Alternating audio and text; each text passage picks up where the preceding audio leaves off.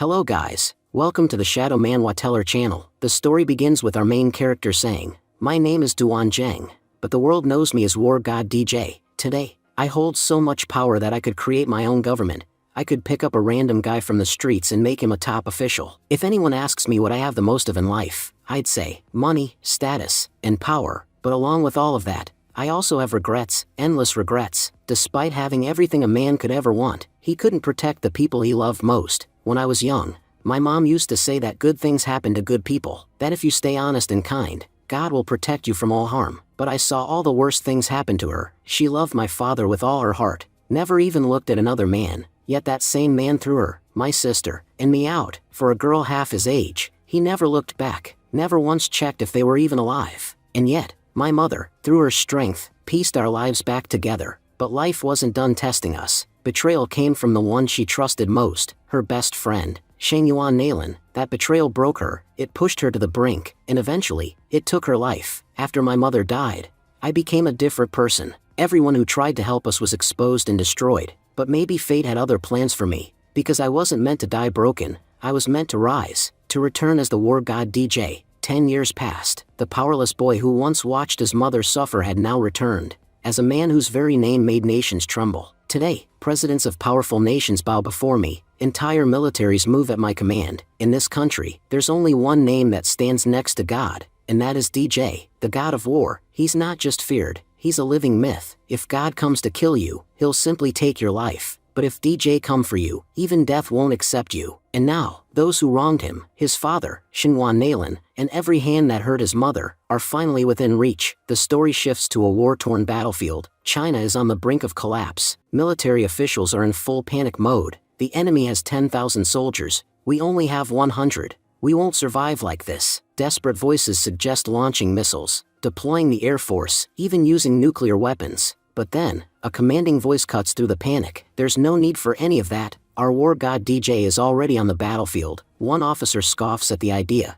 DJ, are you insane? The enemy has branded guns, armored tanks, and a sea of troops. The commander responds calmly. There's no one better at crushing brands than DJ. Just watch. Suddenly, explosions erupt in the distance. Tanks burst into flames. So, these were your branded tanks? Gone. DJ walks into the enemy ranks, fearless, with nothing but his bare hands. He begins dismantling the enemy. Back at base, a soldier reports in disbelief. The enemy forces are vanishing. It's like a hurricane has swept through them. DJ smirks. Was this your 10,000-man army? Gone. And with this final bullet, I destroy your illusion. The illusion that one man can't defeat many. He looks at the enemy corpses and says, power isn't in your brands, not in your clothes or your weapons. If you want something branded, let it be your character, because a branded character never bows. Back at command, the stunned officers salute. We'd only heard stories of the war god, but today, we've seen him in action. This will be written in history. No enemy will dare rise against him again.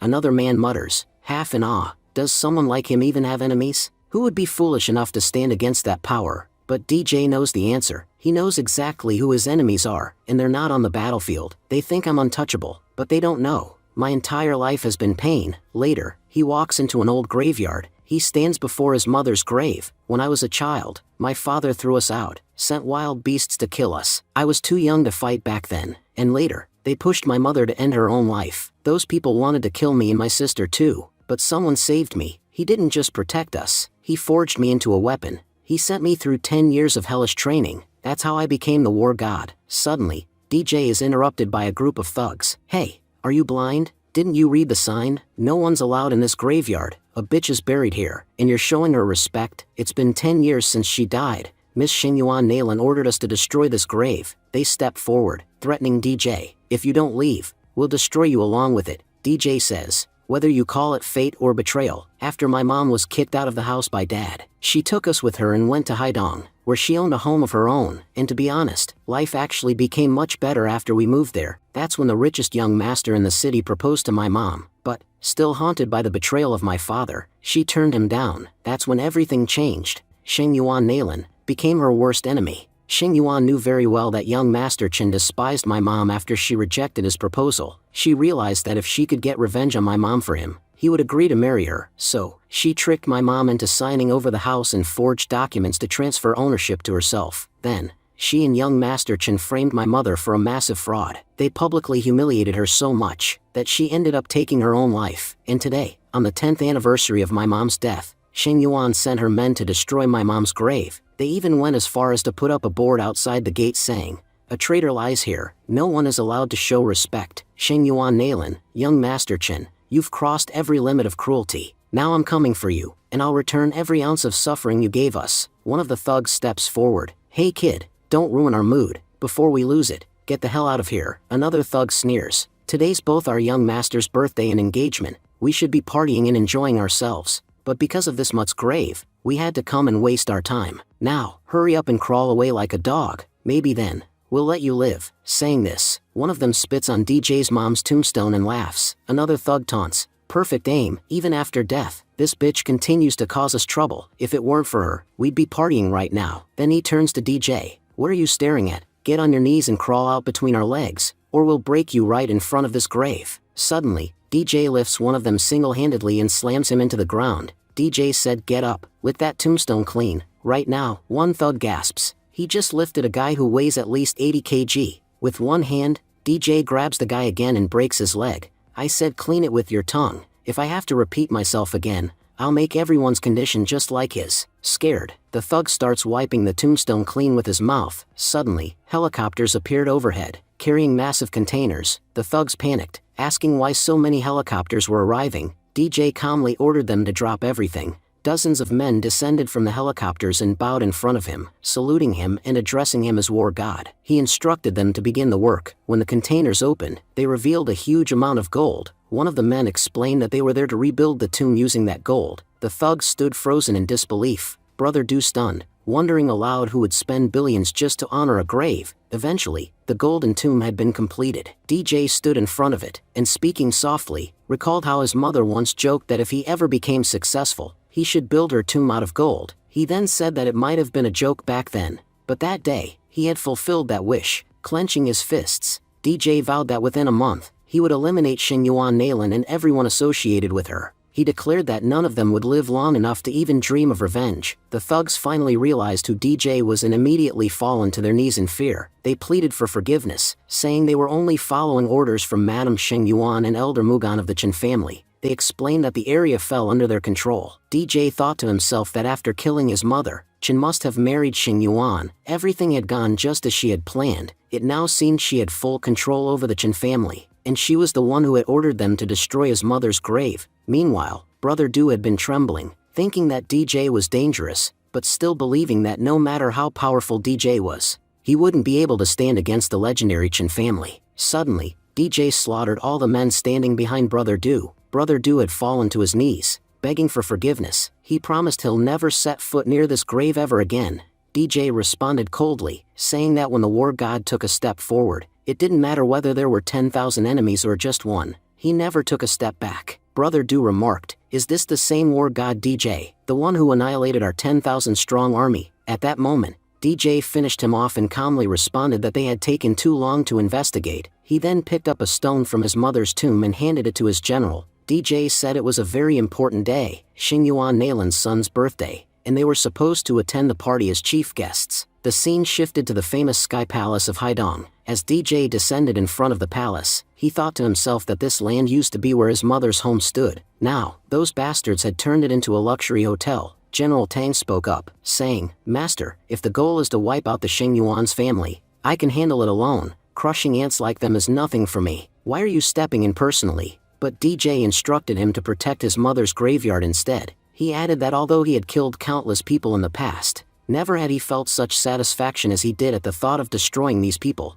DJ then entered the party. As he walked in, the women couldn't help but whisper among themselves, wondering who he was. His aura was incredible. They were equally captivated by his good looks and well-toned body. Some of the girls nearby commented that they had never seen someone so handsome in all of Haidong. He had to be the young master of a powerful and wealthy family. Soon, the leader of the security team approached DJ and asked to see his invitation card. He explained that the event was extremely high profile and no one could enter without an invite. DJ completely ignored him. The captain, getting frustrated, repeated himself, asking for the invitation and questioning why DJ had brought a stone with him. DJ grabbed the captain's hand and warned him not to touch the stone. "Go bring Shen Yuan Nailin and Chen here." The captain grew angry. You're getting too bold, kid. In Haidong, no one dares address those two by name. And who do you think you are, grabbing my hand like that? The captain then realized, to his shock, that DJ wasn't even gripping tightly, yet he couldn't move his hand at all. The moment DJ let go, the captain stumbled backward.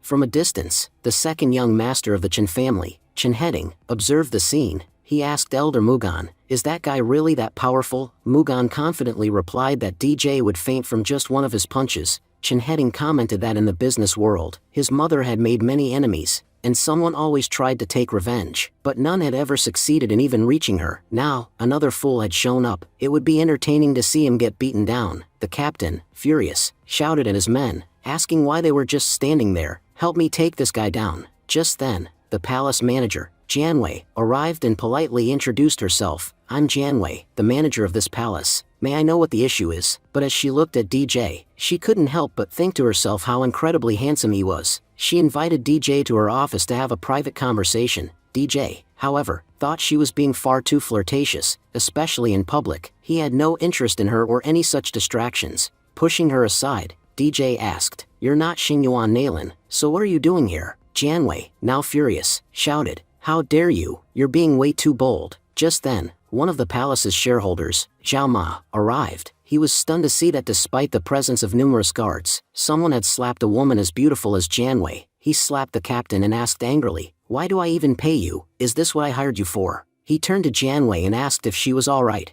Crying, she said, Young Master Zhao, he bullied me. Please help me. Zhao Ma, clearly enraged, shouted at DJ, You bastard. How dare you lay a hand on her? Seems like you're tired of living. Get on your knees and apologize to Janwei immediately, or you can't even imagine what I'll do to you. DJ, ignoring their threats, appeared lost in thought, memories flooding back, memories of living in this house with his mother and sister before Xingyuan Nailin's betrayal. Life had been peaceful once, but everything had changed since then. Zhao Ma, now fuming, yelled again, Are you deaf or just pretending not to hear? You think you can ignore me and act like some big shot here? He turned to the captain and barked, What are you waiting for? Show him what happens when someone disrespects us, and if he dies, so be it. I'll take responsibility. Captain Wang stepped forward, rallying his men. Let's show him just how much power we have. Spectators began murmuring excitedly, We came here for a party, but now we're getting a free boxing match. Meanwhile, DJ sipped his wine and thought, I never intended to harm ordinary people, but it seems Xingyuan Nailin has raised nothing but thugs just like herself. Captain Wang told DJ, You're about to die here, and yet you're still trying to act cool in your final moments. He said he had beaten up dozens of guys like him before. However, ever since he had started working here, he had turned into a relatively decent person.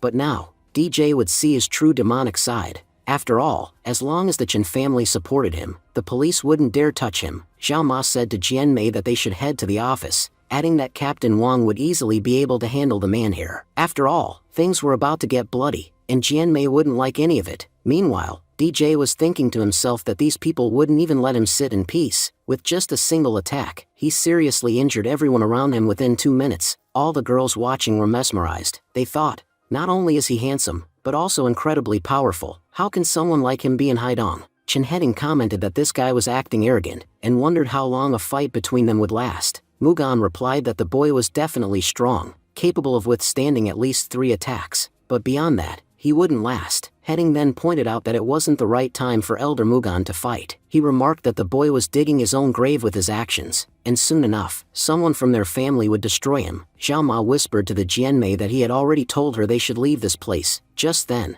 they heard a rustling sound. When Zhao Ma turned around, all his bodyguards were already kneeling. DJ called out, Hey fatty, come here. DJ explained that the entire hotel belonged to the Chen family, and today was both the birthday and engagement of the second young master. Zhao Ma asked how DJ could even think of attacking. Knowing it was Chen family property, he warned him to be thankful that Lady Nailin wasn't present. Had she been there, he'd be dead already. He mocked DJ for not surrendering and warned that soon he'd understand the huge mistake he had made. He challenged DJ to sit tight if he really had courage. Zhao Ma thought to himself that he had to get out of there alive. No matter what, if he fell into this guy's hands, he would be torn apart. At that moment, DJ walked forward and threw the stone at Zhao Ma, saying, So you were the one who sent those bodyguards? You even said it wouldn't matter if I ended up getting killed. That means, you had the intention to kill me, right? Well, I'm standing right in front of you now. If you've got the guts, lay a hand on me. If you really want to kill me, then do it with your own hands. Fine, I'm coming to you. If you're a real man, come touch me. But as DJ moved closer, Xiao Ma suddenly dropped to his knees. He begged DJ not to kill him, warning that the Chen family wouldn't spare him. DJ mocked him, asking why he kept mentioning the Chen family. What are you, really? You think if you get hit, the Chen family will come to save you? You have nothing of your own, Xiao Ma pleaded. Young master, please save me. Just then, Heading arrived, ordering DJ to stop right there. Jianwei said respectfully, Master Chen, you're finally here. You know, ever since this guy arrived, he's been causing problems. He even shoved me. Please don't let him go. Look, Master Zhao is on his knees in front of him. Zhao Ma sneered. You worm, now watch what happens to you. Release me from your pressure and kneel down. If you do that quickly, maybe I'll consider forgiving you. DJ replied coldly. I can't stand people like you. All you ever do is hide behind others' names. As he advanced toward Heading, he asked, Who are you to order me around? What's the difference between you and me? Let me show you. Seeing DJ walk up to him, Heading started trembling. Mugan quickly whispered, Young master, pull yourself together. If people see you shaking like this, our Chen family's name will be ruined. Meanwhile, the bystanders began murmuring among themselves. One said, The young master of the Chen family is such a coward. Just one glare from that guy and he's trembling from head to toe. I bet if we checked his pants, we'd find he wet himself. Another said, I've only ever seen Heading being arrogant and bullying people. This is the first time I've seen fear in his eyes. A third one asked, Who is this guy? His presence alone is so overwhelming that everyone bowed before him. I've never heard of anyone like him in all of Haidong. Mugan then said, Young master, please sit down. Let me handle this fight. Earlier, I said he could handle 3 attacks. I was wrong. This guy can actually put up a real fight. Everyone around began whispering again. Even Elder Mugan is praising him. Just facing off with Mugan for a single round is already an achievement. Mugan looked at DJ and said, How about this? Let's fight for just 1 round. If you survive that round, I'll let you go. Everyone watching agreed that the boy had just been given an incredible opportunity. He should be thankful that Elder Mugan is offering him such a chance. DJ then turned to the elder and said, So, you're Elder Mugan, right? Weren't you the one who ordered the destruction of the Wanfan Cemetery? And wasn't it you who caused trouble for Tomb over there? By the way, when you send your men to do a job, don't you ever check whether they completed it or even came back? What if they never got the chance to return at all? Realizing the situation was getting serious, Mugan quickly ordered someone to call Du Fei and confirm whether the job had been done. But in his mind, he was already panicking. Wanfan Cemetery, that's the same place belonging to Miss Xingyuan Nalin's best friend, the one we've been sabotaging for the last 10 years. If this guy's bringing that up now, then I think I know exactly what he's here for, and why he's attacking all of us. DJ calmly declared, There's no point in calling anyone, they're all dead, by my hands, and soon, you'll be joining them. Furious, Mugan shouted, You've killed so many from our family. I need to know, who are you? DJ smirked and replied, I could tell you who I am, but unfortunately, you don't deserve to know my name. If you really want to find out, go bring your master. I don't waste time talking to dogs like you. Enraged, Elder Mugan shouted, You've just thrown away your last chance to live. Calling me a dog? Let's see what this dog does to you now. He moved to attack. DJ responded mockingly, Hurry up then. Let me free you from this miserable life of yours. I've been listening to your nonsense long enough. First you said you'd beat me in 1 move, then in 1 round. At that moment, Elder Mugan longed forward to strike. While the crowd cheered excitedly, Elder Mugan is finally taking action. We're about to witness an epic fight. They were thrilled, thinking DJ wouldn't be able to withstand even a single blow. But DJ suddenly unleashed his power and struck Mugan with a stone, hitting him so hard that blood poured from his mouth. Elder Mugan, stunned, thought to himself, What have I gotten myself into? This guy. I've picked the wrong fight. Meanwhile, DJ was recalling the area around him. He remembered that a pomegranate tree used to stand where he was now sitting. He asked mockingly, Hey, what happened to that pomegranate tree here? I really want to eat one from it. Mugan snapped, You bastard. I'm the one asking the questions here. Answer me first before talking about food. I'll admit, you're powerful, maybe even too strong for me to defeat. But don't forget, this is the territory of the Chen family. Our patriarch, Chen Badeo, is the #1 martial artist in all of Haidong. Before he arrives, you better leave. DJ thought to himself, Chen Badeo, so it's him. He's the reason everything fell apart. That traitorous Xingyuan betrayed my mom just to get close to him, and he hurt my mom too. I used to believe Chen Badeo was a great man, that he truly cared for my mother, but now I know, he's just like the rest of those scumbags. Mugan gave him one last warning, Kid, you still have time to stop. I know why you're here, but if you take another step, I won't let you leave alive. Without a word, DJ struck Mugan again and said, I told you to bring me pomegranates. Are you deaf? Despite the light push, Mugan was thrown far back. crashing into the ground. Everyone around was stunned, unable to understand how a single man could possess such overwhelming power. Janwei, watching the chaos unfold, whispered in disbelief, Elder Mugan is one of the top fighters in the city, and now he's lying flat on the ground in front of us. DJ turned to the second young master of the Chen family, Chen Heading, and asked him the same question. Is there a pomegranate tree here or not? I'm seriously craving them right now, so I want them immediately. Trembling, Heading stammered, Sir, please give me a moment, I'll have them brought right away. DJ warned him coldly, make it quick, or things will get even more painful for you. The scene then shifted to the 5th floor of a hotel, where several guests were discussing the engagement between two of the city's most powerful families, Chen and Wen family. One of them remarked, this is perhaps the biggest event the city has ever seen. Xingyuan Susu, the sister of Xingyuan Nailin, added, it's unfortunate that elder sister and brother-in-law couldn't be here today. They've gone abroad to expand the family business, otherwise, they would definitely have attended. She reassured Mr. Wen, but don't worry, I'll make sure that my nephew, Chen Heading's engagement, goes perfectly. When Qinshan smiled and said, Miss Susu, you're being too modest. Even though Miss Xingyuan Nailin couldn't attend,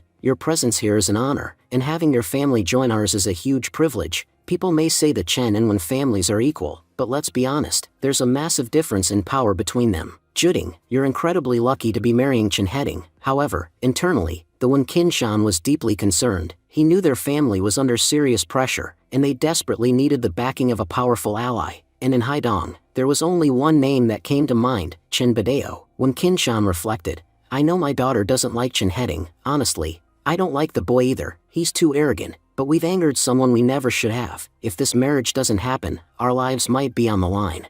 Wayne Juding was deep in thought. She knew her father never acted out of malice. If it's ever a matter of our family's survival or my freedom, I'll always choose the family's survival. What truly pained her was something else entirely. The man she had once admired, she never got the chance to see him again. If only I had seen him one last time, I wouldn't be burdened with this guilt. Just then, a guard rushed in and urgently reported, President Susu, there's a major issue downstairs. A highly dangerous man has just killed Zhao Ma on the spot. Even Elder Mugan couldn't stand against him, and now he's threatening the second young master. Susu raised an eyebrow and muttered, who the hell has the guts to attack our people in our own hotel? He must really be tired of living. But Wayne Qinshan interjected calmly, President Susu, there's no need for you to go. I'll handle him myself. He picked up his brush. I'm about to write some calligraphy. One glance at it, and he'll run away in fear. The strength of our family's martial artists and literary might will be made crystal clear. The guard nodded, adding, in our country, they say the strongest martial artist is Chin Badeo,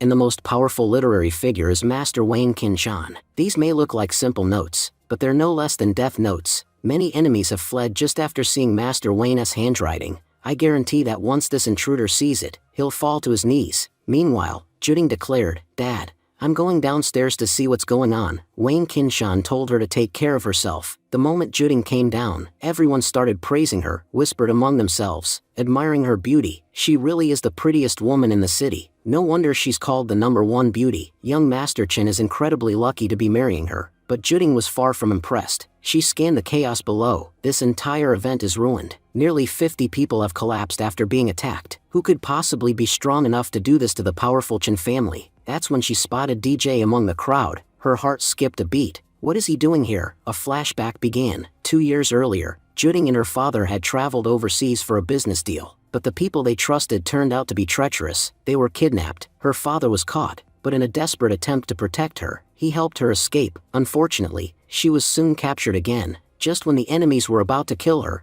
DJ appeared out of nowhere. Without saying a word, he annihilated them all in a single attack. After saving us that day, he disappeared. No matter how hard we searched, we never found him again. She had met many men in her life, but after DJ, none of them felt like a real man to her. Back in the present, a guard helped up Heading, the second master, and urged, Sir, are you alright? Stand properly. Your fiancée is running toward you. Make sure you leave a good impression. Heading's thoughts were filled with hope. I've been pursuing Juding for 5 years. I've tried everything to win her over, but she never even spoke to me properly. People always said she was just pretending and didn't like me. But I knew the truth. She was just shy. That's why she avoided me. He had never given up. And now, look at her. She's running toward me like a madwoman because I'm in trouble. I knew it. My love is true. And one day, Juding would recognize it. He opened his arms dramatically. Juding, I've waited for this moment. I endured the world's mockery while chasing after you. People said I was nothing more than a lapdog following you around. Some even claimed you hated me. But now, all those people will finally shut up.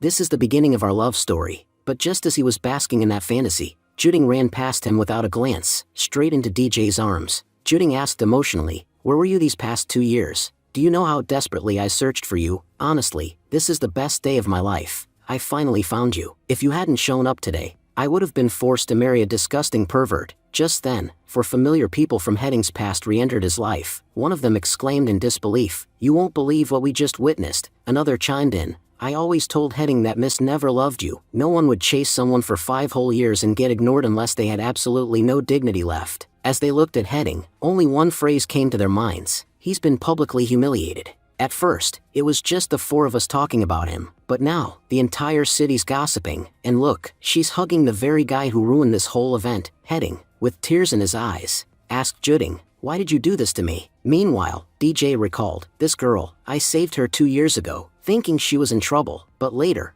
I found out she was actually from Haidong. In fact, she was my childhood friend." DJ thought back to his childhood. Because his father had abandoned them, other kids hated him and his sister, bullying them constantly. But Juding was different. She had always stood by them. Without her, their school days would have been unbearable. DJ remembered those memories with warmth, thinking it was finally time to return the favor to the one who helped him as a child. Juding asked softly, "Do you remember me? You know, if you hadn't shown up that day, Dad and I would have been killed. But where have you been all this time? I tried so hard to find you. After you saved us, you disappeared without saying a word." "My name is Wayne Juding. You can call me Juding. But can you please tell me your name?" DJ replied, "My name is Duan Zheng." In his mind, DJ reflected, Duan Zheng. That's the name I received when I joined the military. As a child, I was called Duan Wuching, but the master who saved us back then said I'd never achieve anything with that name, so he changed it. Since joining the military, everyone just calls me DJ. If I reveal my real name to Juding now, she might recognize me, but before I destroy my enemies, I can't risk exposing my true identity." Juding then murmured, "Your family name, Duan, reminded her of a friend. It's so tragic, he disappeared too. It's been so many years since anyone has seen him." DJ gently reassured her, "Don't worry, if fate wills it, you'll meet again, just like how we've met here today." Meanwhile, on the 5th floor, a group was discussing recent events. One man praised, "Mr. Wayne, you're truly extraordinary. Earlier, there were terrifying noises and intense fighting downstairs, but your calligraphy brought complete peace. A master like you only appears once in a century." Susu added, "Mr. Wayne, marrying into your family is a great honor for us. I hope this wedding benefits both our families." Another guest interrupted, "Shouldn't we get going now? If everything's fine, we should start the engagement ceremony." At that moment, a guard arrived and reported urgently, "Mr. Wayne, things have gotten worse downstairs." Mr. Wayne paused and said, "Wait, let me guess. He probably recognized my calligraphy and realized its true value. He must be asking for another piece. Tell him not to be greedy. Getting one piece should be more than enough." The guard replied, "No, sir, you're mistaken. The real issue is with Miss Juding. People are talking a lot." Wayne Kinshan responded with irritation, "Why are you telling me all this? Juding and young Master Chen are both adults. Let them handle their own engagement. As for others, they'll always gossip. The engagement is happening soon anyway, so just let them be." Susu beamed, saying, "I'm honestly so happy. Our children can't even hide their feelings in public. I'm sure they'll make a great couple in the future." Suddenly, the guard stepped forward and whispered, "I'm sorry, but I can't say this in front of everyone. Mr. Wayne, please come with me. You'll understand what's really going on downstairs." As Wayne stepped out onto the balcony and looked down, he was completely shocked. Kinshan exclaimed, "What on earth is happening down there?" As Susu stepped outside, she was wondering whether her nephew had done something wrong. If he's gone overboard, I hope they can forgive him. But deep down, Susu was frustrated. Handling this boy is such a headache. If he wanted to discuss engagement, he could have done it privately. What was the need to make a public scene? Just then, she looked over the balcony and saw Juding with DJ. Shocked, Susu exclaimed, "What on earth is going on here? And who is that man?" "Mr. Wayne, I demand an explanation. Your daughter is hugging another man on her engagement. Has she completely forgotten what today is? This behavior is going to ruin our family's reputation." Wayne Kinshan responded, just as confused, saying he didn't recognize the man either. He insisted they should go downstairs to understand what was really happening. As Kinshan moved toward the scene, he silently regretted boasting about his calligraphy in front of everyone. "Everything is going completely opposite to what I imagined. I should have never talked about marrying Juding into Chin family. First, we offended one man, and now, we've offended another. Meanwhile, Susu urged Kin-chan, whatever's going on, stop it immediately, or else I'll have to call sister and the clan elders, and if that happens, things won't end well for you. Kin-chan tried to calm things down. Let's investigate first. I know my daughter very well. If she's doing something like this in public, there must be a good reason. I'll find out who this man is. As he approached, Kin-chan asked, Juding, what are you doing? Don't you realize so many people are watching? Juding replied confidently, Dad, have you forgotten? He's the same savior who saved our lives before. He had left quickly that day. Maybe that's why you don't recognize him. Kin-chan's expression changed as he recalled. That's right. This is the man who saved us. Mr. Savior, thank you so much. You may not know this, but we tried very hard to find you after that incident. Now that I see you up close, I feel like I've seen you somewhere before. Juding agreed. Dad, I had the same feeling, but maybe we're mistaken. He's not Duan Wuching, he's Duan Zheng, DJ added. People usually call me DJ. He thought to himself, Uncle Wayne probably remembers me. I used to visit their home to play all the time when I was a kid. Honestly, he's a great guy. He helped me and my sister so much. I'm really glad I was the one who saved them that day. Then, Chin Heading stepped forward and pleaded, Auntie, you have to help me. You don't know how terrible this guy is. He's been insulting my mother and beating us up. Even Elder Mugan couldn't stop him. Susu reassured him. Don't worry, my child. No one can offend the Chin family in their own territory and walk away unharmed. And you're the son of the great Chin Badeo. Let me show him what it means to mess with a Chin family member. She turned to Wayne Kin-chan, demanding, I want an explanation. Who is this man, and what's your daughter's relationship with him? If we had known what kind of girl your daughter was, we would have never agreed to this marriage. Wayne Kin-chan's patience snapped. Mind your tone. Watch what you say about my daughter. Susu scoffed. I haven't even started talking yet. If I do, you won't be able to handle it. Yes, you may belong to a good family, but your daughter is utterly shameless. On her engagement day, she's with her lover. I'm calling off this engagement right now, she added furiously. And the bride price we paid, return 10 times that amount immediately. Then she barked orders. Guards, step forward. Make them all kneel and beg for forgiveness. No one here should leave in one piece. Juding retorted with anger. Auntie, you're a terrible person. How can you say such things about me? Just then, DJ stepped in and warned Juding, stay back. These dogs won't understand human language. If we want to deal with them, we'll need to use our fists. Susu growled. So, you want to use your fists? Fine, Mr. West. Come forward and show these people their place. West stepped in calmly and announced, I've been here the whole time. I saw everything. Juding introduced him, saying, This is West King. He works under Chin Badeo and is a powerful martial artist. He's done many dangerous missions in his life. Even Elder Mugan couldn't withstand 3 punches from him, so please be careful. Heading called out, Mr. West, please don't kill him too quickly. I want to torture this bastard so he knows exactly how big a mistake he made today. He thought bitterly. He humiliated me in front of everyone by taking my fiancée away. I'll make him regret it. Elder Mugan added, Mr. West, please help me take revenge. I want this brat dead. West looked down at DJ and declared coldly, You aren't even close to being my level. I'll give you 30 seconds, either get on your knees and apologize, or die. Susu snapped back, Bitch, let's see what you can do after getting beaten up. Heading muttered bitterly, I wasted 5 years chasing the wrong girl. If you all die today, it'll be for the best. And if you crawl on your knees and beg, I'll make you my personal dog, especially that arrogant girl. She always acted so cold and prideful in front of me. And today I found out, this girl clings to any guy she sees.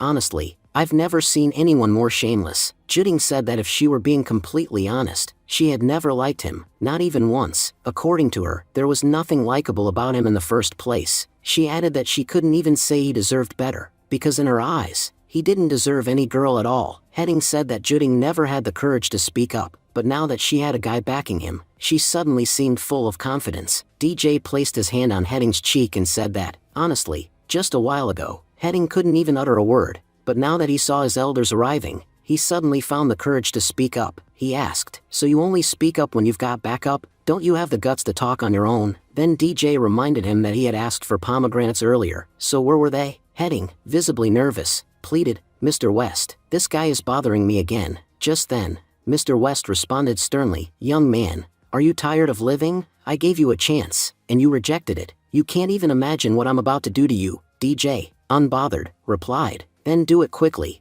I don't have time to waste on you people. With that, DJ released a burst of energy that pushed Heading away. As Heading fell, Mr. West charged forward to attack. The guards watching cheered, saying, "Finally, Mr. West is attacking. There's no way that kid can survive this now." Even Mugan spoke up, agreeing that if he himself couldn't survive Mr. West's attacks, then this guy definitely wouldn't. He thought to himself, now he'll realize he never should have stepped into the Chen family territory. Meanwhile, Susu thought aloud, sometimes, I feel like marrying into this family was the best decision my sister ever made. Where else would you find such powerful masters? Wayne Juding was concerned. She knew that Mr. DJ was incredibly powerful, a top-tier fighter, but his opponent was vicious and completely ruthless. She silently prayed, God, please protect him. Mr. West shouted again, if you had surrendered, you would have survived, but now, you'll die a useless death. As he approached DJ, he noticed a badge pinned to DJ's chest. Recognizing it, Mr. West paused in shock. He thought, that's a commander's badge. I remember during the battle to reclaim Long City, a massive war broke out. Over 100,000 soldiers participated. To command such a force, generals were needed, and only they were given this badge. He recalled attempting the general's test himself, but sadly, he failed in the very first round. Only the country's top fighters had managed to pass and were granted those prestigious badges. These badges weren't ordinary, they were given by the military as the highest authority symbols. He remembered how the most powerful warriors in the country had badges like these, each commanding their own private army. The badges were ranked iron, bronze, silver, and gold, but the highest and rarest among them was the winged badge, and in the entire war, only one person had ever qualified to receive it. That person commanded a private army of 100,000 soldiers, and their power was unmatched across the nation. No one, no matter how strong, could stand against someone with the winged badge. Looking at DJ's badge, Mr. West was sure it wasn't military issued. This kid must have forged it to look cool. There's no way a child could have passed a test that an adult, failed. But just then, DJ effortlessly dodged Mr. West's attack. Walking over to Heading, he asked coldly, where's my pomegranate? You son of a bitch, I gave you one job, and you couldn't even do that right. Enraged, Mr. West shouted, you're standing this close to death, and you still dare act arrogant? Don't get so full of yourself, that there's not even a grave left to bury you. But as DJ turned around, the badge on his chest was now clearly visible. Mr. West's attack struck it, but didn't even leave a scratch. In shock, Mr. West whispered, I've made the biggest mistake of my life. He realized that the shield protecting DJ wasn't ordinary. It was the legendary body shield, a piece of equipment that only a handful of fighters ever possessed. That could only mean one thing. DJ's badge was real, and not just any badge. It had wings. He gasped, realizing, there's only one badge like that in the world, and it's with him. That confirms it. This guy isn't just anyone, he's the war god himself. Falling to his knees, Mr. West begged, War God DJ, please forgive me. If I had known it was you, I would have never dared raise my hand against you. Susu, seeing Mr. West collapse, asked worriedly, what happened to him? Is he injured? Someone call an ambulance. Quick, Heading screamed. What are you all waiting for? Hurry up and call an ambulance. Mr. West is our only hope right now, until Dad arrives. No one else can protect us. Janwei jumped in, saying, wait a second, I'll go get medicine. The doctors arrived shortly after and told Mr. West, please hold on just a second. We'll bring your medicine right away. Heading assessed the situation and said, it looks like he's having a heart attack. That's why he collapsed. Hurry, he must not die. Outside, the ambulance had arrived. The doctors said they'd administer medicine first before taking him inside. Susu observed Heading and thought, he's really grown up. He analyzed everything quickly and is handling the situation perfectly. He's definitely going to achieve something great in the future. Just then, someone stepped forward and shouted, Mr. West, don't panic, I'm here to save you. But before he could finish, Mr. West, still overwhelmed, lashed out and smacked him away. Heading, rushing over, asked in panic, Mr. West, what happened? Is it hurting too much? Don't worry, you'll be fine, I'm here. But suddenly, Mr. West struck Heading as well. He snapped at him, shouting, you idiot. Do I look like I just had a heart attack to you? Even a donkey has more brains than you. Mr. West was thinking to himself, Chinbadeo is an extremely talented martial artist. He's achieved so much in life, yet I can't believe someone so brilliant could have such a foolish son. This guy is hopeless in every way, whether it's strength or intelligence. Susu interrupted him, saying, Mr. West, I think you've completely lost your mind. How dare you hit Heading? Mr. West growled back, you all were plotting to have me killed. Luckily, I figured it out in time and dropped to my knees. Otherwise, I'd already be lying dead in the wilderness. He continued his thoughts. What is it that this Xinyuan clan eats that their brains are so messed up? I'm not trying to be arrogant here. I'm signaling to them that they're in the presence of a war god. They should kneel, but these fools are showing off their arrogance instead. They have no idea that if they don't kneel, this man will kill them in under 2 minutes. Giving them a warning is pointless. They're all idiots, only fit to die. Susu snapped again. You're just a lowly servant who got this far under the protection of my clan, and now you dare speak against me? Mr. West didn't reply. He simply stepped forward and slapped Susu hard across the face. Susu stood up, yelling, "Security! Where the hell are you? This old man has gone insane. Grab him right now." But Mr. West advanced again and struck her a second time. While hitting her, he thought, I admit, Chinbadeo is a dangerous man, but his power is confined to Haidong City. In front of the war god, he's nothing. The man who commands a personal army of 100,000 soldiers. It would be absolute madness to go against him. I've already attacked him once. There's a chance he'll take it personally. I'll take all my rage out on this lowlife Xingyuan clan. If they weren't here, I would have never offended such a powerful figure. Bloodied, Susu cried. West King, you've made a huge mistake. You'll soon realize how big of a blunder it was to shake hands with a mere boy. Later, I'll feed that boy's corpse to the dogs. Let my sister come back, then you'll see what I do to all of you. At that moment, General Tang entered. He said coldly, "Oh, so now you'll feed our war god to the dogs, is that it?" Susu, clearly shaken, asked, "Who are you? What do you want?" Dragging Susu by the leg, General Tang growled, "Just remember one thing, anyone who speaks ill of my lord dies by my hand." With that, he began slamming her into the ground like a rag doll. Wounded and in tears, Susu begged, "Please, spare my life." But General Tang launched another brutal attack. He then reported to his lord, "My lord,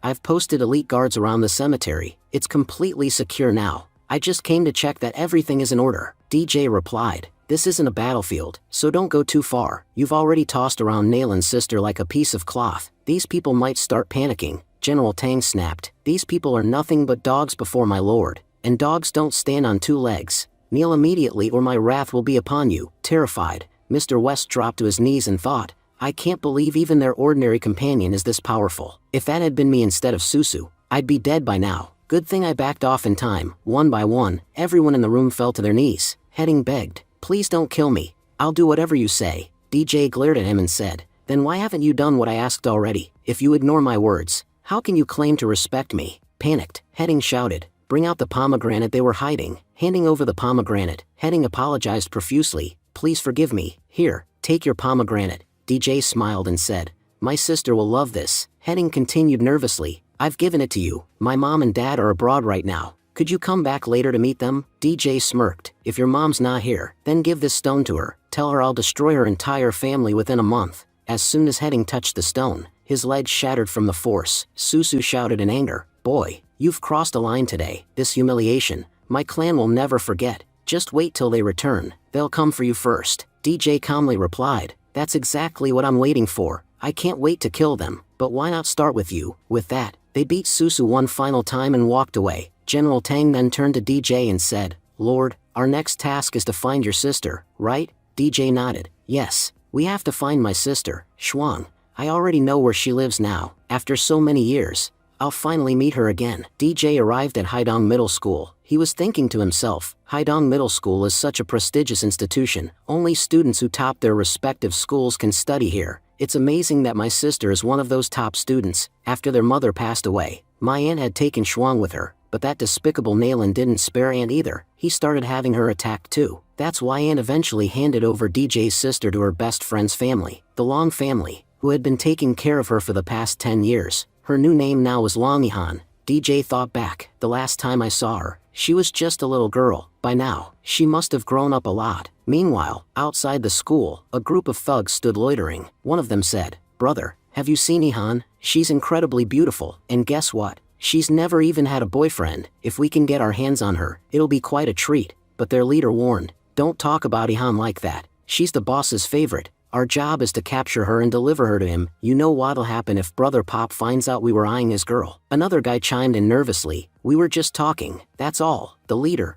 Bill, snapped, "Enough. Remember, that girl will be coming out soon as she's alone. Grab her. We need to handle this quietly." The guy in the cap assured them, "Don't worry, Bill, we've already planned everything. We even know how to deal with her guardian. Pop paid us well to take care of that. Once the job's done, we'll pay off the guardian and settle everything." Bill slapped him and said sternly, "I told you, we need to handle this very carefully. First, go and move that car. It's blocking our path. We can't grab the girl until the car is out of the way." The guy in the cap then turned to DJ and shouted, move your car, you're getting in the way of our business. DJ, overhearing everything, thought angrily, how can someone plan a kidnapping in broad daylight? Now that I've heard all of it, there's no way I'm letting this happen. I'll save whoever they're targeting. The man yelled again, move your car, idiot. Don't you understand normal language? Bill asked, what's going on, isn't he listening? The cap guy replied, this guy's not cooperating. I told him to move his car and you know what he said? He told me to go fetch him some tea. Do I look like a tea delivery boy to him? Bill sneered. Oh, he wants tea? Fine.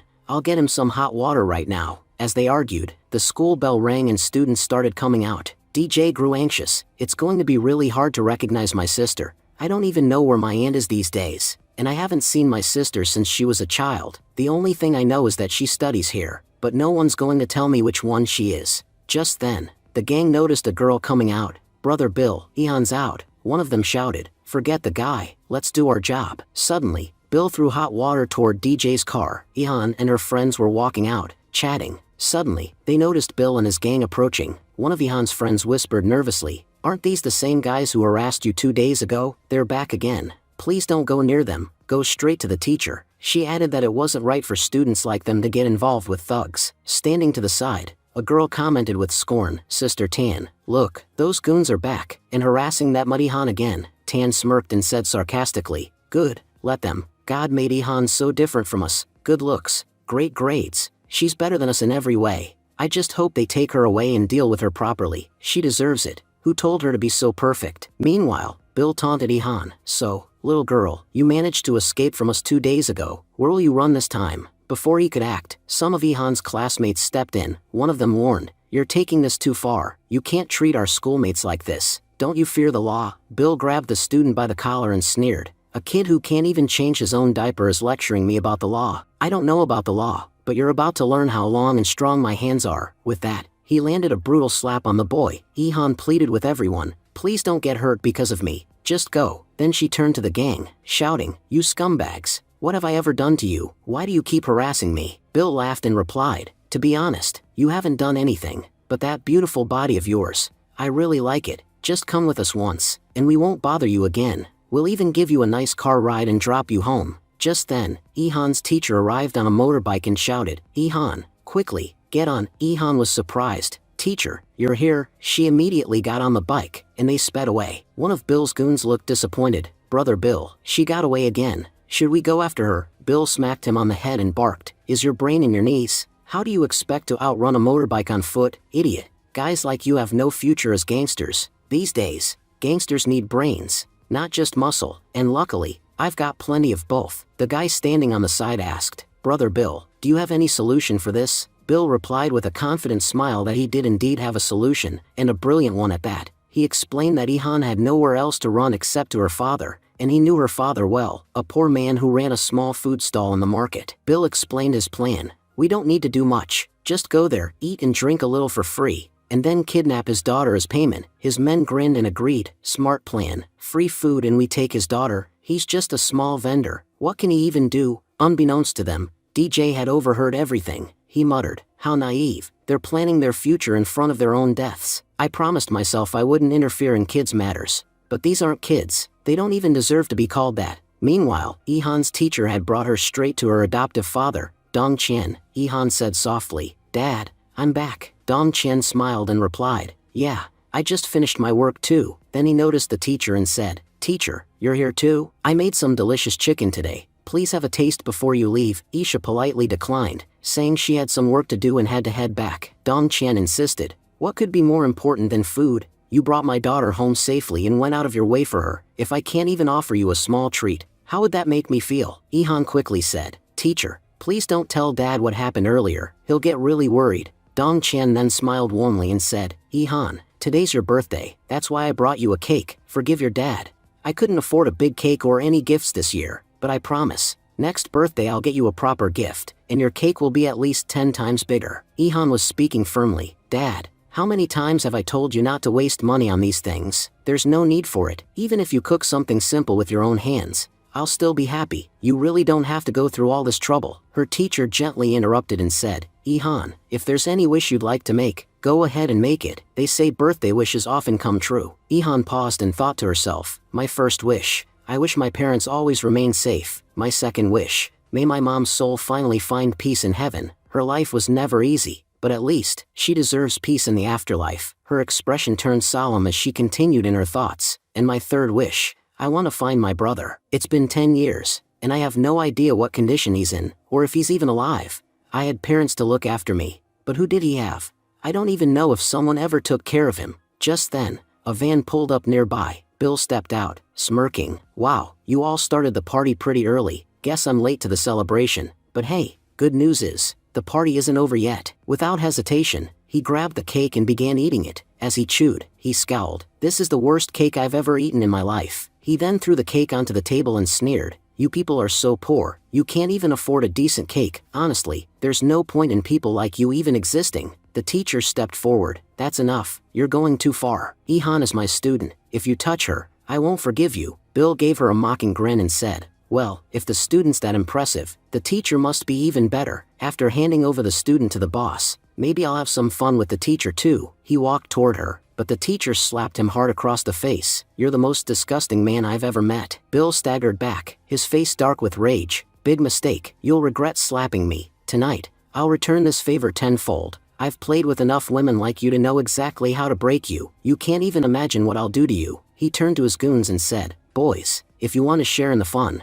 go get them. Dong Qian quickly stepped in. Hold on a second. Why are we even fighting? Let's settle this peacefully. I run a food stall. We can sit, eat good food, and talk this out. My daughter's just a child. I'm sure she hasn't done anything to deserve this kind of anger. Bill narrowed his eyes. If that's the case, then let me try your chicken. If I like it, maybe I'll consider letting you all go. If not, no one's walking away. And don't even think about running. If you try, things will get really ugly. Bill and his men sat down and started eating. After a while, Bill leaned back and said, the food's decent. I'll let you go. Usually, we charge $2,000 as a protection fee to every stall owner here. But since the food was good, I'll only charge you $1,000. Now hurry up, pay the amount, and send your daughter with us. He smirked cruelly. Brother Pop has taken a liking to your daughter. If you want her to live, let her spend one night with him. Otherwise, well, you might hear the news of her death before you even realize what happened. Dong Qian took a deep breath, trying to control his anger. Sir, please. My daughter is just a high school student. I can't let her go with you. If it's money you want, I'll give you whatever I have. Bill slapped Dong Qian across the face. You worthless man. What money? What can someone like you even offer? You're in no position to negotiate with us. Another thug stepped forward. There's no point beating up this old man. Let's just take his daughter and go. He'll hand her over without a fight if he knows what's good for him. After all, it's just one night. What's the big deal? Dong Qian, furious and trembling, shouted, if any of you have the guts, try touching my daughter while I'm still breathing. If you do, then I have no reason to stay alive either. The goon smirked. Boys, grab this guy. He's acting too brave for his own good. They pinned Dong Qian down to his knees. Bill spat at him in contempt. You should feel lucky Pop likes your daughter. You couldn't even afford a cake for her birthday, and you think you can protect her in the future? Listen, we're thugs, but not the worst kind. We'll only use her body for one night, and then let her go. Stop acting like this is such a big deal. The rest of the gang jeered. Come quietly, girls.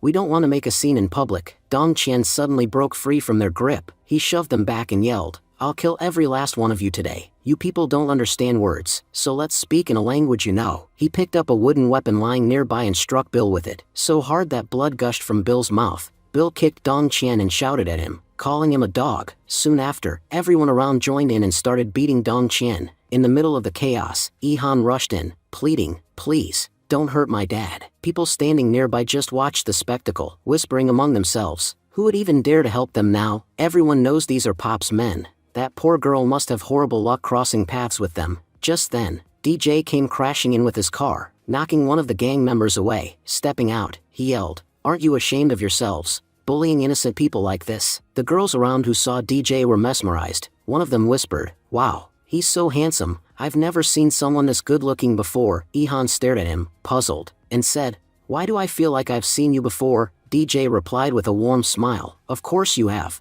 I'm your older brother. Ihan's eyes welled up. Big brother, is it really you? DJ nodded. Yes, it's me. I'm back. Overwhelmed with emotion, Ihan whispered to herself, pinching her arm. Am I dreaming? I can't believe my wish has finally come true. Brother, you're really back. Not a single day has passed in these 10 years where I haven't prayed for your safety. She clutched his hand and asked, now that you're here, promise me you'll never leave again. DJ reassured her. I had my reasons for leaving, But now that I'm back, I'm never going anywhere. I'll be with you every second of every day. And let me tell you, your brother is standing right here. No one, and I mean no one, can even touch you now." He paused and thought to himself, "I am the god of war, this world's strongest man. I've taken down entire armies alone. My mere presence has secured our national borders. My name alone can bring the national security force to its knees. But if I hadn't shown up today, and something had happened to my sister, then what's the point of having all this power?" He looked at the gang members and muttered, "These thugs have just invited death by stepping in here today. I'll teach them a lesson they'll never forget." Bill snarled, "You pest.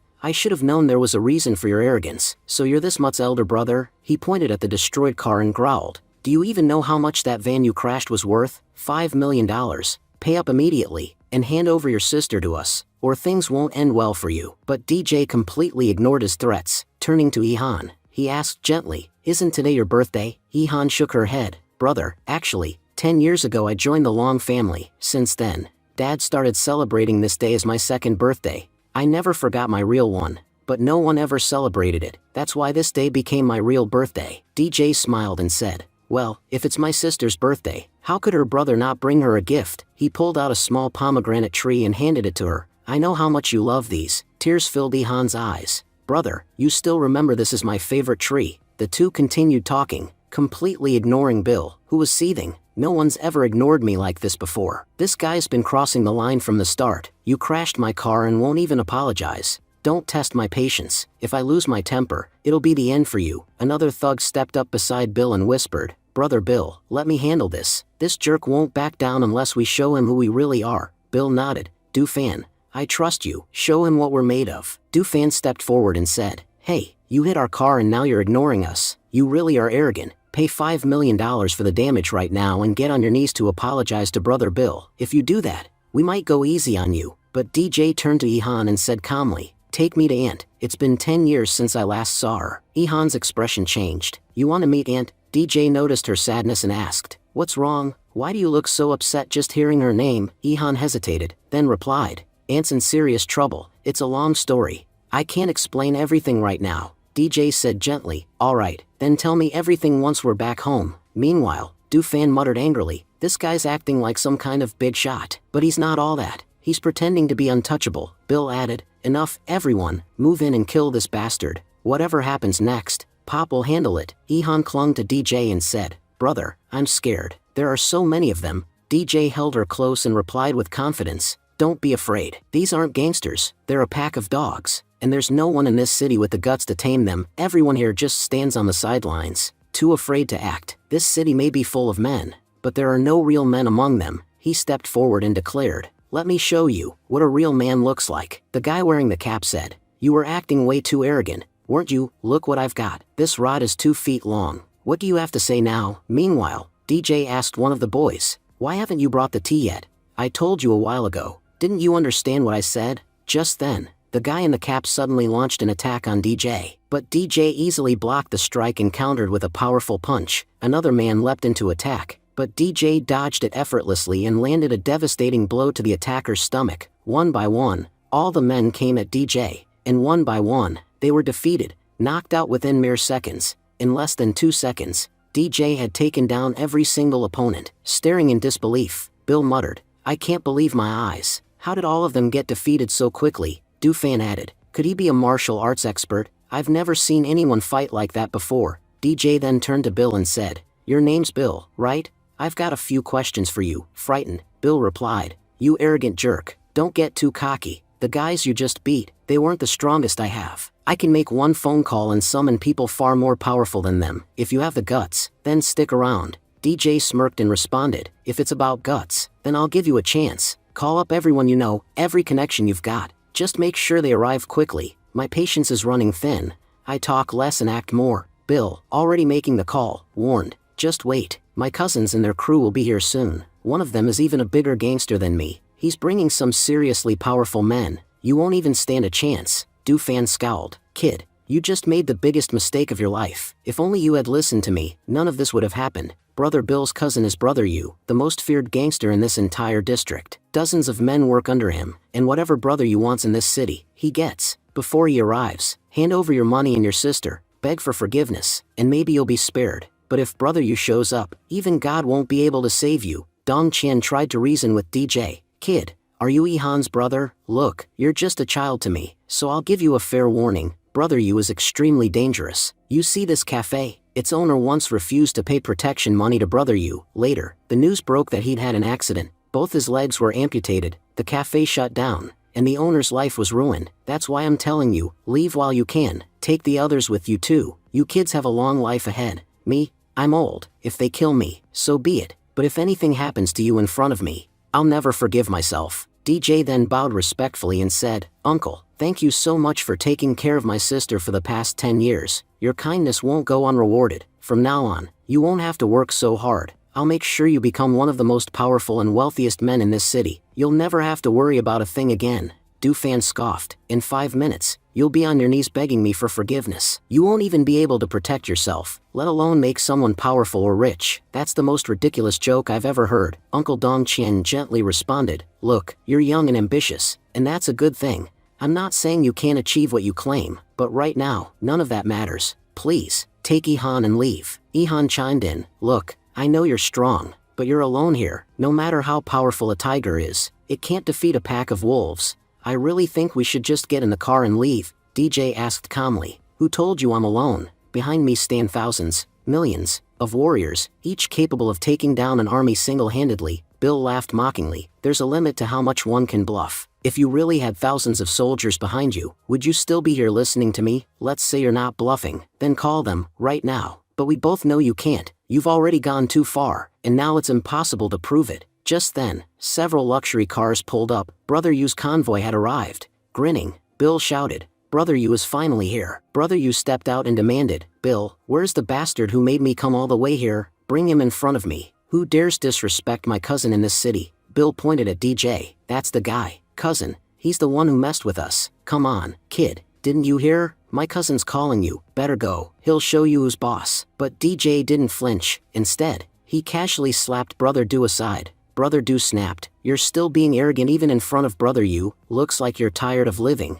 He charged at DJ again, but DJ knocked him to the ground with another powerful strike. Bill yelled, Brother Yu, did you see that? Even in front of you, he's attacking us. This guy's clearly disrespecting you. Brother Yu said, Look, it's going to take me just 30 seconds to finish this chicken. I'll count to 3. If you're not crawling to me on your knees by then, things are going to get very difficult for you. As Brother Yu began his countdown, the teacher stepped forward and pleaded, My name is Jia Isha. I'm the daughter of the Jia family. Please, for the sake of my grandfather, let them go. Inwardly, Teacher Jia thought she had misjudged the situation. She had believed that Yihan's brother was capable enough to resolve the conflict quickly, but instead, he had escalated the situation like the others. His involvement had even drawn Brother Yu to the scene, making it nearly impossible for her to control matters now. Brother Yu scoffed and said, You're from the Jia family, girl. Even if your grandfather Jia Wan were here, he wouldn't dare speak to me like this. Where are you getting the courage to talk back to me? When your grandfather comes to me, he does so on his knees, so don't overestimate yourself. Teacher Jia tried again, saying,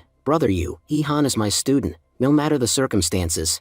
I can't just watch her being bullied. DJ, observing the situation, admired Teacher Jia's bravery. He thought to himself how bold she was for speaking up. DJ then addressed her, Miss Jia, thank you for speaking up on behalf of my sister, but please don't worry, I'll handle everything from here. Jia snapped back, frustrated, Can't you be quiet for a moment? All this posturing has only worsened the situation. Look where we are now. You can't even protect yourself. How will you protect everyone else? At that moment, Brother Yu growled, I've already counted to 2. And you still haven't come. DJ calmly replied, 2? Go ahead and count to 3. I still won't crawl to you. With a smirk, Brother Yu said, Fine then. 3. Let's see what you're going to do now. Turning toward DJ, Brother Yu muttered, Looks like you won't learn the easy way. But just then, he froze in shock. He stammered, What? How can this be? We see that this guy is none other than Wang Jianzhu, the security manager of Sky Palace, better known around the city as Brother Yu. Bill whispered, See, he's freaking out just from seeing him. He's shaking with rage. He might knock that guy out with one punch. Dufan commented, Brother, he's not going to say a word now. Bully him however you like. The whole city should know exactly who we are. A man in a cap then stepped up and spat into a cup before saying mockingly,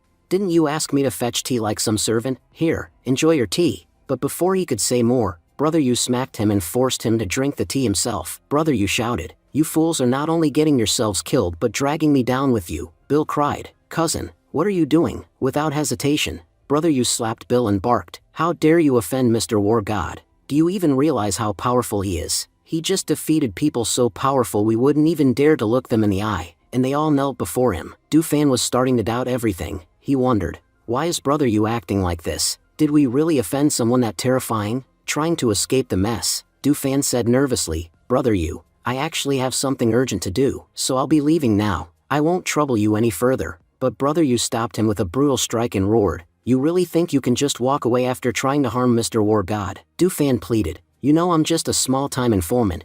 I didn't do anything. Why are you hitting me?" But Brother Yu hit him again and yelled, "Don't talk to me. My head's already messed up enough." Then, in a shocking turn, Brother Yu dropped to his knees in front of DJ and begged, "War God, please forgive me. I had no idea my cousin would make such a grave mistake. If I had known you were here, I would never have come." Onlookers murmured among themselves, stunned. What's happening here? Brother Yu's gang has ruled this city for years with the support of the Chen family. No one dared oppose them. But now, look, he's kneeling and even hitting his own men. Uncle Dong Chan watched in awe and thought, I never expected Ihan's brother to be this powerful. At least the girl is safe. But this isn't over. The real mastermind behind all of this is Pop Zhao from the Pop family. Everyone in the city knew, if the Chen family was the #1 power, the Pop family was #2. Offending either family meant it was impossible to live in the district. Uncle Dong Chan admitted, Ihan's brother is powerful, but not powerful enough to take on everyone. Meanwhile, Zhao was stunned. This man is even stronger than my grandfather. Just the sight of him brought everyone to their knees. She knew that Brother Yu ruled through his thugs. He had no real background, so when someone stronger came along and crushed his power, he naturally crumbled. But that wasn't true for the Pop family. They had real influence. Jia thought,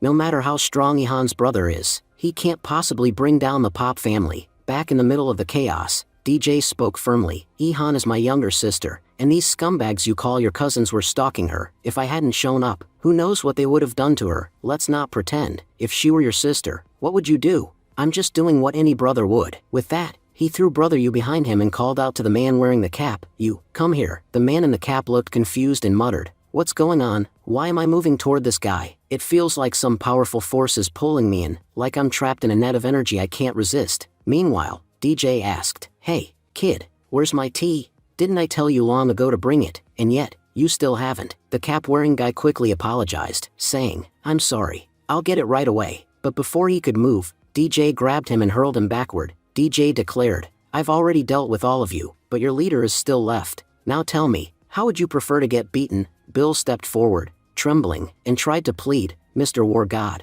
I didn't do any of this willingly. I was ordered to. That guy Pop, he was after your sister. He told us to bring her to him. If we hadn't been forced, we would have never created such a mess. DJ narrowed his eyes and said, So what you're saying is, your real boss is someone else. Fine, take me to that bastard. I don't like leaving things unfinished. When I destroy something, I make sure to wipe it out completely, from the root. I've always preferred to eliminate problems at their source. Then DJ pointed towards something and added, But before that, there's something you threw earlier. You're going to clean it up. He grabbed Bill by the hair, dragged him to the car, and said, This is your masterpiece, right? Lick it clean. Bill, terrified, begged, Mr. War God, please, don't humiliate me like this. I'll do anything else. Just don't make me do that. But DJ wasn't having it. You still don't get it. Do you think you're in any position to negotiate? When you threw your filthy stuff on my car, did you stop to think about why you were doing it? Now that I'm asking you to clean it, what's the issue? Then, without warning, DJ slammed Bill's head against the car and warned him, If you don't do what I say,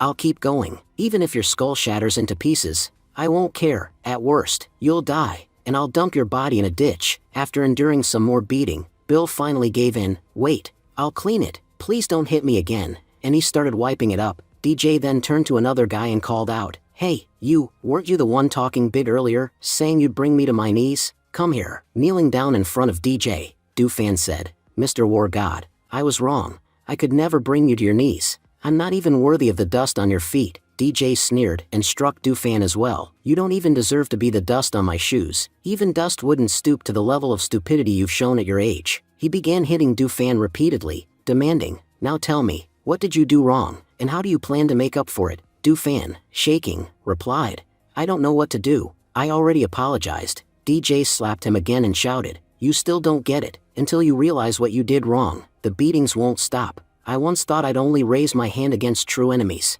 I plan to think twice before hurting people unnecessarily, but you deserve every hit. Suddenly, Du Fan remembered. He had slapped Uncle Dong Qian earlier and humiliated him. Regret hit him hard. He walked over to Uncle Dong Qian and pleaded, "Please forgive me, Uncle Dong Qian. Everything was my fault. I offended you for no reason. I beg you, please forgive my behavior. I swear I'll never make the same mistake again." Just then, Bill ran over and knelt down as well. "From today, you're my brother. Please forgive me like a brother would. Whatever protection money I owe you, I'll return tenfold. Just this once, let me go." The man in the cap also chimed in, "Everyone makes mistakes, but the one who forgives is always greater. Uncle Dong Qian, please forgive us and show your greatness." They all got on their knees and began pleading, folding their hands together. "Brother," you added, "Mr. War God, please forgive us. Besides, I wasn't even involved in this matter. I was just called here." DJ replied coldly, "Did I ever say you were involved? Did I blame you?" "Brother," you thought to himself, "if you didn't blame me, then why did you beat me so badly, first at the Sky Palace and now here?" DJ ignored him and addressed everyone. "Break one of your hands each, only then can you leave." "Brother," you cried, "please don't do this, War God." DJ started counting. "I'll count to 3. I've already wasted enough time on you. I won't waste any more." As he finished the count, he warned, "Remember, I want to see broken hands. If anyone tries to act smart, I'll snap their neck myself." With no other option, Brother Yu picked up a bottle lying nearby and smashed it against his own hand. The others followed reluctantly, admitting they had no choice. Satisfied, DJ said, "All right, now get out of here." Ihan looked at him and said, "Wow, you really are amazing. Now that everything's over, we should go home." But Jia stopped and said, "Wait a second. I need to speak to your brother." With that, she pulled DJ aside for a private conversation. Jia told him bluntly, "You're Ihan's brother, and that's the only reason I'm even here. I won't sugarcoat anything." She reminded him that although he had been missing for years, something she was well aware of, "Now that you've returned, you've become a powerful man." But, she warned him, this place wasn't Haidong. It was just as complicated as it was dangerous. She urged him to think 100 times before trying anything reckless. "In your attempt to show off your power, you've offended both the Chen family and the Pop family. They won't forgive you so easily, no matter how strong you are." She questioned whether he could truly protect everyone. "Can you guarantee Ihan will remain safe at school, or that Uncle Dong Qian won't be attacked while running his stall?" They were lucky this time, but haven't things become even more dangerous for them because of your return? DJ responded calmly. He admitted that her words made it clear how concerned she was about his sister. "But if I'm being honest, I'm even more powerful than you think. Actually, you could say I'm beyond what you can even imagine." He declared that from now on, he would protect his family himself. With that, he walked away. Jiao was left stunned, muttering, "I've never met anyone as arrogant as him before." The scene shifted to a slum area where DJ and the others had arrived. DJ couldn't believe that his sister had lived there for 10 years. The place was not only small but filthy. He realized just how many hardships she had endured over the years. Inside their house, the floor was made of concrete. There were no heaters, no air conditioners. Uncle Dong Qian apologized sincerely, saying, "I'm not a wealthy man. I did my best to take care of Ihan, but I know it wasn't enough." DJ, moved by his words, stopped him immediately. "Please don't apologize. What you've done for my family isn't something just anyone could have done." Ihan interrupted them, saying, "Why are we standing? Let's sit and talk. I've made some hot water. You'll enjoy it." Uncle Dong Qian smiled and added, "You haven't met in 10 years. I'm sure you both have a lot to catch up on. I'll go do the laundry. You two relax and talk." Before he left, DJ noticed a bruise on his arm. He quickly handed him an ointment. "Uncle, please use this. It'll heal the injury within minutes." In his thoughts, DJ recalled that the ointment was crafted by a mysterious master, the same man who had taken him away and helped him become a war god. He remembered that he didn't become an invincible warrior overnight. Bullets had grazed his skin. His body bore countless cuts. The life he had endured in the beginning wasn't one that most could survive. But this ointment had always been with him. It had saved him from countless wounds. Thanks to it, he was still standing today. DJ then asked, "Ihan, where's Uncle Dong Qian's wife? I haven't seen her." Ihan grew somber and replied, "Mom passed away 8 years ago due to illness. Dad raised me alone all these years. Our biological father never did anything for us, but Uncle Dong Qian fulfilled every responsibility of a true father." DJ reassured her, "From now on, don't worry about anything. If anyone ever tries to bully you, just tell me. I'll take care of them easily." He thought, "Pop Zhao, initially, I was only angry at you, but after seeing how much my sister and this man have suffered, and how you made their lives even harder, my blood is boiling. When I see you, I don't even know what I'll do." Then, directing his anger at his father, he added, You were the one who ruined everything in our lives. If you had been even a halfway decent person, none of this would have happened. Mom wouldn't have died, and Ihan wouldn't have had to live such a harsh life. Because of you, I lost my mom, and I will make sure justice is done. The next scene began the following day. Ihan told her dad, "Dad, I'm going to visit Aunt today." Uncle Dong Chen replied warmly, "All right, go and spend time with your aunt, and say hello to her on my behalf." An hour later, a gang of thugs forcefully broke into Dong Qian's home. Lifting Dong Qian by the collar, one of them demanded, "When are you going to repay our $5 million? Every time you make excuses, we want the money." Dong Qian responded, "Does General Manager Du Fan even know you're here? Call him. I need to speak with him personally." He thought to himself how years ago, he had invested in real estate but lost everything. To recover, he had taken a $200,000 loan from their company. In just 3 years, the amount had ballooned to $5 million. Kai, one of the thugs, slapped him and sneered, "You think too highly of yourself. Who do you think you are that General Manager Du Fan would meet you personally?" Just then, Kai's phone rang. Seeing Du Fan's name on the caller ID, he picked up and said, "Brother Du Fan, I'm at Dong Qian's house." "Oh, you're coming here, I'll wait for you." After hanging up, Kai looked at Dong Qian with a smirk. "Looks like you'll get to meet Du Fan in person after all. Let's see how that goes for you." Dong Qian warned him, "You should speak a little more politely. You have no idea what's going to happen once Du Fan arrives." Kai laughed mockingly and said, "You're threatening me with my own boss's name? How dare you talk to me like that? Looks like you've taken some bad medicine today. Did you forget that you're just a small shopkeeper? You haven't paid us for years. There's no point keeping you alive anymore." Kai growled, saying that before Brother Du Fan arrived, he would kill Dong Qian and end his game. But just as Kai was about to strike, Du Fan entered the scene.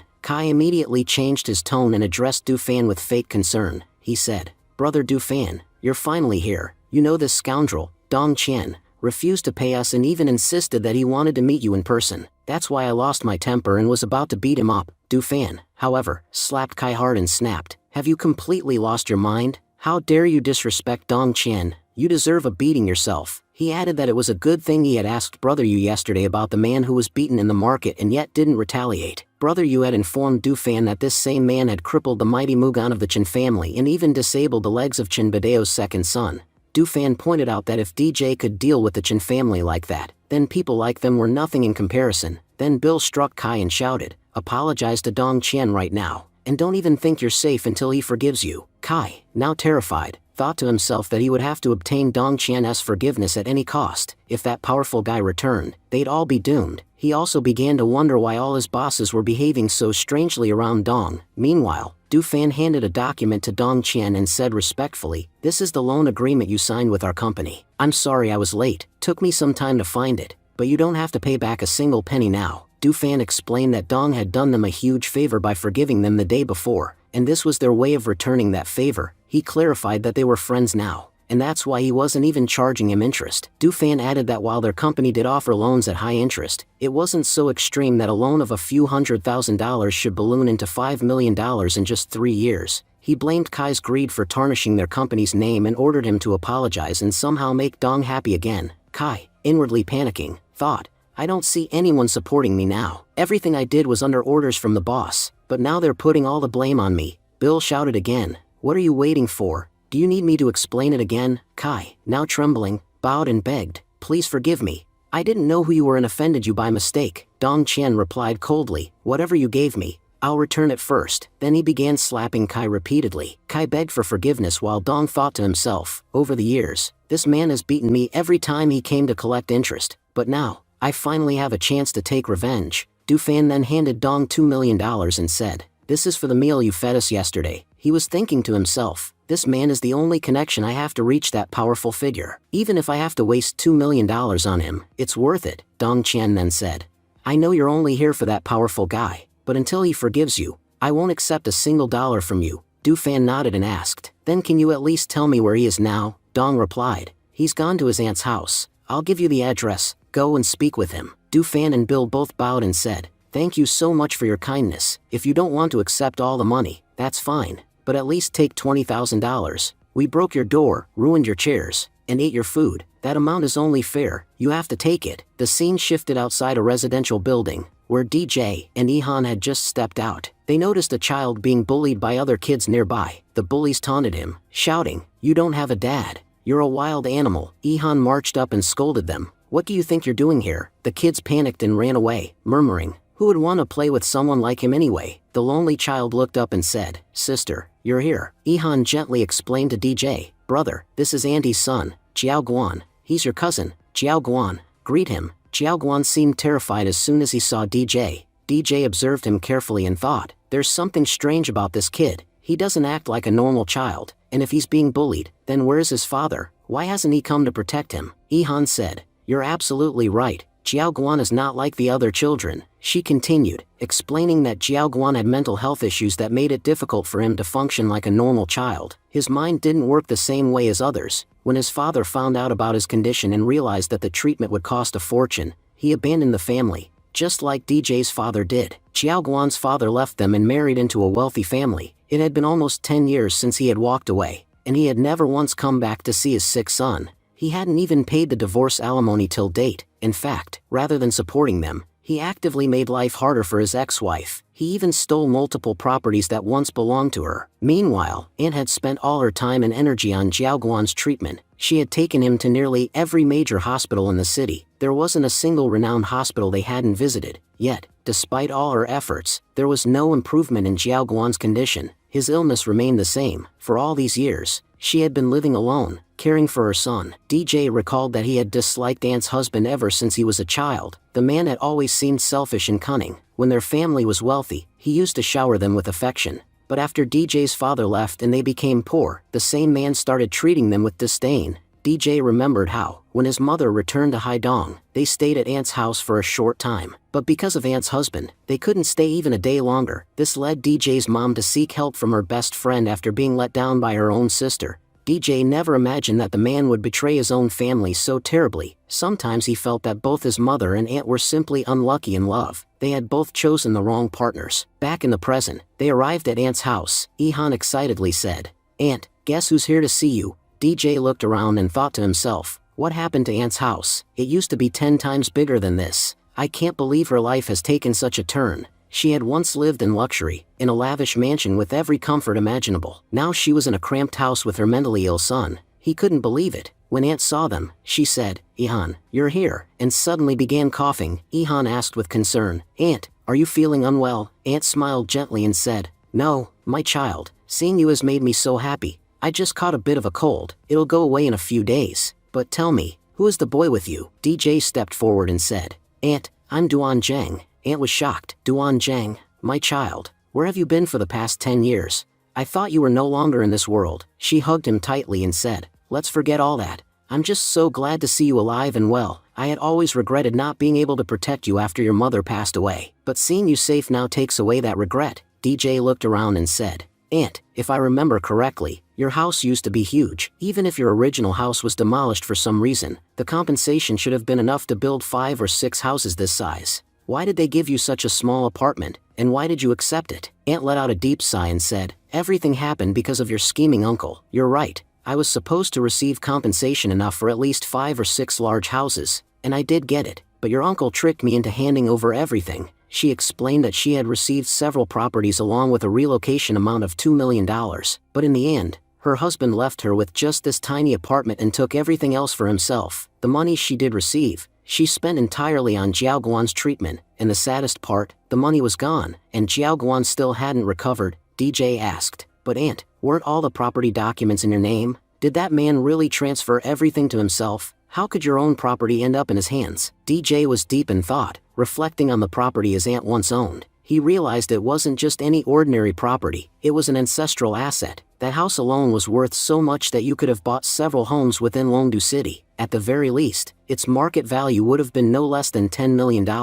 But all his aunt received was a mere $2 million in cash and a house worth just $1 million. It was a terrible injustice. His aunt then explained that her ex-husband used to work as a manager in a real estate business owned by Pop family. Because he was involved with such a large company, he had detailed knowledge about their holdings. And that's precisely how he managed to trick her. Everything that man owns today is built on the fortune of our family. He had taken over the legacy left behind by DJ's grandmother. DJ shared that his grandmother had passed away many years ago. She was born into a wealthy family and had owned 2 massive houses in prime locations of the city. One of those houses had been given to his mother, and the other to his aunt. However, the Chen family forcefully took over his mother's property. In fact, the Sky Palace that now stands in the city was built on that very land. As for his aunt's house, her husband fraudulently claimed it as his own. Both sisters not only lost their husbands but also their rightful properties. Truly, fate had been incredibly cruel to them. While peeling an apple, DJ said, "Aunt, your life has been full of hardships until now, but don't worry anymore. Now that I'm here,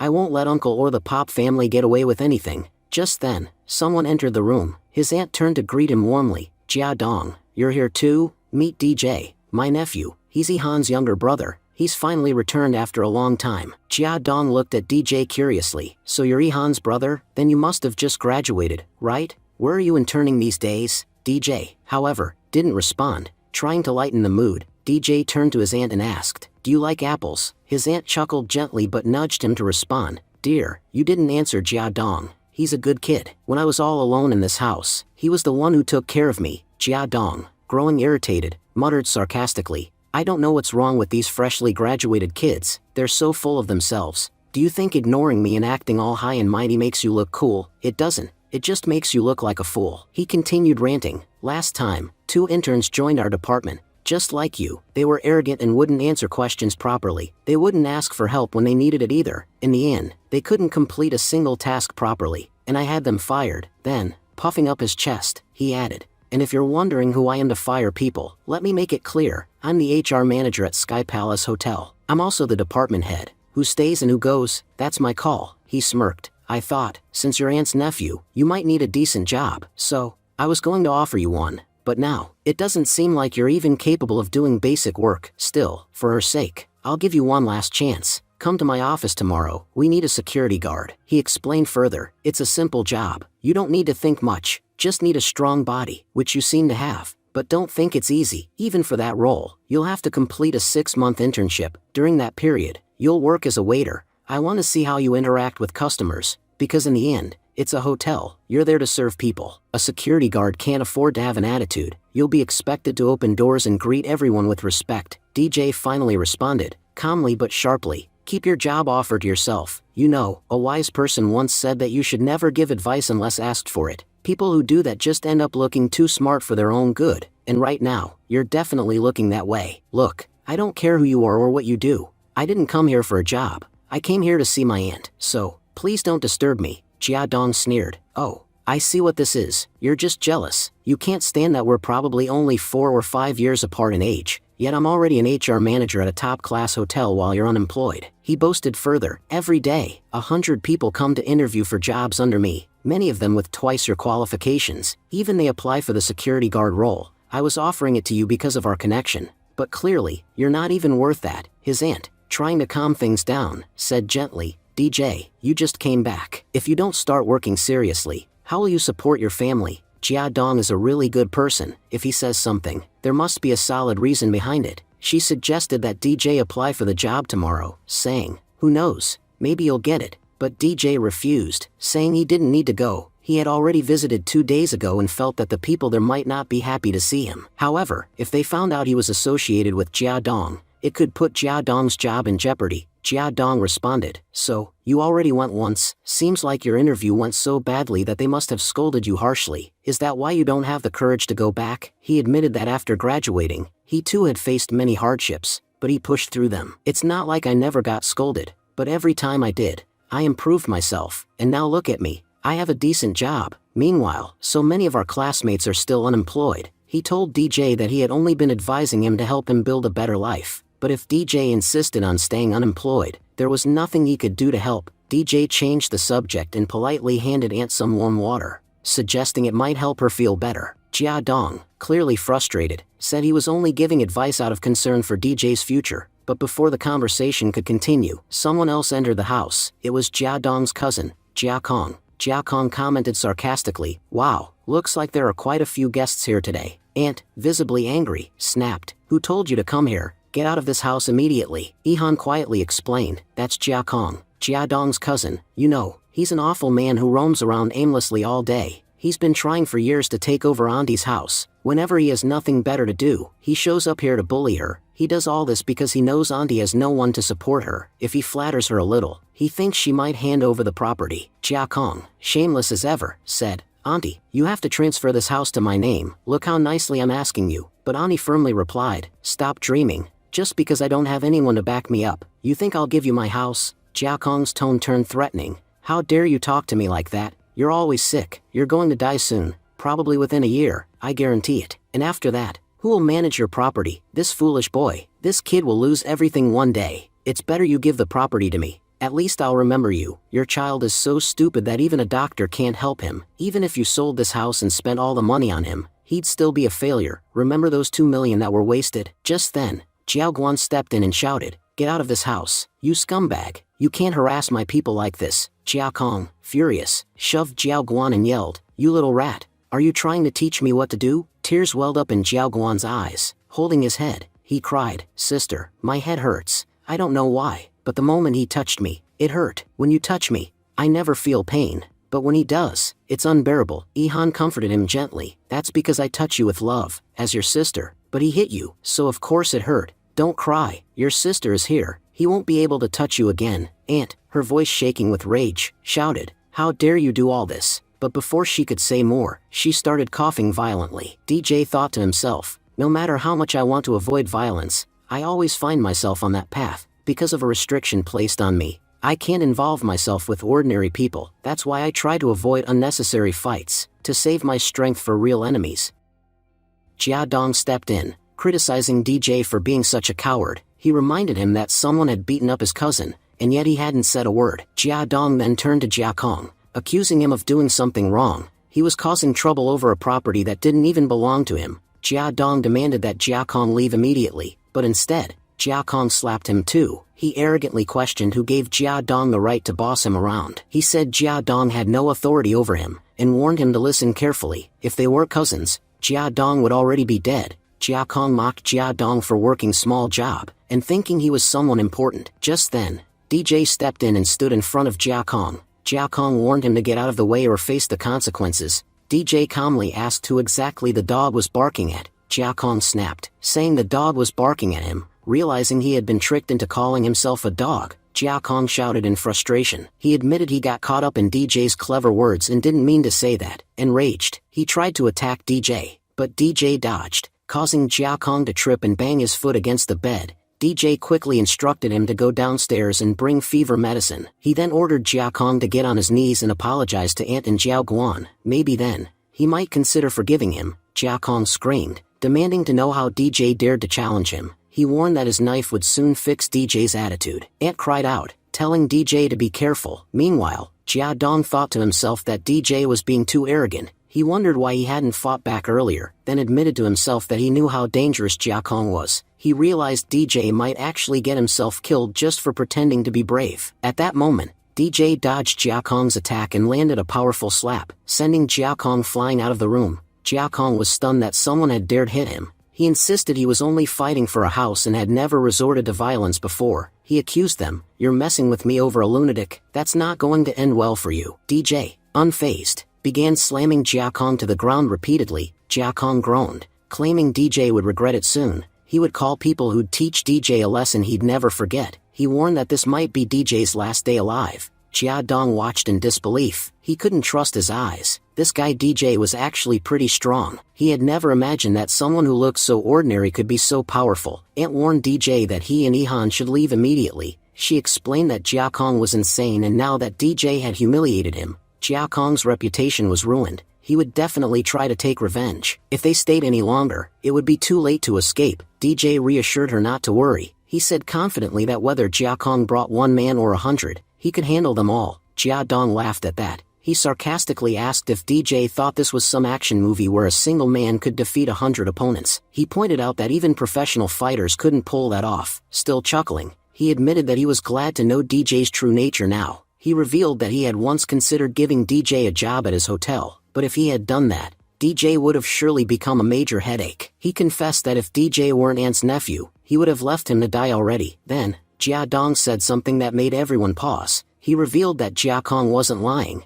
he really did have connections with dangerous gangsters. A few days ago, Jia Kong had gotten into a fight with a group of people, and by the end, all of them had their legs broken. That alone proved just how many dangerous men Jia Kong had at his disposal. DJ calmly responded, saying that the Dragon Group operated under the Pop family, and they were the ones who had illegally taken Ant's property. He promised that within 3 days, he would get her property back and compensate her for every bit of loss she had suffered. Jia Dong burst out laughing again. He accused DJ of talking nonsense. Did DJ even know how powerful the Dragon Group was? If the property was in their name, it was effectively owned by the Pop family. Everyone in Haidong City knew that there were 3 families you should never mess with: the Chen family, the Pop family, and the Shengyuan family. Going against them, even by mistake, could be fatal. Even if 10,000 people stood against them, nothing would happen to the 3 families. That's why Jia Dong warned DJ to stop talking big. He said if any member of the Pop family had heard what DJ just said, today would have been the last good day of his life. While looking out the window, Jiao Guan noticed something.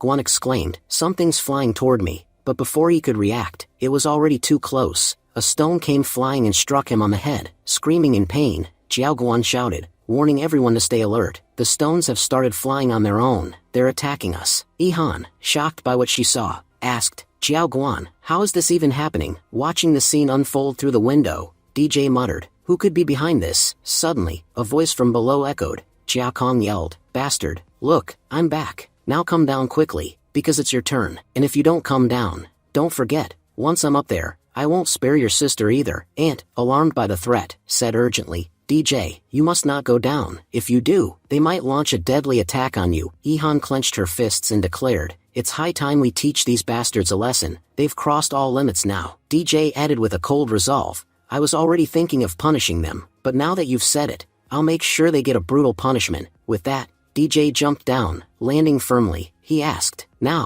who was it? Who was saying all that nonsense?" Jia Kong pointed at someone and said, "Boss, it was this jerk who said all that crap. Please help me teach him a lesson." Jia Kong says to DJ, "You punk, do you even know who this is? That's your father, Brother Piao. This entire area belongs to him, and I work for him. You laid hands on one of his men. Now watch what happens next." Brother Piao stepped forward and warned, "Apologize right now and leave. I have more important things to do, and I don't want to waste my time on you." Piao, thinking to himself, recalled that his boss had mentioned a powerful guest arriving soon to meet Ant, and that his welcome had to be grand. Jia Kong, still shouting, said, "Are you deaf or what? Brother Piao told you to get on your knees and apologize. Do you think you're too great to follow his orders?" DJ replied calmly, "First, just tell me, who threw that stone?" At that moment, a man stepped forward and scoffed, "Seems like you don't understand who you're dealing with. We didn't come here to chat and waste time listening to your nonsense." Seeing DJ unmoved, the man signaled the others, "You've left us no choice, time to attack." But before they could strike, DJ landed a powerful blow and took the man down instantly. Jia Kong, stunned, muttered, "This guy actually knows some serious fighting." He turned to his group, shouting, "Everyone, attack together. Finish him now." DJ calmly picked up a wooden stick, and with a single powerful strike, knocked down several of them at once.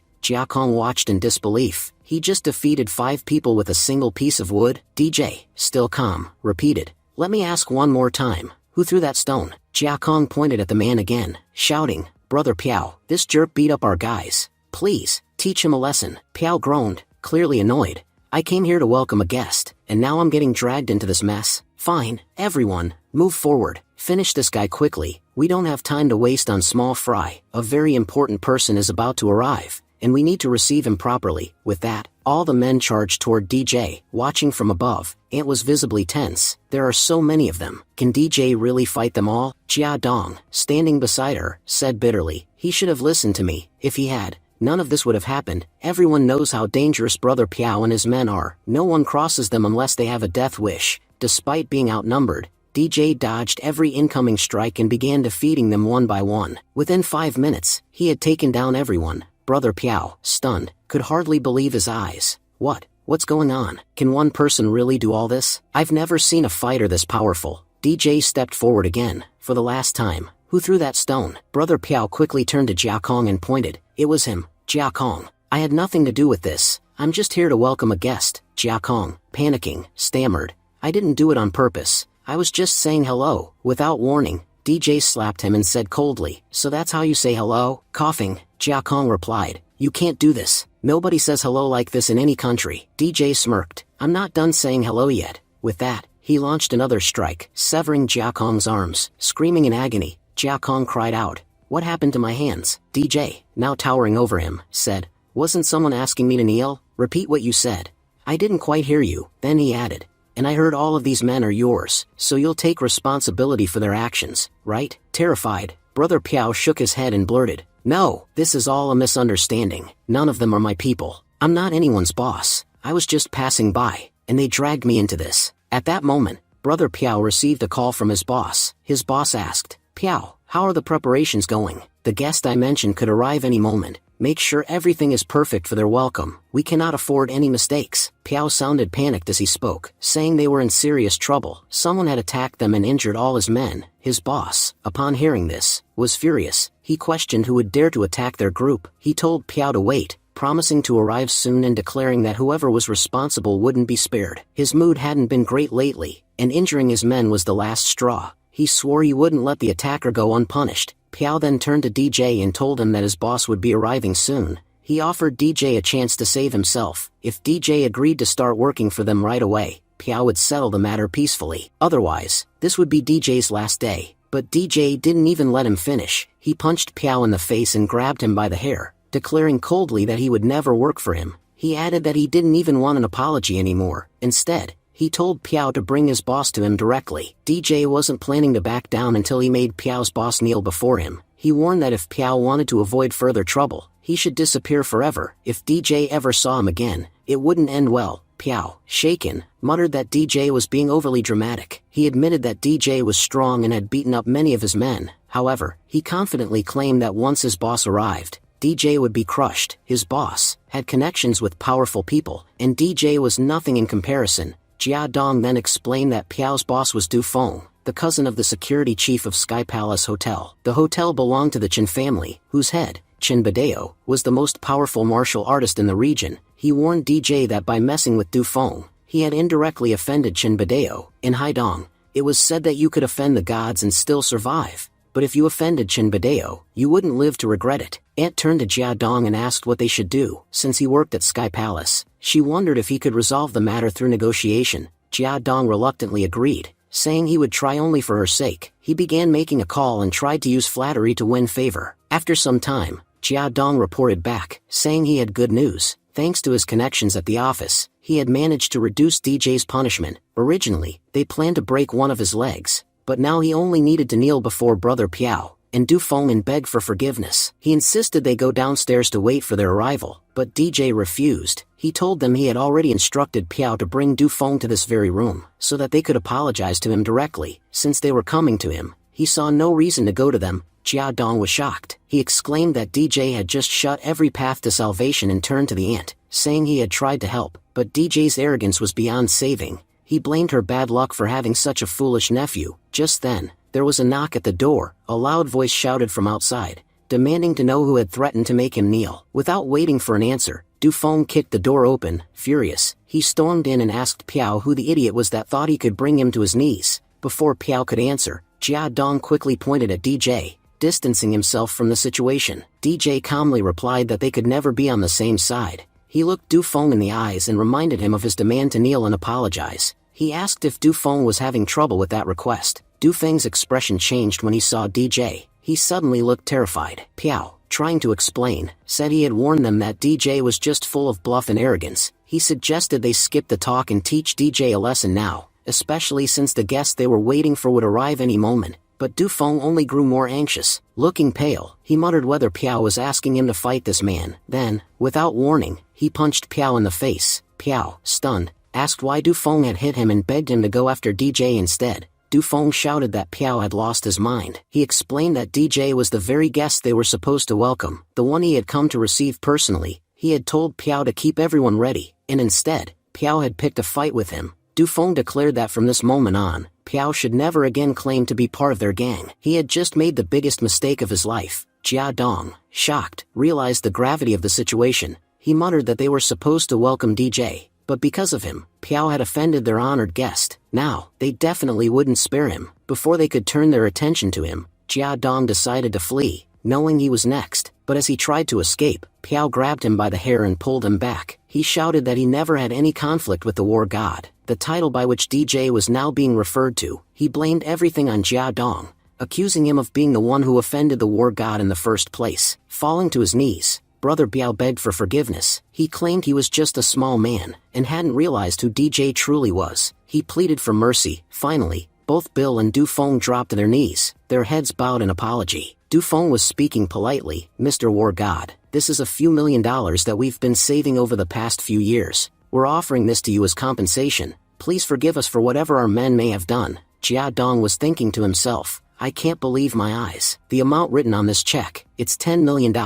My monthly salary is just $10,000. Even if I gave up eating and drinking and saved every penny for 1,000 years, I wouldn't be able to accumulate this kind of money. And they're offering it all at once to this guy? Just then, DJ said, didn't I tell you to ask for whatever you need from the lower floor? There was no need to disturb my aunt upstairs. Du Feng quickly added, Mr. War God, this servant didn't even tell us that we needed to apologize sincerely. I'll just leave this check here and take my leave. I hope you'll forgive us for today's mistake. Later, everyone sat down together for lunch. DJ commented, there's $10 million in this check. I'm splitting it into 2 equal parts, $5 million for Aunt and $5 million for Uncle Long. With this money, you both can really improve your lives. Aunt hesitated. Duan Zheng, thank you so much, but how can I possibly accept this? It's just too much. I can't take it. Ihan urged her. Aunt, please don't refuse the money. Since mother passed away, you've taken such good care of me. If you hadn't sent me to the Long family, Sheng Yuan Nailan would have probably killed me by now. And if accepting it like this feels wrong, then just think of it as brother leaving this money for his younger brother, Jiao Guan, for his treatment. Uncle Long spoke up. I'll accept the money, but to be honest,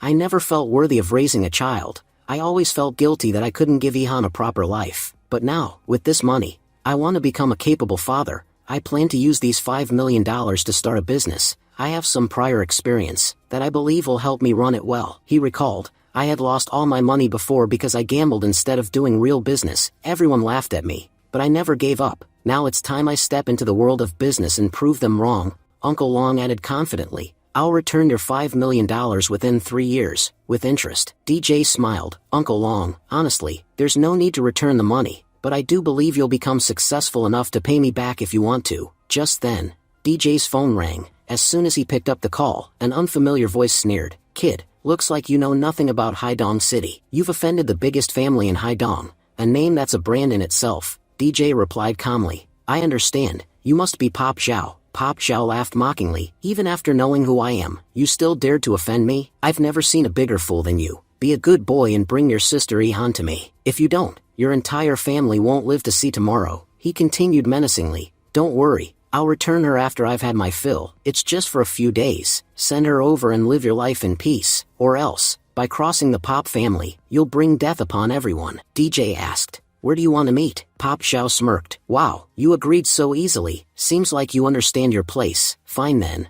Meet me tomorrow at noon inside the Starlight Club. Bring Ihan, and if you don't show up, the consequences will be severe. I already know everything about you, every person you've ever interacted with in this city, even your current location. So if you're thinking of running or doing anything funny, it will be the biggest mistake of your life. At that moment, Pop Zhao's butler approached and asked, Mr. Pop, why did you personally speak to this worm? I could have handled him easily. I was just about to send our men to kill him and bring the girl her here. Pop Zhao replied, everyone in Haidong already knows who we are. No one dares speak against us. It's been a while since I met someone this interesting.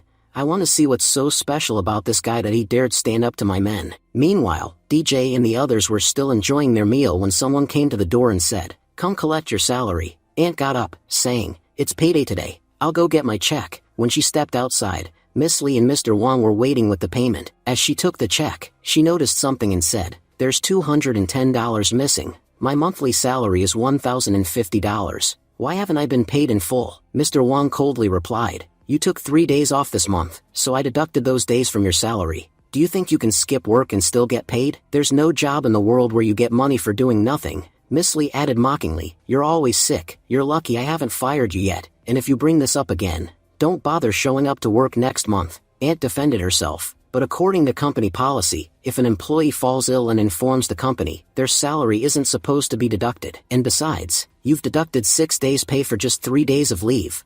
I know it wasn't the company, it was you two who did this. Miss Lee snapped. So you're saying I stole your salary? Fine then, go report it to the company. I'm well connected here, nobody can touch me. And by the way, Don't come to work from tomorrow. Today was your last day. Aunt expressed her anger, saying that these people were becoming increasingly arrogant. She scolded them for having the audacity to take her money. Mr. Wang responded harshly, saying, "Take your money and work like a dog. Poor people like you should know your place. If you try to act above your station, things won't end well for you." DJ declared his disgust, stating that he hated people who did wrong, and even more so those who robbed the poor to fill their own pockets. He sarcastically congratulated Mr. Wang, calling him one of those despicable people. Mr. Wang shouted, asking who dared speak such nonsense behind his back. "If you have guts, come out and say it to my face." DJ calmly replied that he was already standing right in front of him. He pointed out that Mr. Wang was the one trembling. Mr. Wang was stunned, wondering who DJ was. "How dare you speak to me like that?" Then,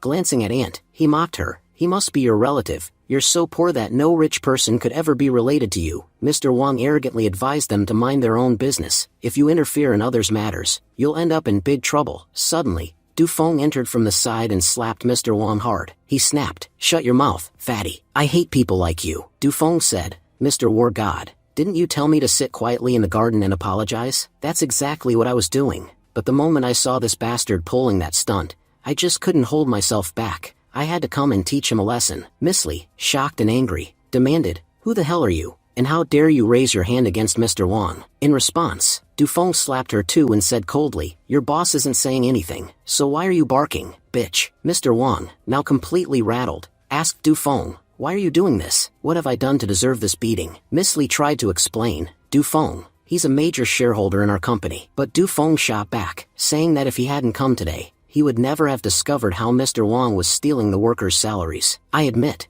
I tend to take a bit too much interest in other people's business, and I've done plenty of bad things too, but I've never lied or tricked someone while doing it. If someone takes a high-interest loan from me, that's their choice. I never force anyone." He revealed a shocking fact. Our company's cleaners earn $2,500, but Mr. Wargod's aunt was being paid only $1,000, and that too after deductions. If he's stealing that much from a cleaner, imagine how much he's embezzling from the entire company. Dufeng turned to DJ and said, "You saw it yourself. I taught him a lesson. I had nothing to do with this situation initially. Whatever action you want to take against him, you're free to do so. I'm not involved." Mr. Wang, desperate, pleaded, "Mr. War God, please forgive me. I've already suffered enough punishment. Can I leave now?" But before he could escape, DJ kicked him and mocked him. "You expect me to forgive you for Dufeng's sake? But I don't even care about Dufeng." Turning to Dufeng, DJ asked sarcastically, "Do you think I value you?" Dufeng humbly replied, "Sir, I'm nothing more than a stray dog in front of you. I'm not even worthy of asking for a favor." DJ looked at Ant and asked, "You've been wronged by these people. Tell us what you want us to do." Mr. Wang tried one last time, admitting, "It was all my fault.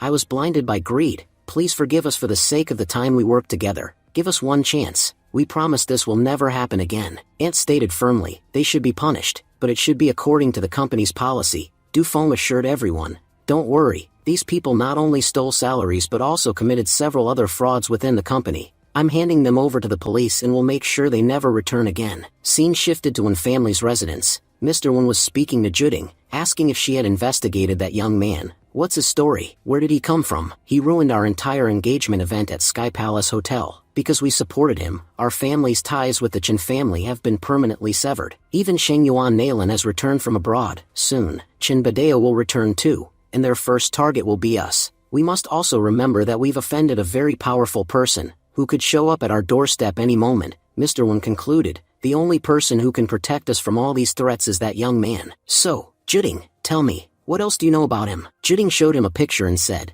"Dad, look at this." Mr. Wen was shocked. "So he's the son of Jie Chuyun? For 10 years, Sheng Yuan Nailin never let anyone near her grave.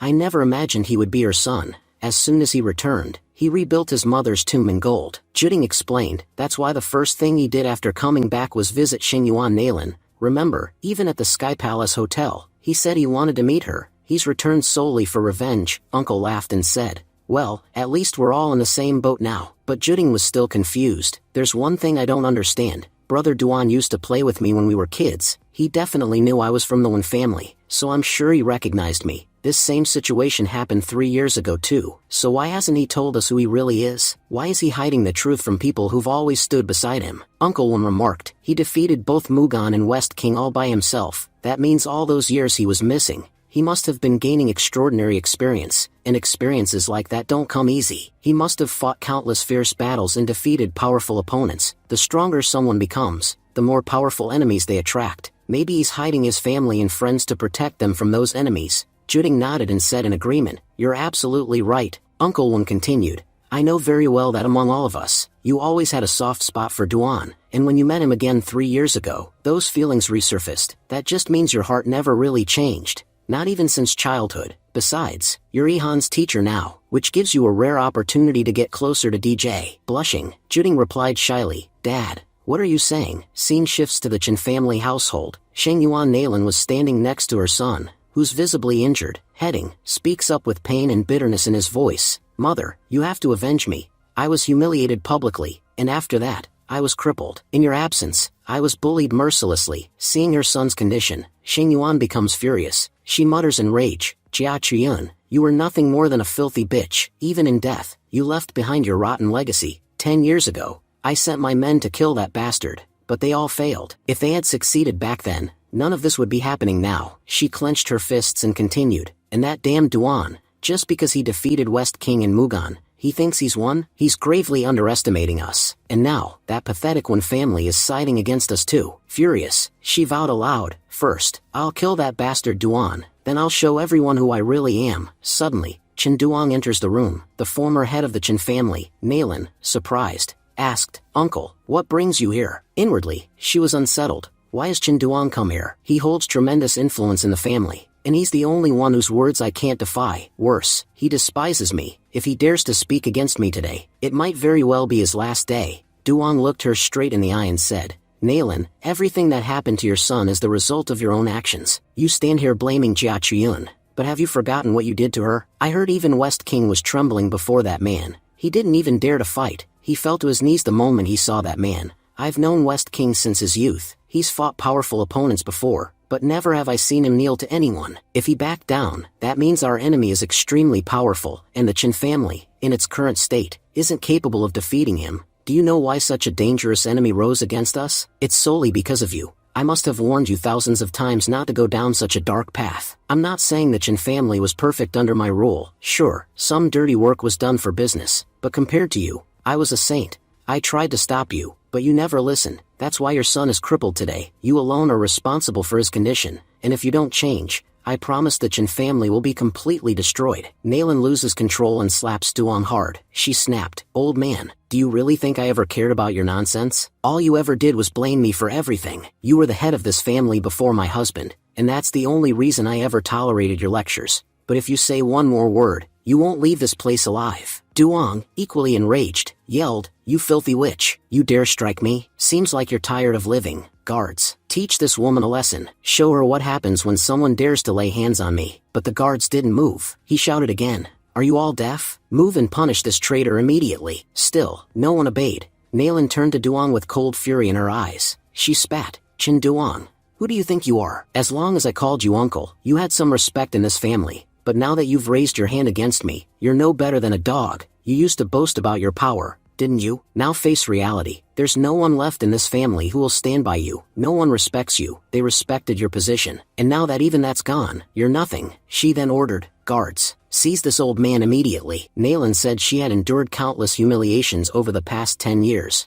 And finally, the opportunity for revenge had come. Her son and sister had been brutally attacked. They were now at death's door. And now you're telling me not to take revenge? To go and apologize to that bastard? I don't get it. Why do you keep blaming me for everything? You've made me feel over and over again like I don't deserve to be part of the Chen family. And because of that, my mind's been completely messed up." Duong responded calmly, reminding her that he was the former head of the family. He accused her of bullying him, warning her to watch out. Even if his influence in the family had diminished, it wasn't gone completely. People still listened to him. He declared that whatever DJ was doing was right. He called Nalan's sister an even bigger problem than Nalan herself, claiming DJ did well to kill her. As for her son, he was nothing but a disgrace to the Chen family. Duong said he regretted that Nalan hadn't faced DJ that day too. Had she been buried in the ground along with the others, he would have enjoyed that even more. But no matter, her time would come soon enough. Just then, Xing Yuan pointed a gun at Duong and said he had talked too much. She declared that he had become a virus to the family. and needed to be eradicated from the roots. Without hesitation, she shot him. Nalan remarked, "Finally, the old man is quiet." She ordered, "Get rid of this old man's body." And has Elder Jiang been released from prison yet or not? A guard reported that he would be out by next week. Nalan smirked and muttered, "Then let those beasts live for one more week." She added that she didn't care what they had done during the past 10 years. But now that they were back, if they wanted revenge, there was only one path left, the path of death. The scene shifted to DJ dropping off Ihan at school. DJ told her that if anyone bullied her at school, she should let him know. Ihan confidently replied that as long as he was protecting her, no one would dare. Curiously, she asked why. Despite being a grown-up, he still hadn't found her a sister-in-law. DJ scolded her gently, saying she was still a child and shouldn't talk like that. He encouraged her to go to class. Ihan teased him, saying he couldn't silence her. "If you're old enough to get married, then of course I'll start demanding a sister-in-law." At that moment, Tang arrived in a car and greeted them. He agreed with Ihan's point of view. DJ immediately scolded him, reminding him that he had been assigned to guard their mother's grave. He questioned how Tang dared leave his post without permission. Tang replied that there were already many guards stationed at the graveyard. He believed that no one would dare attack, and even if someone did, they wouldn't survive. Besides, his real duty was to stay close to DJ. His command meant everything to him. Turning to Ihan, he introduced himself as Uncle Tang, a longtime comrade of her brother, and gifted her a school bag. DJ, annoyed, punched Tang and reminded him, "I'm Ihan's brother, so if she calls you uncle, that technically makes you my uncle too. What do you want now, me to start calling you uncle as well?" Tang quickly apologized and said Ihan could just call him Tang. He may look older, but he was only 25. Then, half joking, he asked Ihan if she had a boyfriend. DJ punched him again, demanding how he dared flirt with his sister right in front of him. Ihan giggled and said that if Tang hadn't mentioned his age, she would have thought he was 40. Tang gave up and said she could say whatever she wanted. He wouldn't argue. DJ and Tang dropped Ihan off at school. Tang informed DJ that he had purchased a nearby villa so he could stay close. He had noticed DJ didn't have a proper place to stay after returning. DJ told him to stay with him for the time being. If everything at the post remained stable, there would be no need for Tang to return. Tang replied cheerfully that he was happy to stay. Later at school, a classmate approached Ihan and told her that the teacher wanted to see her. In the teacher's office, Ihan asked if Miss Wan had called for her. Juding replied that she had something to discuss. In her thoughts, Juding recalled that she had gotten the job thanks to her father's influence after graduation. She had become a language teacher and recognized Ihan on her very first day. That was why she chose to be her classroom teacher. Ihan, sensing something odd, wondered why Miss Wan was looking at her so intently. Had she done something wrong? Juding broke the silence by asking if Ihan's brother had returned. Ihan was surprised and asked how she knew. Juding said, "I want to meet your brother." Ihan smiled and remarked that she had talked to her brother about getting a sister-in-law that very morning, and now it seemed like it might really happen. She teasingly added, "Miss Wan, you're my brother's childhood friend, aren't you? A very special one." In her thoughts, Ihan reflected that ever since Miss Wan had arrived, she had cared for her deeply. Even though she knew everything about Ihan's past, she never told anyone. She always treated Ihan like a little sister. "If she becomes my brother's wife, I'd honestly be happy. She'd be great for our family." Juding accused Ihan of teasing her, and told her to be honest. Was her brother here or not? Ihan said she would tell her and even take her to him, but only if Juding promised to become her sister-in-law. Juding rolled her eyes, saying Ihan was mocking her too much. At that moment, another teacher, Mr. Sun, entered the room and said, "Miss Wan, you're here too?" Ihan quickly responded, saying she would head inside the classroom. Mr. Sun stopped her. "Wait a second, Ihan. I was just outside and overheard everything you and Miss Wan were talking about. What exactly is going on between her and your brother?" Juding immediately interrupted, telling him, "Mr. Sun, whatever you heard doesn't concern you. And Ihan, go back to class. There's no need to explain anything to him about what's going on between us." Ihan nodded and said she was leaving, while Mr. Sun continued talking. "Juding, did you know a fantastic movie just released? I have 2 tickets for tonight's premiere. Would you like me to pick you up? We could watch it together." But Juding firmly declined, saying she was very busy. Mr. Sun sighed and said, "Juding, this is becoming ridiculous. You've already rejected me 8 times. Even after all that, I've remained sincere with you. Can you at least tell me why you keep rejecting me? What's so wrong with me? I have a decent body. I look good. Don't tell me this is all because of Ihan's brother." Juding responded coldly, reminding him that she had told him before to mind his own business. "Who I like and who I don't is none of your concern. Now, please leave me alone. I have work to do. Don't bother me." Frustrated, Mr. Sun walked off angrily. As he stormed outside, he thought to himself, so Ihan is the one trying to set Juding up with her brother. How dare she try to steal someone I've had my eye on for years? Let's see what I do to her now. Meanwhile, Ihan's friend approached her and warned, I heard that Zhao Juqi is planning something nasty this afternoon. You know how dangerous she can be. Her brother is a gangster, which is why she acts like a boss around the school. Please be careful. She's seriously dangerous. Ihan replied calmly, saying Zhao Juqi could do whatever she wanted. Her friend expressed concern, saying, I really feel bad for you. You're such a nice girl, always kind to everyone, always helping us with our studies. But because you're good at everything and so pretty, Zhao Juqi is extremely jealous. Every few days, she finds a new way to create trouble for you. But what can we do? Until we graduate,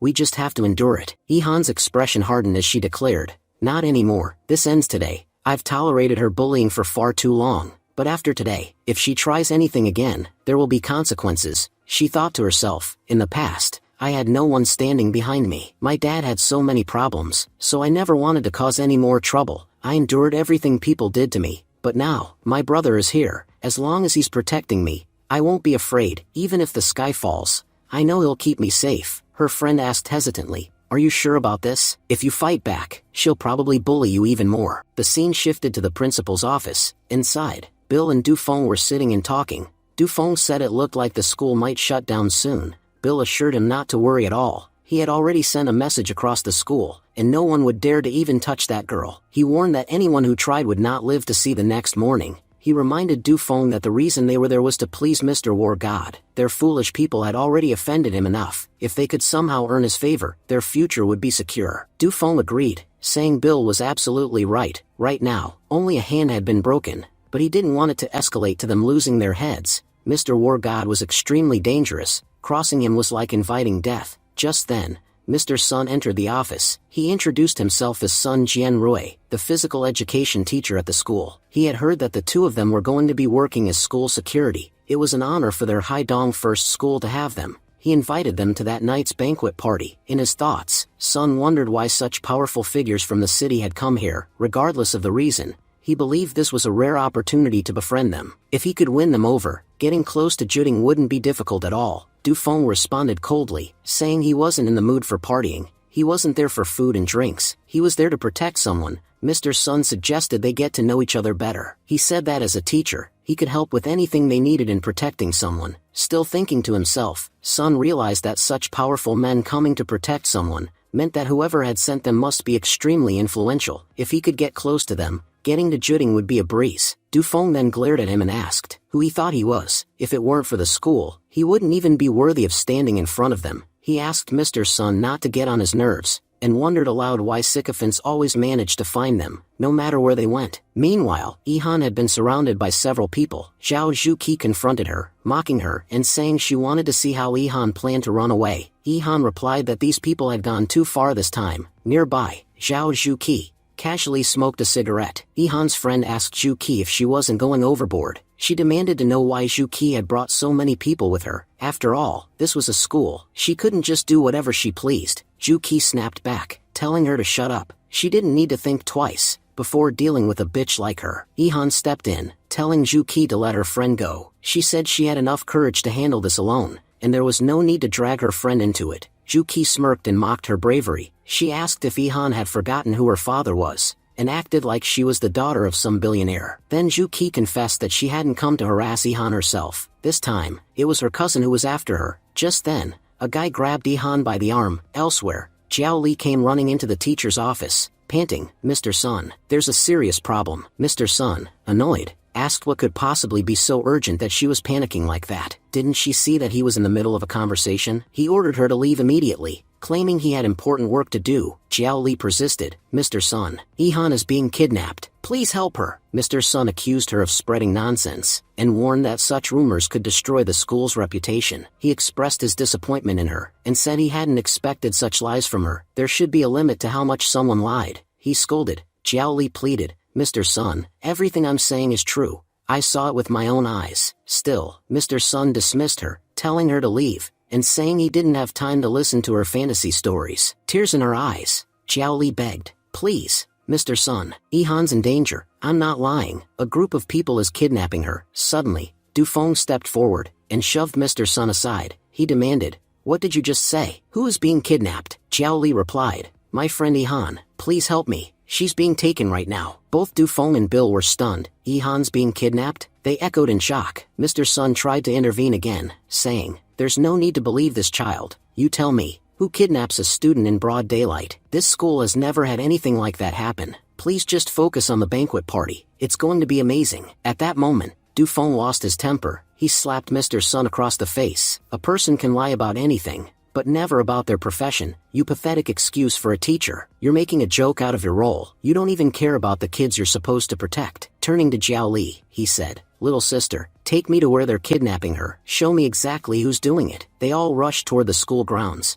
Jiao Li was furious as she shouted that it was Zhao Zhuqi who had orchestrated the kidnapping of her friend. Dufeng, visibly annoyed, questioned Zhuqi, "What are you doing here?" In response, Zhuqi snapped, saying he had no right to question her actions. Before she could say more, Dufeng suddenly slapped her. Outraged, she yelled, "How dare you hit me? You'll definitely regret this." She then turned to the others and demanded, "Why are you all just standing around? Attack this bastard. That guy with Jiao Li is probably just as useless. There's no need to be afraid." But one of the men hesitantly warned, "That's gangster Dufeng. He's incredibly dangerous." Zhu Qi's expression changed to one of shock. She stammered, saying she hadn't realized he was such a powerful city boss. She dropped to her knees and begged, "Please forgive me. I didn't know who you were." Dufeng, cold and direct, told her to stop wasting his time, and demanded to know where Yihan was. In his mind, he was deeply worried. If anything happened to Yihan, both he and Bill would be in serious trouble. Zhu Qi explained that her cousin, Yuli, had taken Yihan. She admitted she didn't know where they had gone, but she was certain Yuli was behind it. Bill clenched his fists and growled, "So that bastard Yuli is behind this. I'll kill him with my own hands." He tried calling Yuli, but there was no response. In frustration, he shouted,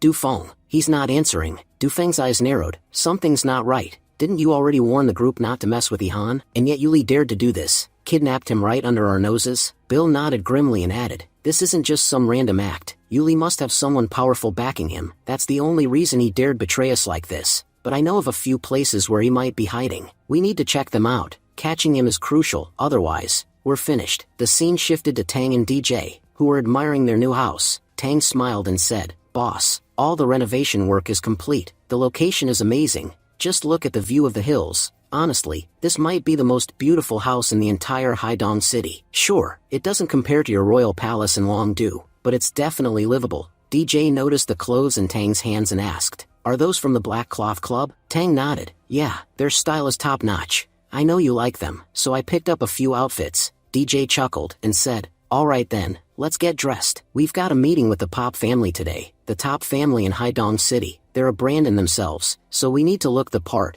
DJ and Tang arrived at the Pop family estate in their car, making a dramatic entrance by drifting at the gates. Onlookers were outraged. One man exclaimed, "Who the hell dares to drift in front of the Pop family's residence? Has this guy gone mad?" Another immediately shouted, "Security, prepare yourselves. Let's see who this lunatic is." Acting like he owns the place, one of the Pop guards approached them and barked, "Have you lost your mind? How dare you try to enter this place with your car? Get out before we lose our temper." At that moment, the head of security, Mr. Wang, arrived. Sternly, he said, "I don't care who you are, leave now. If you act arrogant here, my guards will beat you down. You've been warned." In response, DJ casually handed him a banana and said mockingly, "Throw this in the trash." Irritated, Mr. Wang snapped, "You're being extremely rude. Do you even know who you're talking to? Get out of the car now and apologize on your knees. If you don't, you won't leave here alive." But as he looked more closely, Mr. Wang noticed the symbol on DJ's clothing. His expression turned to one of shock and fear. "That's the symbol of the Black Cloth Society, one of the most dangerous and mysterious organizations in the country. It's said that becoming a member of this group is harder than becoming the president.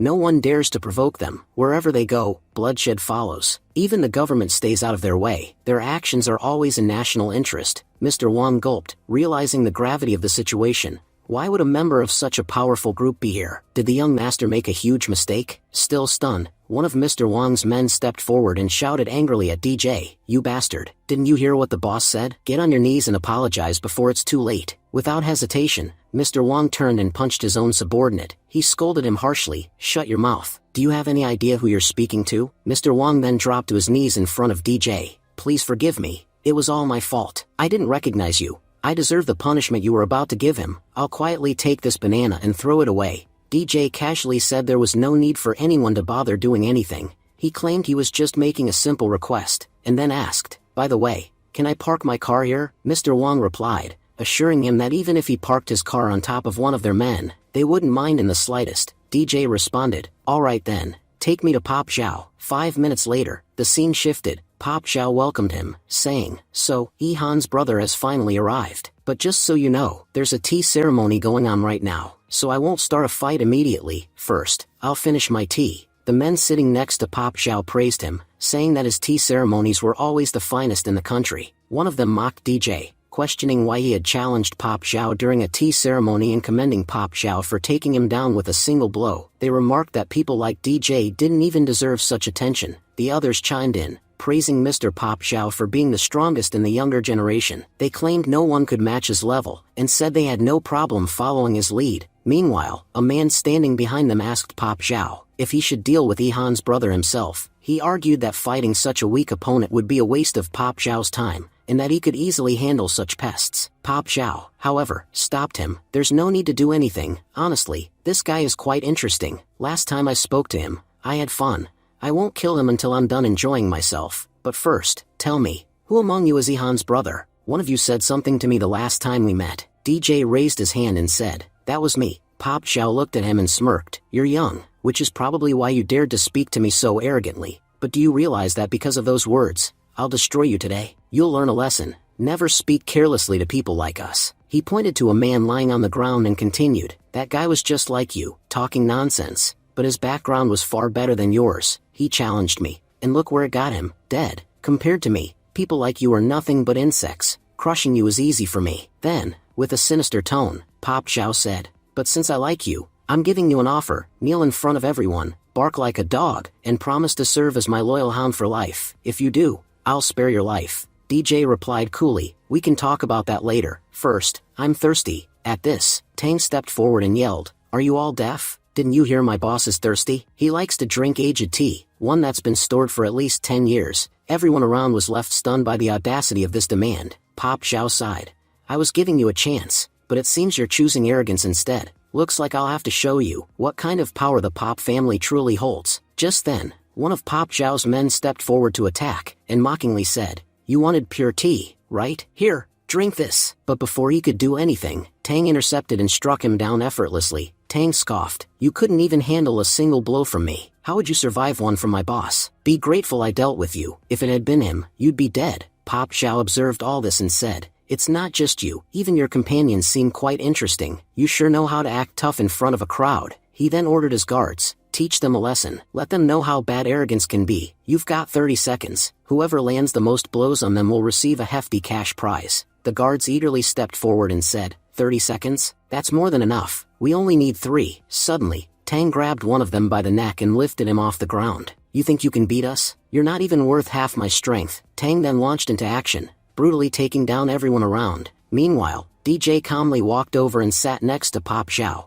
DJ mockingly said, you claim you're drinking premium Longjing tea. Let's see how good your tea really is. DJ pointed out that despite Pop Xiao's claims, this wasn't authentic Longjing tea. He explained that real Longjing leaves were a mix of green and yellow, slightly longer in shape, and had a uniquely smooth and sweet flavor, with a distinct fragrance, not something regular tea could replicate. Pop Xiao snapped back, insisting it was genuine. He claimed that only a specific 10-mile region in the entire country grew this tea, and that the area had extremely tight security. The leaves were exported directly to him by a longtime friend. He's been sending me Longjing for 10 years.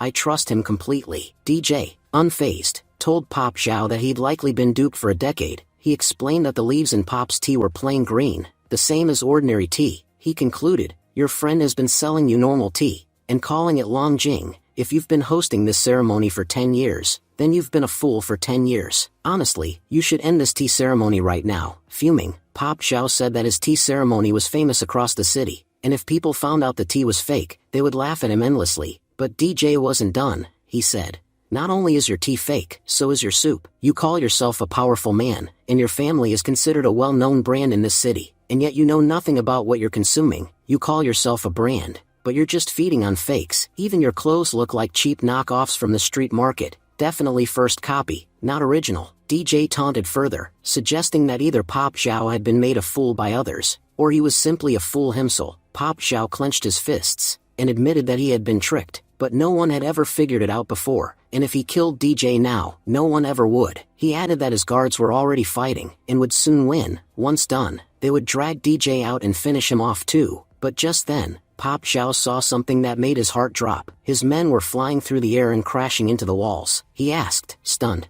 "How are you still standing? Where did my men go?" Tang replied calmly that Pop Xiao's men were extremely weak. "I barely used 30% of my strength, and they still lost miserably." Pop Xiao was in disbelief. "That's impossible. My men, they can't lose like this." DJ chuckled and said, "It's not just your tea and food that are fake, even your people are worthless. If you ever want to experience real tea, come to my house. I'll show you what true quality tastes like." Pop Xiao growled, "Just because you know a bit about tea doesn't make you better than me. This is my house. I have plenty of bodyguards. Beating a few lackeys doesn't mean you can beat me." He shouted for all his guards to gather in the main hall. Just as they were about to charge, the security chief came running in, yelling, "Stop. If you take another step, you'll all die." Pop Xiao barked back, "Why are you panicking? Don't you see I'm in the middle of something important?" The security chief pleaded, "Mr. Pop, you don't understand. These two men in front of us, offending them would be the biggest mistake of our lives." But Pop Xiao slapped him and shouted, "What nonsense? Has your brain stopped working? Is there really anyone in this city who can stand against me? These two? They're just losers about to die at my hands." The chief begged again,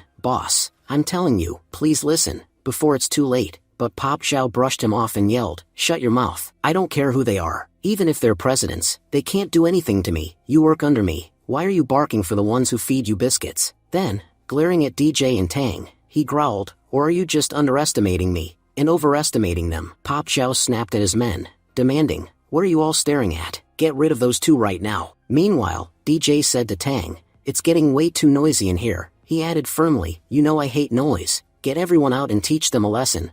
I don't want any fighting inside." Tang nodded, "Got it, boss. I'll take care of them in 2 minutes." With that, he dragged everyone out of the room and led them into the hall. Tang chuckled and said, "Now it's going to be fun. I can kill them however I want." Back in the main hall, Pop Xiao taunted the boys, saying they were trying too hard to act tough. He added mockingly, "You're trying to show that nothing can hurt you, but I know you're scared deep inside. Your heartbeat is racing, and you're wondering how you're going to die." He sneered, "Relax. I won't give you a painful death. Not immediately, at least. First, I'll break all your bones, and then slowly finish you off." DJ looked at him and said sarcastically, "You're really not a good person, are you? Even the tea you gave me today was awful. Not just bad, it was low quality. I wouldn't even touch it in my dreams. Honestly, you've ruined my entire day, and no matter how much you beg now, I'm not going to forgive you." A few minutes later, Tang returned to the room. Pop Xiao asked, "Where are my men?" Tang replied casually, "All of them are dead." Pop Xiao was shocked. "What? I sent at least 100 men after you. How could you possibly kill them all in just a few minutes? As far as I know, no human can be that powerful. Just who the hell are you?" DJ stepped forward and said, "Pop Xiao, you've been bragging non-stop about yourself. That's why I'll give you another chance. Call whoever you want.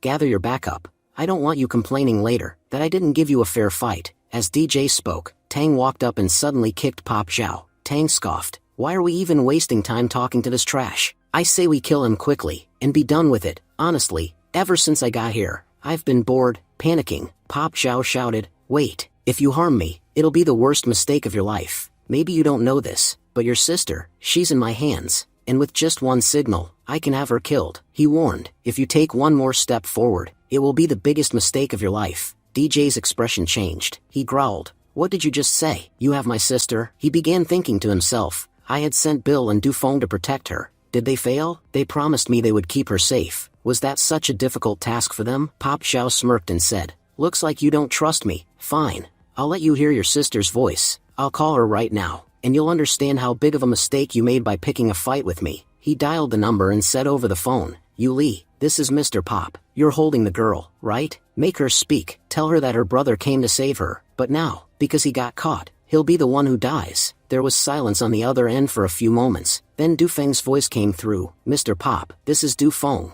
I'm sorry to inform you that Yu Li, he died in an accident. That's why, from now on, you'll never hear his voice again. Also, the man who betrayed us, do you really think someone like him could have survived? Please, don't try to contact this number again." Enraged, Pop Xiao shouted, "Dufeng, stay in your limits. How dare you ruin my plan? If I survive today, I swear I'll kill you first." DJ slammed Pop Xiao to the ground and snarled, "Save yourself first." DJ shouted into the phone, "Dufeng, put my sister on the line." Just then, Ehan's voice came through, "Hello, Brother, I'm okay. Brother Bill and Brother Dufong saved me. They're really good people. Hearing that Ihan was safe, Pop Zhao was stunned. DJ asked coldly, Mr. Pop Zhao, what do you have to say now? Did you really think you could use my sister against me? Pop Zhao, now on his knees, said weakly, I've fought many people in my life, but no one has ever outsmarted my scheming. Just tell me, who are you people? Who ruined all of my plans? Just then, the head of security stepped in and said, Young master, I've been trying to tell you this from the beginning. If only you had listened to me, things wouldn't have gotten this bad. You kept asking who they were. Let me tell you, they're members of the Black Cloth Society. That's why I was warning you again and again, not to mess with them. But you didn't listen. Pop Zhao's eyes widened in disbelief. They're Black Society members? You idiot! Why didn't you tell me that earlier? If I had known, I would have never dared to go against them. He muttered to himself, you know what they say, you can take on a president once, but never, ever mess with someone from the Black Cloth Society. At least you know the president's powers. But with these people, no one even knows what they're truly capable of. Then he turned toward his guard and asked, his voice trembling, Did you do all of this to get me killed? DJ looked at Tang and said, Take him away. Tang responded firmly, You knew who we were, and still, you acted foolishly. I've killed many fools in my life, but you're the first one I actually pity. Your stupidity is what's going to get you killed. With that, DJ and Tang dragged Pop Zhao up the cliff. DJ turned to him and asked coldly, Pop Zhao, do you even realize where you're standing right now? Pop Zhao nodded solemnly and replied, I'm standing between life and death. Whether I live or die is now in your hands. DJ smirked, At least you've shown a bit of intelligence now. Look around you, take in the scenery. I brought you up here, so you could at least die with a beautiful view in your last moments. Pop Zhao dropped to his knees, pleading, Big brother, please forgive me. I swear I had no idea Ihan was your sister, or that you were a member of the Black Cloth Society. If I had even the slightest clue, I would have never laid a hand on her. I would have treated her like my own sister. I thought she was just an ordinary girl, whose father ran a small store. That's why I tried to bully her. If I'd known your identity, I would never have dared. Please, just forgive me once. I swear I'll never repeat this mistake again. I'll even make sure the rest of the Pop family stays away from you and your people. DJ's expression darkened. You still don't get it, do you? You're apologizing just because Ihan turned out to be my sister. What if she hadn't been? Would you have done whatever you wanted to her then? He stepped closer, voice rising in anger. Do you even understand? There are soldiers standing on the borders, ready to die to protect this country from scum like you. And here you are, making the lives of innocent citizens a nightmare. If people like you didn't exist, this country would be a much better place. Everyone would be safer. But no, you people abuse your power wherever you go. And when you finally meet someone more powerful than yourselves, you crawl on your knees. With disgust, DJ added, Trash like you doesn't deserve to live. Sure, if I let you go now, you'll stay away from me and my family. But I can guarantee that by tomorrow, you'll be preying on another innocent girl, from an ordinary family, because people like you never change. As he said this, DJ began hurling small stones at Pop Zhao. Bloodied and bruised, Pop Zhao's condition rapidly worsened. Gasping for breath,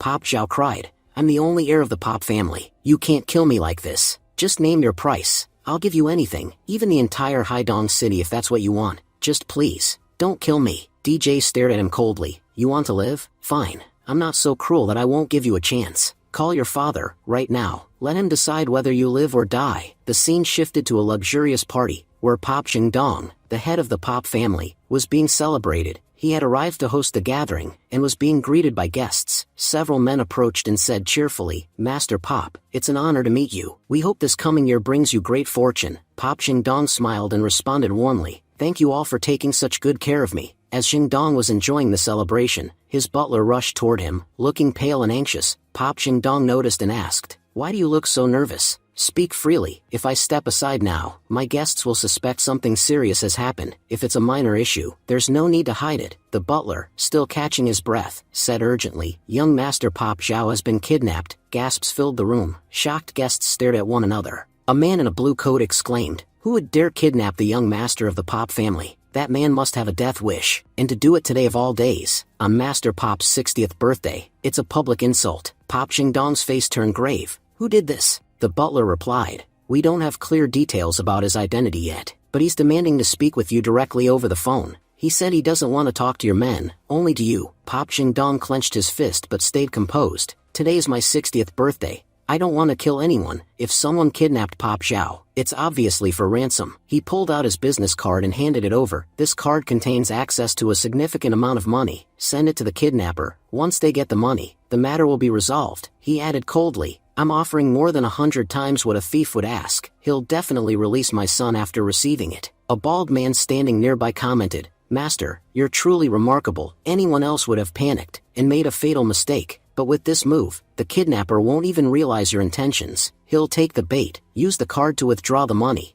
and then we'll finish him off. The other guests nodded in admiration. What an incredible plan. People would give 10 lifetimes just to get their hands on Master Pop's business card. The kidnapper won't hesitate for a second. He'll release the young master the moment he sees that card. The scene shifted again. This time, it showed Pop Xiao anxiously asking the butler, Where's Dad? Why isn't he talking to me? The butler calmly tried to reassure him, saying, Young master, please don't worry. I promise you nothing will happen to you. You'll be rescued very soon. But Pop Xiao snapped at him in frustration, calling him a fool. He shouted that the butler wasn't understanding what he was trying to say. He told him to inform his father that the man they were up against couldn't be defeated, no matter what they tried. He admitted that he had made a mistake, and pleaded with his father not to repeat it. He insisted the man they were dealing with was far beyond their control. Tell Dad that to someone like this. Our entire Pop family is nothing more than a colony of ants. But even if an ant bows to a lion, that doesn't make the ant any less worthy of respect. He urged his father to come immediately and apologize to the kidnapper. Maybe, if we offer them half of our property and sincerely ask for forgiveness, they might spare us. But if Dad doesn't take this seriously and delays any longer, he can pickle that property, because once I'm dead, there won't be anyone left to inherit it. It's clear that if he doesn't show up, this guy won't let me go. I'm not saying this just to save myself. I'm saying it for the sake of the entire Pop family. Tell Dad to speak with him. The butler tried again to calm him down. Young master, I know you're scared, but it doesn't matter who the kidnappers are. As long as you're inside Haidong, no one can harm you. And your father has already come up with a brilliant plan, one that will make the kidnappers return you home safely. But Pop Xiao urged him to understand the gravity of the situation. He began to say that the man belonged to the Black Cloth Society, but before he could finish, DJ snatched the phone from his hand. DJ growled into the phone, Tell your master I'm waiting for him, and if I see anyone else come here instead, I'll take out my anger on his son. The butler responded cautiously, We need your location. Our master has sent a gift for you. That gift is so valuable that even 10 generations of your family couldn't earn it. Accept it, and let the young master go. You have an amazing opportunity to change your life. Accept this card and choose the right path. DJ mocked the offer. You're giving me a business card? What do you think it's worth? 1 million, 100 million, a billion? These kinds of business cards lie unused in my drove, gathering dust. I never bother with small-time offers. But watching how you all behave, I know what kind of path you're walking. Let me tell you now, your master and young master won't have a good ending, and if your master still doesn't come here after all this, he's the biggest fool in the world. Then DJ turned to Tang and said, Bring me a short blade. Since Pop Xiao's father has sent such a nice gift, we should send one in return. If he thinks he can buy his son's life with a card, let's show him what that amount really gets him. As he said this, and severed Pop Xiao's hand, Pop Xiao screamed in agony, shouting, Dad, you're the biggest fool in the world. You don't even know who you're messing with. DJ then ordered Tang, Get a nice gift box ready for Jingdong. We need to wrap up this gift and send it to him. Tang replied with a wicked smile, Sure, boss. I'll do it with pleasure. Meanwhile, the scene shifted to Jingdong's birthday party. Guests at the party were talking animatedly. One of them said, Master Jingdong, if it weren't your birthday today, we would have already gone out to save young Master Pop Xiao ourselves. We would have personally taken care of those bastards. Another added, That kidnapper must be really happy after receiving your card. Who knows?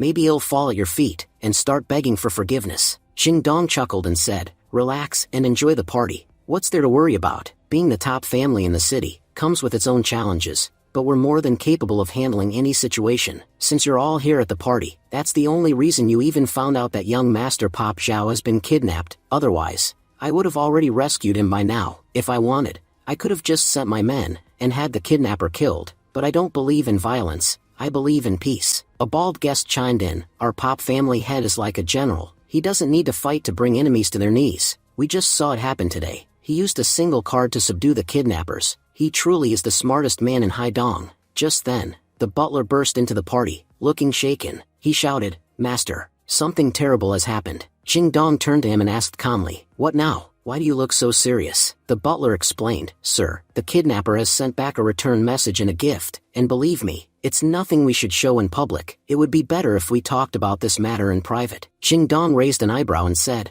Why are you insisting on discussing it privately? Everyone here is part of our inner circle. Just say it. What could he have possibly sent that has you so rattled? The bald guest joked, I told you he'd snap. He must have panicked after seeing the card. Maybe he even came personally to deliver the gift, but he has no idea what a huge mistake he's made. He's surely going to die for it, Jingdong firmly said. Whoever this man is, bring him to me. I want to speak to him personally. The butler, now visibly disturbed, muttered, all of you, you're living in a fantasy. Everyone here has made the wrong assumption. The person you're all thinking about, he didn't even bother to come near our house, not even to spit. Instead, he sent us a message, through someone else, and once you see what he sent, it'll shake you to your core, from head to toe, even your soul will tremble. Hearing this, Jingdong replied with skepticism, alright then, show us what he sent. Butler, every time you show up, you end up disturbing the party. If this turns out to be nothing serious, you're definitely going to get punished. The butler didn't flinch. In a grave tone, he responded, this isn't just serious, it's far worse than you can imagine. Then, with a heavy breath, he slowly opened the box he had brought with him. As the lid lifted, a collective gasp swept through the room. Inside was a severed hand, recognizable and horrifying. Jingdong stepped forward, eyes wide with disbelief. I know this hand, it belongs to Pop Zhao. Just then, Jingdong's phone rang. It was DJ calling. DJ said coldly, Pop Jingdong, I'll be at your office tomorrow at exactly 12 noon. I tried to meet and discuss things with you, tried to resolve this peacefully, but instead, you sent me your card like I'm some kind of beggar. He continued with a threat. So now, I'll come to your office in broad daylight, and kill your son right in front of your eyes. Then I'll see what you can do to stop me. Your family calls itself a brand. Let's see what happens when your brand crumbles while your son dies before you, and you're powerless to stop it. Furious, Jingdong crushed his phone in his hand and declared, well, that's great. You've given me a time and place. I'll be waiting eagerly. Let's see who dares to lay a finger on my son in front of me. One of the bald men nearby added, this kidnapper has crossed all limits. He must be eliminated immediately. Don't worry, he won't even reach your office. We'll finish him on the way. That's how we'll get our revenge for the Pop family. Jingdong warned, if I find out who's truly behind all this, I will wipe out his entire bloodline. At a hotel, Tang and his group were having dinner. Uncle Long spoke with emotion in his voice. Honestly, I was terrified. I didn't think Ihan would return safely. If you hadn't come back, both Ihan and I would have been finished. But thanks to you, we both survived. He continued, the Pop family had their eyes on Ihan for a while now, and since then, his problems had only worsened. Even the day you arrived, they attacked us again. But now that Pop Zhao is dead, all those problems will end too. DJ reassured him, saying, Uncle Long, you don't need to worry about anything. As long as I'm here, no one can bully my sister. Meanwhile, ignoring the serious conversation, Tang continued stuffing himself with chicken. A few aunties nearby whispered, is he even human? How much chicken can one man eat? Uncle Long laughed. DJ, your friend here is very passionate about food. DJ thought to himself, in our entire army, Tang was known for his eating. But even beyond that, he proved how loyal and good-hearted he truly is. He recalled a memory. Once, Tang led a mission with Team 1. They had supplies for 3 days. But the mission went wrong. The enemy surrounded them, and many were injured. Tang had to escape with the wounded. To make sure they ate properly, he didn't eat anything himself. For 6 straight days, he didn't even touch a grain of rice. DJ added, even then, it's not like he sat idle. Despite not eating, he stood side by side with the others, defending against enemy attacks. He remembered the first time he met Tang, when I got word that a unit of 1,000 hadn't returned after a 3-day mission even after 10 days. I went to investigate. There, I saw only about 20 soldiers alive, Tang's comrades. The rest had died on the battlefield. Tang was severely undernourished. His body was frail and thin, visibly weak. And yet, despite all that, he cried and vowed revenge for his friends. He didn't care about himself, only about keeping his promise. Back in the present, Tang wiped his mouth and said, brother, I think I may have overeaten. Sorry if I embarrassed you. DJ lightly punched him and laughed. You only ate 10 plates. Back when we were stationed at the borders, you used to eat at least 20. We'd only reduce our food when our bodies needed less energy. But you've drastically cut down. That means you're slacking off in training. Tang quickly protested. No, brother, I'm still training. DJ teased. If you couldn't finish 20 plates today, you're clearly not training properly. I'll show you what real effort means.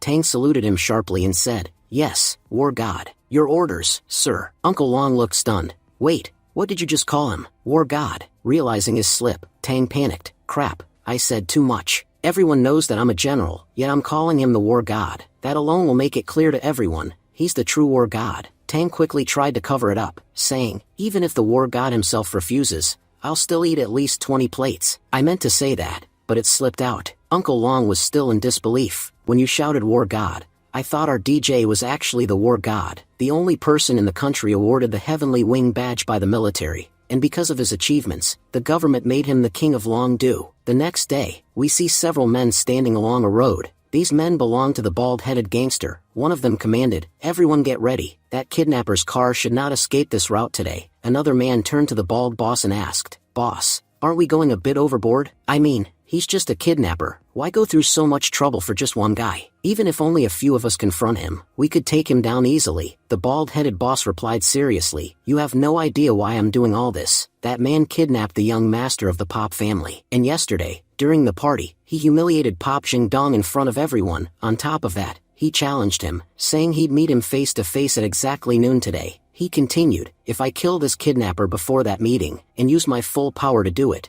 Jingdong will be very impressed, and the influence of my Huang family will skyrocket. Sometimes, to rise higher, you have to stand on the shoulders of giants." Just then, a man dressed in a black coat checked his watch and said, "Only 5 minutes left until noon. Why hasn't that kidnapper shown up yet? I bet he's scared. That's why he hasn't dared to come." The bald boss disagreed. "That's impossible. He will definitely come. Think about it. There are many wealthy families in this city. If it were just about ransom money, he could have kidnapped any of their children. But he chose Pop Zhao, the only heir of the Pop family, and even after getting the ransom, he still didn't back down. That tells me something. This guy is serious. He means what he says." He ordered his men, "Just wait. He'll pass through here at exactly 12. Everyone, be ready. The moment you see him, open fire and take them down with a single bullet each. Just one rule, do not shoot Pop Zhao. Everyone else can be eliminated." Meanwhile, DJ and Tang were stuck in traffic. Frustrated, Tang muttered, "I think every single car is being checked. These bastards actually dared to block our way." DJ calmly responded, "That Jingdong is trying to send us a message. If he can pull this off on the road,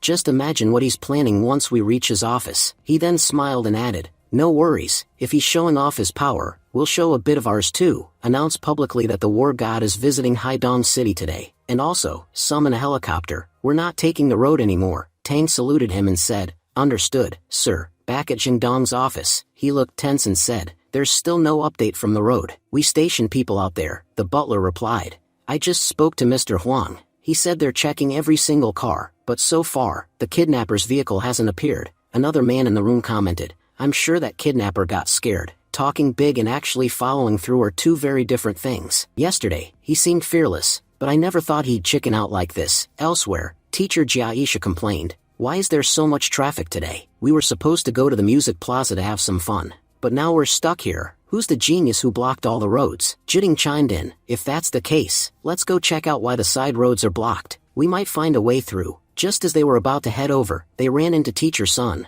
who looked beaten up. He greeted, "Miss Jia, you're here too." Jiding was shocked. "Mr. Sun, what happened to you? You're injured." Teacher Sun gave a dramatic sigh. "It's a long story. Yesterday, while I was walking, I saw 2 thugs harassing an old lady. They were trying to steal from her. I couldn't just stand there. I stepped in and taught them a lesson." He added with a self-righteous tone, "You know, no matter how powerful someone is, if fists start flying, injuries are inevitable. I may have ended up with a few bandages, but those punks are still in the hospital." But in his mind, Teacher Sun was thinking something entirely different. "There's no way I can tell them the truth. That Dufeng was the one who beat me up. I only went there to try and befriend him, but that brute hit me for no reason at all." Teacher Jia raised an eyebrow and asked, "Why was that old lady walking alone at night? And why was she carrying cash in her hand? Doesn't she use a purse? More importantly, why you of all people felt the need to save her?" She added skeptically, "Mr. Sun, I think you're lying. Someone must have really beaten you up yesterday, and now you're just spinning a tale to act like a hero in front of Jiding."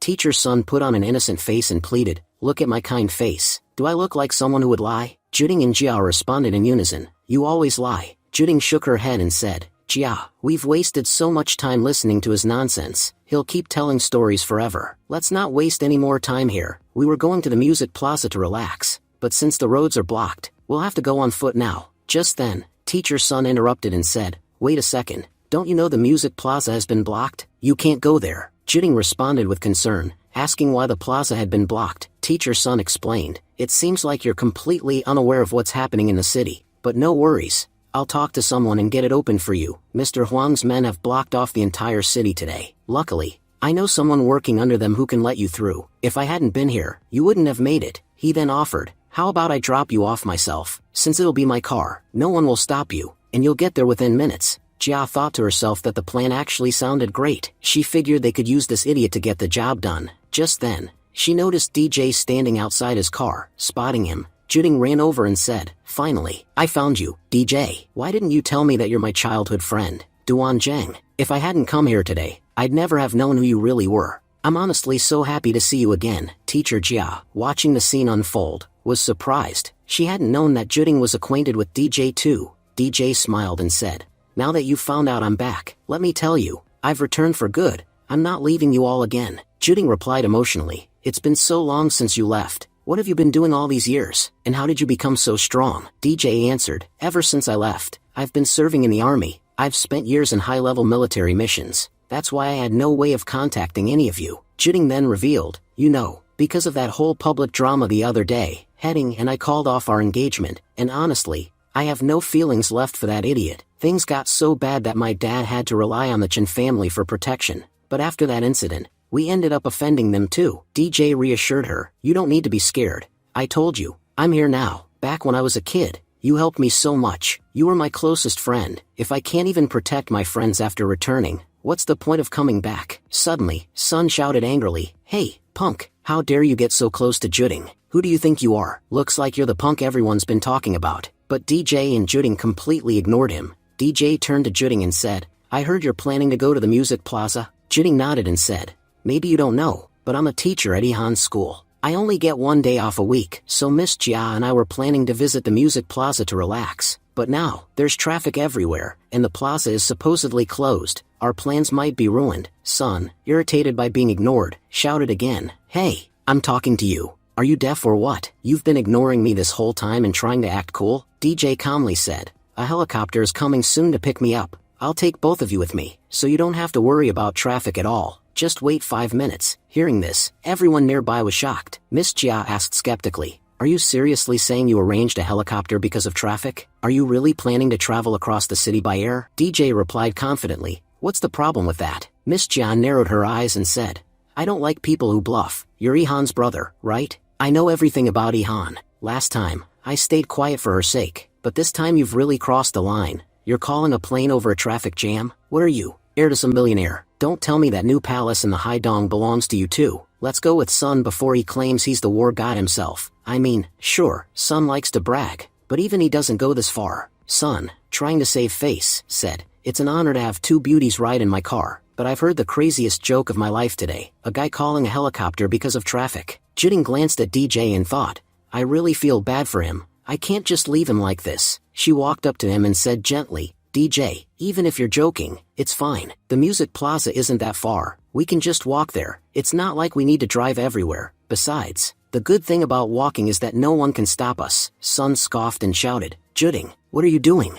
This guy's a total faker and a loser, yet you're defending him?" Juding looked back and said firmly, "Because he's a really good friend of mine, and I never leave my friends behind." DJ said confidently, "Trust me, Juding, the helicopters are really on their way." At that moment, helicopters began flying overhead. Jia commented, "There's a military camp nearby, so helicopters fly over all the time. It's not like they'll land for you. This happens every day." But then, to everyone's shock, one of the helicopters started to land right in front of them. Stunned, Sun muttered, "No way, it's actually landing here?" As the helicopter touched down, some men stepped out and saluted DJ, saying, "Sir, your helicopter is ready. You may depart whenever you wish." Everyone stood in stunned silence, finally realizing, it really was a helicopter. DJ looked at Juding and said, "Come with me." Juding turned to Jia and asked, "Why are you still waiting? The helicopter has already arrived." Jia, slightly embarrassed, was deep in thought. "Just a while ago, I was talking trash about this guy, but now that I think about it, he hasn't lied even once since we met. He even fought off those gangsters, and kept us completely safe, and now, just like he said, a helicopter really did arrive." Sun, watching the scene unfold, warned the girls, "Don't fall for his act. That helicopter is probably rented. He's just an ordinary guy pretending to be a cool young master." Do you have any idea how expensive helicopters are? Each one costs millions of dollars. And that model, it's a rare military edition. There's no way someone like him owns it. Meanwhile, Huang's men were discussing a new rumor about the arrival of the war god. Huang spoke up, "Until yesterday, there was no news about the war god coming here. So where did this sudden announcement come from? And are we really talking about the war god, the most powerful man in the world? In our country, no one holds more authority than the war god. not even those with immense wealth, but I doubt he'd ever come to a small city like Haidong. I've heard he lives in Longdu and handles all his affairs from there. Compared to Longdu, Haidong is nothing. I don't believe he'd ever set foot here. This is probably just a rumor, one of Huang's men agreed, saying, that makes sense. It could be a false alarm. You know how fast news about powerful people spreads, like wildfire. Just look, in 30 minutes, the whole city is buzzing about the war god's arrival. Huang nodded. Yeah, I think someone started a false rumor. We shouldn't panic, it's probably nothing. Right now, we should focus on capturing the kidnapper. That's a real opportunity for us. Just then, they looked up and saw several helicopters flying overhead. Huang's eyes widened. Why are there so many helicopters in the sky? And they all look like military choppers. Suddenly, a flag bearing DJ's insignia unfurled from one of the helicopters. Huang was shocked. That's the battle flag of the war god. It wasn't a rumor after all. He's really here. The war god has come to our city. Falling to his knees, Huang said with reverence, War god, we welcome you. One of his men rushed forward in confusion. Sir, what are you doing? Why are you bowing just by looking at a helicopter? Huang pulled him down forcefully. That helicopter belongs to the war god. If you keep standing, it's a sign of disrespect. Get on your knees and show respect now. We are nothing compared to him. Just witnessing his presence is an honor for us. As the helicopters passed by, the crowd fell silent in awe. Huang's aide then informed, the helicopters are flying toward the Dragon Group, the elite force of the Pop family. What should we do now? Huang quickly instructed, clear the traffic. The war god is arriving. If he finds out we've jammed the entire city, he'll be furious. You have no idea how much authority he holds. You could say he's the ruler of the entire nation. If he even suspects what we've been doing, we're finished. He pulled out his phone and added, I'll call Jingdong right away. He should prepare a grand welcome for the war god. He's heading their way. The scene shifts to the Dragon Group's headquarters, where powerful figures from various influential families had gathered. Some of them were seen chatting. Every major family is here today. Everyone wants a chance to meet the war god. It's a once-in-a-lifetime opportunity. Even seeing him in person would be a huge honor. At that moment, Huang entered and respectfully said, Mr. Pop, I have something important to tell you. Jingdong replied calmly, if it's about the kidnapper, don't worry, we can deal with that matter later. It's no longer our top priority. Right now, something far more important is happening. Jingdong was deep in thought, realizing that the war god's influence dominated the entire city. If he supports our Pop family, then we could become the strongest family in the entire country. This might be the biggest opportunity of my life. He decided to deal with the issue involving his son later. Right now, the war god was far more important. He then said, Master, I don't think you heard me clearly. I saw the war god's aircrafts heading directly toward your Dragon Group compound. Since I had already blocked the city, there weren't many people around. That's why only I managed to see them head in that direction. Jingdong, shocked, asked, do you know their exact location? He continued in a low voice, don't tell anyone else. I'm going to meet them alone. If others get there first, we won't be able to talk properly. As he rushed off, he thought to himself, the war god is coming to our company personally. This is truly a huge blessing for us. Meanwhile, at the music plaza, DJ and the rest of his group had already arrived. After landing, they sent their helicopters back. Juding asked, DJ, aren't you coming with us? DJ replied, you guys go ahead and enjoy. I have something to take care of. I'll join you after I'm done. Instead of following them, DJ took Pop Zhao and headed to the Dragon Group. At the entrance, the guards tried to stop him. Stay right there, DJ responded. Call Jingdong, tell him I've brought his son. The guards looked skeptical. Do you have a business card or an appointment? If not, you can't meet Master Jingdong. He's not someone who meets just anyone. To be honest, you don't look like anyone important, so leave before I lose my temper. In response, Tang threw Pop Zhao at the guards and quickly defeated them. I didn't expect this fight to be this easy, DJ added. It's far from over, let's go inside. Both DJ and Tang entered the building. Shortly after, Jingdong arrived with his men at the Dragon Group. What's going on here? You said the war god's planes were heading this way. So where is he? I don't see any helicopters, Huang replied. That's strange. I saw them coming here, and our people were tracking them closely. They reported that the helicopters landed at the music plaza, but after that, they just disappeared. Just then, a staff member approached and said urgently, Mr. Jingdong, I need to tell you something important. Jingdong interrupted. Did you see the war god? If yes, then tell me immediately where he is waiting. The guard replied, we didn't see the war god, but a kidnapper showed up and caused major destruction inside the Dragon Group. He even attacked several of our people. Hearing this, Huang grew alarmed. A kidnapper? If he crosses paths with the war god, even by mistake, we're doomed. Use all your resources. Take the entire police force and find that kidnapper. Huang responded quickly, Master Jingdong, I've already sent many officers to that area. They'll catch the kidnapper before the war god arrives. Don't worry, I'm going inside myself. I won't let anything go wrong. I'll handle everything. Master Jingdong nodded. Huang, I'll never forget this favor. You've helped me immensely during such a critical time. Huang thought to himself. Master Jingdong acknowledged my support. This is huge. My family will now definitely become a first-class family in Haidong. No one can stop my rise now. I just need to capture that kidnapper. Just then, a car arrived. Jingdong recognized it immediately. That's Lu Yan's car. What is it doing here? Lu Yan stepped out and said, the Pop family is the strongest in Haidong. No doubt. You guys even got the intel about the war god's arrival before anyone else. That's why you reached here before me. Jingdong smirked. Are you complimenting me? Seems like your Lu family also received the news quite early. But think about it. It's my group, so of course I had a reason to arrive early. Still, I see you've made it here, and none of our other competitors have shown up yet. Inside. Meanwhile, Tang was seen fighting and overpowering police officers. Tang said he had heard that the security of the Dragon Group was extremely tight, since it was one of the top companies in Haidong. However, even with both the security guards and police combined, they couldn't stop their team. Within moments, the entire security force and police officers had been defeated. DJ then commented that all these people, whether they were security guards or police officers, were just regular citizens who had only undergone basic training. He questioned how Tang could even compare his strength to theirs, considering Tang had earned his power on the battlefield. DJ also reminded him to go easy on the police officers because, at the end of the day, they were still one of them, just doing their jobs. Attacking them seriously wouldn't be right. As soon as Huang arrived at the scene, he saw that all his men had already been defeated. Terrified, he had even wet his pants. Begging for mercy, Huang promised that he wouldn't tell anyone about what had happened if they spared him. DJ responded that there was no satisfaction in killing someone who had already surrendered. Tang agreed, saying he wouldn't kill him either, since Huang had already wet his pants out of fear. Tang scoffed at how someone this grown-up had no shame in such a disgraceful act. As they continued walking, they finally reached the main office. Entering the room, Tang commented, strange, isn't it? Jingdong isn't here. DJ replied, that greedy old man cares more about welcoming War God than he does about his own son's life. He added that Jingdong was probably too busy preparing for War God's arrival. Forget all that. Let's sit down and relax. Tell that Jingdong guy to come welcome us.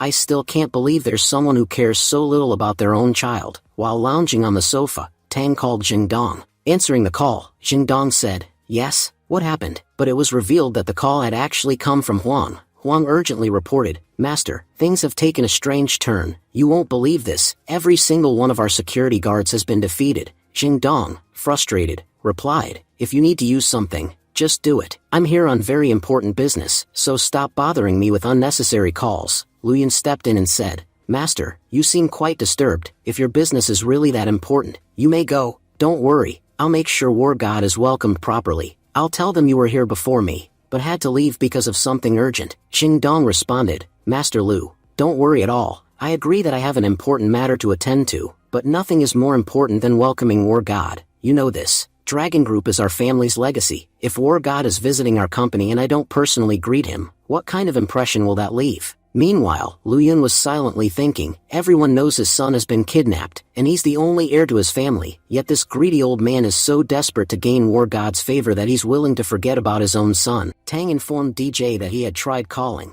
but the line was busy. He added that the person hadn't returned the call either. DJ commented that it seemed the person didn't want to meet them. Looks like we'll have to go to him instead. No worries, we'll go meet him ourselves, but if we're going all the way there, then we should give him a little gift. Just then, they threw Pop Zhao out of the building. His body hit the ground, clearly lifeless. The onlookers were stunned. They exclaimed in disbelief, wondering what had just happened. Someone murmured, did someone really jump to their death before War God even arrived? Another observed the scene more closely and noted, this doesn't look like suicide. He was definitely murdered. A crowd quickly gathered around Pop Zhao's corpse. DJ turned to Tang and asked if he was ready to surf. Without waiting, both of them began surfing across the glass surface. Tang grinned and said, ever since War God returned from the battlefield, nothing has felt exciting. Everything's been boring. But surfing on this glass? Now this is thrilling. Even more exciting will be seeing the face of that greedy old man. I want to see how he reacts when he sees his own son's body. Meanwhile, Jingdong approached the body and examined it. His expression turned to shock. How is this possible? This is my son, Pop Zhao. He fell to his knees, overcome with grief. That bastard killed my child. Forgive me, my son. I want to avenge you right here and now. But, for the sake of the Pop family, I must endure. He then stood and yelled furiously, "Who's the idiot that dumped this body here? Don't you people know War God is arriving soon? Are you trying to dirty the floor before his arrival? Get this body out of here and clean everything. War God shouldn't face any disturbance." At that moment, DJ and Tang descended and landed on the ground. As soon as Tang touched down, he began beating up the guards. DJ looked at Jingdong and said coldly, "So, you're Pop Jingdong. You have no idea how much trouble I went through to meet you. I called and called. I even came to your office at noon as planned. But you didn't even bother to show up. You didn't respect us there either. That's why I had to return your son in this way. Honestly, it was just a bit far, so I dropped him from above. If you'd come to your office, I would have handed him over personally." Then DJ smirked and taunted, "What's the matter, old man? Cat got your tongue? Weren't you talking so tough on the phone? What happened to all that bravado now?" Jingdong stood silently, but inside, he was uneasy. Something's definitely off here. Meanwhile, the onlookers whispered among themselves, trying to figure out who DJ and Tang were. "If we're not mistaken, didn't they just fly down from the sky?" DJ continued speaking, his voice full of scorn. "I've seen a lot of terrible fathers in my life, but you topped the list. Your son begged you for help. You ignored him, even after he was disabled. He asked again, and you still turned your back on him. All you had to do was come to me and apologize. That's it. Now he's dead. And you don't even want his body? You're having your guards toss it aside like trash? Honestly, I feel sorry for your son." Jingdong snapped. "Oh, so now you feel pity after killing him? Acting all tough now, are you? You killed my son. I might forgive that just once, but if you try to disrupt War God's ceremony, I won't let you live. War God is coming here for the first time, and I want everything to go smoothly. You've shown up here trying to exploit the situation, so fine, name your price. Whatever it is, I'll pay, but let's end it here." Inwardly, Jingdong seethed, "I'll deal with these guys later. Revenge can wait, but War God doesn't visit often." DJ scoffed, "Wow, this is funny. You're so focused on your future that you've thrown your son's future away." He raised his voice mockingly. "Didn't your son go around screaming he was the sole heir of the Pop family? Well, he's dead now, so who exactly are you doing all this for? Who cares? I know everything you do is for yourself. Just give me $100 million, and I'll leave." Jingdong was shocked. "What, $100 million? Just then, a man from the side stepped forward and said sternly, "Don't be foolish, kid. I am Haidong's highest-ranking judge. I saw what you did. If you don't get on your knees and apologize right now, you'll regret it." DJ turned to him and asked, "And who the hell are you? You have nothing to do with this. Stay out of it." Jingdong waved his hand and said, "Ignore this idiot. I'll pay you." Then, without warning, Jingdong slapped the judge and snapped, "When two people are talking, the third shouldn't interrupt, and you mutt. I didn't give you permission to bark." He then pulled out a premium black card. "Here, this card has $120 million. Take it and don't bother me again." DJ smiled and said, "Thanks for the money. I hope we meet again in the future." Jingdong, however, was thinking to himself, "Oh, we'll definitely meet again. The War God is supposed to arrive here today. That's the only reason I'm letting you go for now. Once you're done meeting him, just wait and see what I do to you. If I don't tear you apart, then my name isn't Pop Jingdong." Tang, reflecting deeply, said, "Today, I've come to understand the cruel reality of humanity. On one hand, we soldiers risk our lives for people we don't even know. In those moments, we don't even think about our own families, and what might happen to them if we die. On the other hand, there are people who have everything, prosperity, comfort, and yet, even when their own child dies, they act indifferent. All they care about is how their family name continues to grow." DJ responded calmly, "Honestly, that's just the nature of Haidong. Most fathers here are like that. My dad threw my family out when I was a kid, and he never even looked back. I just hope he's in good health, because I plan to meet him soon, and when I do,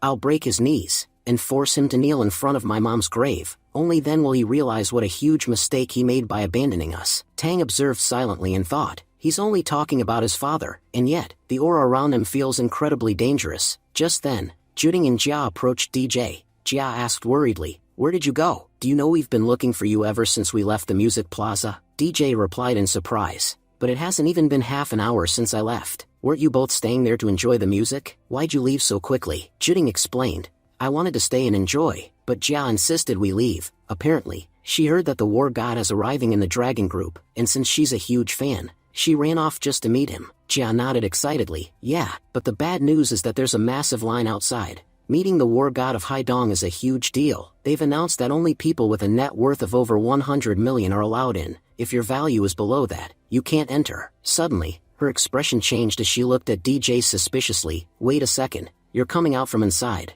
aren't you? How did you get in?" DJ simply shrugged. "I had a small task to do inside. Jia narrowed her eyes. Be honest, tell me the truth. I promise I won't say you're bluffing. Before DJ could respond, teacher's son arrived and said teasingly, well, this guy does have some money. Didn't he book a helicopter before? But having a bit of money doesn't make someone cool. If a person is trash from inside, they remain trash. Juding scoffed. Jealousy has its limits, but some people just don't know where to stop. DJ shrugged and said, I've said what I wanted to. Whether you trust me or not is up to you. Like the elders always say, mind your own business, and don't stick your nose in others' affairs. He then turned to Juding and added, by the way, I have a card for you. You can use it to get inside. Mr. Sun mocked. What do you think that is? A war god's card? Just use it and Juding will be granted entry. Turning serious, he warned Juding, don't trust this scoundrel. What if you show this card at the gate, and get thrown out by the guards? You'll be humiliated for nothing. People like him can't be trusted. If it's that easy, then even I could say I own land on the moon. Unlike you, I actually do what I say. I know Mr. Huang. He's Pop Jingdong's right-hand man. He can help us get in. Suddenly, Tang stepped forward angrily. You bastard. Seems like you're tired of living. How dare you speak like that about my boss? If I land just one punch, you'll be knocked out flat. DJ chuckled and said, Tang, why are you wasting your energy on such a pathetic guy? With one punch from you, he'd die anyway. No point in dirtying your hands. Meanwhile, Mr. Sun was on a call. Mr. Huang, this is Teacher Sun. Your son is taking tuition from me, and you once said if I ever needed help, I could ask you, so I have a small request. But before he could finish, Mr. Huang shouted, you beggar, who gave you my number? If you call this number again, I'll come to your house and shoot you myself. Don't you ever call me again. And who the hell even are you? Don't show your face in front of me again. Mr. Huang was left stunned as the call disconnected. He mumbled in disbelief. I can't believe this just happened. Just a moment ago, the person on the 10th floor jumped straight down, and somehow they're fine. Jingdong's son, Pop Zhao, splattered like a cake on impact. And these guys? They were casually surfing down glass panels like it was nothing. I'm starting to think messing with these people might be the biggest mistake of my life. Involving with them might be the worst decision I've ever made. Teacher's son tried to brush it off. Maybe Mr. Huang was just a little upset. Normally, Mr. Huang and I have a good relationship. He's never talked to me like this before. Juding stepped in and said firmly, Mr. Huang, my father once told me something I'll never forget. If you try to rise by stepping on other people's shoulders, the day you fall, no one will be there to catch you. And judging by your condition, I'd say you're already in a terrible state. Being around such powerful people isn't good for you, not even safe. That man you called powerful, be thankful he didn't get angry. If he had, he would have come after you. Then she gave one final warning. Next time, think 10 times before calling anyone. You were just talking trash about DJ, and he insulted you to your face, and you didn't even have the courage to respond. Juding then handed her card to Jia and said, you wanted to go inside, right? Use this card and you can enter. Honestly, I'm a fan of War God too, but right now, I'd rather spend time with DJ. That's why I'm going with him. She turned to DJ with a bright smile. Hey, DJ, a new restaurant just opened nearby. Let's go there and eat. They have a special dish, mixed veggies with egg fried rice. I bet even your friend will love it. Jia, watching all this, muttered in frustration. Juding, you're such a shameless girl. I seriously don't get what you see in DJ. What's so special about him anyway? He's a little handsome, a bit powerful, and has some money. But lots of guys have those things. And I know this card is useless. I'm not about to go embarrass myself at the gate trying to use it. Juding shouted, wait a second. I'm coming too. Meanwhile, standing alone, Teacher's son thought to himself, this bastard, he managed to charm both girls in just one meeting. I really don't like men like him, DJ. Because of you, I've been humiliated. I won't forget this, and I swear I'll return the favor one day. Elsewhere, we see the soldiers of War God heading toward the Dragon Group. Their commander informed his team, our War God's location has changed. There's a restaurant nearby. That's where we're going now. Pilots, listen up. Change direction immediately and head toward the nearby restaurant with your helicopters. Back at the restaurant, DJ had just arrived. Jia smiled and said, this is the best restaurant in all of Haidong. But Juding, why did you bring us to such an expensive place? Juding responded, you know what? I've met DJ twice over the last 10 years, but both times, I couldn't recognize him as my childhood friend. Only today did I finally realize that the guy who helped me was DJ, my childhood buddy. So I figured a small welcome party was the least I could do. While they were eating, Tang commented seriously, dinner tables are meant for food, not emotional conversations. Show some respect to the food, guys. Focus on eating, not talking. And this restaurant's signature dish, mixed veggies and egg fried rice. It's absolutely amazing. Juding laughed and said, DJ, your friend is really bold. He says whatever comes to his mind. DJ chuckled and explained, he doesn't know how to talk about anything else, but when it comes to food, No one's more philosophical than him. Leave him alone for a minute, and he'll devour the entire restaurant like a cow. Jia then said, DJ, ever since the news broke about War God coming to Haidong, the entire city has been in a frenzy. But you and your friends don't seem excited at all, even though you're soldiers. That's really strange. Every soldier dreams of becoming a war god. War gods are heroes of the entire nation. So how come you guys are so indifferent? DJ replied calmly, we're not excited because we already know the war god isn't coming here. We knew this long before the others. Shocked, Jia asked, what? The war god isn't coming to Haidong? But the entire city's buzzing with rumors about his arrival. People are saying he'll be holding a public conference too. DJ explained, until today, the war god has never made a public appearance. Do you really think someone like him would just show up that easily? And tell me something, if he were really coming, wouldn't the city mayor and every other official be out on their knees, ready to welcome him? Wouldn't there be a huge celebration all over Haidong? The war god isn't someone who would come here quietly, right now. Only his guards are in the city, and even their arrival has caused all this commotion. But the day the war god actually arrives, the entire city will know immediately. Juding nodded thoughtfully, so that's how it is. Honestly, I was wondering too, why would a war god visit Haidong City? It's already so secure, has no borders, and we've always heard that war god rarely leave their headquarters. It felt odd that someone of that caliber would visit such a small city. DJ, the fact that you know all this is seriously amazing. Even top officials in the city don't know whether the war god is coming or not. But you do, Jia said. To be honest, I also thought the war god would show up. But now it's really disappointing to hear he's not. So tell me, if the war god isn't coming, then what is the dragon group doing here? Why are they scanning people's networks and bringing them inside? What's all this about? The scene then shifts to the dragon group's base. There, everyone was waiting impatiently, growing increasingly frustrated. People began talking among themselves, complaining, is Master Jingdong just playing us? He's been saying for so long that the war god is coming, but it's already been an hour of waiting. One of them added, someone even died while we were here, and still, there's no sign of the war god. It doesn't even feel like he's coming. Another person muttered bitterly, why is the master wasting all of our time like this? Just then, someone approached Jingdong in a panic and reported, Master, there's a problem. The war god's guards were heading our way, but suddenly they changed direction, and are now heading out of the city. Jingdong's expression turned grim. That's not possible. Go find them immediately. If we lose them now, I'll become a laughingstock across all of Haidong. Hearing this, the guard became extremely nervous. The guard hesitantly asked, Master Pop, do you really want me to follow War God and find out his location? Kicking the man next to him, Jingdong yelled angrily, are you stupid? If you do that, both you and I will die. War God and DJ aren't people we can mess with so casually. If we even think of investigating them, bombs will rain down on our dragon group by the next morning. I told you to investigate that bastard kidnapper who just left a while ago. That scumbag killed my son right in front of me and escaped with $100 million.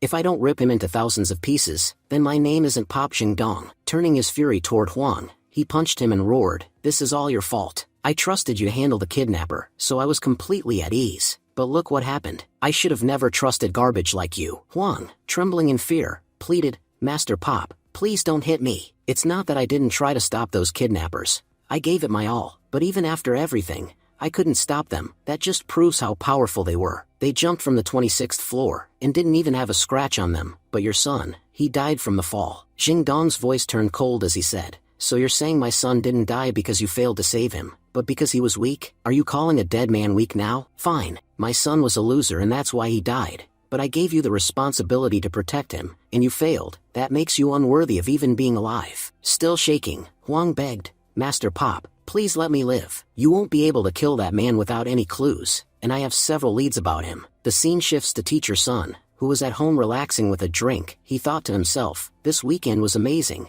I almost managed to seduce both teachers. If it hadn't been for that damn DJ, I would have succeeded, especially with Juding. She was completely into him, and I was utterly humiliated in front of her because of that bastard. Just then, Teacher Sun received a call from Huang. Answering it, he said in a light tone, Mr. Huang, what a surprise. What made you think of me today? Huang replied coldly, what, can I give you a call? Teacher Sun quickly responded, no, of course you can. It's an honor that you called. Just say the word, and I'll do anything you need. Huang smirked and said, back then, I was just joking around with you. You're such an important person. Who could ever forget you? Actually, I wanted to ask about someone. I've just sent a photo to your phone. Could you take a look and tell me if you recognize him? Teacher Sun looked at the photo and instantly recognized the person. It was none other than DJ. His thoughts raced. That's Ihan's brother. Looks like he offended Mr. Huang. Now I don't have to lift a finger to deal with that bastard. He's already dug his own grave. Once he's out of the picture, Juding will be mine. The scene changes to a restaurant,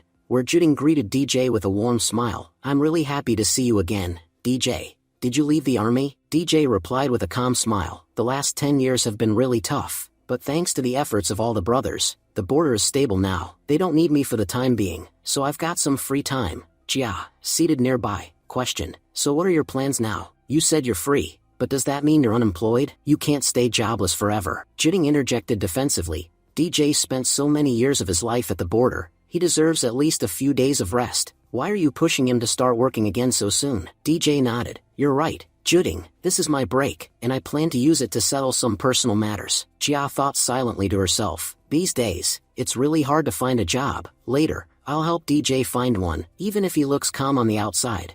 I know he must be feeling anxious inside because he's currently unemployed. Just then, a waiter walked up to Juding and handed her a card. Waiter informed her, someone already paid your bill, and asked me to give you this business card. He said a woman as elegant as you doesn't belong on such a normal floor, and has invited you to join him on the second floor. Jia looked excited. Juding, looks like another rich young master has fallen for you. Not only did he pay your bill, but he's even inviting you to his table. He must be pretty decent too, judging by how he handled this. However, Juding stood up, handed the card back to the waiter, and firmly said, return this card and the money to your boss. Tell him my father taught me not to talk to strangers. The waiter responded, young miss, I know what you're trying to do. Returning the business card shows your strong character, but before you do something you'll regret, let me tell you, the person who sent this is the youngest master of the Sun family. Getting his card is a huge deal. You should accept it quietly, or you'll only create unnecessary trouble for yourself. Before he could say more, Tang suddenly stepped forward and punched the waiter. First, go clean the tables properly, then come back and talk nonsense. Holding his nose, the waiter glared and shouted,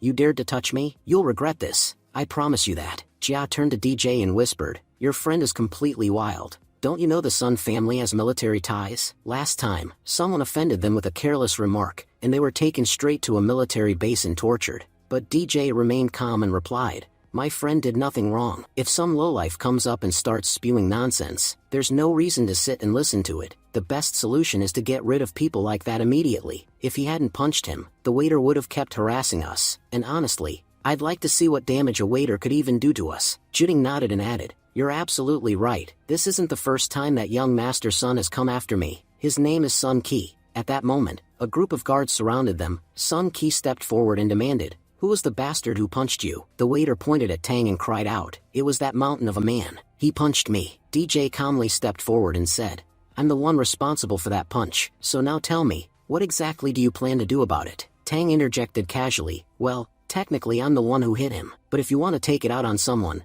go ahead and take it out on my boss. Juding faced Sun Qi and said firmly, your Sun family is a respected name. Honestly, I often wonder how someone like you was even born into it. Here's my advice, go get a DNA test. Maybe you were adopted from an orphanage, because there's no way someone like you was born into the Sun family. Sun Qi smirked and replied, Juding, you can insult me all you want. I won't take it to heart. We've known each other for a long time, and you know I didn't call you here for myself. I invited you today because Mr. Chen came to meet me. Mr. Chen stepped forward and said, aren't you my brother's fiancé? When Juding, I've heard a lot about you. If you stay and have a drink with us, I'll forgive your friends for their behavior. After all, we're like one big family. There's no need to be shy. Juding's expression turned cold as she replied, the marriage agreement between the Wen family and the Chen family was dissolved long ago. That means I'm no longer part of your family in any way, so I see no reason to drink with you. I hope you'll respect that and leave quietly. This is a public restaurant. Making a scene here will get you nothing. Ignoring her words, Sun Qi stepped closer and sneered,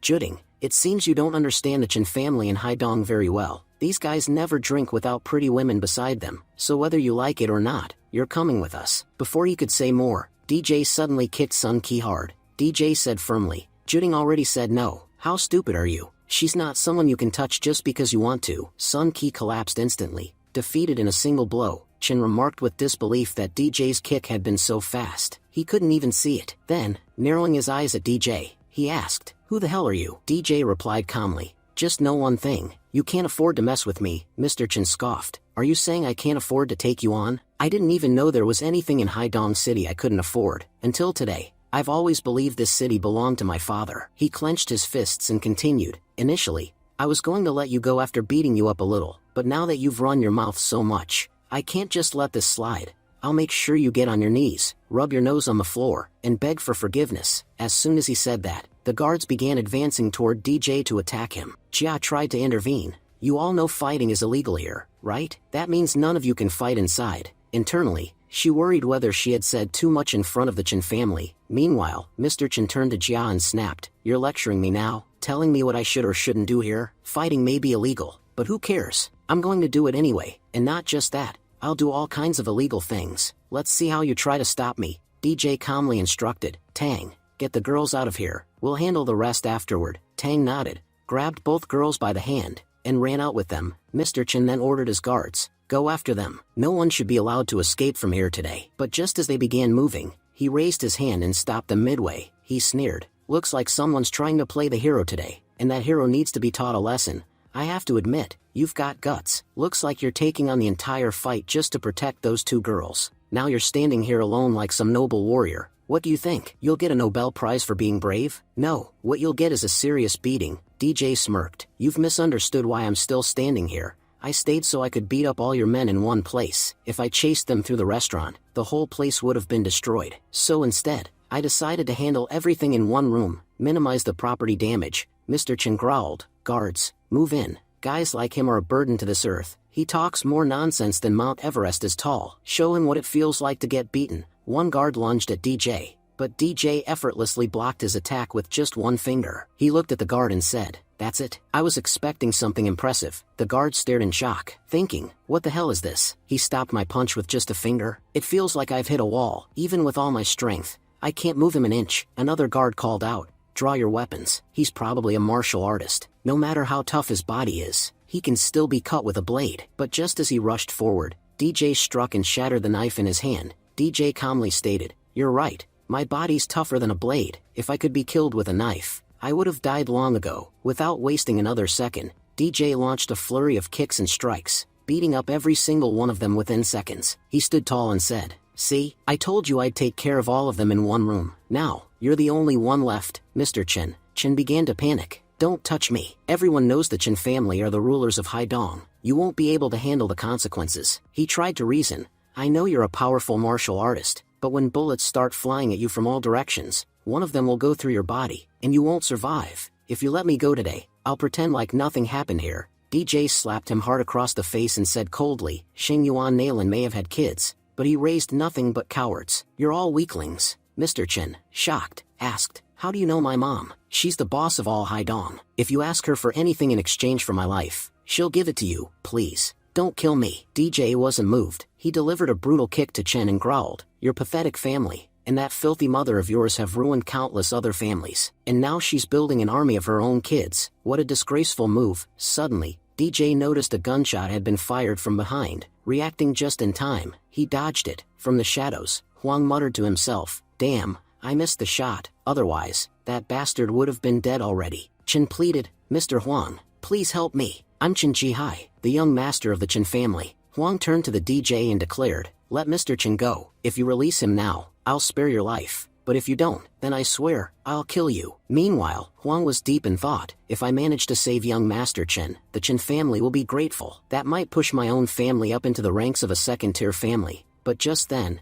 DJ released his energy, struck Chen Jihai, and killed him on the spot. Tossing his body toward Huang, he said coldly, "Isn't this what you wanted? Take him." Horrified, Huang shouted, "Did you just kill young Master Chen Jihai? Do you have any idea what a massive mistake you've made?" He immediately called out, "All of you, get in here. We must eliminate this man for what he's done." Within moments, a large group of bodyguards armed with guns entered the room. Huang sneered, "Now tell me, can you see your death coming?" DJ, completely unfazed, smirked and said, "You're all jumping around just because you have guns. Fine then, go ahead, start shooting. I don't care. It's been a while since I trained with live ammunition. Let's see how efficiently I can dodge your bullets." Huang snarled, "You're in such a hurry to die. Don't blame me then. All of you, shoot him." Just as they were about to fire, DJ's guards moved like lightning. Within seconds, they had taken all of them down effortlessly. The guards dropped to their knees and said respectfully, "Lord DJ, we came to rescue you. Please forgive us for stepping out without your permission. We feared your life might be in danger."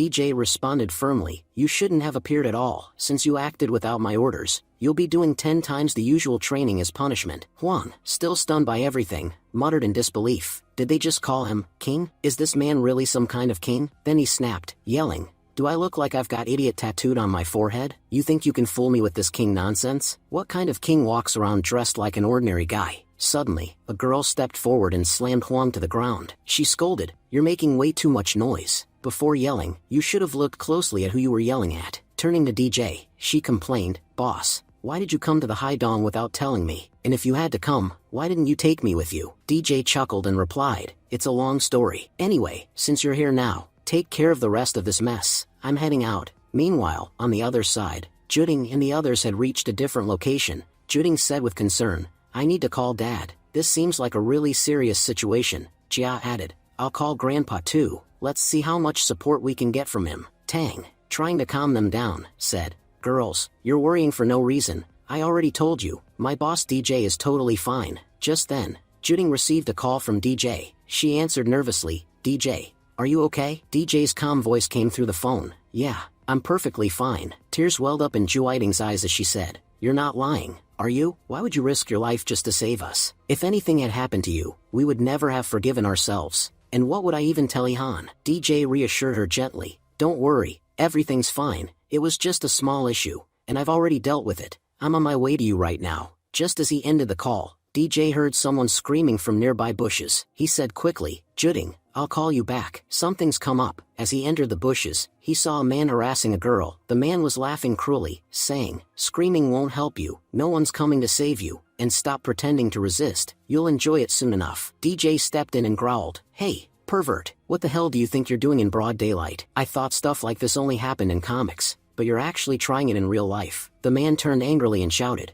who the hell are you? Why are you interfering for no reason? DJ said, you really are an idiot. If you had planned to do all this, you should have picked an isolated location. But no, you chose this spot, right along a path where people pass by constantly. The other man asked, what do you mean by that? DJ replied, if you had done this somewhere deserted, you might have gotten away with it. But because you pulled this stunt here, you got caught. And now, no matter how much you struggle, you won't be able to save your life. Just then, the man stepped forward and lunged at DJ to attack. While attacking, he sneered, kid, you think you can beat me? Do you even know who I am? I'm Lei Bao, a martial artist. There are very few people in this city who can match my skills. DJ caught the punch and calmly responded, oh, you're a martial artist? I usually enjoy meeting martial artists, but meeting you has been nothing but disappointing. Meanwhile, Lei Bao was shocked. How did he stop my punch so easily? Even if 5 people tried together, they wouldn't have been able to stop that strike. But this guy did it alone? DJ said coldly, is that all the power you've got? You've honestly let me down.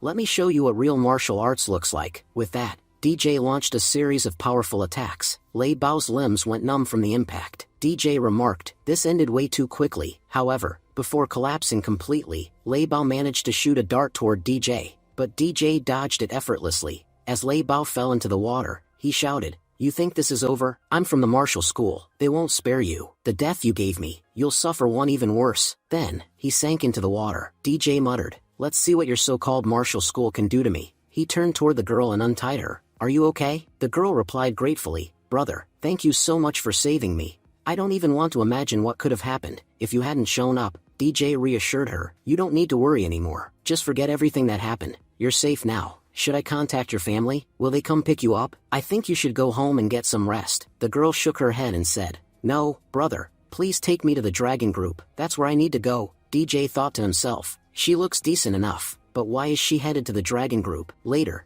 DJ arrived at the dragon group headquarters with the girl. He said, miss, like I told you, I've brought you to the dragon group. I'll take my leave now. But the girl grabbed his arm and insisted, no, come with me. My father is the second largest shareholder of the dragon group. You saved my life. I have to repay you. DJ was surprised. Second largest shareholder? I thought the dragon group was entirely owned by Pop Dong. The girl chuckled. No, a group this big can't belong to just one person. My father's name is Mr. Lu Yun. The scene shifted to the main office, where Mr. Lu Yun was seen shouting, what the hell is going on? My daughter has been missing for hours, and you're telling me you couldn't find her anywhere in Haidong? Dong tried to calm him down. Please, Mr. Lu, don't get angry. Your daughter is very lucky. I'm sure she's safe. Like I said before, your bodyguards are useless. They'll never find her. but I know some very capable people who can. Mr. Lu snapped. Jing Dong, did you orchestrate all of this? Jing Dong responded smoothly. Mr. Lu, you know me. I'm a decent man. I strictly follow the law. I would never do something like this. I only recommended some extraordinary people I know. They're experts in tracking people, Mr. Lu said angrily. Jing Dong, I only have one daughter. I know you're behind this. Just tell me what you want. If anything happens to my kin Li, I swear I won't spare you. Jing Dong replied calmly. There's no need to get so worked up. It's not good for your health. First, let me introduce someone to you. This is Lei Hu, an exceptional fighter from the martial school. If your Lu family hands over all your dragon group shares to us, I promise your daughter will be returned safe and sound. I'll even have the entire matter investigated thoroughly. Mr. Lu was shocked. All the shares? Jing Dong grinned. Why not? This morning someone laughed at me and mocked me. Will you laugh at me now too? Mr. Lu replied hesitantly. Fine, Pop Jing Dong. I'll give you whatever you want, but only after I hear my daughter's voice. Without hearing her voice, I won't give you anything, Jing Dong said. Of course, I'll let you hear her voice, just to prove she's with us. He gestured to Lei Hu, who then tried to call Lei Bao, but the call didn't go through. A robotic voice responded. The person you're trying to reach is currently unavailable. Lei Hu was visibly agitated as he muttered. What is Bao even doing at such a critical moment? Why isn't he picking up my call? At the same time, as Lei Hu stumbled, Jing Dong shouted at him, demanding, what are you doing? Call him immediately. I'm being humiliated here. Lei Hu replied nervously, Master, I don't know why, but he's not answering the call. But please, trust in the reputation of our martial arts school. Not a single mission of ours has failed so far. Today won't be any different. Just then, the door opened, and Miss Lu walked in, shocked. Lei Hu gasped, what's going on? Bao said he had kidnapped her. Jing Dong was equally stunned and asked, then how is she here? Miss Lu ran forward and hugged her father tightly. Lu Yun expressed his joy, saying how glad he was to see her safe and sound. Qin Li looked at her father and said, Father,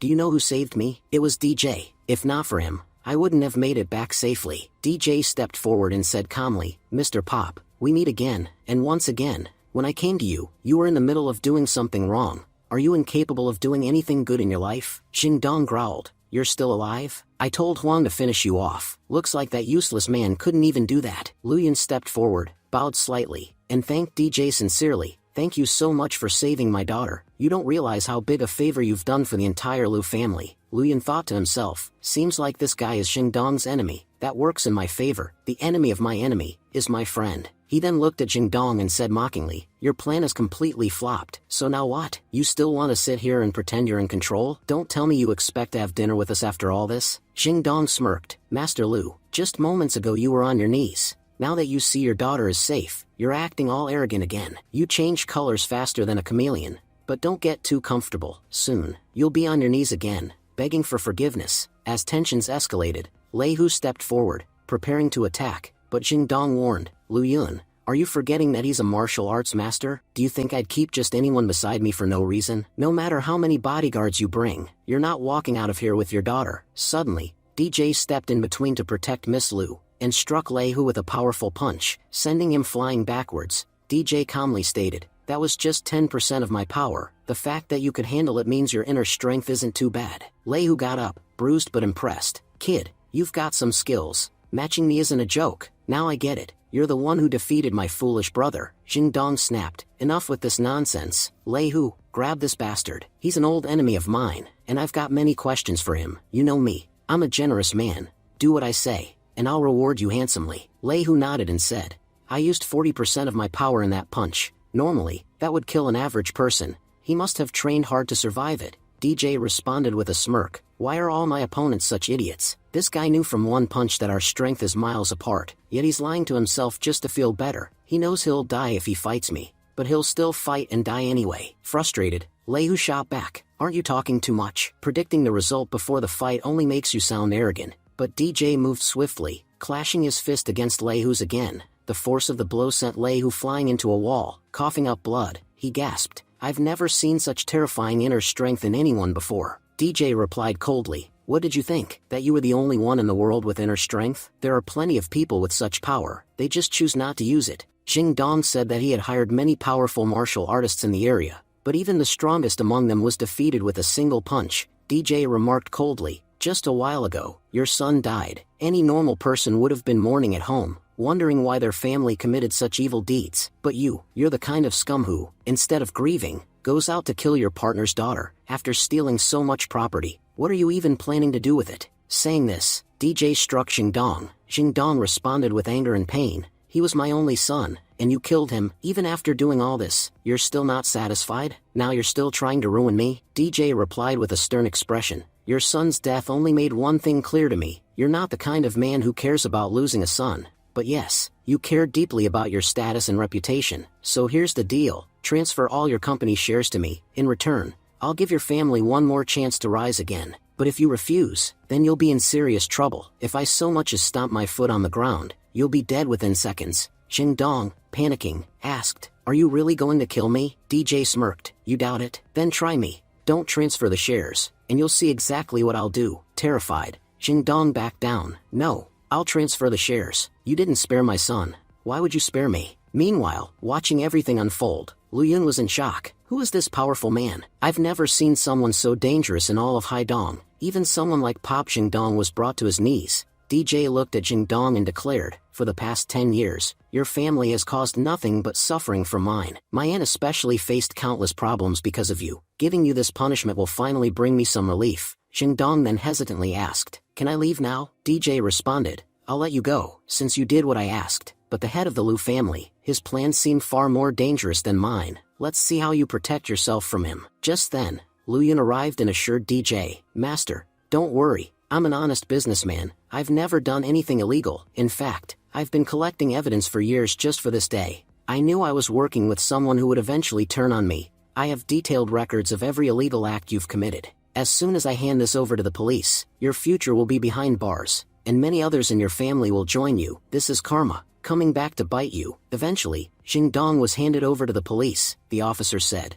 Young man, thank you very much for your help. On behalf of the department, we award you the Good Citizen Medal. DJ looked at the medal and thought, so this is the Good Citizen Medal. It actually feels good to receive this. Lu Kin spoke up with a smile. At first, I was going to ask my dad to help you get a job, but this turned out even better. You're now the boss of the company. Lu Yun added proudly, Little brother, you're a truly good man. They say good things happen to good people. I'll never forget the help you've given me. If you ever need anything, just call me. I'll come with my entire force to support you. DJ nodded. I'll remember that. Alright then, I'll get going. You all take care and get some rest. Later, DJ arrived at Uncle Long's house. Tang reassured him, Don't worry, I dropped the girls off at their homes safely. 2 guys tried to follow me, but I took care of them on the way and buried them. DJ asked, When you dropped them off, they didn't ask you to stay for food, did they? Tang replied, Actually, they did.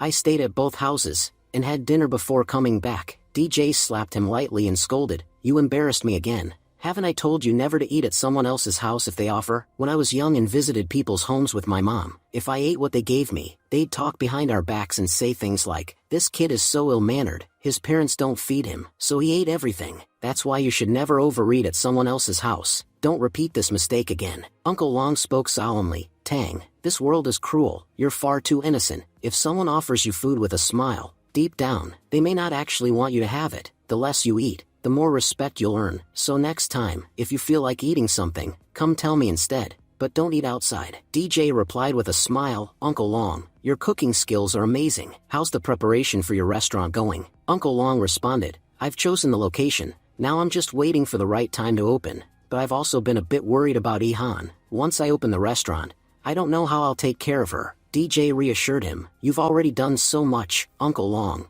Don't worry, focus on opening your business. I've bought a house in the city, and Ihan can stay with me. Besides, for a long time I haven't been able to fulfill my duties as an older brother. Now, I finally have the chance to do that. Everyone at the table smiled and started eating together happily. A little while later, Bill and Dufong arrived to meet DJ. As they came out, DJ said to them, You guys helped rescue Ihan. You definitely deserve a reward. Dufong replied firmly, We were just doing our duty. We don't expect any rewards. DJ nodded and said, My rule is to give both reward and punishment fairly. If you're interested, I can assign you to the western border. You'll have the chance to prove your bravery and earn plenty of merit points. Bill's eyes widened as he said, If you can send us to the western border, that means you must at least be a lieutenant. Only someone with that level of authority can make such decisions. Dufong added, But the western border belongs to the War God's district. Without his permission, no one is allowed to enter. Only a select few get that opportunity.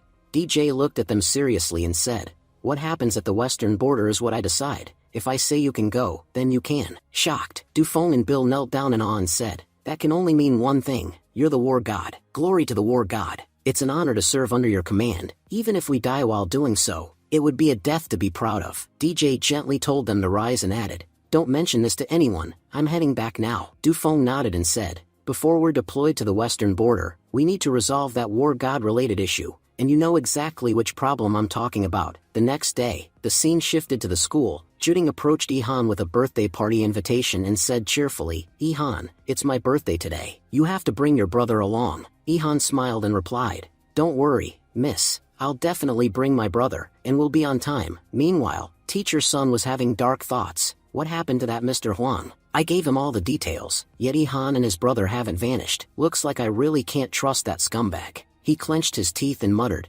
DJ, if I lose Juding because of you, so be it, but your sister will pay the price. Juki, you know what to do. Juki grinned and said, yes, I've got my camera ready. I'll film something so scandalous, it'll completely ruin Ihan's image. Just then, Bill and Dufong arrived and confronted them. What exactly are you trying to do here? Teacher Sun tried to cover up. Wait, this is just a misunderstanding. We weren't planning anything bad. But Dufan and Bill didn't buy it. Without another word, they began beating them up. In no time, Teacher Sun and Juki were in terrible shape. Bill, breathing heavily, said, they really thought they could bully War God's sister. Good thing we arrived just in time to teach them a lesson. The scene transitioned to the Sun family. Seeing her son badly beaten, Sun Ki's mother cried out, who did this to my child? I want to kill that person with my own hands. Sun Ki's father tried to calm her. Stop crying. I've learned that there was a fight between the War God's guards and a few others at the restaurant. That's how our son got hurt. She protested. But shouldn't the guards know how to fight properly? Isn't it their duty to keep civilians safe? Please use your power to strip them of their ranks and teach them a lesson. Angrily, her husband slapped her and shouted,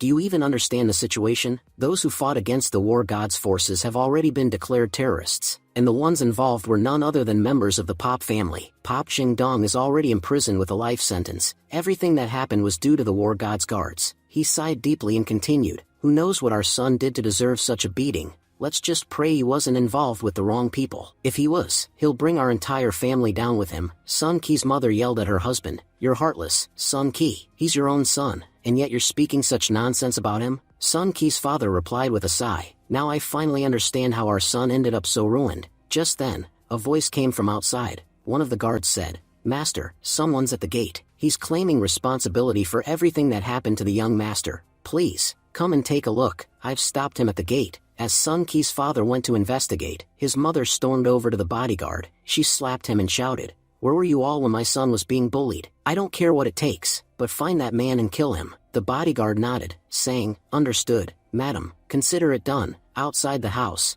DJ was surrounded by the guards. Looking around, DJ muttered, from the looks of it, they're not going to let me in peacefully. I guess I'll have to force my way in. He clenched his fists, recalling painful memories. I still remember how it wasn't just the Sheng Yuan family who wronged me. They falsely accused my mother of fraud. Back then, they took everything from us, our home, our property, our dignity. Despite all of that, my mom never gave up. Because of me and Ihan, she was even ready to leave this city forever. But those bastards did something so cruel that my mom ended up taking her own life. A flashback followed. In the past, DJ and his family were hiding inside their home. The next day, they planned to leave the city for good, unable to endure the bullying by the Chen and Sheng Yuan families any longer. After their home was taken, they had no other option but to flee. But that very night, two men broke into their house. They assaulted DJ's mother and subjected her to every imaginable cruelty. It was clear their goal was to push her into ending her life, and they succeeded. The next day, DJ's mother took her own life.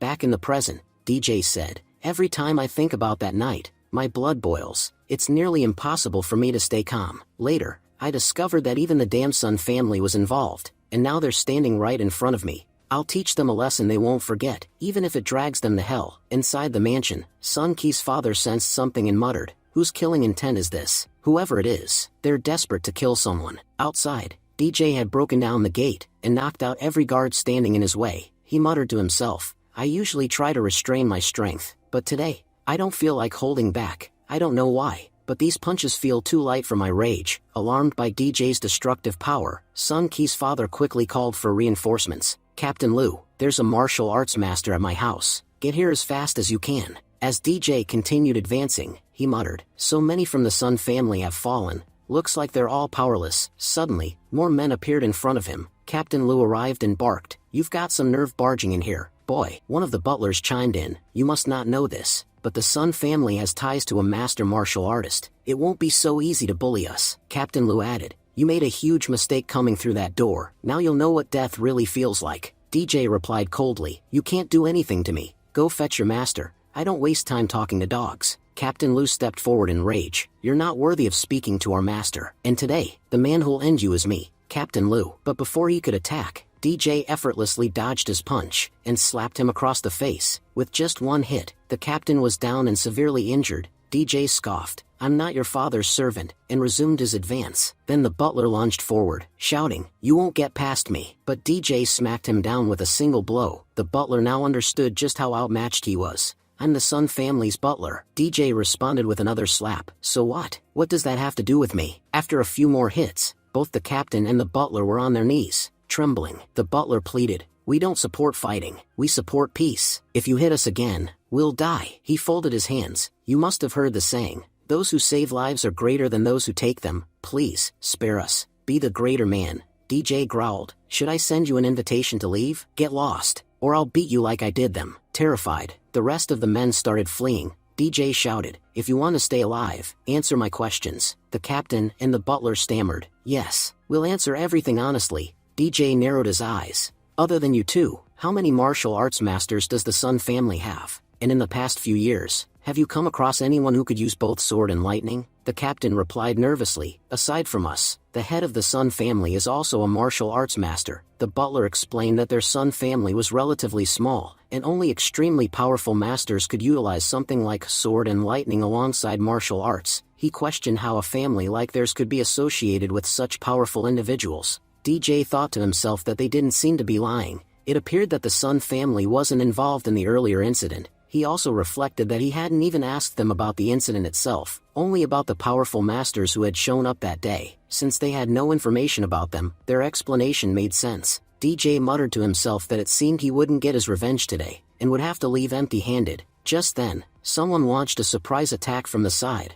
Blocking it swiftly, DJ shouted angrily, accusing the attacker of being a vile woman for attempting a sneak attack with a knife. He pushed her back, revealed to be Sun Ki's mother. She screamed, demanding to know if he was the scumbag who had injured her son. DJ coldly replied that he had only punished the boy for his mistakes, nothing more. Sun Ki's mother furiously confirmed that it was him, and declared that she didn't care whether he was a martial artist or not, as long as he was in Haidong. She had her own ways of killing him. She threatened that just as he had attacked her son, she would retaliate by targeting the people he cared about. At that moment, Captain Lu stepped forward and slapped Sun Ki's mother. He cursed at her to shut her mouth, asking if she even understood the situation they were in. He told her that if she had a death wish, she was welcome to die alone, but she shouldn't drag them down with her. They had barely managed to survive because DJ had spared them. If she kept interfering, they'd all be killed for no reason. Sun Ki's mother snapped back, calling them slaves and questioning how a mere slave dared to raise his hand against her. She swore to later tell Ji Yuan to have their entire family wiped out. In response, both captain and the butler began beating her. The butler scoffed, saying Ji Yuan couldn't do anything to them. He was a coward who didn't even have the courage to show his face. He mocked that Ji Yuan must be hiding somewhere, too scared to intervene even while his wife was being beaten.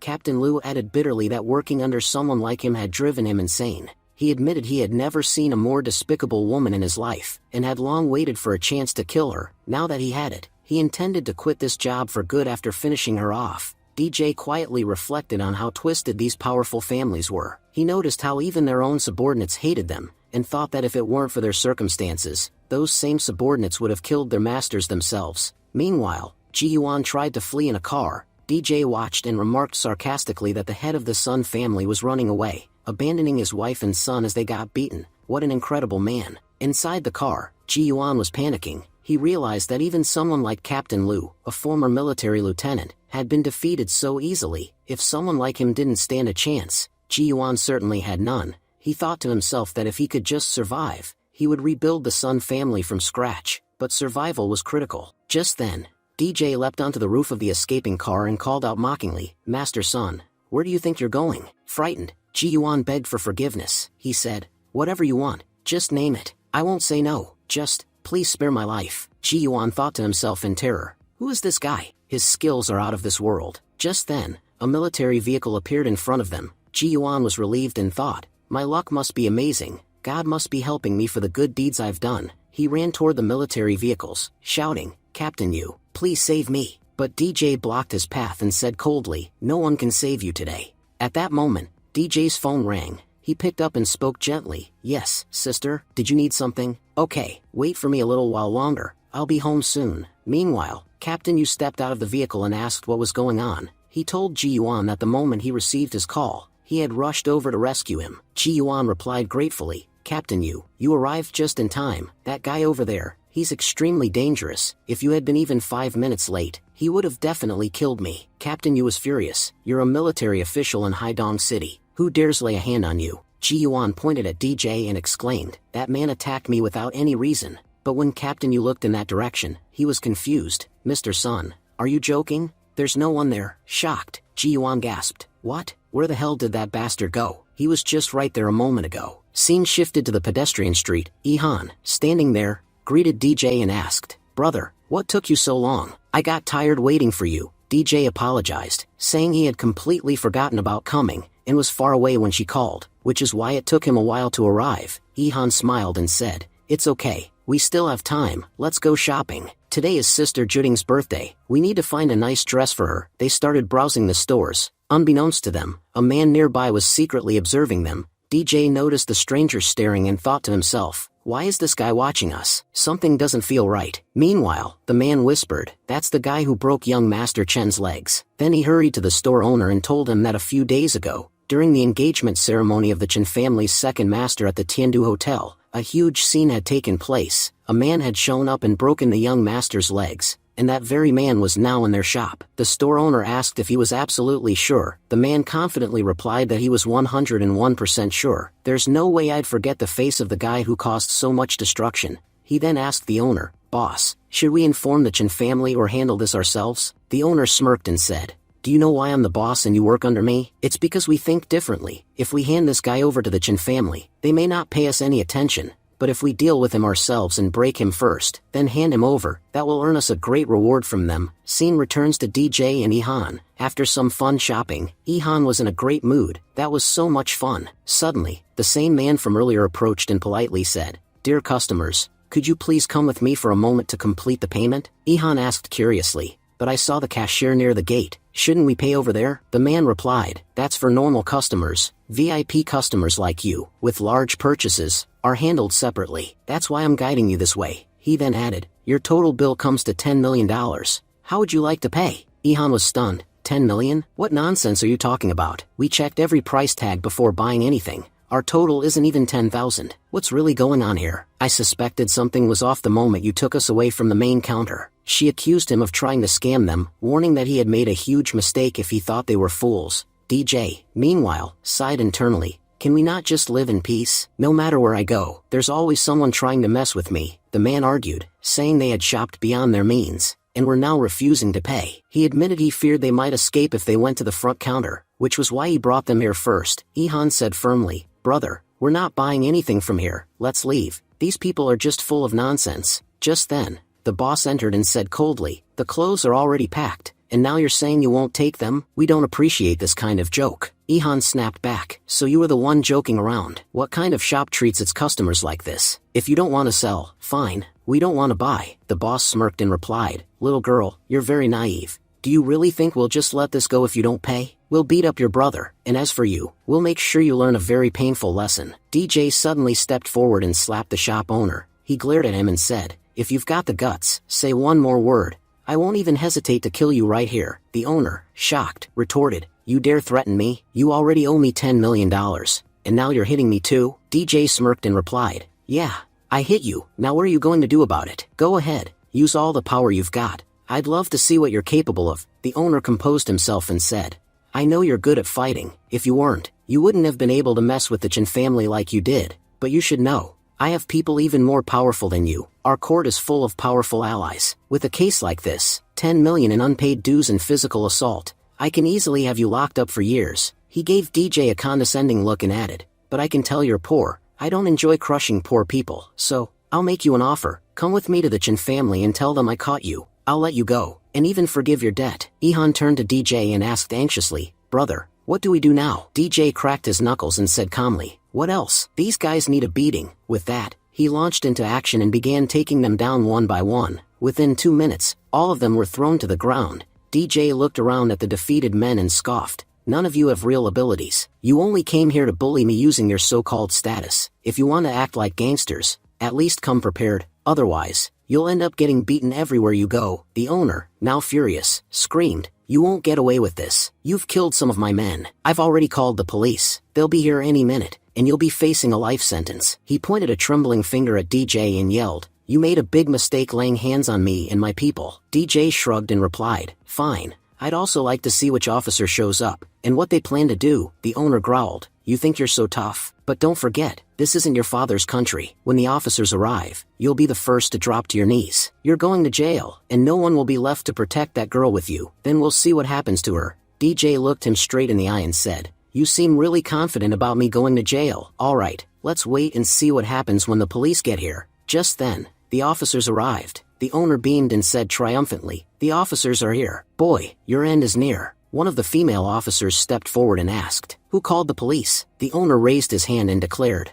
I did. I'm a close friend of Police Chief Liu. These two came into my store, made purchases worth $10 million, and now they're refusing to pay. When my men asked for payment, they beat them up. Please arrest them immediately. The officer replied calmly, first, we'll check the security footage. Only after that will we decide what action to take. The owner, flustered, said, wait a second, let me make a call. He thought to himself, I already dropped a hint that I'm friends with Chief Liu, so why is she still talking about checking footage? Who the hell did Liu send here to investigate? He stepped aside and made a call, saying, Mr. Liu, it's me. I've run into a problem. One of your officers is here, and she's not listening to me. Could you please speak to her directly? He handed the phone to the female officer and said smugly, it's Chief Liu. Once you talk to him, you'll understand how to properly conduct an investigation. Then he looked back at DJ and said, boy, I'm giving you one last chance. Get on your knees and beg for forgiveness. Maybe, just maybe, I'll let you go. Otherwise, you're definitely going to jail. And trust me, your time in prison won't be pleasant. The female officer answered the call and said,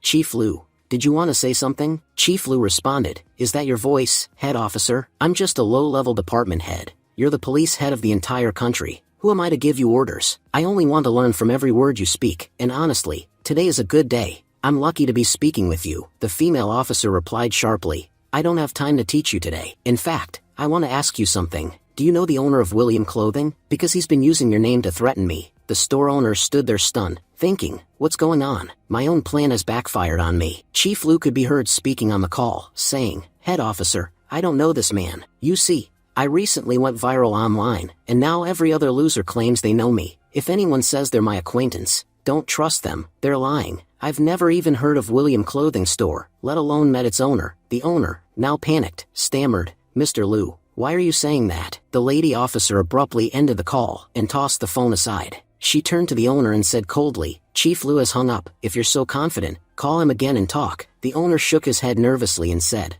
no, I don't have the courage to talk to him again. If even he says you're the real police head, then what's the point of arguing? The officer replied firmly, it doesn't matter who I am. What matters is that the police are here to uncover the truth. So, if you have something to confess, now's the time. Otherwise, if I bring out the truth myself, I'll make sure you regret it. With a few good beatings, terrified, the owner admitted, I lied.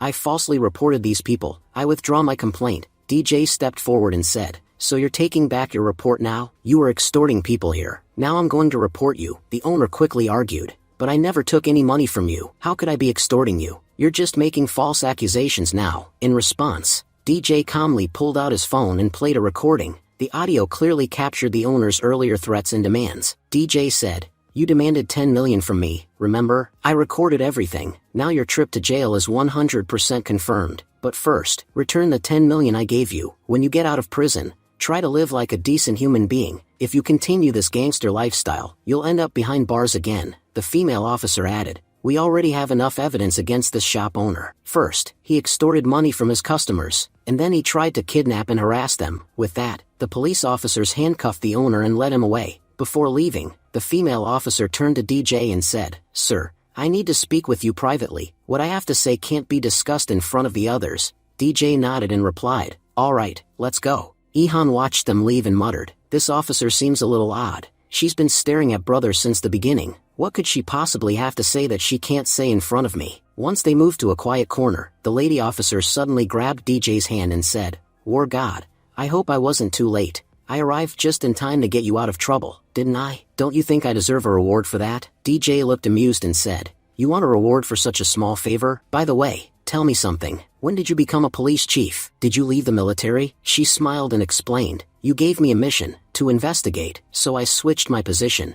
I asked the Black Society to remove me from military service, and appoint me as a police officer. That way, I can help you investigate the threats to your family." Yujiro, one of the officers from Black Society, helped me secure this position. DJ nodded thoughtfully. "Captain Yujiro, I've heard that name before. I think I've even met him once, though I can't recall his face." "So, he knows I'm in Haidong?" She replied, "Yes, and when he heard, he personally sent you a new outfit from Black Society. He also wished you luck on your mission." DJ smiled and said, "Give Yujiro my thanks." As she handed him a data chip, the officer said, "I've gathered some information related to the investigation you asked me to do. It's all stored on this chip. But boss, I want to ask you something. You're the war god. With your authority, the entire military could wipe out Haidong City in a moment. So why are you taking so long to get your revenge? Why not use your power and finish everything quickly?" DJ looked at her seriously and replied, "You're right. I could destroy the Sheng Yuan family in 2 minutes using my war god status. But I believe the people behind my family's destruction weren't just the Sheng Yuan family. There are bigger names involved, far more powerful individuals. If I only take down Sheng Yuan and let the others go free, my revenge will be incomplete.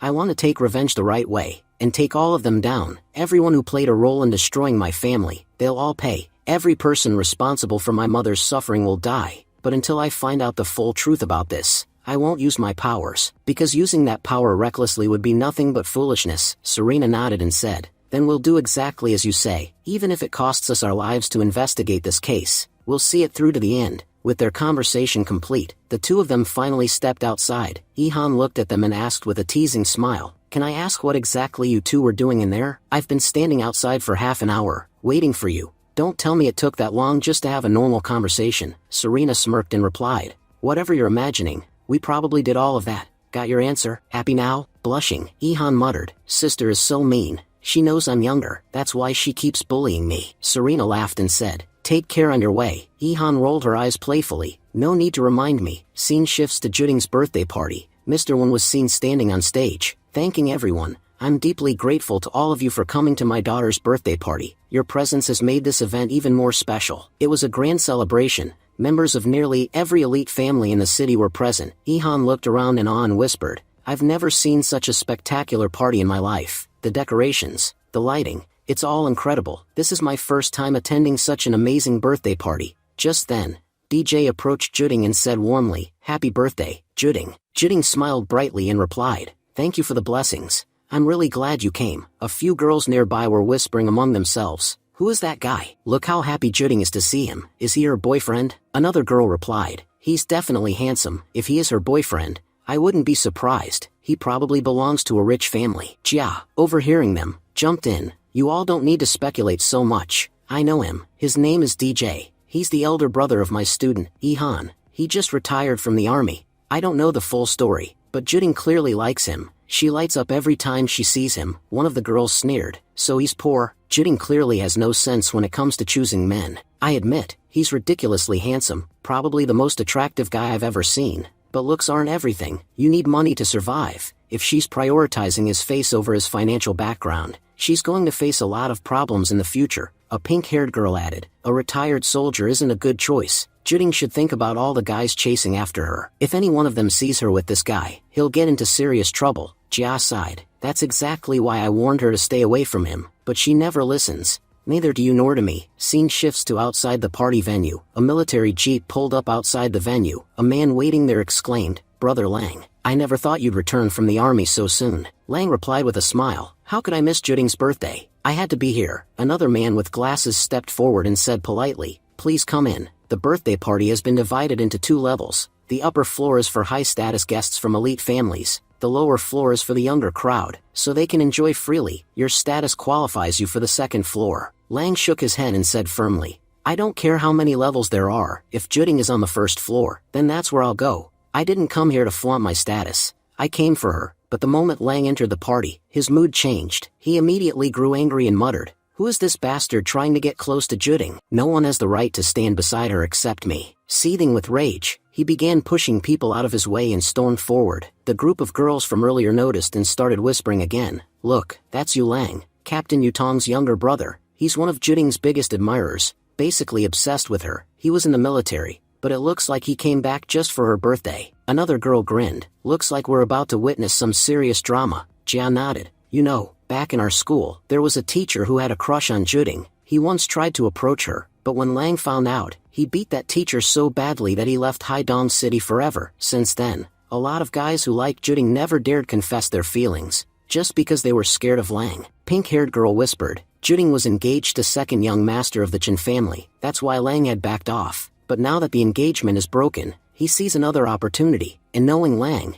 he's not the type to let it slip by." As expected, Yu Lang walked up to Juding and said firmly, "Juding, come with me. I need to talk to you about something important." Juding stood her ground and replied, "I'm not going anywhere. If you have something to say it right here. Frankly, I don't think there's anything between us that requires a private conversation." Lang narrowed his eyes and snapped, "Fine, then you two, leave. I want to talk to her alone. Why are you crowding her like this? I won't say a word while you're standing here." Juding's expression turned cold. "Yu Lang, how can you speak like that in front of my guests? For your information, DJ and Ihan are my close friends. They're not going anywhere just because you say so." Lang turned his gaze toward DJ and said, "So, you're DJ?" DJ replied calmly, "Yeah, that's me. Got a problem with that?" Lang scoffed, "I've heard you're quite the fighter. I heard you even beat up Mugan from the Chen family. But let me tell you something, Mugan isn't the strongest in Haidong. I know at least a dozen people who could defeat him with one hand tied behind their back, and I'm one of them." He stepped closer and warned, "So don't go around thinking you did something great by defeating Mugan. In our eyes, he's not even worth mentioning."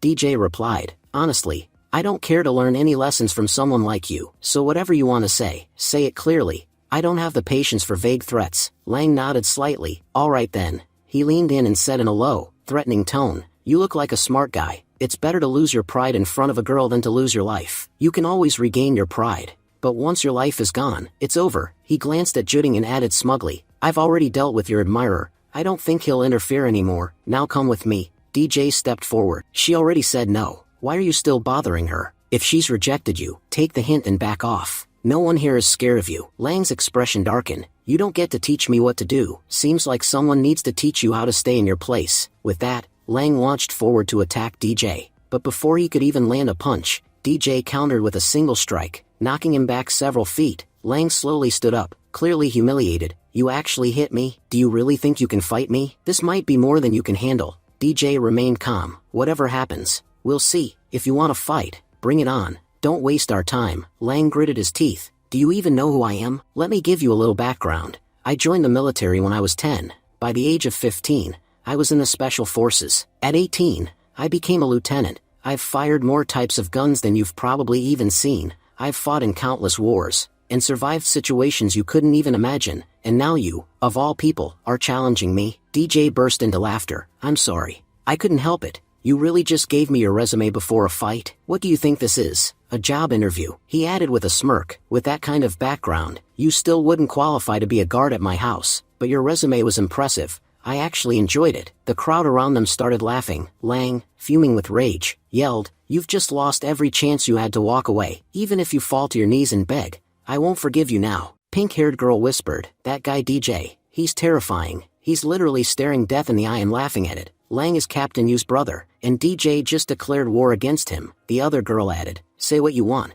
but DJ's got guts." I haven't stopped laughing at the things he said. Just look at Lang's face. He's totally rattled. He can't even think straight about how to respond. Honestly, if anyone else had been in Lang's place, they'd be frozen too. DJ's sarcasm was just too much. "Now I really want to see how well this guy can fight. He's already proven he can talk." Jia nodded and said, "DJ's always had that kind of attitude. At first, I thought he was putting on a fake persona, but now I've come to accept this is just who he is." Meanwhile, Lang charged forward to attack again. Lang growled, "Enough with the jokes. Let's see if you can make one from a hospital bed." DJ smirked and replied, "We'll know soon enough who ends up in the hospital." But just before the clash could happen, Mr. Wen stepped in between them. "Today's my daughter's birthday, and you two fighting like this is going to ruin the entire celebration." You're both friends of my daughter. Why don't you sit down and talk this out like adults? There's nothing to gain from fighting here. Lang quickly backed down and said, "You're right, Uncle Wen. I lost control for a moment. Please forgive me.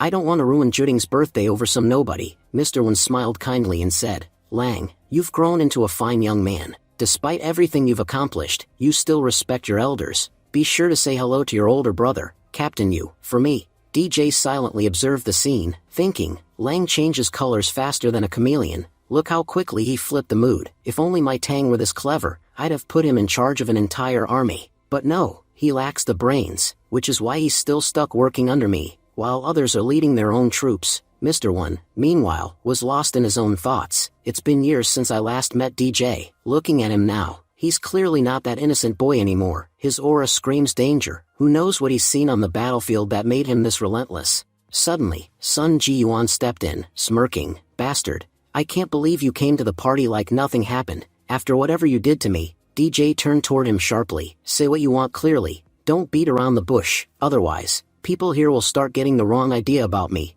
Aren't you that great man who abandoned his wife and child? Your own butler and security guard were beating your wife, while your son lay half dead in your own home. Honestly, I have no interest in even talking to scumbags like you." Ji-yuan shot back. "Don't talk nonsense. I admit your martial arts skills are impressive, and you're physically strong enough to beat up dozens of guys like me. But in this country, brute strength isn't everything. Above both you and me stands the law, and the law will teach you a proper lesson." Some girls nearby gasped, whispering among themselves, "What's happening? Jia, is your friend having issues with the Sun family too? He seems like a chaos magnet. He's provoking everyone important." Jia's thoughts went back to an earlier incident. That day at the restaurant, we were attacked by a Sun family thug. DJ stayed back while we ran. "So, does that mean he wasn't beaten up? He actually injured Sun Yizheng, and even went to their house and thrashed them afterward?" Sun Ji-yuan sneered. "Lang, you know this guy is a real bastard. When I wasn't home, he attacked my house. I had to call your older brother, Captain Yu, to come protect my people." Lang added coldly, "I promised Uncle Wen I wouldn't fight, and I'll keep that promise. But don't misunderstand.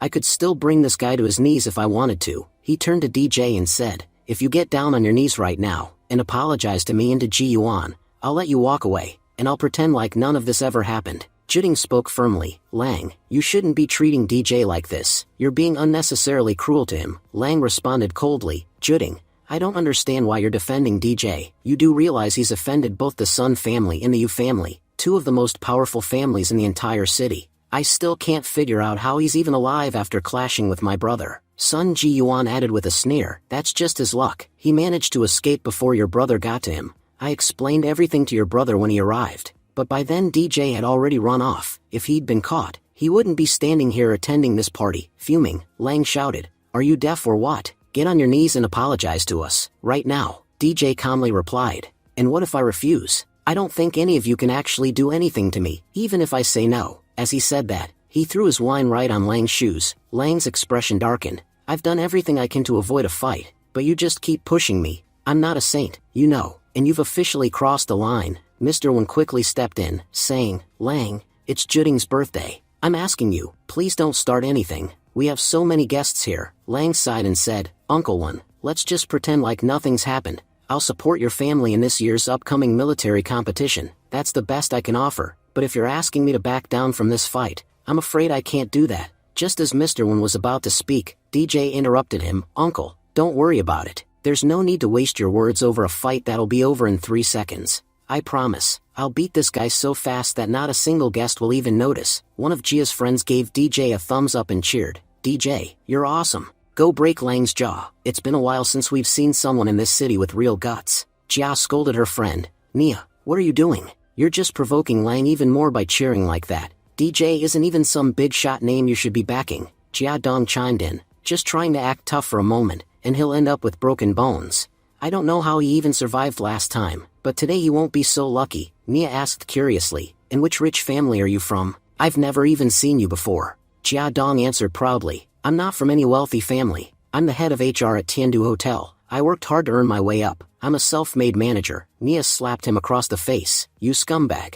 I thought you were about to say you're a self-made millionaire. HR managers barely earn more than regular workers, yet here you are talking big in front of me. How dare you speak to me like that?" Jia chimed in again, "Nia, you're so strange. You're supporting the poor guy who's provoking the elites, but you just slapped the guy who dared to talk to you like that. Ihan stepped in, trying to calm things down. Please, don't fight. Nothing good will come out of it. Juding added, yeah, he's not worth wasting your time on. DJ looked at both girls and said, you don't need to worry about me. That guy has been harassing Juding for far too long. I promise, after today, he won't even look in her direction again. Trust me on this. He looked at Juding and continued, if he doesn't get on his knees and apologize to me, then I swear I'm not DJ. Just give me a few minutes. He'll be worshipping me like I'm a god. Everyone was confused by DJ's unwavering confidence. One girl whispered, this guy, he's going to get killed by Lang. Provoking is one thing, but now he's outright bullying him with words. Another guy added, I don't even have words for how stupid this guy is. Only a crazy person would show this much guts. Mr. One, growing concerned, turned to his guards. Go get Captain Yu. Only he can stop this fight now. Lang said, kid, I may not like you, but I respect your courage, and you should feel proud. You're about to die at the hands of the Yu family's ancient martial arts. Not many people get such a death. In the crowd, people started murmuring, we've only ever heard of ancient martial arts before, but today, we'll get to witness the legendary ancient martial arts in action. Sun Ji Yuan was deep in thought. I know DJ is a capable fighter, but he only relies on internal energy. On the other hand, Lang is using the ancient martial art. Internal energy alone won't be enough to beat that. Well, at least I won't have to waste any effort teaching DJ a lesson. Captain Yu's younger brother will do it for me, and show him what happens when you provoke powerful people. DJ looked at Lang and chuckled. You just added another item to your resume. Honestly, I think you're not here to fight me. You're just here job hunting. You're practically shouting out your credentials to everyone like you're applying for a position. Fine then. Stop wasting time and fight me. Show everyone what you're really capable of. Lang stepped forward, eyes burning. Some people don't realize how high the sky is, and still try to wrap it in their fists. Kid, that's exactly what you're doing. He launched an attack, but DJ skillfully dodged. DJ thought, so this is the Yu family's ancient martial art. I remember now. I once tossed a book called The Eight Arms of Heaven in the trash. It was about this same technique. I skimmed a few pages, found it boring, and didn't even finish reading, and now this guy's acting like he's a martial arts god. Just because he knows that garbage? Anyone relying on a technique that lame isn't worth the hype. As DJ watched Lang's movements, he said aloud, you know, if I'm being honest, you're using the wrong moves. In the Eight Arms of Heaven, kicking is completely against the rules. That technique is all about hand strength, but you just used a kick. You literally violated the fundamentals of your own martial art. Lang growled, you're just dodging my attacks and running your mouth. If you've got guts, then strike back. DJ smirked. The reason I'm not attacking is because your hits won't even leave a scratch on me. But if I hit you, you won't survive. And the kick you used? That was another mistake. How long are you going to humiliate your own technique in front of everyone? He leaned closer, teasing. Tell me, where did you even learn those wrong stances? Furious, Lang shouted, shut your damn mouth. DJ calmly replied, all right, I'll shut it, for you. Ji Yuan watched the fight, baffled. What the hell is going on? Lang's turning out to be a complete disappointment. I thought being Captain Yu's brother meant he'd be impressive, but he's no match for DJ. Cut to the entrance, where Captain Yu had just entered the party. He muttered to himself, Lang is such a fool, fighting in the middle of Mr. Wen's daughter's birthday party. Has he lost his mind? Doesn't he understand there's a time and place for this? Now he's made a scene and embarrassed me. What the hell am I supposed to say to Mr. One? That my brother's too dumb to know when to fight? Captain Yu's expression darkened. If this escalates, I might have to intervene myself. Sun Ji Yuan rushed up to him. Captain Yu, you showed up at the perfect time. Remember I called you last time for help? Well, that same guy is here. He's the one fighting your brother right now. Captain Yu looked surprised. Wait, that's him?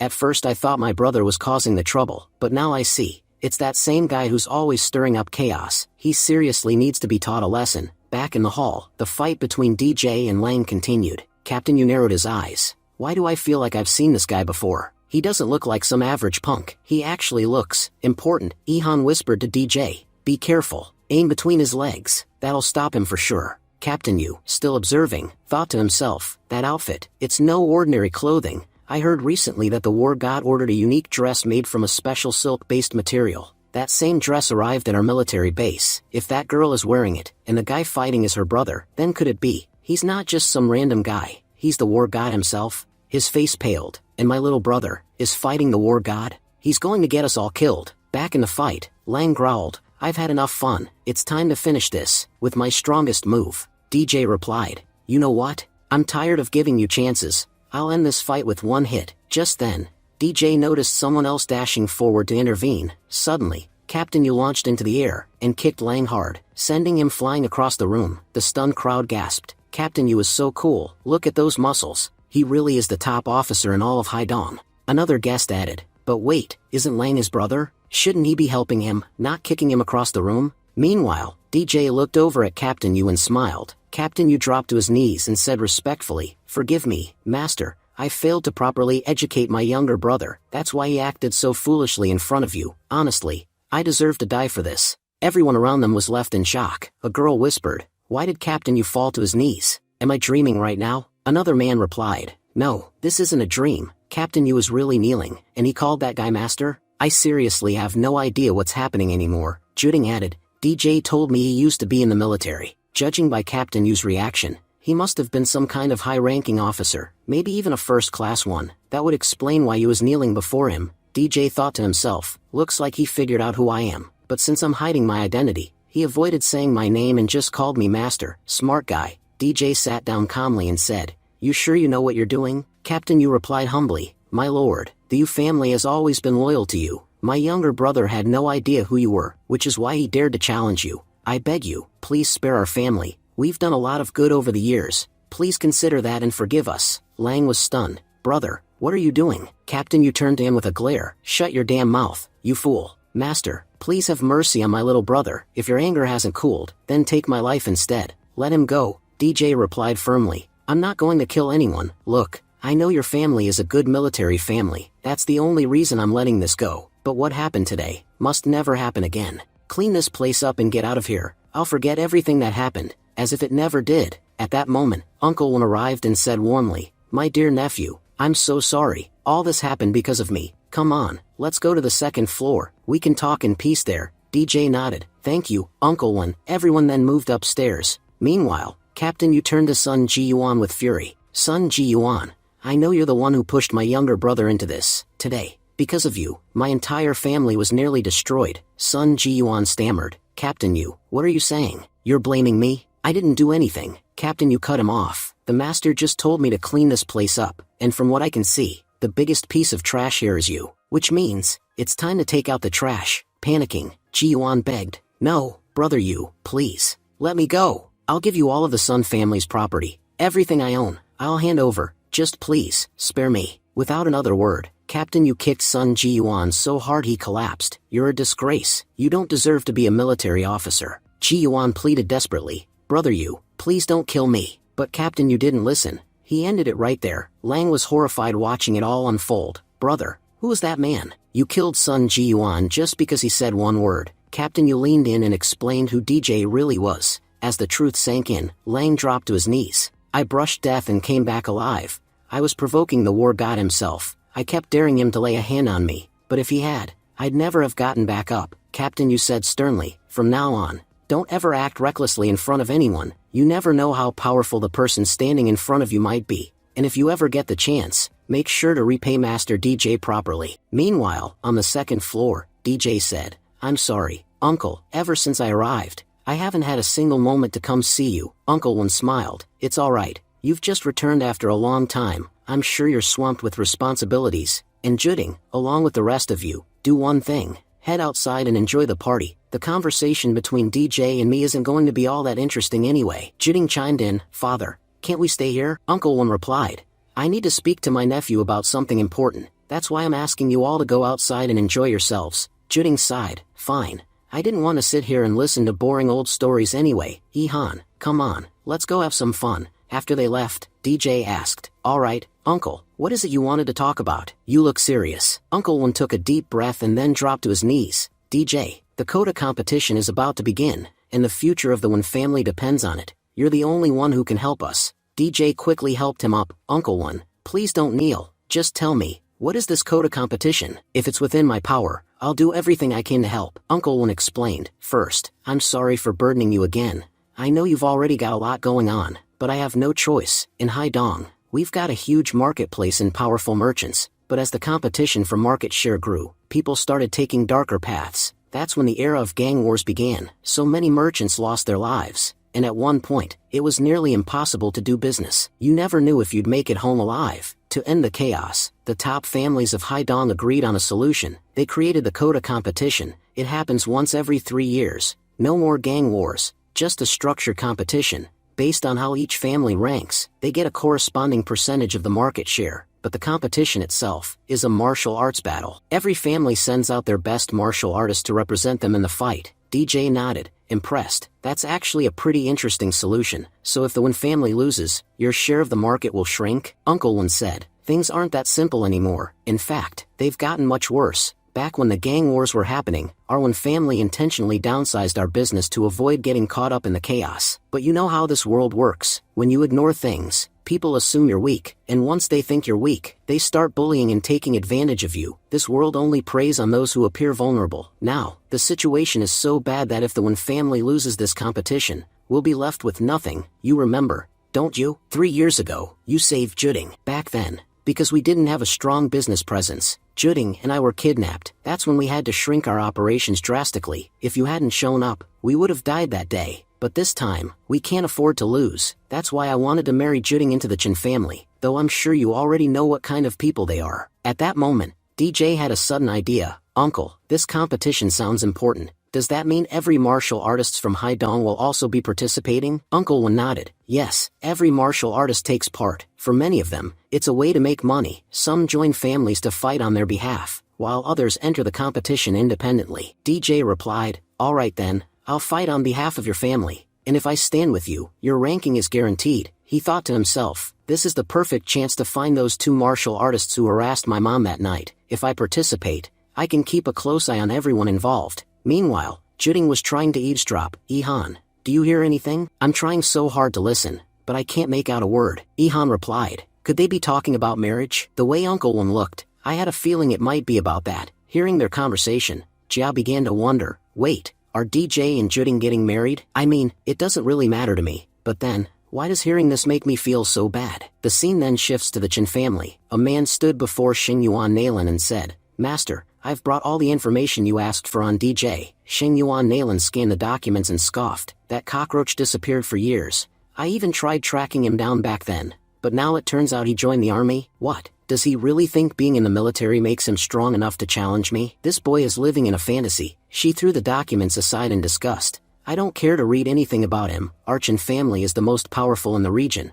I won't accept anyone daring to touch us. I'm furious. When I killed that wench, I should have killed her son too. If I had ended him that day, we wouldn't be dealing with this now. This is my own stupidity coming back to bite me. The man hesitantly added. Elder Jian said once the competition is over, he'll help you handle this situation. But until then, he won't take any action. Enraged, Xingyuan Nailin slapped the man. That bastard killed one of my sons, and crushed the legs of another. He's destroyed our family's reputation in this entire city. And you're telling me to wait until the competition ends? I don't want to see that bastard alive for even one more second. She gritted her teeth. But fine, if Elder Jiang insists, that trash gets a few more days to live. Let him enjoy his final moments. After that, I'll torture him with my own hands. Then she turned coldly to her subordinate. I gave you another task to investigate. Did you do it? Trembling, the man dropped to his knees. I'm sorry, I forgot, but I'll get it done right away. Before he could finish, Xingyuan Nailin shot him. I gave you 3 tasks. The first was to bring me information about DJ, which you did,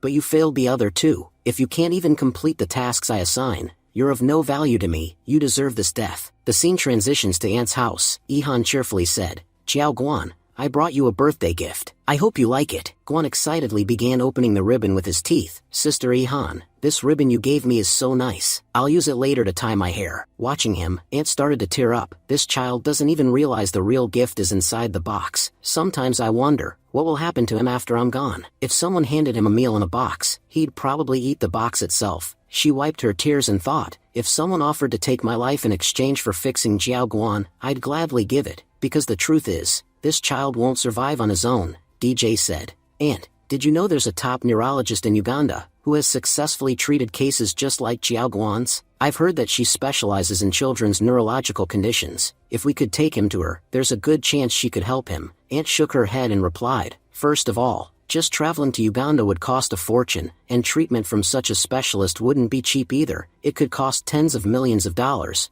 I'm just a single woman working a $1,500 a month job. How could I possibly afford something like that? I earn just enough to feed and care for Jiao Guan. That's all I can manage. I can't do more than that, DJ said gently. Aunt, there's something I've been meaning to give you. When I last visited the Dragon Group, I bought some of their shares. Please take them, you could sell them to cover Jiaoguan's treatment. As DJ was about to explain more about the shares, Jia Dong walked in. Aunt, I have some amazing news. He suddenly noticed DJ sitting there, surprised. He greeted, Mr. DJ, you're here too. Inwardly, Jia Dong thought, I'm not going to act arrogant in front of this guy again. I've learned my lesson. He's dangerous. Acting tough in front of him is like signing your own death warrant. Aunt looked at him and asked, Jia Dong, what did you bring with you? He replied, nothing big. Uncle asked me to deliver something to you. Aunt's expression hardened. Don't call that man your uncle. I have no connection to him anymore. A man who abandoned his wife and child just because his child turned out to be sick. He means nothing to me,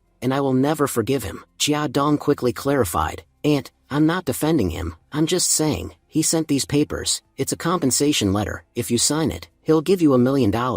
I know he behaved terribly in the past, but this time, he's being sincere. Sure, that amount can't fix Jiaoguan completely, but it's enough to cover food, clothes, basic needs, and honestly, something is better than nothing. Without a word, Aunt walked over and ripped the document in half. She said angrily, I won't accept a single penny from that horrible man. When I needed help the most, he didn't even look back, and now he's pretending to care? This is nothing but a performance. Jia Dong tried to reason with her. Aunt, you're misunderstanding. He genuinely wants to make things right. All he's asking is for one chance to apologize. There's no point in staying angry. Guan needs the money, and if, because of your pride, he ends up starving tomorrow, that'll be on you. DJ added, years have passed. Aunt, you asked for compensation many times, but back then, that man only cared about exploiting you. He took everything from you. Compared to that, $1 million is nothing. It's like stealing a mountain of cash and then offering back a handful of coins. And let's not forget, he's not offering this out of guilt. It's only now, after all these years, that he suddenly wants to compensate you. Why now? What's really going on in his head? Jia Dong said, everyone knows about your fight at the Tiandu Hotel. It caused a huge stir. That's why he wanted me to offer you money. To help ease things between the two of you. DJ responded sharply. So you're here to play mediator? You want Aunt's forgiveness and for her to accept his money? Fine.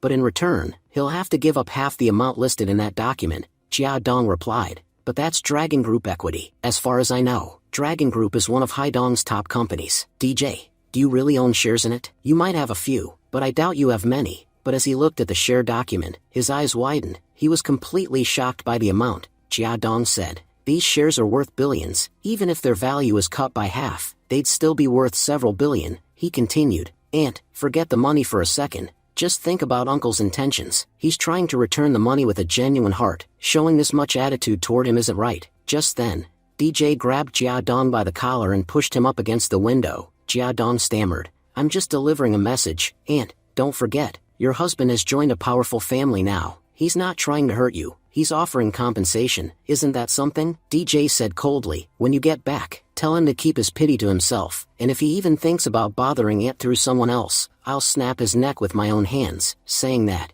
DJ tossed Jia Dong out the window. Aunt looked worried and said, DJ, I don't think Jia Dong is going to let this go. He'll definitely try to stir up trouble against us. DJ reassured her, don't worry, Aunt, even if Uncle never shows up himself, I'm going to find him. After what he did to you, I'm not letting this slide. I'll make him realize that messing with your family was the biggest mistake of his life. Meanwhile, a bruised and humiliated Jia Dong muttered bitterly, DJ, you bastard. I got beaten up at the party because of you, and now you've thrown me out of a window? I've never been so publicly humiliated in my life. Just then, he spotted Serena walking nearby. He tried to play it cool. Hey beautiful, did you know I'm the assistant manager of the Tiandu Hotel at this age? Pretty impressive. Why don't we hang out sometime? Without missing a beat, Serena kicked him between the legs. I'm already way too busy, and I don't waste my time with trash like you. Jia Dong collapsed, groaning in pain. Why didn't you just say that before? You've definitely broken something, and I'm pretty sure it's not just my heart. Back inside, DJ handed a document to Aunt and said,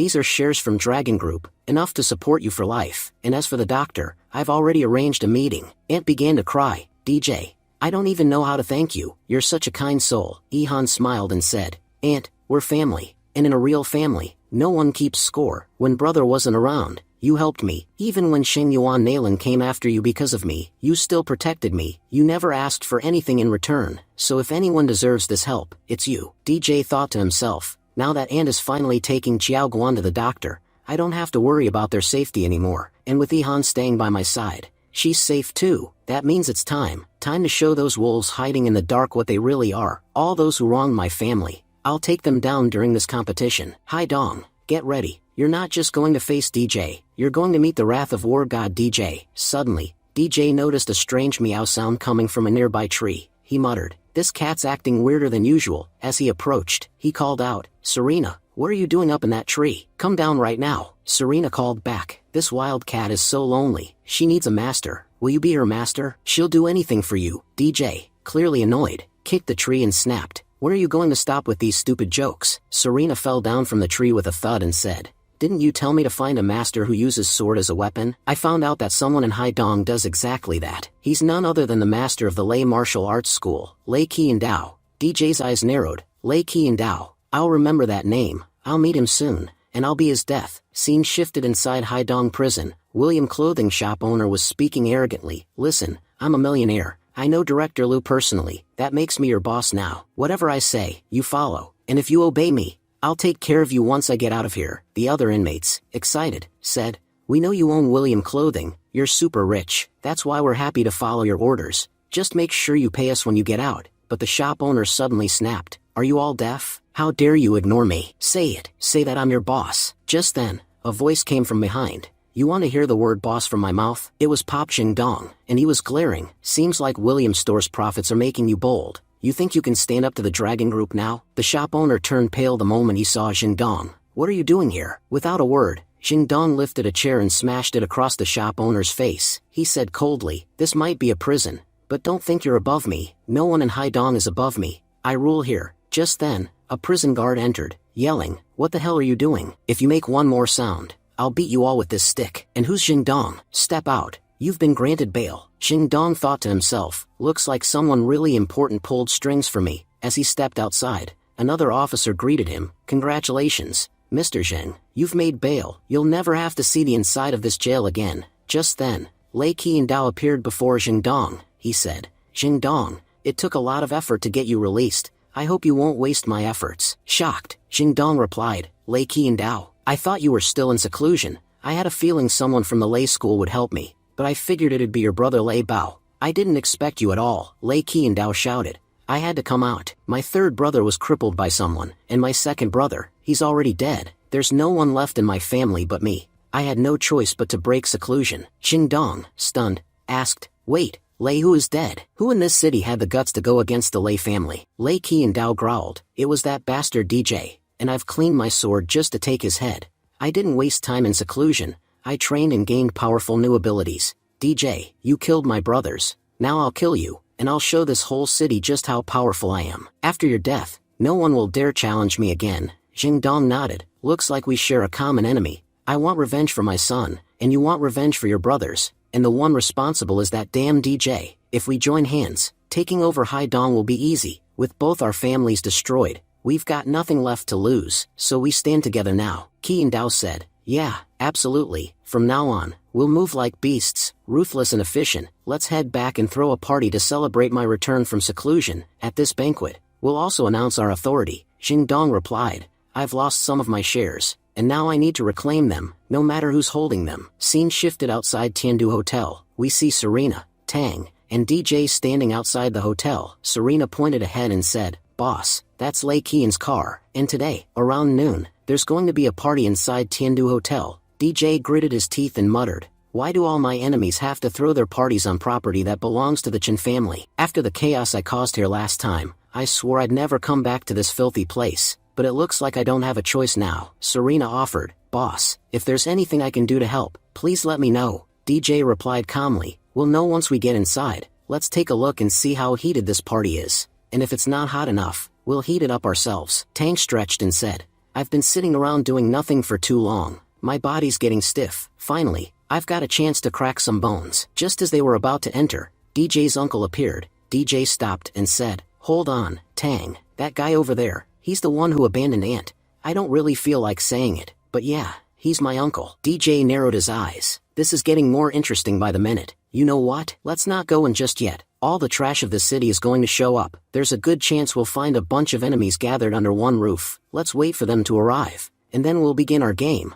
Inside, the party had already started. Qian Dao stood before the guests and announced, "Thank you all for attending my welcome party. I'm truly honored by your presence." An old man stepped forward and said, "Welcome back, Master Lei. It feels like the king of the jungle has returned, and it seems like your time away has only made you stronger. Our Qing family has always respected your words. We hope you'll continue to look after us." Qian Dao responded, "Every guest here is a close friend. I won't forget any of you. I'll help everyone in whatever way I can. Together, we'll build a new Haidong. A Haidong entirely under our control." Lu Yun, thinking to himself, Lei Bao kidnapped my daughter, and now Qian Dao has the nerve to invite me to his welcome party. This Lei family really has no shame. Qian Dao approached Lu Yun and said, "Brother Lu, I must admit, I have a strong interest in your dragon group shares. What do you say we become partners?" The other guests chimed in excitedly, "Brother Lu, you're incredibly lucky. You're getting a direct offer from Master Lei Qian Dao. That's a once-in-a-lifetime opportunity. If it were any of us, we would have grabbed it immediately." Lu Yun responded coldly, "That's where you and I are different. You're all greedy. You forget the past so easily. But I'm human, and humans don't forget their wounds so easily. It's not that simple for us to bury the past," he added with disdain. "And besides, the Lei family knows nothing about real business. Their whole life has been about martial arts. What kind of business could they possibly run? I believe I'm better off on my own. I don't need them." He looked Qian Dao in the eye and said, "I came here out of respect for you, Brother Qian Dao, but now I don't see any reason to stay. Take care of yourself." Lu Yun thought, "I don't know why, but something about Qian Dao feels off. He's pretending to be all nice, but I'm sure he has another agenda." Just then, Jing Dong arrived and called out, "Brother Lu Yun, it's been a while. Looks like you're still holding onto old grudges.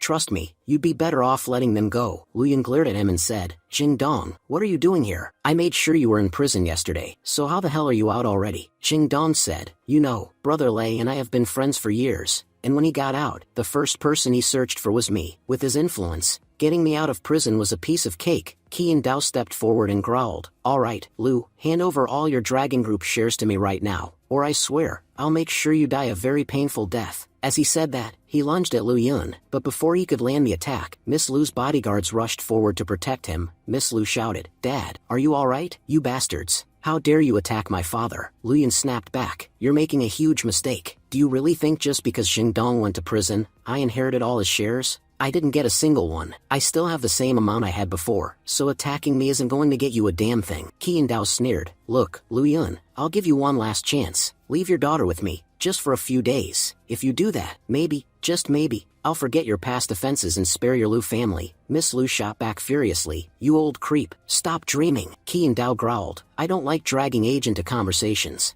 but you went ahead and did just that. Wrong move, and now you're relying on these bodyguards to protect you. You think they can stop me?" He smirked, "Let me take care of them first, then I'll deal with you." He proceeded to eliminate every single one of Miss Lu's bodyguards on the spot. Qian Dao turned back to them and said coldly, "See, your bodyguards are gone, and my power has grown far beyond what it used to be. I can now wield my internal energy like a high-level martial artist. I can even defy the gravitational motion techniques. Do you really think you can still stand against me?" Lu Yun, stunned, thought to himself, he really came back stronger than ever. With power like this, it wouldn't be hard for him to seize control over entire regions. Miss Lu asked her father nervously, "Dad, what kind of power is that?" "As far as I know, humans shouldn't be capable of something like that." Suddenly, the third young master of the Chen family stepped out from the crowd and said, "Master Lei, your powers have grown tremendously over time. I'd say you're already at the same level as my father." One of his bodyguards added, "Our young master brought a 200-year-old ginseng especially for you, Master Lei, to congratulate you on your return." Qian Dao chuckled, "I was wondering who was talking like that. Of course, it's our dear Chen family. Young master, forgive me, but this party isn't exactly grand enough for people like you, and you've compared me to your father? That's a bit much. If I could last even 2 minutes in front of Chen Bideo, that alone would be something I'd be proud of." The third young master replied, "Looks like I arrived a little late. Seems like I missed quite the show. By the way, who's this beauty?" Qian Dao grinned and said, "Nephew, you've brought me a very rare and exquisite gift today. A gift that would be hard to come by under normal circumstances. Since you've done so much for me, I can't let you walk away empty-handed. I don't have anything else to offer right now, so I'm giving you this girl. I hope you'll like her." The third young master smirked, "This gift is absolutely to my liking. Normally, I don't take advantage of others, but this girl, she's just too beautiful to pass up." Lu Yun stepped forward, his voice thundering, "Don't you dare take another step. Even if it costs me my life, I won't let you lay a finger on my daughter. I know everyone at this party is a wolf in disguise." The third young master moved closer and warned, "Old man, you should have kept your mouth shut. I might have spared you because of your daughter, but now, You've sealed your fate. He glared and added, I'll make sure you don't walk out of here on 2 legs. You'll leave carried on 4 shoulders. Suddenly, DJ appeared, stepping between them. With just one finger, he blocked the third young master's deadly attack effortlessly. As DJ approached, Miss Lu turned to him and said gratefully that she couldn't believe he had come all this way to save her. She explained that those bastards had launched a brutal attack on her father, and if DJ hadn't shown up, they would have killed both of them. DJ replied coldly that people's lives had become worthless to men like these.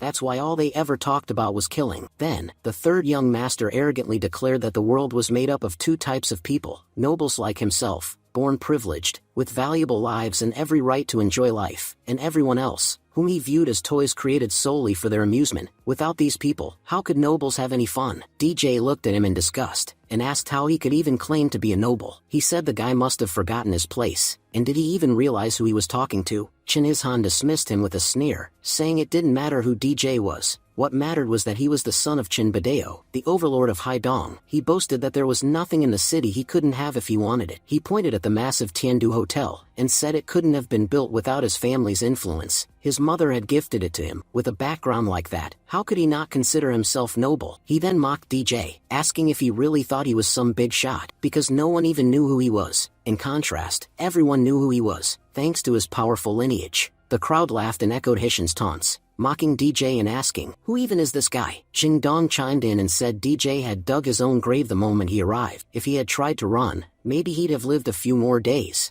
But showing up at Qi and Dao's banquet, where the man himself was present, DJ had basically invited death. As soon as they heard DJ's name, Chin Hizhan froze in fear. He knew exactly who DJ was, the man who had killed members of his family and crushed his brother's legs. Seeing Hishin's reaction, Qi and Dao reassured his nephew not to panic. As long as his uncle was there, DJ wouldn't be able to touch him. Chin Hizhan, still trying to act tough, thanked Mr. Lei for his support, and promised to tell his father about everything. Turning back to DJ, he ordered him to kneel and beg for mercy. Maybe, if DJ was lucky, he would grant him a quick death. Otherwise, he warned, DJ would suffer so much, he'd remember it even in death. DJ smirked and replied that he would never kneel. In fact, if he did kneel, this whole building wouldn't survive. Hizhan mocked him again, claiming the Tiandu Hotel had stood strong in Haidong for 10 years, and no one had ever shaken its foundations. He doubted DJ could. DJ calmly said he'd give it a try. He mentioned that he had connections, and he was going to see if he could use them to bring the building down. He made a call. On the other end of the line, a voice confirmed that most of the work had already been done,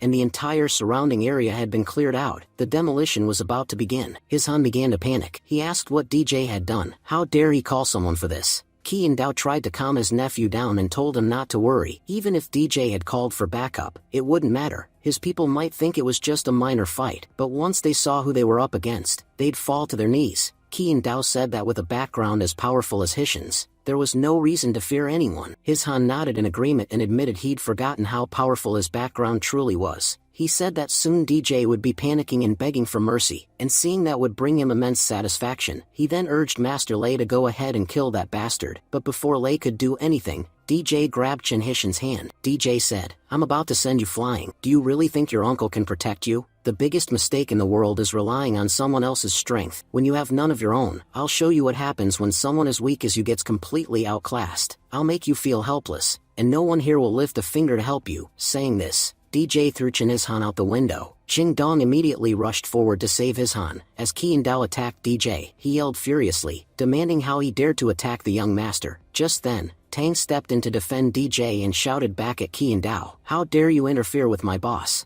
Their fists collided mid-air, and Qi and Dao was sent flying backward. As he was thrown across the room, he thought in shock that he'd never expected anyone to push him back with raw power. He realized the man with DJ was a master of internal energy too, someone on his level. Tang smirked and said Qi and Dao must be mistaken if he thought they were equals. He added that with his last attack, he could have easily torn Qi and Dao apart. The only reason he spared him was because the boss had a few questions for him. Panicked, Qi and Dao admitted, look, I won't lie, you're incredibly powerful. I'll openly acknowledge that you're on my level. But if that's true, then why is someone like you working under DJ? Don't you find it humiliating to take commands from him? What's he even offering you in return for your loyalty? If you join forces with me instead, we could take over the entire Haidong region. Together, we could even rule this city. Tang calmly responded, I'm not the kind of man who lowers himself to partner with people like you. I work for one person only, and that person is the only one qualified to give me orders. No one else can command me, and as for you, you're nowhere close to being worthy. Hearing Tang's words, Qian Dao was visibly frustrated, but taking a deep breath, he forced a calm tone and said, "Alright, you clearly have someone who matches my strength, which means this fight is even. Maybe we should both back off and call it a draw." DJ smirked and replied, "Weren't you the one claiming to be a noble just a moment ago? Acting like your power gave you the right to crush anyone you pleased? What changed now? Realizing you can't defeat us, you suddenly want peace? That's what I hate most about villains like you. You have no pride." Chen Hizhan stepped forward, furious. "Mr. Lei, why are you even entertaining the idea of compromise with this bastard? He attacked me. He insulted the third young master of the Chen family. And just now, you called me your nephew. Shouldn't you take my side?" Qian Dao turned to DJ and said coldly, "I gave you a chance to walk away. I know I can beat you easily. I don't like killing skilled martial artists. But if you're going to flaunt your arrogance, then I'll show you what real arrogance looks like. No one in Haidong can rival my swordsmanship. Even without my sword, I'm powerful, but when it's in my hand, I become unstoppable." Just then, Lu Yun appeared and warned DJ, "Please don't act impulsively. He's not lying. His skills are exceptional. Be careful." But DJ reassured him with a confident smile, "Uncle, don't worry. These people are all helpless in front of me. As long as I haven't raised my hand, they're still standing. But once I do, they'll be erased." Nearby, Qian Dao's followers whispered, "Is this guy insane? He's talking big even though he's facing a sword master." Chen Hishan's bodyguard thought to himself, "After Master Chen Badeo, Master Lei is considered the most powerful, especially when he has a sword in hand. This arrogant guy has no idea who he's dealing with. He needs to be humbled." Qian Dao plotted silently, "I don't care what it takes. I have to kill DJ. I don't know why that powerful guy is siding with him, but if I eliminate DJ, he'll probably switch to my side, and once that happens, everything here will be under my control." DJ turned to him and said casually, "Come on then, tell me how you'd like to die. Don't worry, Tang won't interfere in this fight. You can go all out and show me everything you've got." Qian Dao stepped forward, enraged, "How dare you insult me? I'll show you what happens to people who mess with me." DJ chuckled, "Looks like you really don't understand who you're provoking. Fine, then, since you're clueless, you'll die a pitiful death." With that, DJ summoned rock tentacles from the ground, which surged forward toward Qian Dao. Shocked, Qian Dao gasped, "You can use elemental powers too. That means, you're a true master. But even if that's the case, you still won't kill me." But DJ's rock tentacles shattered Qian Dao's defense and pierced his body, immobilizing him completely. DJ stood over him and said, "Weren't you the one asking me to kneel and beg for mercy? What about now? Do you still want me to do that?" Tears streaming down his face, Qian Dao begged, "Please forgive me." DJ replied coldly, "You're a little too late for that." Then he violently yanked the tentacles out of Qian Dao's body. DJ turned to Xingdong and said, "You're next." Xingdong, trembling, thought to himself, "I've never seen someone this powerful in my life. He's like the god of killers. I wish they had never pulled me out of that prison. If I had just stayed locked up, I wouldn't be dying today." Just then, Tang knocked Xingdong down with a punch and snapped, "After hearing how strong my boss is, you still tried to run?" Chen Hizhan, terrified, cried out, "I was wrong. Please forgive me." DJ stared him down and said, "That's not good enough. Get on your knees and beg." Kneeling down, Hizhan sobbed, "I'll do whatever you say. Just please spare me." DJ smirked, "Why are you asking for forgiveness now? The real show hasn't even started." At that moment, a helicopter appeared overhead, drawing everyone's attention. People looked up, confused. Why is there a helicopter here? They don't look like they're here to help either side. As they watched, a large number of drones began swarming toward the Tiandu Hotel. Stunned, Hizhan exclaimed, "You're really going to destroy it? Don't you understand the consequences of this?" DJ replied, "There are no homes or residents near the Tiandu Hotel. Everyone has already been evacuated, so even if I destroy the building, there will be no consequences." He continued, "Honestly, at first, I didn't want to destroy such a beautiful building. I'm not such a heartless person that I'd ruin people's livelihoods. But the way you talked, it pushed me to do it." He added with a sinister smile, "Killing you wouldn't be half as satisfying as destroying your pride. I want to see how far you'll fall trying to protect this building. And let's be real, this place was just a birthday gift for you. You're a noble, right? I'm sure you own plenty of properties. So why should this one even matter to you?" At that moment, Chen Hizhan dropped to his knees, clinging to DJ's feet, and pleaded desperately, "Please, don't do this. My mom gave me that building as a gift, so I could earn a place in the family and someday compete for the position of family head. Without that hotel, I'm nothing. They'll throw me out of the house." Serena stepped in and said, "Boss, everything's ready. Just say the word, and we'll destroy the building." DJ replied coldly, "Then what are you waiting for? Start the demolition." With a single command, a bomb was detonated. Flames erupted into the sky as the Tiandu Hotel was reduced to rubble. DJ watched the destruction and commented with a smile, "It's been a while since I've seen something so beautiful. Honestly, I prefer a peaceful life. But people like you ruin any chance at peace. I've learned one thing. If you come across an evil man, end him immediately. If you give him time, he'll only hurt more people. Crying, Hizhan begged, before you kill me, please hear me out. My mother is Xingyuan Nailin. If you kill me, she'll come after you, and trust me, you won't be able to handle her wrath. DJ sneered. So when all your tricks fail, now you're trying to hide behind your mommy's name? Alright then, I'll give you one last chance. Call her, tell her to come rescue you, tell her your life is in danger, let her bring her full force here if she wants. I'm giving you the opportunity, don't say I didn't. Jing Dong, watching silently, muttered, why does this all feel so familiar, like I've experienced this before. Scene changes to the Nailin family. Xingyuan Nailin answers the phone. Hizhan, in a trembling voice, said, Mom, someone destroyed our hotel, and now he wants to kill me. Please, come save me, I'm terrified. Nailin responded firmly, alright, I understand, don't panic, hand the phone to whoever's doing this. I want to speak to him directly. DJ picked up the phone and spoke calmly. Aunt Xingyuan, long time no see. Nailin replied coolly, I'm not going to ask who you are, or where my son is. Everything has a price. What matters is that someone's willing to pay it. I've always believed in that. So tell me, what's the price to let my son go? Whatever it is, I'll pay it right now. DJ answered, you don't need to do much. Just climb to the top of a 20-story building, and jump, one life in exchange for another. It's simple. Either you die, or your son does. I've given you a fair deal, now it's up to you. Do you want to save him or not? Shocked, Nailin hissed, so you're DJ, the son of that wretched woman who jumped to her death from a building? DJ replied coldly, you've got quite the attitude for someone whose son's life is in my hands. You don't get to speak to me that way. In fact, because of that tone, you can guess what I'm about to do next. Nailin growled, DJ, listen to me, the dead are already gone, let go of the past, you're still young, I can give you money, let my son go, enjoy your life, let us live ours in peace. Because of you, the entire Xingyuan family has lost its peace. There's no calm left in our lives. DJ laughed bitterly. You think money can erase what you did to my family? You're right, Nailin, everything has a price, and the price for what you did to my family is your family's future. I'll destroy it. That's the real cost. Furious, Nailin threw her phone to the ground and snapped, as long as you stay away from me, you're lucky, but the day you cross paths with me, I'll bury you alive. DJ turned back to Hizhan. What a shame, your mom doesn't care about you. She knows your life is on the line, yet she still couldn't set aside her arrogance. She even said you're worthless to her. If it were up to me, I'd kill you right now. Hizhan, heartbroken, muttered, no, that can't be true. I don't believe she said that.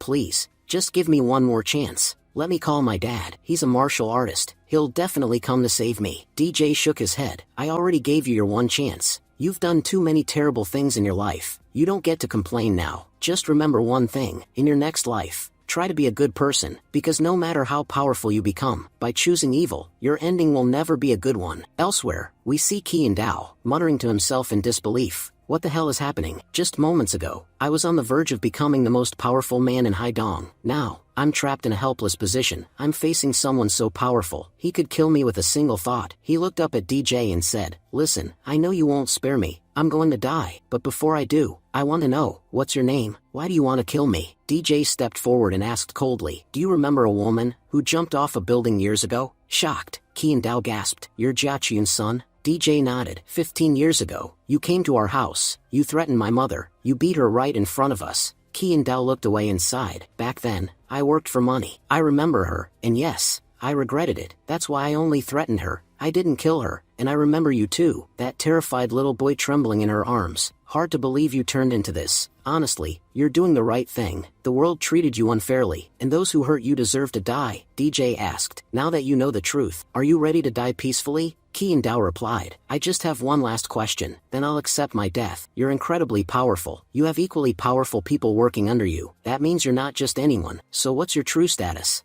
DJ looked him in the eye and answered, my full name is Heavenly War God DJ. Yes, that war god you've heard stories about. Stunned, Qian Dao muttered, to die at the hands of the war god. What an honor. I never thought I'd have such a prideful death. And with that, DJ killed Qian Dao. Watching everything unfold, Miss Lu spoke thoughtfully. Qian Dao was incredibly powerful, but in front of DJ, he couldn't even lift a hand. He was killed with just a single attack. It's becoming clearer to me now just how powerful our DJ truly is. Tang added, I've never seen my boss this angry before. He usually keeps his energy tightly controlled, because he knows how dangerous it is to the people around him. But today, if I hadn't brought you all with me, you might have gotten seriously hurt just by being near him. Luyan chimed in, brother DJ is truly extraordinary. I was standing far away, so I couldn't hear what he said to Qian Dao before he died. but whatever it was, it made Qian Dao smile. That was the first time I've ever seen someone go to their death so peacefully. Tang then remarked, "You know, you're a lot older than me, and yet you call him brother DJ." Lu Yun replied, "In today's world, everything runs on status, and DJ's status, well, it proves how far above us he really is,"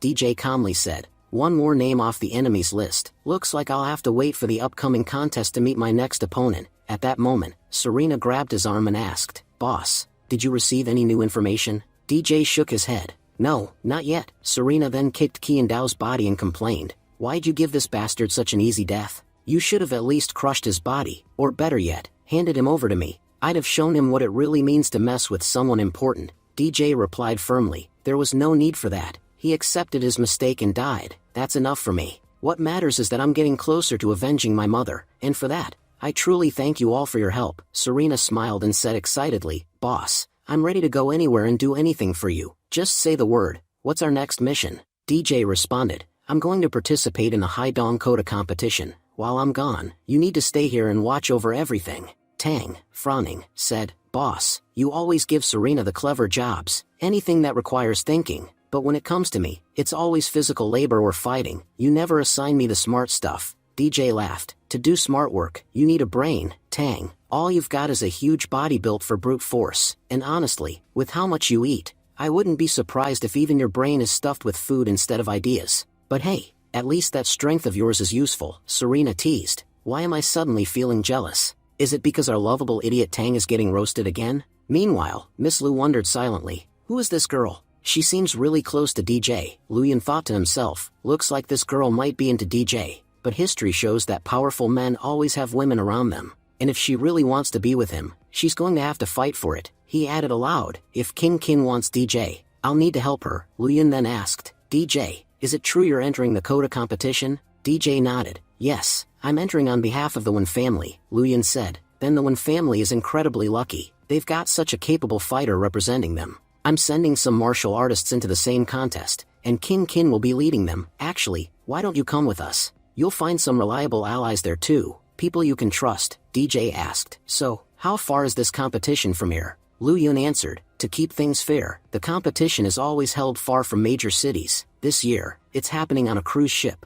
and the contest will begin only once the ship reaches its destination." Serena immediately lit up. "A cruise ship? Then I'm coming too, boss. Will you take me with you? I'll be a huge help in your battles." Miss Lu interrupted, "You don't know anything about the competition, or even the route to get there. I'll escort DJ safely to the cruise ship." Serena gave her a sharp look and said, "Why do I feel like you just want to be part of the competition too?" Miss Lu replied calmly, "There's no competition between us. I'm already far better than you." Both girls then grabbed DJ's arm and asked at once, "DJ, you tell us, who are you taking with you?" DJ thought to himself, "I better get out of here before these girls trap me in their drama." As he turned to leave, DJ said aloud, "I just remembered, my aunt has a flight today. She's taking Jiaogong to Uganda. I should meet them before they leave." Tang quickly chimed in, "Boss, wait. I'm coming too. Your aunt cooked some amazing food for me, so I have to go see her off properly." Serena muttered under her breath, "DJ's always escaping at just the right moment. He's too smooth for his own good." Scene shifted. We see that everyone has left. After a while it starts raining, and we see the arrival of Chen Bideo and his eldest son, Chen Tianwei. Just then, Sheng Yuan Nalan arrived and said, "Chen Bideo, looks like you finally remembered you still have a home in Haidong. You're finally making your comeback." Bideo replied, "My return was absolutely necessary. Haidong has changed a lot, the power structure here is shifting, and I had to come back for that very reason." Nalan cut in, "All of this is happening because of that bastard DJ. Who knows where that beast came from? He's been causing chaos ever since he arrived. He's already destroyed a major family from the city. Because of him, the entire Haidong is now under threat." Bideo responded, "And that's exactly what I was hoping for. With the Coda competition about to begin, that boy has created the perfect opportunity for us. Until now, we were the most powerful in Haidong, but we couldn't dominate completely. Now, we finally have a chance to assert full dominance." Nalan snapped, "Is that all you care about? Expanding your influence? Have you even thought about the fact that one of your sons is dead and another one's crippled? Is your career and wealth all that matters to you? Doesn't your family mean anything at all?" Bideo responded coldly, "What's happening to your children is the result of your own karma. They say children suffer for the sins of their parents, and I can confidently say, my children didn't die because of my mistakes. I wasn't the one who pushed Jia Chiyun toward death. I wasn't the one who made her life hell, that was all on you. So now that your kids are paying the price, why are you angry? You showed no humanity when you bullied others, so why are you expecting mercy now? And don't bring this up to me again. I have no interest in discussing it. As for family, you were never my family. You were never part of the Chen family. You were always just Xingyuan Nailin, burning with jealousy toward Jia Chuyun. You hated her so much that even after her death, that jealousy hasn't died. Saying that, Badeo turned and walked away, completely ignoring Nailin's protests. Chen Tianwei, their son, tried to console her. Mom, there's no need to be angry. I'll take revenge for my brothers. Just then, Badeo noticed something. Someone's here, he said, narrowing his eyes. Come out, now. From the shadows, Jingdong emerged and quickly pleaded, please, don't attack me. It's me, Jingdong. Badeo narrowed his eyes. Aren't you the chairman of the Dragon Group? What are you doing here? Jingdong urgently explained. Badeo, I need your help. That boy, DJ, he's not human. He wiped out my entire group. He destroyed my whole family. I'm only alive because he told me to deliver a message to you, he said. Tell the Chen family to wait. I'll show you your place at the Coda competition. Badeo grinned. Don't worry, I'm personally focused on the Coda competition now. By the way, how much did you hear of our conversation just now? Jingdong quickly said. Please don't worry, Badeo. I won't tell anyone. In fact, I hate DJ as much as you do. When he dies, I'll be the first one to celebrate. I know you're planning to dominate Haidong, and I want to help and follow your lead. Badeo smiled, then suddenly struck Jingdong, slamming him into the ground. You dare call me Badeo? No one in this city has the right to address me like that. Chen Tianwei stepped forward and said, my father is about to become the king of Haidong. A king has no equals, only slaves, and a slave should never cross his limits, or he'll end up just like you. Scene shifts to the Golden Beach. Tang looked around in awe. Wow, this Golden Beach is incredible. It's even better than I imagined. King Qin told us to be on time, and we're here, but I don't see her around. Just then, DJ arrived and said, she'll come. She's not some lost child. Tang laughed and teased. Boss, what are you even wearing? You do realize we're at a beach, right? Who wears a full suit to the beach? DJ punched him lightly and growled. You're the one who lays out my clothes every day. You picked these, and now you're mocking me? Serena chimed in with a playful tone. Boss, you've got fool to take care of your wardrobe, but you should have given me that job. You're talking about laying out clothes. I'd be happy to help you shower too, but you never give me a chance to serve you. The other guys, watching Serena, muttered among themselves. She's stunning, like a movie star. We've got an actual actress-level beauty here on the beach. One of them leaned toward his friend and whispered, hey, you want her number?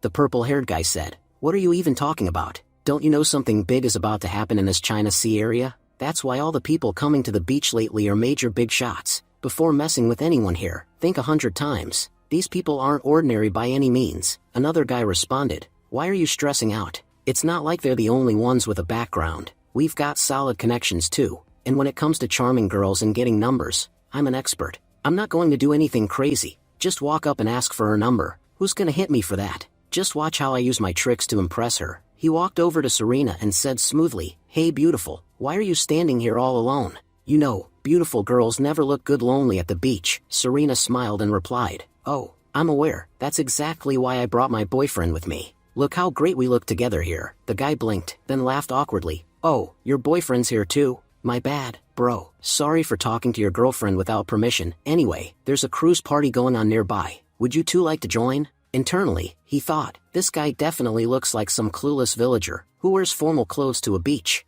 DJ calmly replied, no, we won't be attending the party. We've got something important to take care of. Serena asked curiously, what's so important that we can't go? DJ subtly nudged her and gave a small hand signal, clearly saying we're not going. Then he added out loud, sorry, we're waiting for someone, so we can't join the party. In his thoughts, DJ reflected, Serena really is such a naive girl. No matter how strong she might be physically, she's still mentally like a child. She doesn't realize this guy came with the wrong intentions. If she went to that party, she'd probably beat someone up and cause a scene. Meanwhile, the other guy smirked to himself. My plan almost worked. She was just about to fall for it. But that guy, he's too clever. He saved her from getting trapped. Trying to recover, the guy said, by the way, have you heard about the Haidong Sea Fest? DJ replied, yeah, I've heard of it. But I don't know much about the place. The guy boasted, only specially qualified people are allowed to enter, and guess what? I'm one of them. If you two are interested, I can take you with me. Serena asked, are you being serious? He replied, of course. I'm not just some regular person, I have connections. I can easily get us in. Just then, a massive cruise ship began to dock. Waving from the deck, Miss Lu called out, "DJ, I'm here." The guy was stunned. That's Lu Yun's daughter. And the guy she's here to meet just arrived on that ship. That means his status must be insanely high. At that moment, his friend walked up and mocked him. "How does it feel to make a fool of yourself? You bragged so much about getting us onto that cruise, and they're already boarding without needing your help. They clearly didn't care about you at all." Embarrassed, the guy muttered, "That guy was weird anyway. I can guarantee, though, that he's nothing compared to Brother Lang." Suddenly, Lang walked up and said coldly, "Talking behind my back, are you?" Turning around quickly, the guy said, "Brother Lang, you're finally here. You just missed a gorgeous girl who was standing right here a few minutes ago." DJ, looking directly at Lang, said, "So, the Yu family is also participating in the Coda competition, and they've sent Lang? Now that's interesting." Lang thought to himself, "There's something familiar about this guy. I feel like I've seen him somewhere, but he's standing too far for me to make out his face." Lang then said to his companions, "Get ready, we're boarding the ship." Scene shifts to the Diamond Princess cruise ship. Once on board, Tang immediately started eating. "This food is incredible. I've never tasted anything this good before." A waitress politely cautioned, "Sir, please slow down or you might choke." She thought to herself, "Looks like this guy hasn't eaten in days the way he's stuffing his face." Serena, watching him, sighed internally, "This idiot only ever thinks about food. War God gave us a mission, and here he is, just sitting and eating." She put on her glasses and said, "Well, at least I'll do my part. Investigating people is my specialty, not something Tang's useful for anyway." She then began scanning and gathering intel on all the people nearby. While scanning the crowd, Serena observed someone and said to herself, "This guy's name is Lu Shui. He's a wealthy merchant from Haidong. The martial artist he brought is Shuang Quanlei. But Quanlei can't use lightning powers, so he isn't our boss's target. I wonder who the real martial artist is, the one who can use lightning.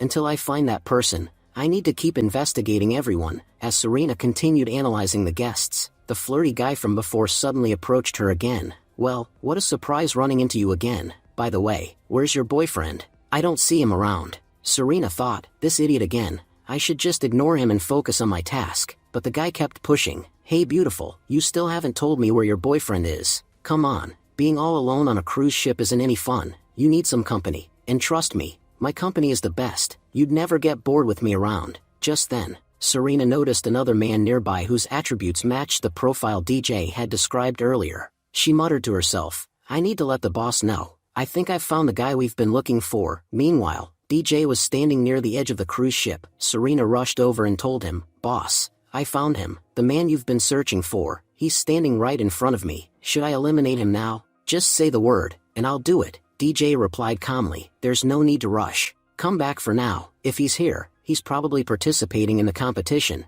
We'll deal with him after the competition. Let's first handle our duties representing the Wan family, then we'll decide how to proceed." Serena nodded, smiling slightly. "You really are a gentleman." But the brown-haired guy, still hovering nearby, misunderstood and thought she was talking to him. He said, "Pretty lady, you should just break up with your boyfriend and come with me. I promise I'll make you really happy." In response, Serena spun and landed a flying kick straight into his face. "You're nowhere near worthy of being compared to my boss, and don't ever compare yourself to him again." With that, she walked away. DJ thought to himself, "Serena said I've become gentle, but it's not about that. I'm just waiting for the right moment. When the time comes, I'll take out multiple enemies at once." He called out, "Serena, stay nearby and be careful not to get caught." On the other side, the brown-haired guy was fuming. "How dare that girl attack me? I'll make her regret it. She needs to understand who she just laid hands on." As he stormed off, he bumped into DJ. Shocked, he blurted out, "Hey, you're that guy from the beach."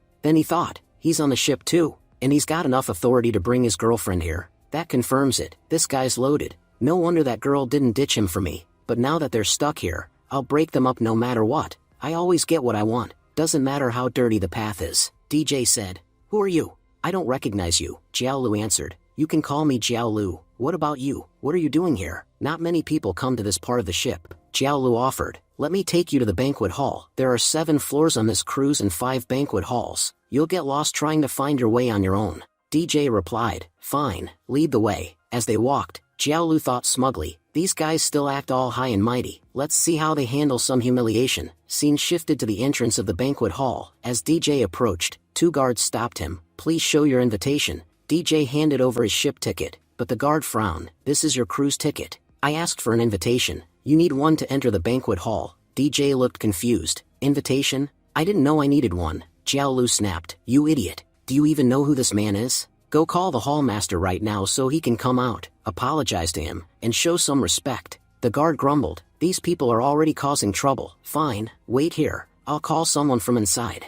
As the guard left, Jiao Lu sneered. Everyone at this party is one of the richest and most powerful people in the city. If anyone tries to mess with their event, they won't let them off easy, DJ said calmly. Interesting, Jiao Lu added with a smirk. So, looks like you're the one trying to ruin their party, and now you're caught. But hey, if you kneel and beg, maybe I'll help you out. DJ looked him straight in the eye and asked, what's your problem with me anyway? I don't remember ever having a feud with you. Just then, the guard returned with Lang, the hallmaster. As soon as Lang saw DJ, he walked up quickly and said respectfully, I didn't expect you to come to the party. Your presence here is a great honor for us. DJ replied, you really think you're worthy enough to shake my hand? Lang immediately apologized. Forgive me, that was out of line. Nearby, Jiao Lu was stunned, thinking, wait, this guy is Yu Lang? And why is he treating this man with such respect? Yu Lang stepped forward and introduced himself, saying, you can call me Yu Lang, and if you ever need anything from me, just say the word once, I'll make sure it's done. Jiao Lu stood there in disbelief. He couldn't trust his own eyes. One of the most powerful figures in the city, a man who never bowed even in front of the mighty Chen family, was now kneeling.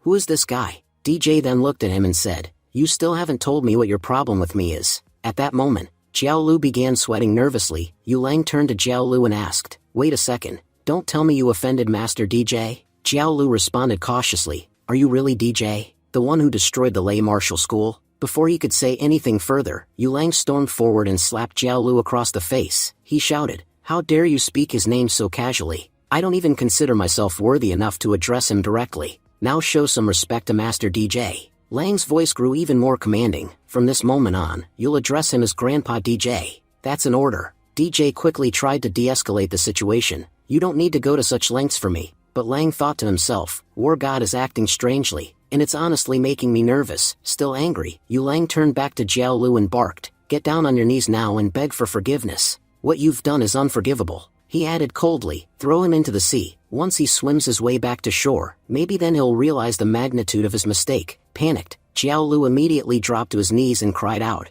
please forgive me, Grandpa DJ. I made a terrible mistake. I'm truly sorry. Lang stepped in again. Please don't take his foolishness to heart. He's a complete idiot. But I promise, after this punishment, he'll learn his lesson. He then turned to DJ, come inside and relax. Enjoy the show. As they entered the lounge, Lang leaned in and whispered with a grin, you know, there are some very beautiful girls inside. If any of them interest you, just say the word. With your looks, they'd fall for you instantly. Hearing that, Serena clenched her fists, visibly furious. Lang suddenly felt a chill and thought, why does it feel like someone is glaring at me with murderous intent? They escorted DJ into the VIP room. DJ said calmly, you all can leave now, and don't try to flatter me with anything. Lang nodded and said respectfully, if you need anything, just give me a call or shout. I'll come running, no matter what. Meanwhile, on the other side of the ship, we saw King Kin, who was muttering to herself, I heard DJ is on this cruise, but where is he? I'm going to find him. A martial artist from Miss Lu's family asked, Miss Lu, who are you looking for? Look, there's Mr. Kin standing over there. You should go talk to him. He has many connections and could really help us out in this competition. Miss Lu replied thoughtfully, to be honest, I don't really have a reason to go spend time with Mr. Kin. The martial artist insisted, if Mr. Kin is pleased with you, that would be a huge win for us. Trust me, even if your lover is powerful, he's nothing compared to Mr. Kin Xiao. As she spotted DJ, Miss Lu thought to herself, finally, I found him. She walked over and introduced him, saying, DJ, meet our family's martial arts master, Master Wang. However, even after seeing Master Wang, DJ didn't greet him. Master Wang asked, so, you're DJ? Do you even know where you are right now? DJ answered casually, what kind of stupid question is that? We're on a ship. Master Wang corrected him, this isn't just any ship, this is the largest cruise ship in all of Haidong. It can carry over 2,000 passengers at once. It has everything from luxury spas to racetracks. This place is incredible. DJ responded coldly, and why are you telling me all this? Master Wang smirked, you just seemed like someone who's never been on a cruise before. You should explore while you have the chance. Don't bother Miss Kin. She's very busy. Instead, take this rare opportunity to discover the ship. Suddenly, DJ released his energy and muttered, another insect here to disrespect me. What is it with people wanting to die in front of me? The force from DJ's energy overwhelmed Master Wang. He felt it tightening around his throat. Unable to breathe, he gasped, What was that? That pressure, it was insane. I couldn't even breathe. Just then, a man with glasses walked up and said, Master Wang, why do you look so shaken? And why did you walk away from me like that? I haven't even properly introduced myself to Kin Kin yet. But Master Wang was too shocked to reply. His mind was still stuck on what he had just experienced. The terrifying pressure from DJ had left him completely rattled. He had just witnessed a power beyond comprehension. He knew he might never recover from the shock. Kin Kin began introducing DJ, saying, This is Mr. Kin. He owns a business in the entertainment industry.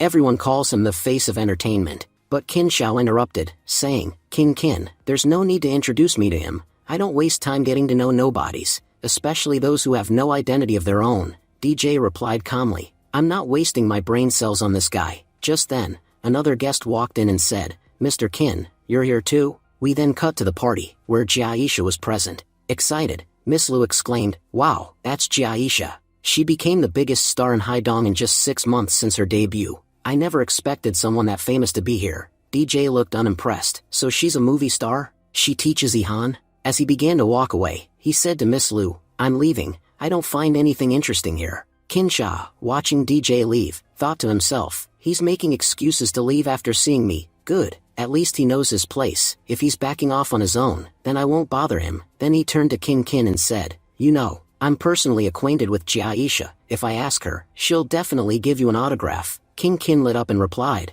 I'd do anything for Jiaisha's autograph. Meanwhile, we see Jiaisha standing at the center of the party. A man beside her said, Mr. Zheng, your company has been doing really well lately. I heard you recently made a huge profit. Mr. Zheng replied modestly, Oh, come on now, Mr. Jiao. Someone once asked, do directors really make money? But after seeing the hits Mr. Jiao has delivered, I can confidently say, no one else even comes close. Just then, Qin Sha stepped forward from the crowd and introduced himself. Mr. Jiao, I'm Qin Shao. I've just begun establishing myself in the entertainment industry, and I see you as my role model. As Jiao smoked his cigar, he stared intently at the young man in front of him, trying to place his face. He looks so familiar. I feel like I know him, but I just can't remember where from. Then Jiao finally spoke. You look familiar. Who are you, and what do you want from me? Qin Shao smiled and replied, Actually, I know a girl who's a huge fan of yours. She really wants to meet you. Jiao turned toward Miss Lu, looked her over, and said, She's adorable, comes from a first-class family, too. It's rare to find such beautiful ladies in big families these days. You've done something impressive, Qin Shao.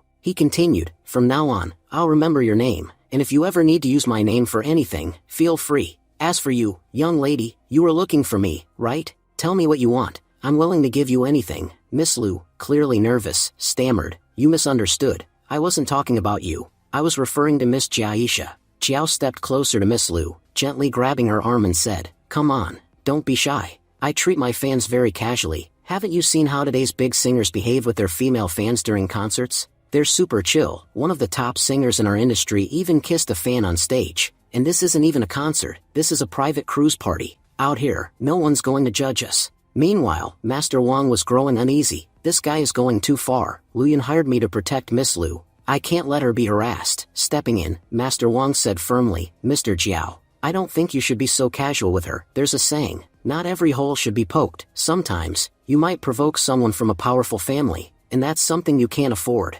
Suddenly, another master stepped forward aggressively, aiming to attack Wang, but Wang managed to block the attack just in time. The man sneered, So you're Wang? Looks like you've grown bold enough to stand against me. Wang backed away nervously and said, Wait, you're Senior Gu? You were training in the mountains. When did you return? Senior Gu smirked. I didn't expect people to still remember me after all these years. But I guess it's true. If you do something truly great, people won't forget you. And if you do something truly terrible, they'll remember you out of fear. Either way, your name sticks. Wang lowered his head and said, Miss Lu, I'm sorry. It's true. I signed a contract with your father to protect you, but now that Senior Gu is here, I'm afraid I can't continue. This is where our agreement ends. Shocked, Miss Lu gasped, Master Wang, why are you suddenly backing down like this? As he began walking away, Wang added, Miss Lu, do exactly as Mr. Jiao says. Sometimes, there are people in this world we simply can't afford to offend. No matter how strong we are, we'll never be strong enough to take on everyone.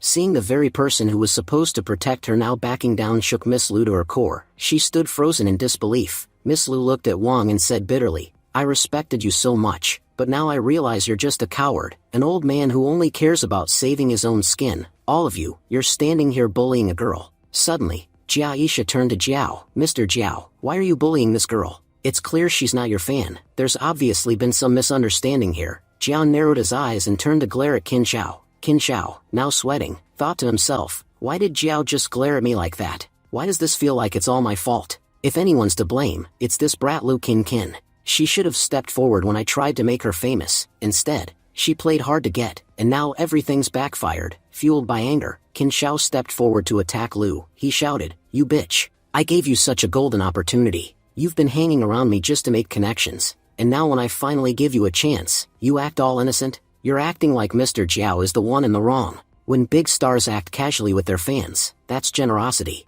He gave you a simple kiss, and you act like he asked for something outrageous. But now I'll show you what it really means to fake innocence. Just then, DJ stepped forward and kicked Qin Shao straight across the room. With a single strike, blood gushed from Qin Shao's mouth as he flew through the air, and landed at Jiao's feet. Seeing Qin Shao go down so violently left Jiao in shock. Furious, Jiao demanded, who dared to lay a hand on Qin Shao? DJ replied calmly, relax. I didn't lay a hand on him, I used my foot. Jiao narrowed his eyes and said, look, I get it, Qin Shao can be annoying, even I get pissed off at his antics, but he still works under my company. Attacking him in front of me, that's the same as disrespecting me. DJ stared him down. And who exactly are you? Even if I did disrespect you, what sin did I commit? If you touch any of my people, I don't care who you are, I'll take you down too. He finished with cold finality. I don't look at status when protecting my people, because anyone who checks status before standing up for their own, never considered them their own in the first place. Jia Isha smiled with delight as she spoke to DJ, saying she hadn't expected him to show up there. DJ responded casually, saying it had been a while since they last met. He teased her, saying that she had become a film star and never told him about it. Jiao, meanwhile, was thinking to himself, he knew that Miss Jiao belonged to the Jiao family, and ever since she had entered the acting industry, she had maintained a distance from others and stayed solely focused on her work. Jiao recalled that he had taken her to several renowned directors, yet she never showed any interest in them, and now, she was greeting this guy directly. Jiao thought this guy couldn't be anyone important. After all, if he were, he would have heard of him in the Haidong city by now. Jiao commented that Jia's friend seemed incredibly bold. He remarked that the guy had taken on a crocodile while standing in water, a move even the king of the jungle wouldn't dare attempt. At that moment, Master Gu stepped in and addressed DJ firmly. He acknowledged that since Miss Jia knew him, they would treat him as an acquaintance. Then he advised DJ to bow to Mr. Jiao, apologize for his actions, and accept his mistake. If he did that, they would consider the matter resolved and forget it ever happened. But DJ wasn't amused. He scoffed, asking if they really expected him to kneel and beg forgiveness from these dogs. He mocked them further, asking if they thought they were ringmaster and he was a circus lion, ready to dance at their command. Even circus lion wouldn't dance for jokers like you, so there was no way he was going to comply. Without warning, DJ stepped forward and slapped Master Gu so hard that he collapsed unconscious from a single hit. DJ then offered advice to the stunned group, telling them to always think twice about whom they were talking to. He added that they were lucky he was in a good mood today, otherwise, this might have been the last day of their lives. Witnessing DJ's display of raw power, everyone began whispering in shock. They wondered who this guy was. If he had come to compete, their country might just have found its new top-ranking fighter. Master Wang, visibly shaken, said it was impossible. Senior Gu was a highly respected and famous fighter, and he had only recently come out of seclusion, and yet, he had been knocked out by a single slap from a young man. Mr. Jiao, fuming with anger, told DJ that by laying a hand on his men, he was going against him directly. He reminded DJ that the entire luxury ship belonged to him. Jiao's men began shouting in support, urging him to use his connections to throw DJ off the ship. They claimed once DJ was kicked out mid-ocean, he would realize who he had messed with. They laughed, saying swimming to Haidong would make DJ wish he'd never been born. Jiao himself commanded DJ to leave the ship immediately. DJ, smirking, said it seemed like their delusion hadn't yet been shattered. Without hesitation, he threw his glass of red wine straight at Jiao's head. DJ then said that very few people had the ability to truly get on his nerves, but for some reason, just hearing Jiao's voice made his head hurt. He warned him seriously that if he ever heard his annoying voice again, it wouldn't end well. Everyone around watched in stunned silence. They couldn't believe someone had dared to throw wine at Mr. Jiao. They whispered that this guy must either have a background far more powerful than Jiao's, or be completely insane and unafraid of life or death. Miss Lu, clearly concerned, stepped forward and pleaded with DJ not to act impulsively. She said that there would be no point regretting his actions afterward. While she admitted that Jiao was in the wrong, She also pointed out that he came from a highly influential background. Elsewhere, Yu Lang and Jiao's father were observing everything. Jiao's father turned to Yu Lang and said that he had heard a lot about Master DJ. Upon learning that DJ was one of the special guests at tonight's party, he asked if he could be introduced to him. Lang spoke up before they could proceed any further, saying,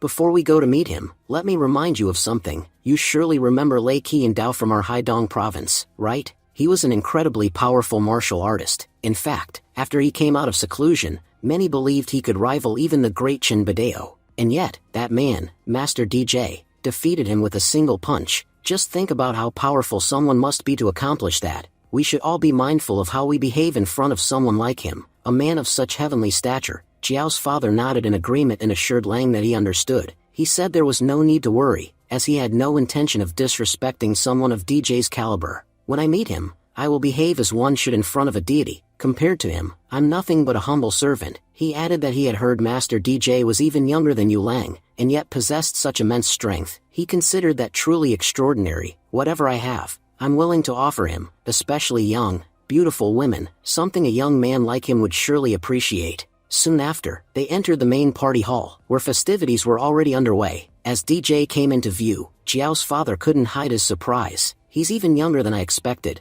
Others in the room began murmuring as well. "Look, Grandmaster Jiao has finally arrived. Once he sees the condition his son is in, all hell's going to break loose." As Jiao's father approached DJ, he greeted him with deep respect, saying, "It's truly an honor to meet you, Master DJ. In today's world, it's rare to see a warrior of your caliber." Jiao, visibly shocked, thought to himself, "Why is my father calling this guy a great warrior? He's never shown this much respect to anyone, not even to his own father." Lang explained to DJ, "Master DJ, this is Jiao's father. You could say the entire Haidong film industry dances to his tune." Jiao's father then turned to his son and said, "Jiao, come meet Master DJ. He's the new master of Haidong. You can call him Uncle DJ. In terms of stature, he's far beyond your level." Everyone in the hall was stunned by how respectfully Senior Jiao was treating DJ. One guest whispered, "Wait, I remember this guy. He's the one who went to the Tiandu Hotel and beat up the Chen family, then he destroyed the Lei Martial School. He's been getting a lot of fame in Haidong lately." After hearing all this, Mr. Wang grew pale and collapsed to the floor. "Just a little while ago, I was speaking nonsense in front of him. I've really made a huge mistake this time. The first thing I'll do after getting off this ship is leave Haidong for good." Meanwhile, Jiao kept staring at DJ with a look of defiance. His father noticed and thought, "This fool has no idea who he's glaring at. If DJ wanted, he could kill him in an instant. He's not just digging his own grave, he's dragging me down with him." Jiao's father slapped him and scolded, "What the hell are you staring at? Shove that cheap attitude of yours into your pocket. If you dare show attitude to Uncle DJ again, I'll break your bones myself." Jiao, still stunned, asked, "Why are you hitting me? You've never raised your hand on me before, and now you're doing it for some guy who can just throw a few punches. Tell me honestly, why are you valuing this martial artist so much? What can a guy like that really do? We come from the business world. For us, it's all about money. Guys like him are just bodyguards, meant for external security. There's no reason to worship them like gods." His father replied, "It seems you're not willing to listen to me at all." Jiao stubbornly went on, "So what if he can fight? Without money, guys like him are nothing. If we rich people stopped funding them, they wouldn't even be able to learn martial arts in the first place. So stop pretending in front of me. Just apologize and this whole thing will be over. I'll forget everything, and you should too. Dragging this fight on won't benefit either of us." But DJ ignored his rambling and turned to leave. Jiao mocked him, "What happened? Got scared? The moment I mentioned money, you remembered your place? Now you're running away with your tail between your legs? Just a while ago, someone was acting all brave, claiming he'd kill me, and now, that same guy is turning his back and fleeing?" Just then, Jiao stopped mid-sentence. His face went pale. Seeing his condition, Jiao's father immediately understood what had happened. His son was no longer alive. He rushed forward and cried, "Jiao, what happened to you? Why aren't you saying anything?" In the next moment, Jiao collapsed to the floor, devastated. His father whispered, "Why did this happen, my son? I warned you so many times. Before opening your mouth in front of someone stronger, you should think 100 times. That's how this world works. Those with power rule over those who are weaker." Yu Lang said grimly that everything had turned out horribly. Even their presence hadn't managed to change a thing. He turned to Mr. Jiao and apologized sincerely for their loss. Lang, still stunned, remarked that killing someone without even looking at them was a kind of power he had never seen or even heard of before. He wondered aloud just what kind of true strength their war god possessed. Meanwhile, on the sidelines, Tianwei watched the entire exchange in silence. Deep in thought, he realized that this was the very man who had been chasing down his family. He smirked, admitting to himself that at least now he understood the kind of power his enemy possessed. Crushing the glass in his hand, he declared that he would definitely avenge his brothers. He swore he'd give DJ a death so unforgettable, it would echo forever. The scene shifted to the deck of the luxurious cruise ship, where DJ was seen quietly meditating in his private room. As he opened his eyes, he noticed Jia standing right in front of him. Jia commented with a smile that it had been quite a long time since they last saw each other. She teased him, saying it looked like he had missed her. Speaking over a call,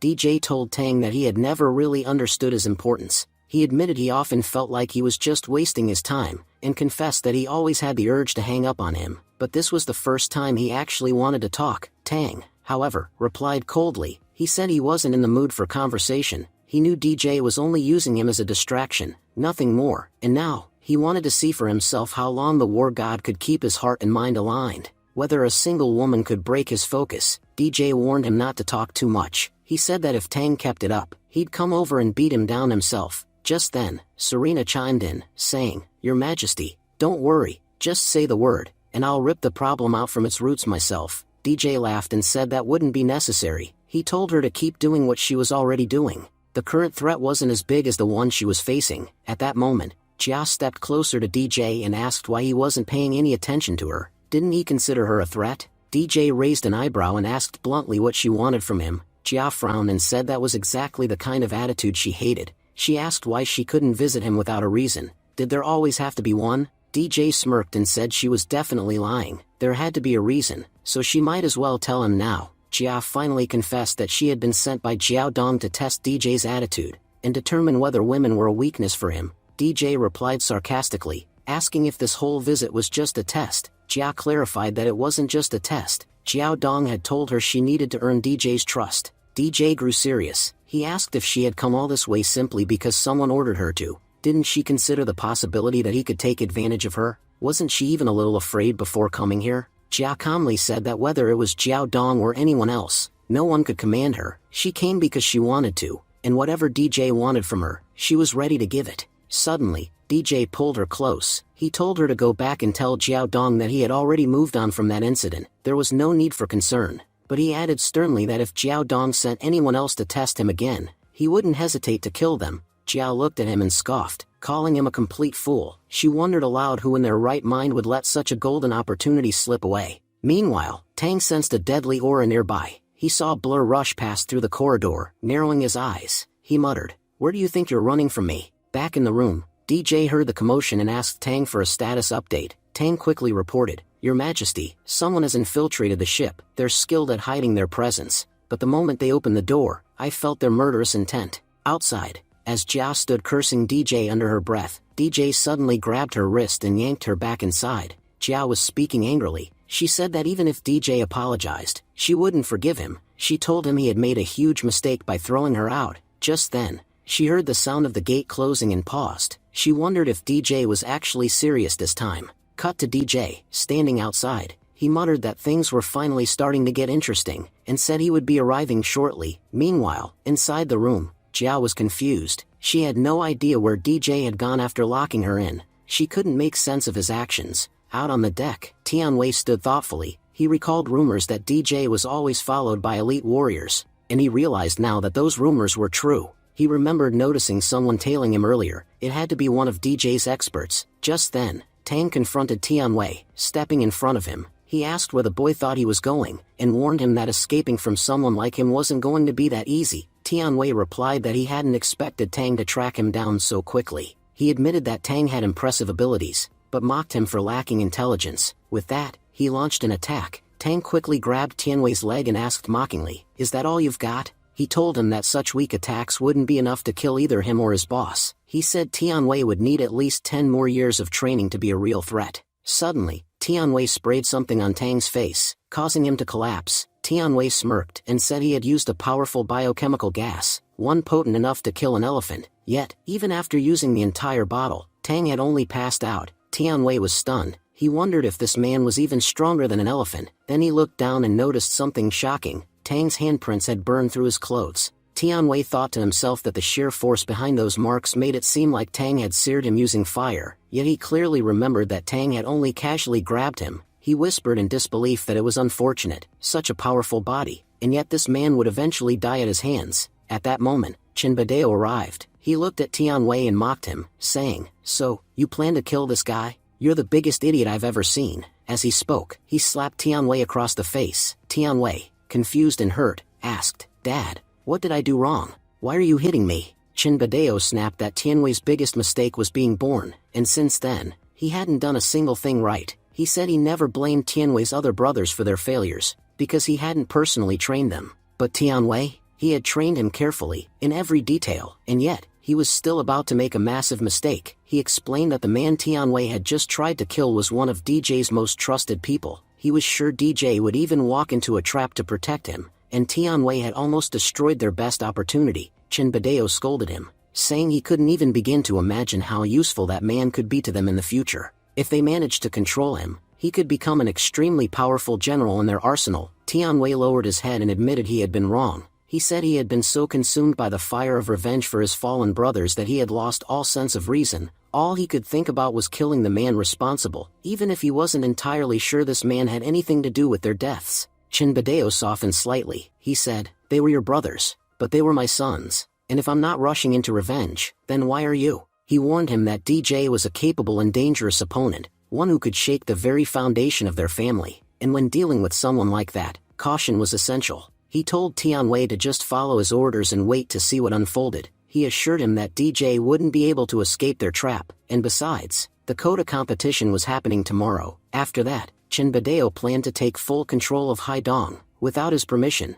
not even a leaf would move there. Tianwei then asked if he could at least interrogate the unconscious man. Chinbadeo nodded. "He's passed out, but sure, see who he is and what equipment he's carrying." Tianwei promised that he would examine everything in detail, but unknown to them, DJ had heard the entire conversation. Elsewhere, Serena asked DJ why he was holding back. She said she would go save Tang herself. She promised she would rescue him. But DJ suddenly chuckled. Serena, confused, asked, "Why are you laughing, Your Majesty?" DJ smiled and replied, "Oh, I wasn't laughing, but seriously, go quickly. Tang's dignity might be in danger." Serena's expression turned serious. "Wait, Tang's dignity is in danger?" The scene shifted to the next day. We saw a vlogger filming himself as he walked through the ship. "Guys, we just had some fried chicken, and now we're heading to the Kota competition, the biggest event in all of Haidong. Every top fighter is going to be battling it out, and I know you think I'm doing this for views, but this risk I'm taking, it's for you." He kept walking excitedly, but was suddenly yanked aside by some armed guards, cutting his vlog short.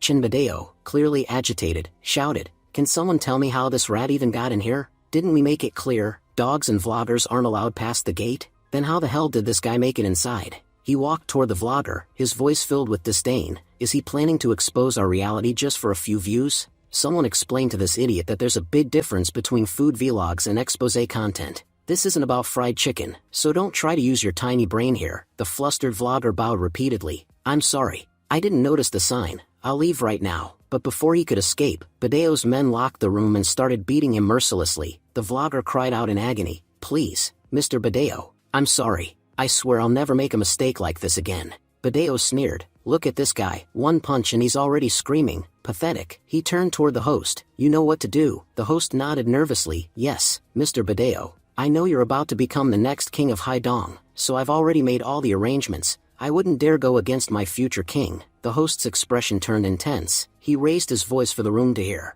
"The moment you've all been waiting for is here. The Kota competition has officially begun. Who will walk away with Haidong's immense wealth, and who will leave empty-handed? Everything will be decided today. Hold your breath, because what you're about to witness is pure fire. The battles begin now." Cut to the candidate room. DJ stands silently, waiting for his match. The host announced, "The first match is between DJ of the Wen family and Mr. Muay Thai." As the two approached the arena, Muay Thai smirked. "I picked you on purpose. I know you're the weakest among the fighters here, and a pathetic family like the Wen family couldn't even afford to hire a real fighter." From the audience, murmurs rose. "Man, this Muay Thai guy sure talks a lot," someone said. "Doesn't he know DJ is no joke? DJ's beaten some of the top names in Haidong. This Muay Thai guy's gonna regret underestimating him." Muay Thai heard the comments and started to doubt himself. Why are they hyping this guy up so much? Could he actually be that good? Wait, I remember now. The Wen family once tried to hire me, but they couldn't afford me. How could they afford someone better than me?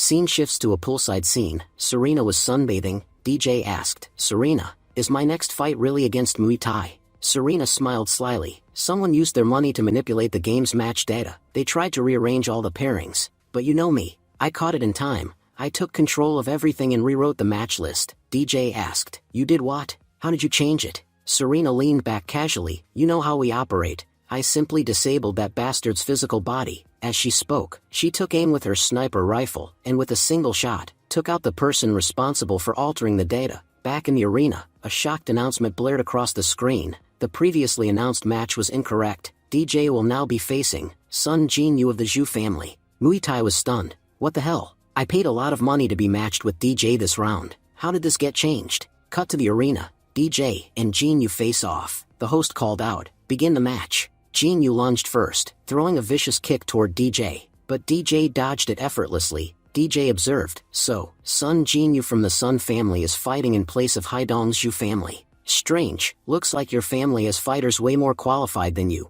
Guess they didn't need you." Jin-yu growled, "You weren't even supposed to be my opponent. I don't know how you got here, but fine, looks like death has already chosen you. I'll finish this with one hit." He charged in, but DJ calmly raised one hand and stopped Jin-yu's attack midair. "I've been calm this whole time, but you came here intending to kill me." He stepped forward slowly, intensity rising. "But you know what's funny? I came here to kill you. You're the one I've dreamed of destroying since I was a child, and now, with you standing in front of me, it's taking everything I have to hold back." DJ tightened his grip on Jin-yu's wrist. Jin-yu shouted, struggling, "Who the hell are you? I don't even remember what kind of grudge you're talking about." DJ said coldly, "You should remember this name, Jia Chuyun, or have you already forgotten?" Hearing the name, Jin-yu's face paled. "That was years ago. The woman you're talking about, her body's probably long gone by now. Killing me for that won't do you any good. You can't kill me. I'm not that weak." But as DJ increased pressure on Jin-yu's throat, blood began to spill from his mouth. Desperate, Jin-yu landed a kick on DJ's chest, but DJ caught his foot mid-air.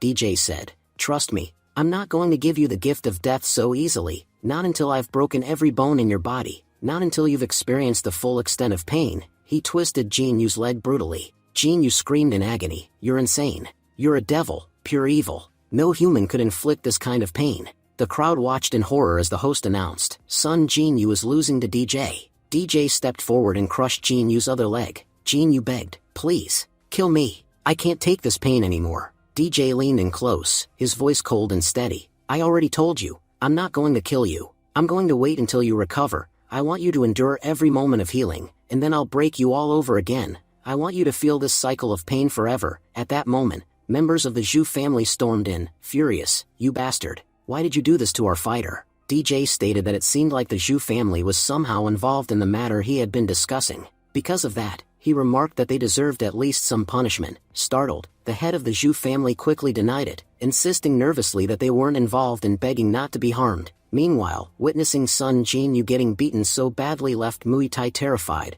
Muay Thai confessed to himself that he was originally meant to fight DJ, but now he could barely think straight. He was so shaken, he had even wet his pants. Host observed grimly that Sun Jin-yu had entered the match on his own 2 feet, but left on a stretcher. With that, the victory was declared for the Wen family. The host then expressed gratitude to Master DJ for giving them such a spectacular fight. He added that DJ was supposed to fight a second time, against a member of the Dragon Group. However, Master Wang from the Dragon Group had withdrawn, leaving them with no fighter. Miss Lu, full of guilt, apologized to her father, admitting the entire mistake was hers. DJ then spoke up, requesting a pause. He announced that for the upcoming fight, he also wished to represent the Dragon Group. The head of the Zhu family objected in disbelief, questioning how one martial artist could represent 2 different families. He reminded everyone of the saying, "A man can't stand on 2 boats at once." Others chimed in, agreeing that it was impossible. Otherwise, one fighter could just represent all 10 families and beat everyone.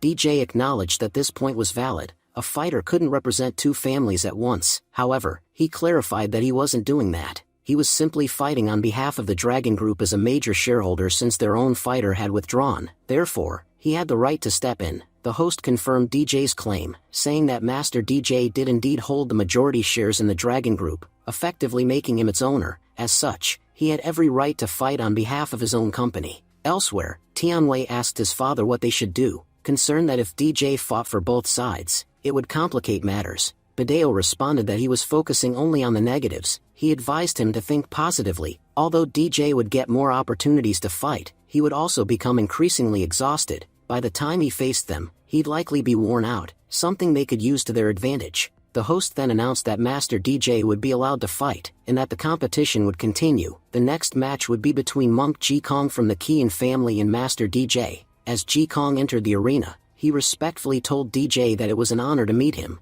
DJ replied that he hadn't expected a monk to participate in such a competition. From what he knew, monks usually had no interest in worldly matters. Seeing one here had truly surprised him. Ji-Kong responded that while he was indeed a monk, he was still human. He explained that he wasn't meant to live away from the world, but had taken the path of a monk to focus on martial arts. Since childhood, he had been obsessed with martial arts, and had fought with many of the world's great fighters. With years of experience under his belt, he warned DJ to be careful. Though he didn't wish to harm him, he admitted he might have to, then launched an attack. DJ effortlessly dodged it. Stunned, Ji-Kong remarked that DJ's speed was unreal. He had never expected to face someone so powerful. As he attacked again, DJ easily caught his hand and calmly declared that the fight was over. Looking down at his trapped hand, Ji-Kong internally panicked, thinking that his hand might soon break. But then, DJ let go. Ji-Kong was in awe. He couldn't understand how DJ's grip had been so strong that he hadn't been able to escape. DJ told him honestly that while his fighting skills were good, they weren't impressive enough to satisfy him.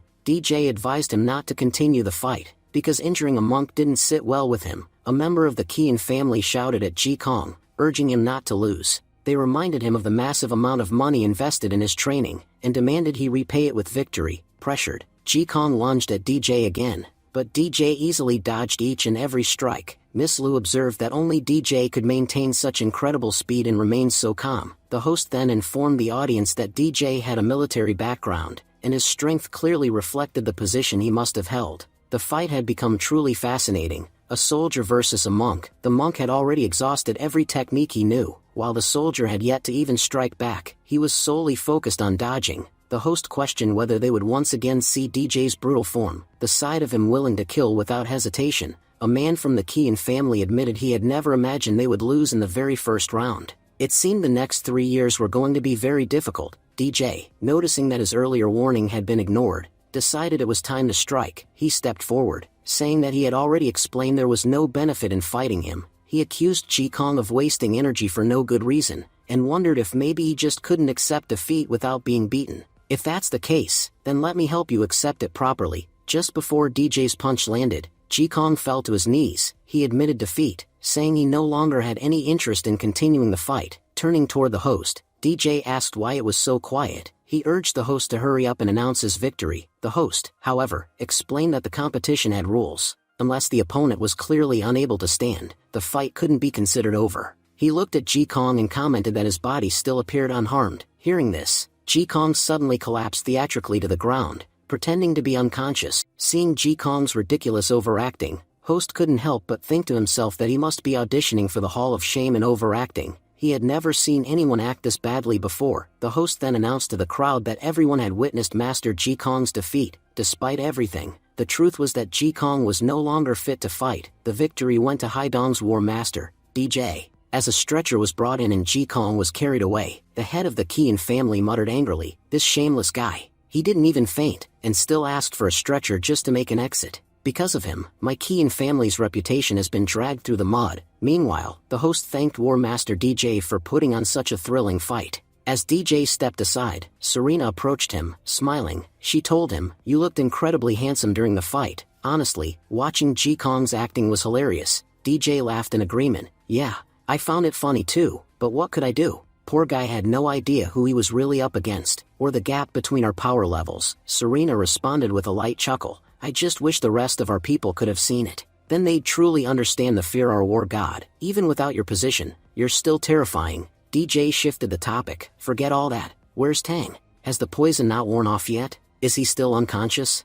Serena explained. "You know, the poison used on him is strong enough to take down an elephant, but with Tang, it's acting more like a sleeping pill. That's why he's just peacefully sleeping and not waking up. I'm sure there's no real poison in his body. He's just in deep sleep." As DJ and Serena continued their conversation, Miss Lu stood at a distance, watching them talk. A sense of jealousy crept over her. Unable to contain herself, she ran over and suddenly hugged DJ tightly. DJ was stunned. He thought to himself, What is she doing? I don't even remember us being this close. Miss Lu then said, "Thank you so much for helping me. If you hadn't, I don't know how our business would have survived." DJ replied modestly, "It was nothing. I just did what I could." Then, glancing around, he added awkwardly, "There are a lot of people staring at us right now. Could you maybe let go?" Blushing, Miss Lu quickly released him and ran off in embarrassment. DJ, still puzzled, muttered, "What the hell just happened? Why was she acting so weird?" Seriously, understanding women is harder than combat. Serena, watching the scene, teased him,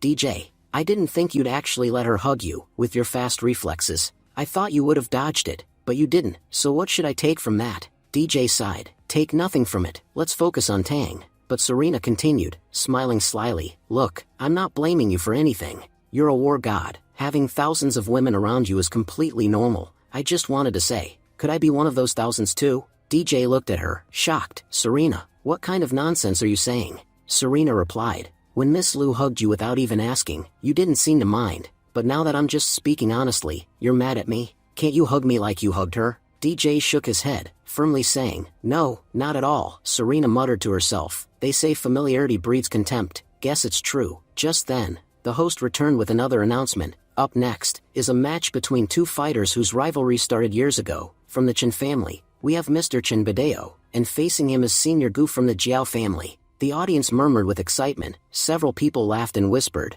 "The Jiao family has horrible luck today. Their first opponent is Chen Badeo. This match is already lost." Jiao Dong watched anxiously, thinking, "How could I be this unlucky? Of all people, I got matched with Chen Badeo in the first round. No matter who stands against him, the result is always the same. Why did the host have to call this a rivalry? There's no rivalry here. In Haidong, no one rivals Chen Badeo, only those below him try." Even Senior Gu was nervous as he stood before Chen Badeo. He thought, "If I get beaten badly in this first round, the rest of the competition will be a nightmare. I can't afford that. I need to be smart or I'll get crushed." Taking a deep breath, Senior Gu spoke up, "Master of the Chen family, I admit defeat. I don't have the courage to fight you." Chen Badeo raised an eyebrow in surprise, thinking, "This guy's a well-known martial artist, even he's this scared of me?" He didn't even consider his reputation before surrendering. Aloud, Badeo said simply, "Fine, you may concede." Senior Gu bowed his head respectfully, "Thank you for granting me this defeat." The audience was stunned. Murmurs spread through the crowd. Senior Gu's a famous martial artist. He's made a name for himself in the world of martial arts. Usually, fighters like him care deeply about their reputation.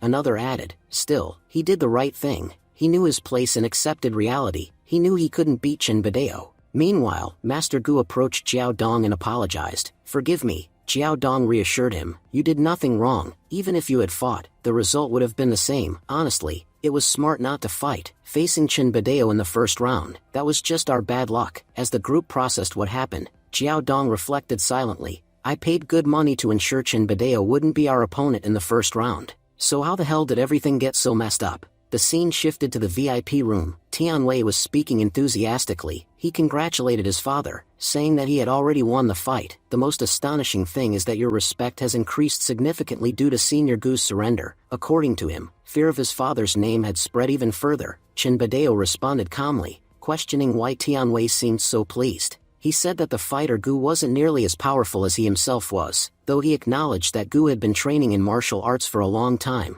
and could technically be considered a senior. Badeo argued that seniority didn't necessarily equate to strength. He believed Gu had made a wise decision by surrendering. Tianwei agreed wholeheartedly, saying his father was absolutely right. Meanwhile, the scene shifted back to the fight arena. Host was giving a commentary. He noted that the first round had ended quickly. Those who lost early were filled with regret, while those who advanced to the second round now held a significant market share. He explained that the next round would determine how much of the market each fighter could dominate in the future. He then announced that the first match of round 2 would feature the crowd favorite, Master DJ, against a Muay Thai fighter. The camera panned to the Muay Thai fighter, who looked visibly shaken. He thought to himself that just reaching the second round had been incredibly difficult. Earlier, he had felt lucky that DJ didn't appear in front of him, but now that they stood face to face, fear was consuming him. His legs were trembling so badly that he couldn't control them. He was afraid that DJ would destroy him. The audience began laughing as they watched the Muay Thai fighter's nervous behavior. They joked that someone had invited a comedian into the fighting arena, remarking that the man looked like he was breakdancing out of fear. They had never seen such a funny fight before.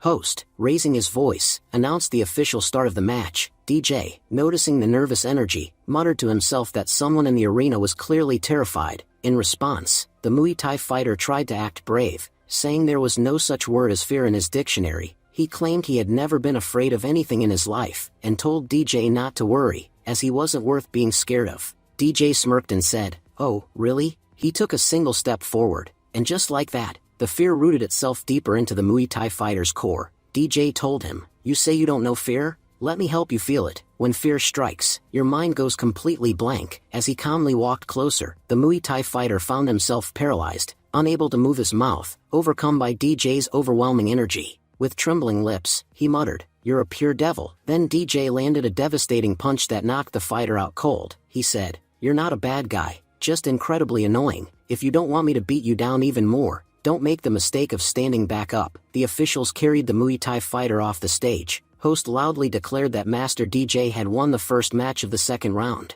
Since DJ was also representing the Dragon Group, he would now immediately participate in the next fight as well, this time against a fighter from the Liu family. The audience buzzed with anticipation, excited for what was sure to be an entertaining match. Some spectators expressed concern, questioning whether it was fair to make DJ fight two matches back-to-back. They agreed that he was representing two families, but felt he should be given time to recover. Others speculated that this might be a tactic to exhaust him, perhaps a strategy by his opponents to wear him down and defeat him. Just then, the Liu family's fighter entered the arena and immediately launched an attack, trying a few moves on DJ, but DJ easily caught his leg. DJ scolded him, saying, "You guys always use the same outdated techniques. Do you think I'm just going to stand here like a dummy and let you hit me? Even a 5-year-old with proper training could beat you," he continued, mocking the fighter for training for over 10 years only to learn such ineffective moves. Then, with a swift motion, DJ threw the fighter backward. However, to everyone's surprise, the Liu fighter managed to land safely and regain his balance. Visibly nervous, the fighter admitted that DJ was incredibly strong. He kept trying different techniques and retreating, running back and forth. DJ was growing annoyed. He thought to himself, "What is this guy even trying to do? Are we playing tag here?" He said aloud, "How long are you going to keep showing off your circus tricks? If you know you're going to lose, then just accept defeat. Why waste everyone's time?" Meanwhile, the Liu family fighter was analyzing DJ's weaknesses. He admitted to himself that nothing seemed to affect DJ, not even strikes to vital areas. He realized he'd have to launch a powerful, full-force attack if he wanted even a chance to win. DJ, however, had enough. He declared, "I'm done playing with you, time to end this." As he approached, the Liu fighter prepared a heavy punch and launched it, but DJ dodged it effortlessly and delivered a brutal punch to the fighter's stomach, sending him flying across the arena. Host commented that the match had ended quickly, once again proving DJ's dominance. He told the audience that if anyone was still standing after facing DJ, it was only because DJ had allowed it. No matter how many moves his opponents used, if DJ decided to strike, they'd be finished. He then asked aloud why the Liu family fighter wasn't getting back up. Is he heading to the hospital, or the graveyard? DJ clarified, "Relax. I only gave him a light punch. He'll just be unconscious for a while. He's not going to die. You can go ahead and announce my victory. There's no point wasting anyone else's time." Hearing DJ's sharp words, even the host began to panic. The host then nervously announced that the Dragon Group had won the second match of the second round. Two families had made it to the third round, and both were represented by only one fighter. Meanwhile, Badeo was watching DJ's fight live on his personal screen. He muttered to himself that this kid was truly interesting. It was clear now that the final match would be between the two of them. Badeo admitted that Jia Chuyun had truly raised a warrior, and perhaps this was the reason he had once been drawn to her. He reflected aloud, saying that if she had chosen him, he would have never let her suffer the way she had. He would have never let Nalan carry out those twisted acts. But she had rejected him, again, and from that moment on, he had stopped caring. If he couldn't have something, he'd rather destroy it than watch someone else enjoy it. Badeo said bitterly that if Jia Chuyun had become his wife, DJ might have been his son, and he would have been proud of a son like that. Unbeknownst to him, all of this was overheard by Tian Wei, who was silently standing behind the curtain, listening to everything.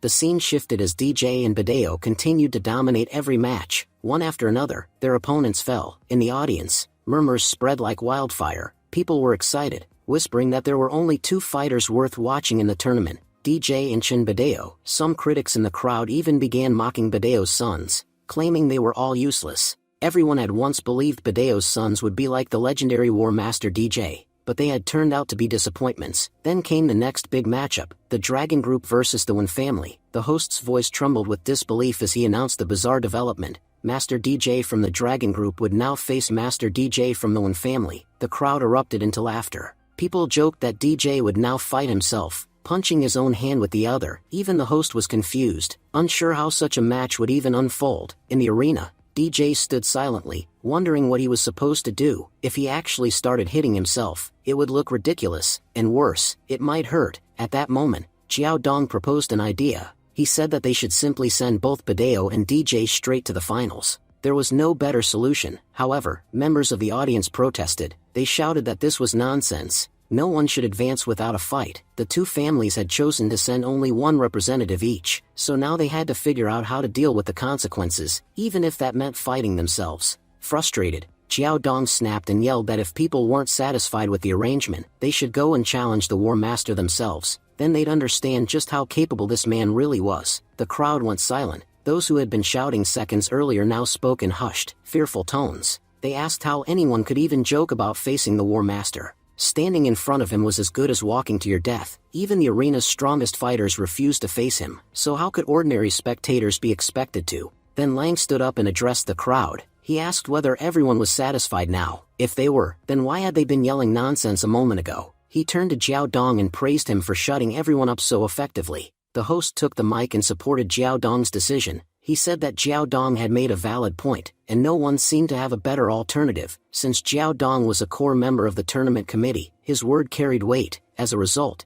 DJ would be directly sent to the finals. The host noted that the semi-final match had ended up being extremely boring, offering no intense action or drama. However, he reassured viewers that the second semi-final would be a different story altogether. As the scene shifted, Mr. Chen Badeo entered the arena, one of the crowd's favorite fighters, representing the Chen family. Standing opposite him was the fierce and famous sword master, Ouyang Zhijian of the Pa family. As the two faced each other, the crowd erupted in cheers. Ouyang greeted Badeo and commented that it had been a long time since their last meeting. He noted that Badeo looked much older than he remembered. Ouyang said that he had never forgotten their last fight, especially since he had lost. Since that day, he had never been able to sleep peacefully, haunted by that defeat. That loss had driven him to train harder than ever, and now, he was ready to end Badeo once and for all. Badeo responded calmly, saying that if Ouyang's story was finished, they could begin the fight. Ouyang accused Badeo of mocking him again, just like old times. He said Badeo hadn't changed a bit. Deciding that there was no point in talking, Ouyang declared he would now show what his training had achieved. Meanwhile, DJ, watching from the sidelines, commented that those who had real power didn't need to talk, they showed it with their fists. He said Badeo's silence spoke volumes, and it seemed he had something terrifying hidden within him. DJ added that the more someone bragged, the faster they usually lost. Then, Badeo began telling a story. He spoke of an elephant that did nothing but eat and sleep for 3 years. It was carefree. Meanwhile, a hard-working donkey spent those 3 years training constantly. When the day of the competition finally arrived, the lazy elephant accidentally fell on the donkey and crushed it to death. The moral of the story was that no matter how hard trash trained, it would remain trash. In the real world, he was the elephant, and Ouyang was the donkey. Ouyang snapped back, saying that only the fight would determine who was better. With that, he charged at full speed to attack Badeo. But Badeo dodged effortlessly. The force of Ouyang's attack was so great that even the battle screen cracked. Onlookers commented that Ouyang had become far stronger than in his previous competition. Some believed that if he had this level of power back then, he might have defeated Badeo. They noted that Ouyang had not only strengthened his inner energy, but had also mastered external energy,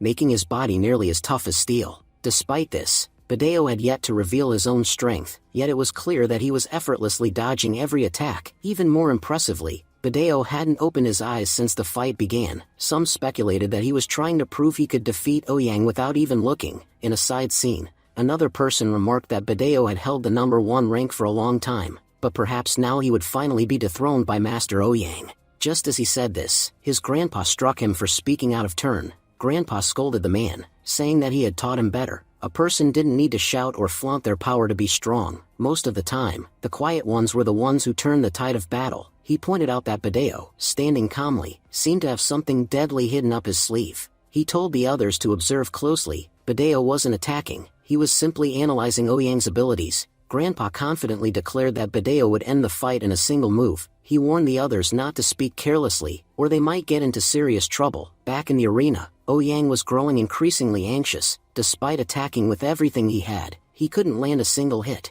He thought to himself that he was giving it his all, but Badeo wasn't even taking him seriously. It felt as if Badeo was merely playing with him, and once he got serious, Ouyang knew he'd be in deep trouble. Just as one of Ouyang's powerful strikes was about to reach Badeo, Badeo finally retaliated. With a single devastating punch, he sent Ouyang flying. Blood poured from Ouyang's mouth as he crashed to the ground. Badeo looked down at him and reminded him coldly that he had said from the beginning, trash like him stood no chance against someone like Badeo. Lying on the ground, Ouyang realized the truth. The attack may have looked simple, but it had completely shaken his internal organs. As the episode closed, Badeo slowly began walking toward the defeated Ouyang, his expression unreadable. The DJ's voice boomed with excitement as he narrated the match, declaring that the fight was becoming more and more interesting. He compared it to an old rivalry, where one fighter believed they had already secured victory, only to realize their opponent had trained far harder than expected. According to the DJ, Ji Jiang had assumed he was the only one pushing his limits after his previous loss. Not realizing that Chin Badeo had outtrained him by a mile, he remarked that most of the fights so far had bored him to tears. But this fight was something else entirely. It was gripping, intense, and surprisingly entertaining. As the camera cut to Ji Jiang's expression, it was clear he had been shaken. Seeing Chin Badeo approaching, his eyes widened with disbelief. Ji Jiang said he couldn't believe Badeo had become an astral being. He asked when that transformation had happened. When Badeo had grown so powerful, the last time they fought, Ji Jiang admitted he had lost, but not by a huge margin. Now, the gap between them felt like an unbridgeable chasm. With a cold stare, Badeo told him to shut his mouth. He said he didn't want to hear excuses or empty talk. If Ji Jiang valued his life, he better say the three magical words. Cornered and humbled, Ji Jiang finally admitted defeat. Fine, I lost. In that moment, Badeo lunged forward with a punch so fierce that Ji Jiang saw death flashing before his eyes. But just as the punch was about to land, Badeo redirected it, striking the ground next to Ji Jiang instead. The earth cracked violently with a single blow. Ji Jiang thought to himself how close he had come to dying. I barely survived this. I swear, I'll never fight Chin Badeo again. Then Badeo began to speak, calm but firm. He told Ji Jiang that in every way, Ji Jiang had the advantage. He had come from a family of martial artists and had been training since childhood. Badeo, in contrast, was born into a wealthy business family and had no martial arts background. Every opportunity, every chance to surpass him, had always belonged to Ji Jiang. But that's where mentality comes in. I've always had the mindset of a winner. You, on the other hand, have the mentality of a loser. He explained that Ji Jiang trained to become powerful only so he could beat others, not for the sake of true growth. That's why you'll never surpass me. Not now, not ever. Ji Jiang clenched his fists in silence. He thought to himself that Badeo had gone too far. It was one thing to lose, but this level of humiliation? You hit me, fine, but insulting me like this, that's something I won't forget. He swore to himself that one day, no matter what, he would have his revenge. If you don't feel what it means to mess with me, then my name isn't Ouyang Ji Jiang.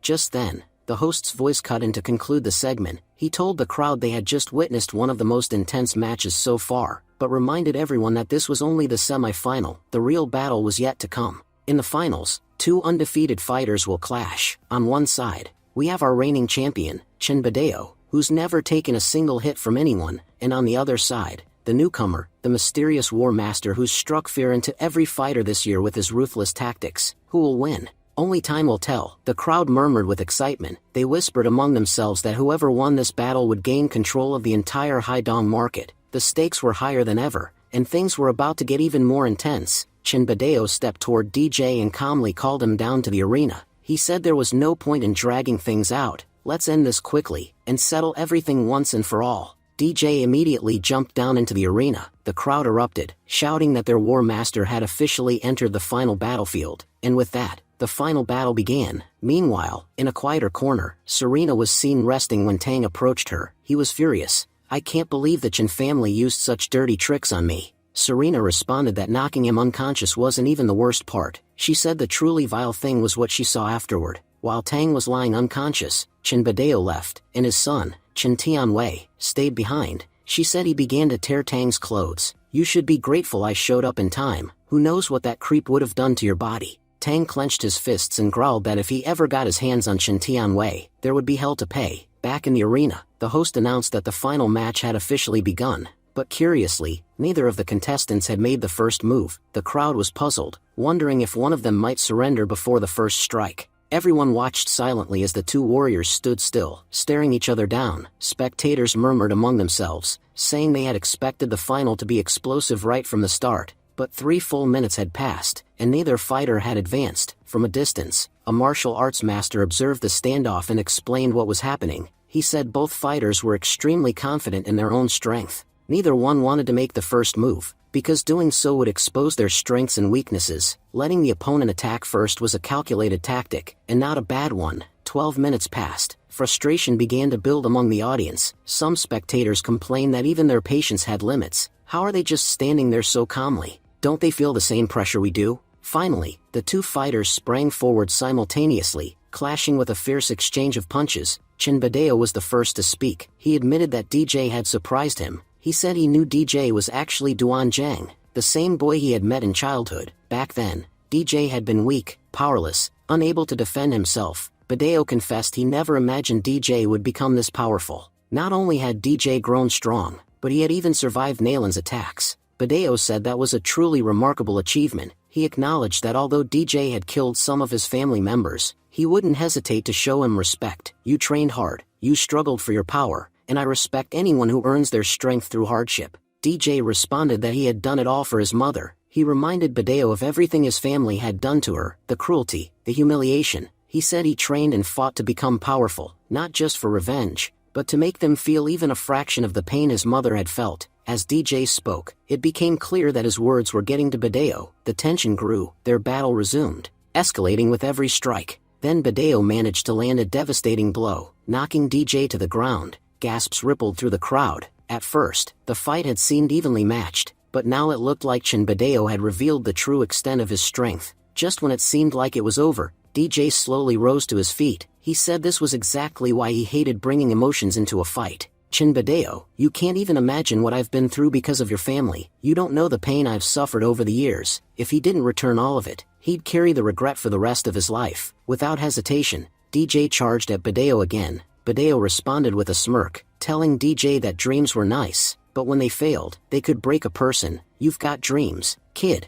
but they're never coming true. Badeo dodged DJ's next strike. As he prepared to launch his counterattack, DJ dodged as well, this time matching Badeo's punch with his own. Their fists collided with raw force. Badeo looked down at his hand, stunned. Blood was trickling from his knuckles. How is this possible? My hand is bleeding because of a kid's punch? DJ replied coldly that up until now, he had just been holding back. I haven't even shown you who I really am. If I unleashed my full strength, you wouldn't even be able to keep fighting. Badeo's eyes narrowed, releasing a surge of energy. He challenged DJ, telling him to stop showing off. I want to see what you're really capable of. Show me something beyond my imagination. DJ thought to himself that it was finally time for the main action to begin. Meanwhile, Serena was lounging comfortably, soaking up the sun, but her relaxed mood shifted when she noticed another cruise ship approaching theirs. It was the E families. Back at the scene, Badeo attempted a surprise attack on DJ, but failed miserably. DJ said the guy clearly wasn't going to back down, and without hesitation, moved into counterattack. Badeo was confused. He wondered aloud what was going on. He had gone into strike, so why did DJ's speed seem so much greater? Before he could fully process it, DJ landed a punch that sent Badeo crashing to the ground. Coughing up blood, DJ calmly said, "See? It's over now." The crowd, stunned by what they had just witnessed, fell into a shocked silence. No one could make sense of the situation. Chinbadeo, an undefeated fighter until now, had just been taken down by a single punch from a young man. Even the host was frozen, unable to speak. He finally stammered, saying he couldn't believe what had just happened. The audience began murmuring that Haidong's #1 had officially changed. Everyone had always believed that Chinbadeo held that title, but now, it was clear. The true #1 was War Master DJ, the new ruler of Haidong. Inside the control room, Tianwei was silently observing everything unfold. He couldn't believe his eyes. He had been certain that his father would defeat this guy. After all, his father had spent his entire life training in martial arts, never once showing interest in Tianwei or anyone else. Still, he's going to lose to a guy my age. Just then, Badeo stood back up. He admitted it had been a long time since he'd taken a punch from someone of equal strength. He couldn't even remember how many years it had been since he'd experienced a real fight. But now, the blood dripping from his mouth proved to him that he was finally in one. He said he didn't care about winning or losing anymore. What mattered now was that he was getting the fight he'd been longing for. Looking at DJ, he said that since DJ had brought him to this point, he was ready to go all out, and expected DJ to do the same. DJ responded, guessing that Badeo still had some kind of trick up his sleeve. Why else would he look so confident? But he was enjoying the fight too much to back down now. He told Badeo to use whatever technique he had, because he didn't want anyone saying later that DJ won only because Badeo wasn't allowed to fight at full strength. At that, Badeo threw off his coat and declared that everyone was about to witness his full power. With a burst of energy, he transformed from Chin Badeo to Super Chin Badeo. Even the weather began to shift. The spectators were amazed. Some commented that it didn't look like a transformation. It looked like they were watching a Super Saiyan emerge. His aura, his energy, everything about him had changed. Clearly, he had been hiding his special technique. DJ wasn't impressed. He muttered that he didn't like all this dramatic flair. If Badeo wanted to power up, fine, but it all looked pretty ridiculous. Badeo responded by saying that sometimes, things people don't understand seem ridiculous to them, but just because something looks like an act doesn't mean it is. Soon, DJ would find out the real reason behind this transformation. Suddenly, Badeo began channeling energy into his sword. DJ was stunned. He's learned this technique too? Where did he even get it from? This is the Taiyuan Sutra technique. Badeo, equally shocked, asked, "You know about it? That's incredible. I didn't expect anyone here to recognize such a powerful technique." Since DJ clearly understood how strong this power was, he must also know what it was capable of, and because DJ was the first opponent who could withstand Badeo's full power, he didn't want him backing out now. Until this moment, he had never met anyone who could push him to this level. He had been craving a real fight, and now he was finally getting it. With that, he launched a fierce attack on DJ, but DJ effortlessly dodged the strike. Badeo said, "So you dodged my move, let's see how long you can keep that up." He struck again. DJ evaded again, just as smoothly. Badeo warned him, "You can't win just by dodging. Unless you attack back, your defeat is inevitable." He then unleashed a powerful series of blows aimed at DJ, but DJ used his barrier to block them all with ease. "These pathetic attacks can't even touch me." Badeo, frustrated, shouted, "Pathetic? This is my strongest technique." He launched another high-powered strike, and the scene shifted to the control room. There, Tianwei was still watching. He thought back to the first time he saw DJ as a kid. Even back then, something about him made Tianwei hate him. He had always seen DJ as a coward, hiding away like a rat. But now, DJ had returned with power, and dared to challenge them directly. Tianwei told himself that DJ had initiated this fight, and in doing so, had sealed his own fate. Back in the fight, Badeo charged again, but DJ blocked his attack with just 2 fingers. He looked at him and said, "Is this all you've got, even after going all out? Honestly, I expected much more from you. You've disappointed me." Chin Badeo was stunned. He thought to himself that he finally understood what was happening. DJ had already mastered the spiritual energy, the one Badeo had just begun learning. That's why he couldn't do anything against him. From the very start, DJ had only pretended to fight seriously. If he wanted, this fight would have ended long ago. At that moment, DJ casually broke Chin Badeo's sword using only 2 fingers. He told him that he had given him plenty of chances to strike, but he failed to take advantage of any of them. Now, DJ declared, it was his turn to attack. Before Chin Badeo could even move, DJ launched a barrage of punches that completely overwhelmed him. Unable to respond, Chin Badeo was helpless. DJ then grabbed him, slammed him to the ground, and delivered a brutal kick to his head, rendering him unconscious. DJ taunted him, saying he had been running his mouth just a moment ago, lecturing someone about being born into the martial family, while he himself was born into a business family. Yet, despite all that pride, he had accomplished nothing. DJ pointed out that he was just a kid, young enough to be Chen's son, and even then, Chen couldn't lay a finger on him. He continued,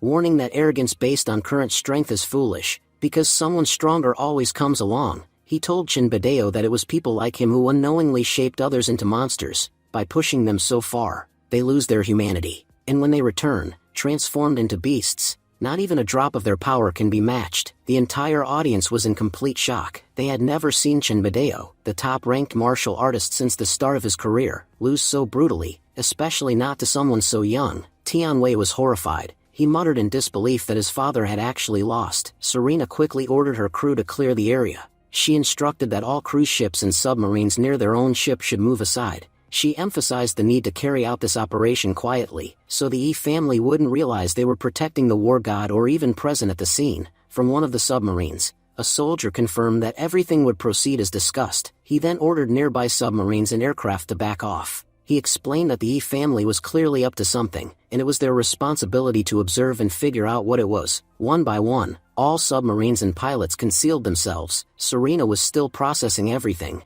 She found it extremely suspicious that the Yi family had shown up so suddenly. Something about their presence didn't sit right with her. Meanwhile, DJ asked Chinbadeo if he had any last words. Since he might not get another chance to speak, Chinbadeo admitted that he did have one regret. If he had made a mistake in the past, he should have destroyed the root of that mistake completely. That failure was now costing him everything. He told DJ not to mock him and to just kill him quickly. But DJ refused. He said death would be too merciful a punishment for someone like Chinbadeo. He knew Chinbadeo wasn't afraid to die, but there was something else that terrified him. DJ said that if Chinbadeo had to live with that fear, he wouldn't really be alive at all. Saying this, DJ destroyed Chinbadeo's cultivation. He told him to live with that broken cultivation. Once, Chinbadeo had been a top martial artist. Now, he was nothing more than a helpless man with no strength left. DJ added that he intended to make every member of Chen's family go through what he himself had endured. And for Chinbadeo, that was the best punishment he could think of. Only a few members of the Chen family remained, and they, too, would face retribution.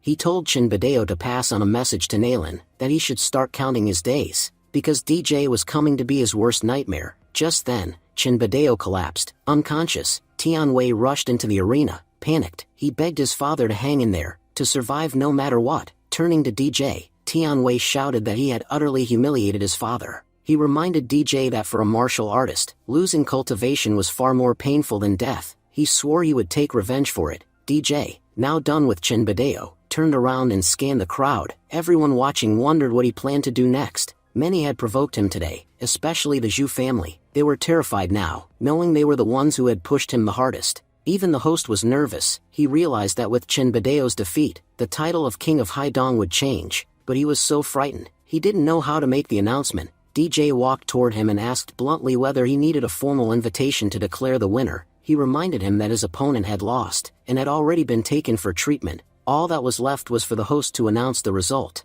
Stammering at first, the host apologized and then finally declared, in a loud, clear voice, that the winner of that day's Coda competition was Master DJ, who had represented both the Dragon Group and the Wen family. For the next 3 years, DJ would rule over Haidong. He offered congratulations to all families that had secured high positions in the event, stating that their futures looked bright. Miss Liu, watching from the side, thought to herself that becoming friends with DJ had been the best decision of her life. She felt that DJ had helped them more than even their closest allies ever had, and she was deeply grateful to him for everything. DJ then walked over to Serena, who gave him a report. The Yi family's cruise ship was approaching. DJ commented that it was strange for their old enemies to appear like this. He wondered aloud if they had somehow discovered his identity. Serena reassured him that such a thing wasn't possible. Only a few people knew the truth about his identity, and none of them would ever leak that information. She said she had already moved all their troops aside to allow the Yi family's ship to dock without interference. She reminded him that the Yi family had always been a powerful enemy,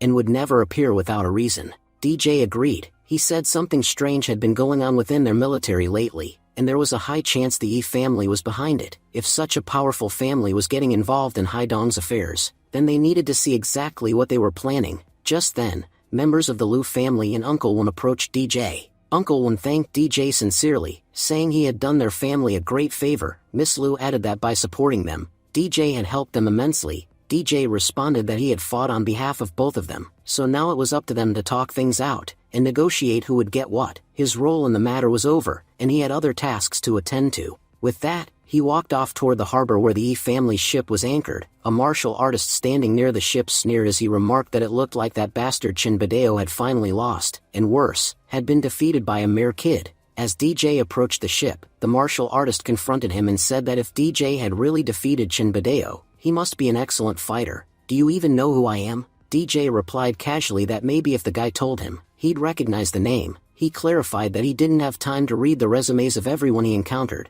The martial artist introduced himself as Yi Wujing, a member of the Yi family. He explained that he was aware of the ongoing Coda competitions, and whoever ranked in them would receive a share of Haidong's wealth, a reward that the Yi family had their eyes on. DJ laughed and pointed out that the competition had already ended. He mockingly asked if they were just showing up now. Wujing stepped forward and declared that he wasn't there to negotiate or compete. He was there to give DJ an order. Haidong now belonged to them. He warned DJ not to make him repeat himself. DJ raised an eyebrow and asked whether he had given him permission to leave yet. He told him to do only what he was told. Yi Wujing, still composed, said that DJ had earned some respect by defeating Chen Badeo, and for that reason, he was giving him a chance. He acknowledged DJ's skills and stated that he didn't usually speak so politely with someone so young. Normally, he wouldn't even bother looking at kids DJ's age, because in his experience, they were all too arrogant. DJ replied coldly that the Yi family was trying to claim Haidong's wealth, something DJ had just won, and now, instead of accepting defeat, they were advising him on what to do.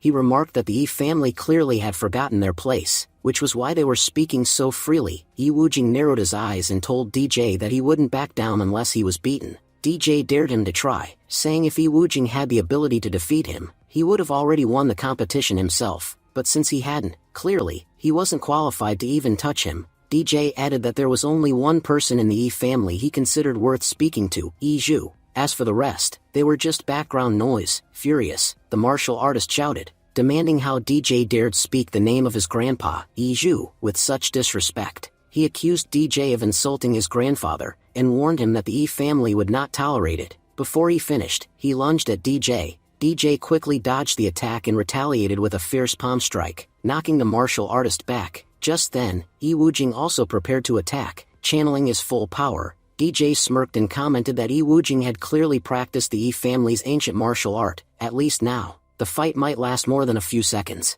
A serious battle broke out between them, but throughout the fight, it became clear, Yi Wujing was steadily losing ground. He began to think to himself, this kid is insanely strong. If I drag this fight out long enough, maybe I can tire him out and win, but if I fail to exhaust him, this will turn into a serious problem. He decided it was smarter to retreat rather than fight. Remembering his boss's advice, he planned to use his brain rather than brute force. Suddenly, he pulled out a golden badge. Yi Wujing declared that DJ probably knew what it meant. He explained that he hadn't entered the Haidong competition by choice or on behalf of the Yi family. He was sent by someone with real authority, and they had given him that token. DJ looked shocked and muttered that this couldn't be possible. Serena, too, was stunned. She said that none of them had ever given the Yi family any of their official badges. Yi Wujing calmly replied that their expressions said it all. They clearly recognized what the badge was and what kind of authority it carried. He reminded them that no matter how powerful they were, they couldn't ignore the will of the war god. To go against war god was to defy the heavens themselves,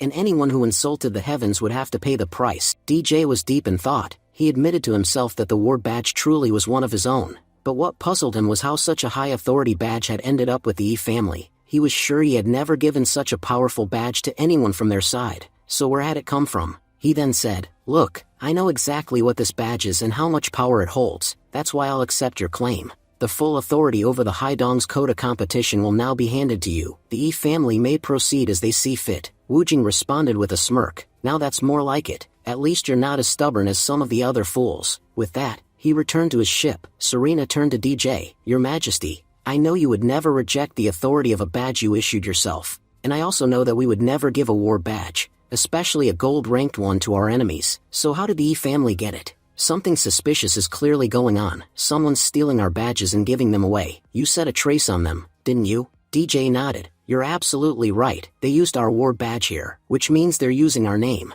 It seems our enemies are planning something big, and they're doing it using not just our people, but our identity. This could only happen if something terrible has already happened to someone from our team. Normally, these kinds of badges are held by members of the Son of Steel team. What do you think? Could something have happened to them? Serena looked tense. I don't believe there could be a traitor among us. To even get into our team, one must be completely loyal. DJ agreed. I don't doubt their loyalty either, but I believe a senior member of the Son of Steel team has been killed, and their badge was stolen. That's how all of this started. Serena's voice trembled. Someone from our team is dead, and we didn't even know? That means someone betrayed us. Just wait, I'll find out who did this, and once I do, that person won't live to see another day. Meanwhile, we see Chen Badeo regaining consciousness. He groaned, confused, as he looked at his son, Tianwei. What happened in that fight? Tianwei responded coldly, You lost, Dad. If you hadn't, you wouldn't be lying here in this condition. Badeo shook his head in disbelief. That's impossible. I'm Chen Badeo, the strongest in Haidong.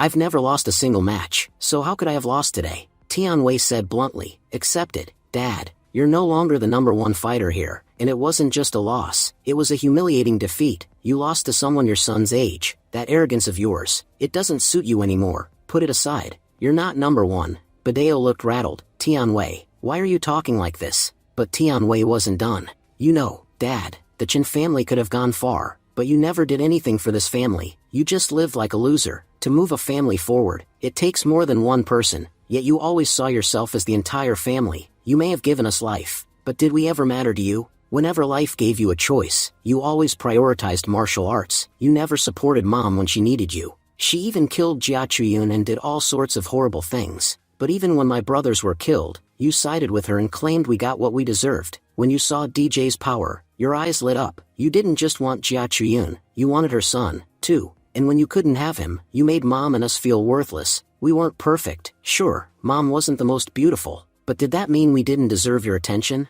Now you sit there, helpless. Don't worry, I'll remind you of every mistake you made. Badeo tried to speak. Tianwei, what are you planning to do? Don't forget, I'm your father, and more importantly, the Chen family needs support. I've always been their support. I fought every competition, and I won every time. I didn't get the position of family head for nothing. Tianwei replied, you're wrong, Dad. Maybe the Chen family needed you once, but not anymore. Take a look at yourself. You were respected because of your strength. Now I'm choking you, and if you were still powerful, you'd have stopped me already. But you're weak now. All you can do is remind us of your past. You know, if you had been a good leader instead of just a strong one, the Chen family would have gone even further. A real leader knows when to lower his head and when to raise it, but you were poor at both. Your only quality was your strength, and now that's gone. You're just a failed man. You're not even worthy of living. Badeo gasped. Tianwei, if nothing else, remember this. I'm still your father. You can't do this to me. Tianwei's voice was like ice. The Chen family doesn't need you anymore. Now you're begging for sympathy as my father?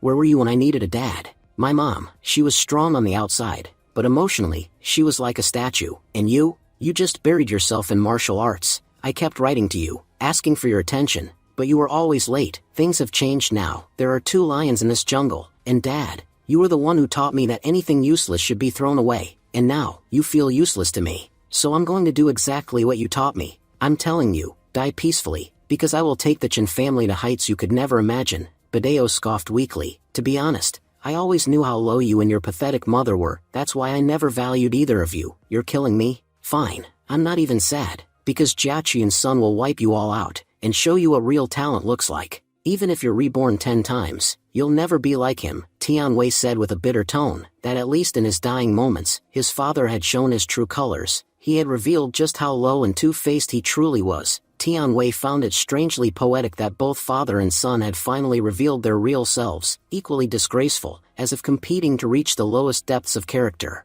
He declared that no one should ever be cursed with a father, a son, or a family like theirs. As he said this, he ended Chen Badeo's life. At that moment, Wu Jing entered and commented that Tianwei truly had a lot of courage. He commended Tianwei for executing his first assignment so well, and said now they would see if he could handle the responsibilities ahead. Tianwei responded respectfully, assuring Wu Jing that he would live up to his expectations. Even though we lost in Coda competition, you still gave us everything. For that, you must have worked very hard. Don't worry, I will obey your every word like a loyal dog. From this day on, Wu Jing was the head of the Chen family, and they would follow his command faithfully. Wu Jing laughed and said he felt both amused and sorry for Chen Badeo. After working so hard, Chen Badeo ended up with a meaningless, pathetic death. Wu Jing then handed a box to Tianwei and explained that he knew Tianwei's family had suffered a lot because of DJ. DJ had killed many of their people. Wu Jing acknowledged that Tianwei must harbor immense hatred for DJ. He revealed he had just met DJ and confirmed that DJ was indeed a massive threat to Chen family. Wu Jing stressed that no one,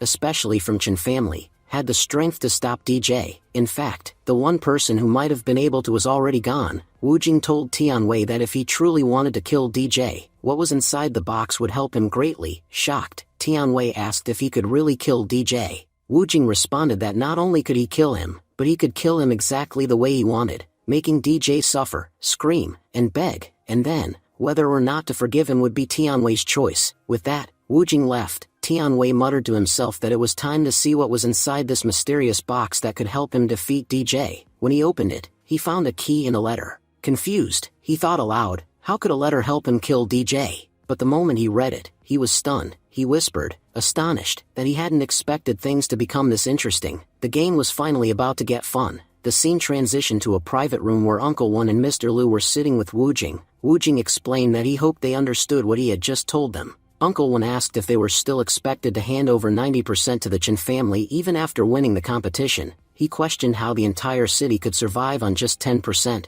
Wu Jing replied that it wasn't his problem. He was only there to inform them of what was to come. How they managed the situation was up to them. He expressed hope that they would figure it out and ensure no trouble reached the Chen family. Distressed, Lu Yun and Uncle Wen discussed how everything had been going so well, only to fall apart in an instant. Uncle Wen then shared that Chen Tianwei had messaged them about a meeting at his house in 5 days. Lu Yun agreed and said they had no choice but to attend. Meanwhile, the scene shifted to DJ's room. DJ reflected aloud, saying he never expected Chen Bideo to be killed by his own son. Still, he added, the traitor had deserved it. If you harbor a snake in your home, eventually it will bite. Serena responded, Your Majesty, Chen Bideo had died because of his own mistakes. She informed DJ that Chen Tianwei had invited all the powerful families in the city for a meeting at the Chen household in 5 days. DJ said he would attend. Then he asked if she had checked their army status and what issues they were facing. Serena confirmed that she had investigated everything as soon as he had ordered. A few days ago, she explained, one of their senior units had been attacked, and the attack was so brutal that every single member of the unit was killed. When they went to retrieve the bodies, they discovered that the badges were missing. Furthermore, their badge-holding soldiers were being attacked in various locations. DJ remarked that he had suspected someone was targeting them. Everyone knew their army operated with a badge system, and those badges were incredibly hard to identify from the outside world. If someone possessed a real badge, they could do anything. This could destroy their reputation and allow enemies to infiltrate their ranks undetected. He asked who else besides the Yi family might be involved. Serena said the attackers were highly cautious and intelligent. They were pulling off their actions discreetly and efficiently. This time, it felt like a powerful enemy was attacking them from within their own home. DJ had explained that even a single corrupt fish could pollute an entire pond. If they wanted their people to survive, they would have to remove that threat before it spread. He told her to notify their Son of Steel team to come to Haidong in 3 days. Serena responded, saying she understood and would take care of it. Then, she mentioned she had something else on her mind. She confided that something felt off. Problems at the borders were escalating. Last time,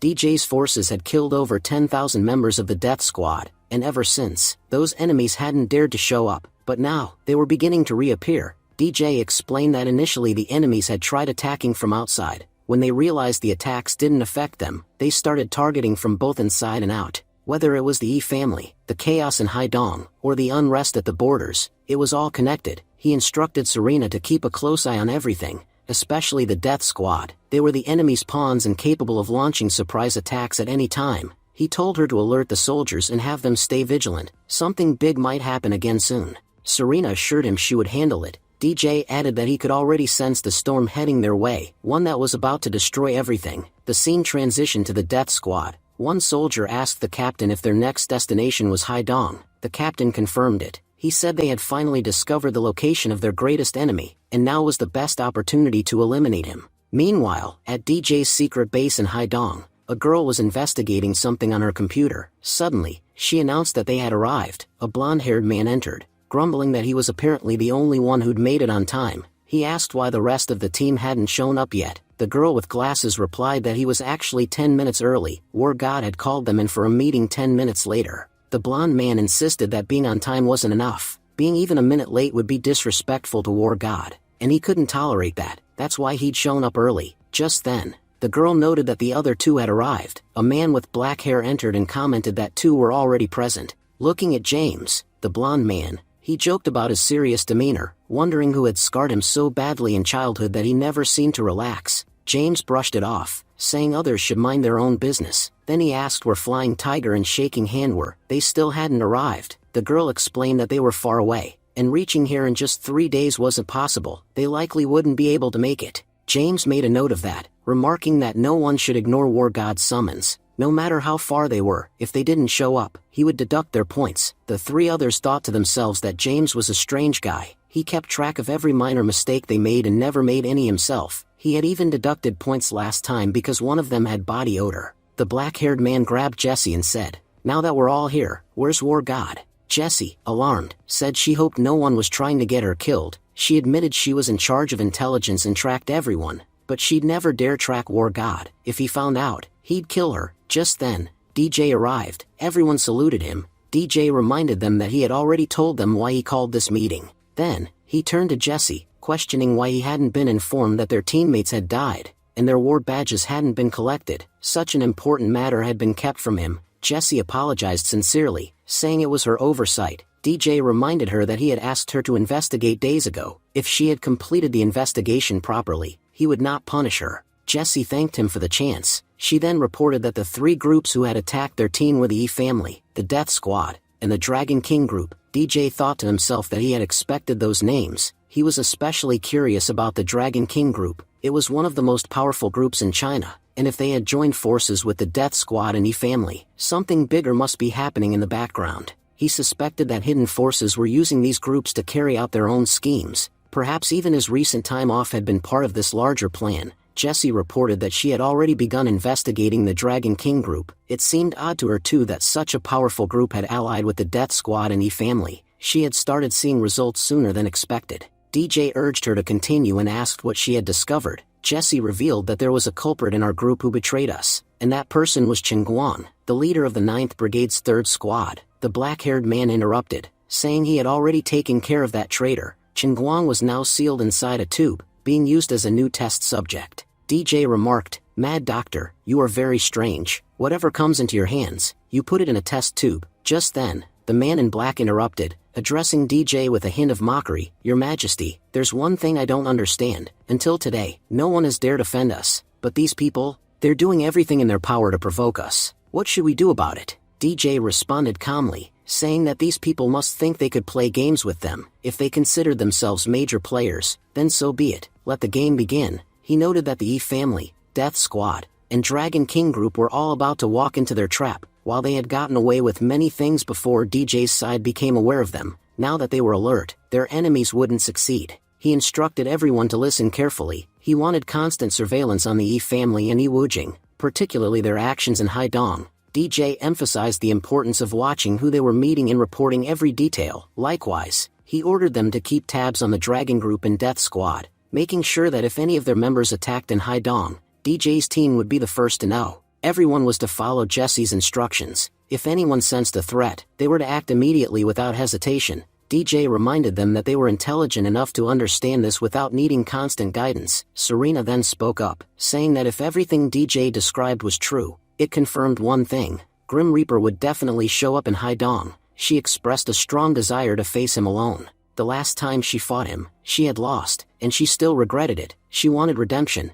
DJ responded, allowing her to fight but insisted she take Tang with her. He warned Serena, "If you ever feel for even a second that your lives are in danger, don't think twice before running." Survival was far more important than proving her bravery. Serena replied with respect, saying that DJ had taught them when and how to act. She was no longer the same naive fighter who once walked into traps. She had grown far more powerful. James jumped in, asking if Serena thought she was the only one who had become powerful. He explained that he ranked fighters based on their missions. From their army to their elite fighters, everyone had been assigned a rank. He acknowledged both Serena and the Grim Reaper as part of his list, noting that Serena had achieved an S rank based on her mission performance. However, James speculated that the Grim Reaper's rank would likely be SS rank. He warned that even if Serena and the Tang attacked together, they wouldn't be able to defeat him. In his view, none of them were capable of standing against someone as powerful as the Grim Reaper. Serena asked sarcastically if James could ever say anything positive. DJ stepped in to mediate, telling Serena that James wasn't wrong. DJ wasn't denying her hard work or unexpected progress, but they had to assume that the Grim Reaper had also trained and grown stronger over the years. DJ stressed again that if she encountered trouble, she shouldn't try to be brave, prioritize safety. This wasn't a suggestion, but a direct order. Serena responded respectfully, saying she understood. Just then, Jessie informed DJ that the big families in Haidong had reached the Chen family's location. DJ acknowledged this and said he was going there. James added that it had been a long time since they all spent time together. He joked about throwing a party with all the money he had saved. With that, he ordered food. The scene shifted to the Chen family, where Tianwei brought coffee for a man named Mr. Long. Mr. Long told Tianwei he had just returned from a secret trip to Haidong and asked if Tianwei knew why he was there. Tianwei confirmed he was aware and said there was no need for Mr. Long to repeat himself. Mr. Long nodded and explained that the Death Squad would arrive in Haidong soon and would begin following Tianwei. He emphasized the importance of succeeding in this mission.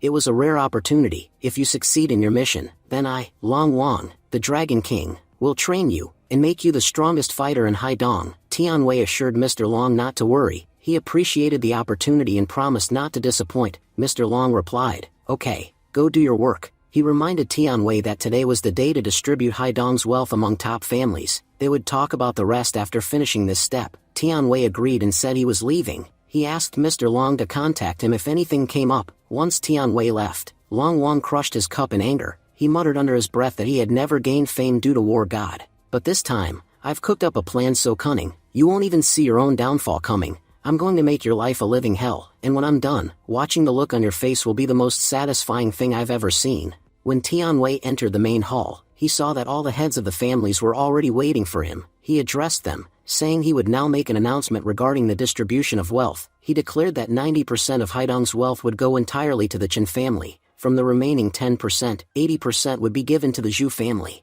This meant that 98% of the total wealth now belonged jointly to the Zhu and Chen families. As for the remaining 2%, he told the other families to divide it among themselves. He expressed his hope that there would be no cheating, and that everyone would distribute their share fairly. If anyone had objections, they could speak now, otherwise, they would proceed with this plan. Inwardly, the other family heads thought bitterly that the Chen family was despicable. They were pretending to consult everyone, but in truth, they were acting entirely on their own. These people had lost the right to decide anything, yet here they were, seizing all the resources that should have gone to others, and even doing so with the help of an outsider family. Meanwhile, DJ was walking down a busy street when he noticed someone following him. Without hesitation, he slipped into a narrow alley. One of the pursuers whispered to the other, "Big brother." He went into the alley, but when they both entered, DJ was nowhere to be seen. Shocked, they muttered, "Where did he go?" From behind them, DJ's voice rang out, asking why they were following him and what they wanted. The two immediately dropped to their knees, greeting him respectfully. They insisted that they had no intention of spying on him. They were simply his devoted fans. Their dream was to work alongside him, and they had come to join his team. They begged him to accept them. DJ admitted that it sounded interesting, but wanted to know their true identities. The first introduced himself as Long Yi, son of the Dragon King, Long Wang. He pointed to his companion, Long Wu, his brother. He quickly clarified that they did not share their father's ideology and had chosen their own righteous path. DJ was visibly taken aback. The sons of his greatest rival had come to join his team. It was an unexpected twist. Long Yi suggested that this wasn't the place to talk and asked if they could go somewhere more private. DJ considered it. Originally, he had been heading to the Chen family, but meeting the Dragon King's sons had changed things. Haidong and the matter of his army were more important. He couldn't risk missing vital information. He agreed to speak with them elsewhere. Soon, they were seated in a quiet hotel room. DJ noted that no one was nearby and told them to speak freely. Without warning, Long Yi tore open his shirt. DJ frowned, wondering what this was supposed to mean. Did Long Yi really think such tricks would work on him? Was he offering his body to gain favor? The thought alone disgusted him. He asked if Long Yi had brought him here just to show off the scars on his body. If so, DJ said he had seen far worse, and never had those people bragged about them, because scars in battle only meant one thing. At that moment, you had not been skilled enough to defend yourself. In his view, a scarless fighter could mean one of two things: either they had never faced a strong opponent, or they were so powerful that no one could touch them. Long Yi assured him that he had no intention of boasting about bravery in front of someone like DJ, who was likely the bravest man in the country. Instead, he wanted to show what a human experiment looked like. DJ was stunned. A human experiment? What do you mean? Long Yi revealed that when he was 7 years old, the Dragon King had adopted him, but never treated him as a son. Almost immediately, he had been turned over to serve as a test subject. From that day until now, he had endured countless experiments. Originally, the Dragon King had adopted 20 children for this purpose. In the end, only Long Wu and he had survived. Long Yi explained that the real reason the Yi family had openly supported Chen Tianwei was because the Dragon King was behind it. The Dragon King's experiments were extremely costly, and gathering that much money legally was difficult. That was why he had been manipulating control over the city's wealth. To fund his research, Long Yi handed over a file containing detailed records of every human experiment. DJ read through the horrific list, realizing the scale and cruelty of what had been done. Enraged, DJ crushed the phone in his hand and cursed, demanding to know if the Dragon King had completely lost his humanity. Long Yi began speaking. "Master DJ, you must have figured out the reason we have for joining your army. To be honest, there were times when he felt pity for his own life. Since childhood, they had been without parents. That alone was already a tragedy for them. But when they were later subjected to experiments, they slowly began losing their emotions altogether. They had been living a life where they didn't even know why they were doing any of it. Every night, before going to sleep, guilt gnawed at them, making them feel they should never have done such things. But every morning, they were forced to repeat the same actions all over again. It was a cycle they could no longer bear. For them, working for him meant working for the sake of ordinary people. Whether anyone would ever know their names or not didn't matter. Just knowing they had done something meaningful would be enough to give them a sense of satisfaction. DJ listened in silence, deep in thought. He wondered whether he should accept them or not. A possibility lingered in his mind. What if the Dragon King himself had sent them here? Eventually, he decided to take them in for now. Their true motives would reveal themselves soon enough. Longwu quickly added that they could guarantee they had not been sent by the Dragon King. They had come of their own free will, only to help him. All they asked for was a single chance to earn his trust, and they promised never to betray him for as long as they lived. DJ finally nodded and said that, if that was the case, then from now on they were part of his army. But he made it clear, they would have to follow his every order without question. Both brothers smiled in relief and declared that, for him, they were even willing to lay down their lives. DJ, however, told them there would be no need for that. The only lives they would be taking would be those of their enemies. He then asked them to explain exactly what methods were used in human experiments. They had told him earlier that the Dragon King had been running such experiments for the past 20 years, and that many children had died as a result. DJ wanted to know what the Dragon King was truly after. Longi explained that human experiments involved enhancing the human body using a combination of technology and certain spells. The aim was to push the human body to its absolute limits. People often said the human body and mind had untapped potential, and that was indeed true. If someone could reach their full potential, they would wield power on an entirely different level. To complete this mission, the Dragon King had spread his influence across the entire world. DJ could not even imagine the organizations where his men were already embedded, or how far they had advanced. Even along the borders, the Dragon King's agents were active. DJ remarked that 20 years ago, the Dragon King had set the board for a game of chess, placing his pieces strategically so that one day, he could control an entire nation. Longi added that the Dragon King's people had also started infiltrating Haidong City, a small city far from the borders, where little attention was paid. Because the army rarely visited, it was the perfect place for the Dragon King to establish a new experimental base. Some local families there were quite powerful, so he had sought their cooperation. Families like the Chen family. He reminded DJ of the massive orphanage that had been built not long ago, something that had shocked the entire nation because of its scale. In reality, it was being used as a base for human experiments. DJ called it an act of pure depravity, that they hadn't even spared orphans. Longwu explained that this was exactly why the Dragon King chose orphans. Most experiments were conducted on young children. Normally, no parent would ever give up their child for experiments, but orphans, especially homeless children, were easy to take. If a child was begging on the streets one day and disappeared the next, nobody would look for them. People might even think it was a good thing, one less beggar in the world. DJ admitted that they had already done a great service by bringing him this information. He told them to take him to the orphanage at once. If such evil was happening under his watch, then his presence here meant nothing. Hearing this, both brothers became visibly uneasy. Their expressions made it clear, they did not want to take DJ there. Sensing their hesitation, DJ asked why they were nervous. Was there some problem with going to the orphanage? Longi explained that it was heavily guarded, making entry extremely difficult. DJ reminded them that just moments ago, they had told him their lives were filled with nothing but sorrow, and now, when given the chance to act, they were suddenly afraid.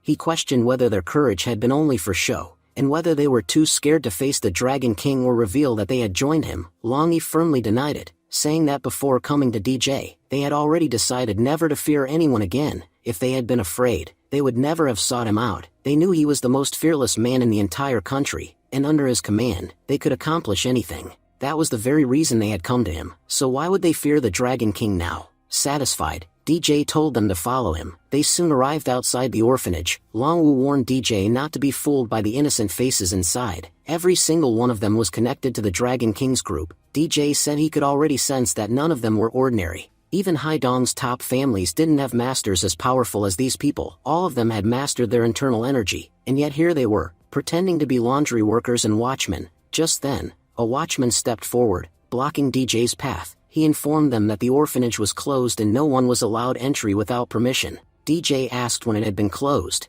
but the man dismissed the question, telling him to leave before causing trouble for both himself and them. However, the watchman froze when he saw DJ ignoring his words and walking forward. he grabbed DJ's shoulder, warning that it seemed he had come looking for trouble. He told DJ to understand where he was and to stop making problems. At that moment, DJ released his internal energy, feeling the overwhelming pressure. The watchman realized this was a powerful master, far stronger than himself, but the captain's orders were clear. No one was to enter under any circumstances. Looking at the three men before him, each of them having mastered their internal energy, he could see they were fully prepared for a fight. Just then, another man approached, asking what had happened and if there was a problem. The watchman quickly addressed him, saying it was good that the captain had finally arrived. He pointed toward the stranger and explained that the man was a martial artist who had tried to force his way inside despite repeated warnings. The watchman suspected he had come deliberately to cause trouble. Stepping forward, the captain introduced himself as Kent, the head of security. He explained that their facility was now completely closed to outsiders. Across the country, it was known as the highest-level orphanage, which once attracted many visitors who came to meet and evaluate the children. Unfortunately, people often treated the children like curiosities, calling them offenses,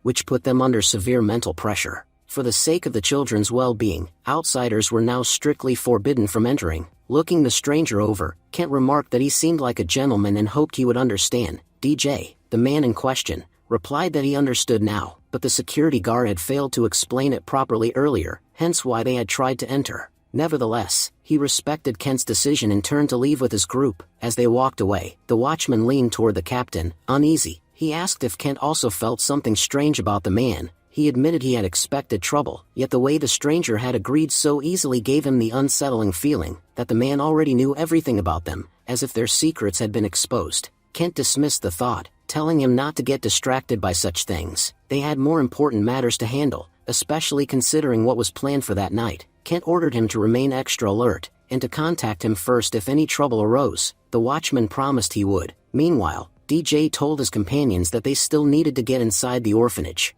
He could have forced his way in earlier, but because children's safety was at stake, he had refrained. Since the two men, Long Wu and Wang Yi, had been with the Dragon King before, they knew the place well. DJ instructed them to guide him there, and they agreed. Yet after he walked away, the two exchanged suspicious glances, as if their plan was about to succeed. DJ, sensing their scheming, thought to himself that they were fools if they believed he had met the war god by chance. Soon enough, everyone would find out who had trapped whom. By nightfall, Ken had his team ready, stating that intelligence reports confirmed the enemy would arrive soon. At the same time, Long Yi and Long Wu led DJ inside. Two guards chatted casually, wondering why the captain was so strict tonight when the day had been otherwise normal. Neither knew the reason. Suddenly, Long Wu struck them both unconscious, tied them up, and continued forward. Long Yi explained that the building ahead was the residential area, while the side structure was the experimental base. When they reached it, they saw a large number of guards. Long Yi advised DJ to wait for just a second. The guards were about to change their defensive formation. That would create a brief blind spot they could exploit to slip inside and attack. DJ said nothing, simply staring at them. Nervously, Long Wu asked if there was a problem.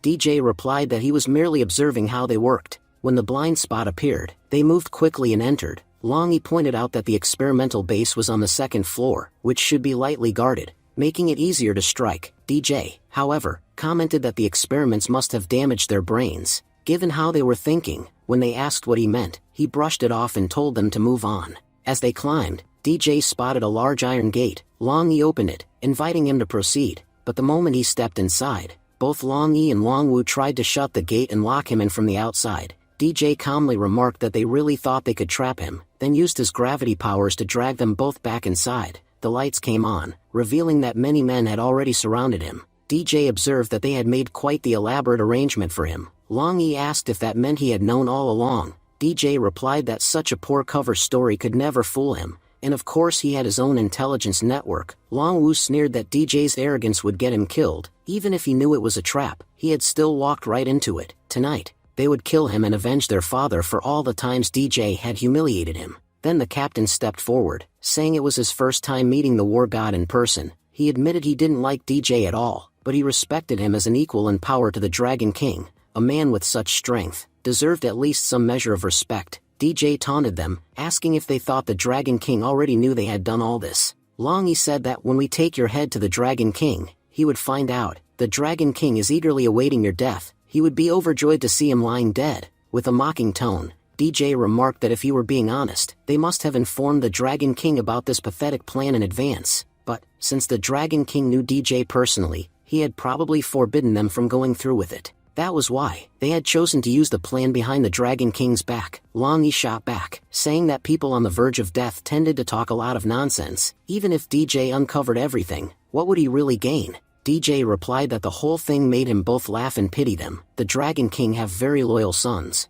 but none of them have a brain. The captain then stepped in, telling DJ to act however he wanted. It amazed him that, being so close to death, DJ was still behaving arrogantly, almost as if he were calm and fearless. He scoffed, asking if DJ thought this was some action movie where a lone hero appears and wipes out 50 men single-handedly. Sure, DJ might be powerful and had defeated many enemies before, but he wasn't some action movie hero who could send a man flying through the laws of gravity with a single punch. The captain gestured around the room, pointing out the men surrounding DJ. Every one of them was a master martial artist, skilled in channeling internal energy. The knives in their hands were made with the latest technology, forged from a metal called adamantium, a metal completely unbreakable. Worse still, the blades were coated in the deadliest poison in the world. Even a single drop on an elephant would kill it in under a minute. So, what makes you think you're any different? He then ordered his men forward. Long Yi and Long Wu, along with the rest, advanced to attack, but in an instant, DJ struck both Long Yi and Long Wu with devastating punches, sending them flying.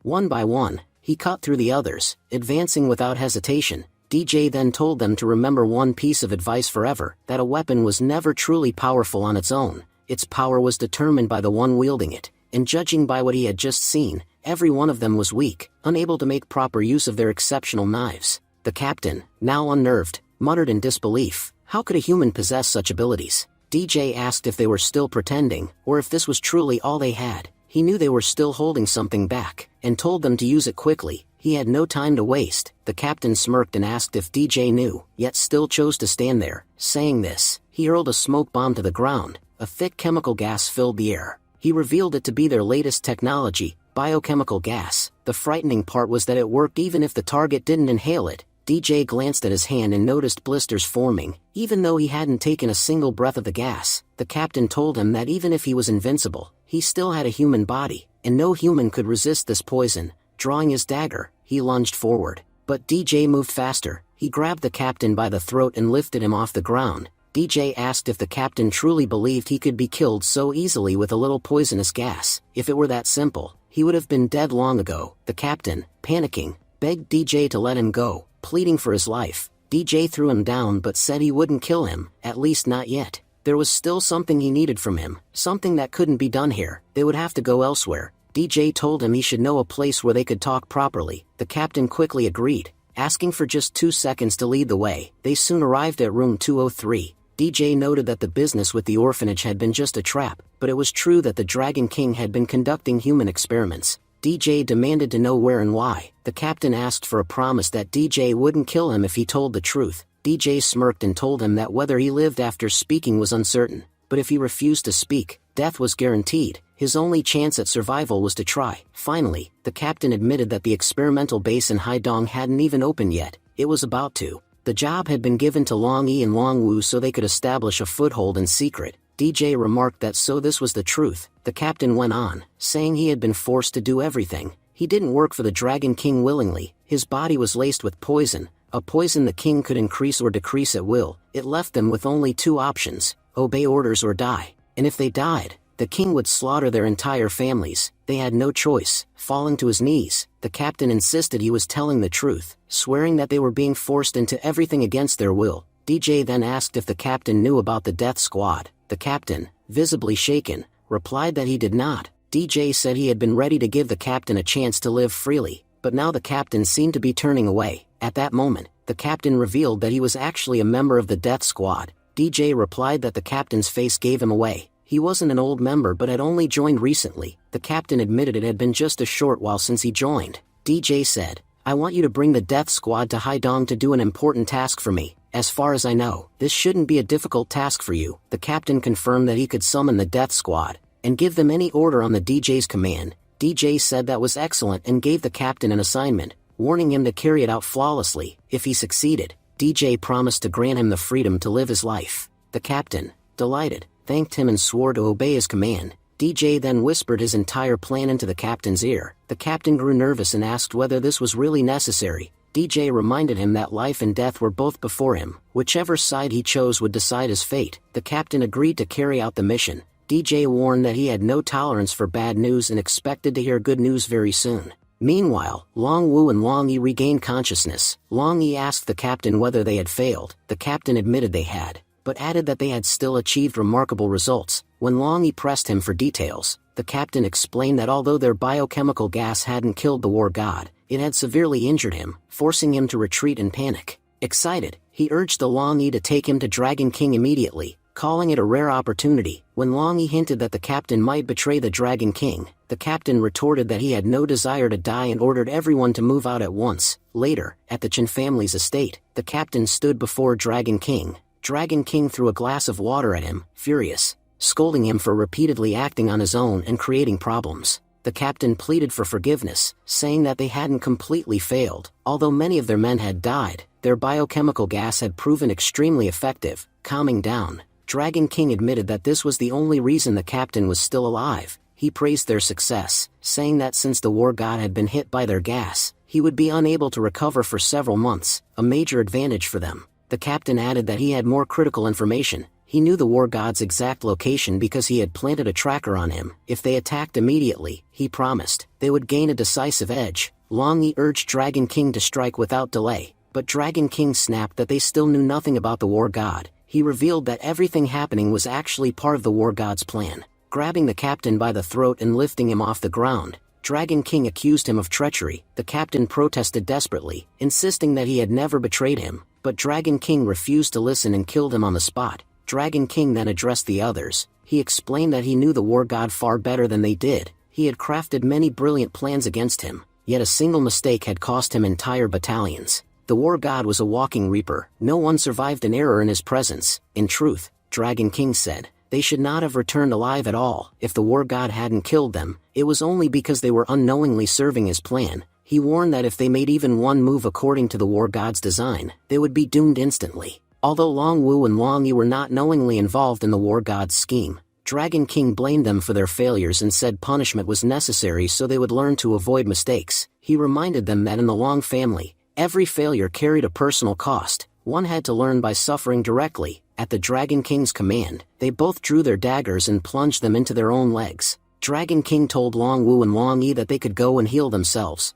but he warned them to remember one thing: never act on their own. He reminded them that he was their godfather for a reason. If they thought they could do anything without asking him, they were gravely mistaken. Long Yi promised that they would remember his words. The scene then shifted to Serena and Tang, who were waiting for the death squad. Tang wondered aloud whether they should call in reinforcements and asked if the death squad had arrived. Serena replied that the death squad had brought 9 people, including the Grim Reaper. She sensed that only 2 individuals were currently on top of the building, Grim Reaper himself and a teammate. Tang asked what she meant, and Serena said it would be a 2 versus 2 fight. She added that she had no intention of losing and teased Tang, asking if he was afraid of defeat. Tang boasted that whether it was Grim Reaper or even his uncle, nobody could beat him. Serena smiled, saying that was good because tonight they had to capture the Grim Reaper alive. She confessed she still hadn't forgotten her previous loss to him. Once they captured him, she would prove to the war god that she was no longer the same Serena she once had been. Meanwhile, Grim Reaper was checking his ammunition when his teammate reported that 2 people were approaching.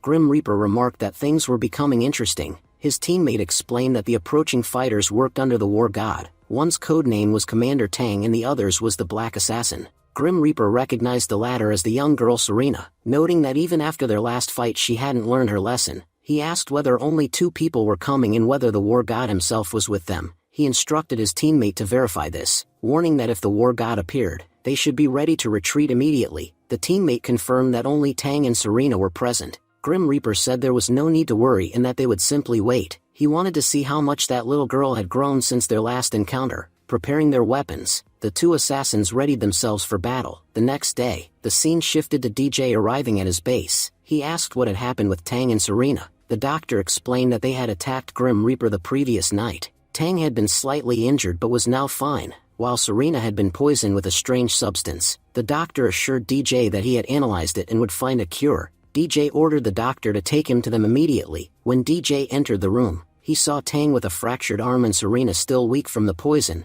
He told them not to stand and to explain everything while seated. Serena admitted that they had lost the 2-on-2 battle. Tang angrily added that Grim Reaper was cunning. Just as Tang was about to overpower him, Grim Reaper had resorted to using poison. James, who was present, reprimanded both Tang and Serena for their recklessness, declaring that he would deduct 1 point from each of their records for acting so foolishly. Tang defended himself, saying he wasn't stupid. Grim Reaper was simply more cunning. If Grim Reaper hadn't used chemicals, Tang claimed, he would have crushed him easily. DJ interrupted sharply, saying he was tired of hearing excuses. He reminded Tang that they hadn't gone there to fight a soldier but an assassin. An assassin's strength lay in poison and surprise attacks, never in fighting fair. DJ told Tang to stop blaming his opponent's cleverness or strength and instead admit the truth. I was careless. I was unprepared for poison and ambush. DJ scolded him further, saying that Tang had always failed because he never used his incredible strength properly, and allowed cunning enemies to outwit him.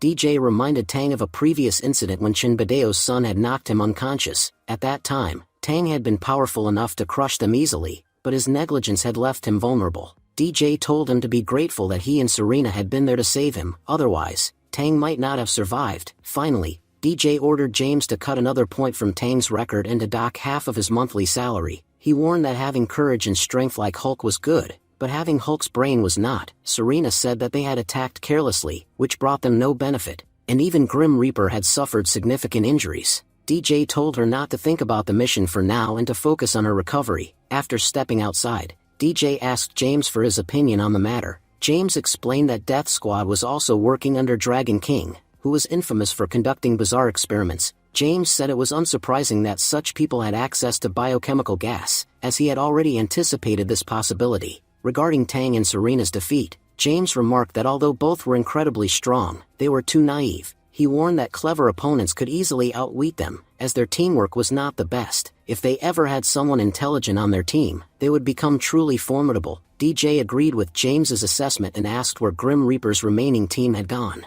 James replied that he had not yet investigated that matter but would do so soon. DJ commented that James's predictions were rarely wrong. James had said Serena was S rank, and Tang too was S rank purely because of his recklessness. Otherwise, Tang might have reached SS rank. Grim Reaper himself was already SS rank, which explained why Tang and Serena had forced Grim Reaper to resort to using poison. James thanked DJ for the compliment, and DJ advised him to take care of himself, and even suggested that James should smile a little more often. The scene then shifted to the Chen family. Grim Reaper was sitting with Yi Wujing in Chen Tianwei. Yi Wujing asked whether Grim Reaper was injured, to which Grim Reaper admitted that he was hurt, though only slightly, just scratches, nothing unusual. Wujing remarked that he hoped these injuries would not interfere with their plan. At that moment, Dragon King Wang entered the room, declaring the start of their first official meeting. Dragon King was greeted respectfully by everyone present. He asked Grim Reaper about his use of biochemical gas, and whether it had performed as expected.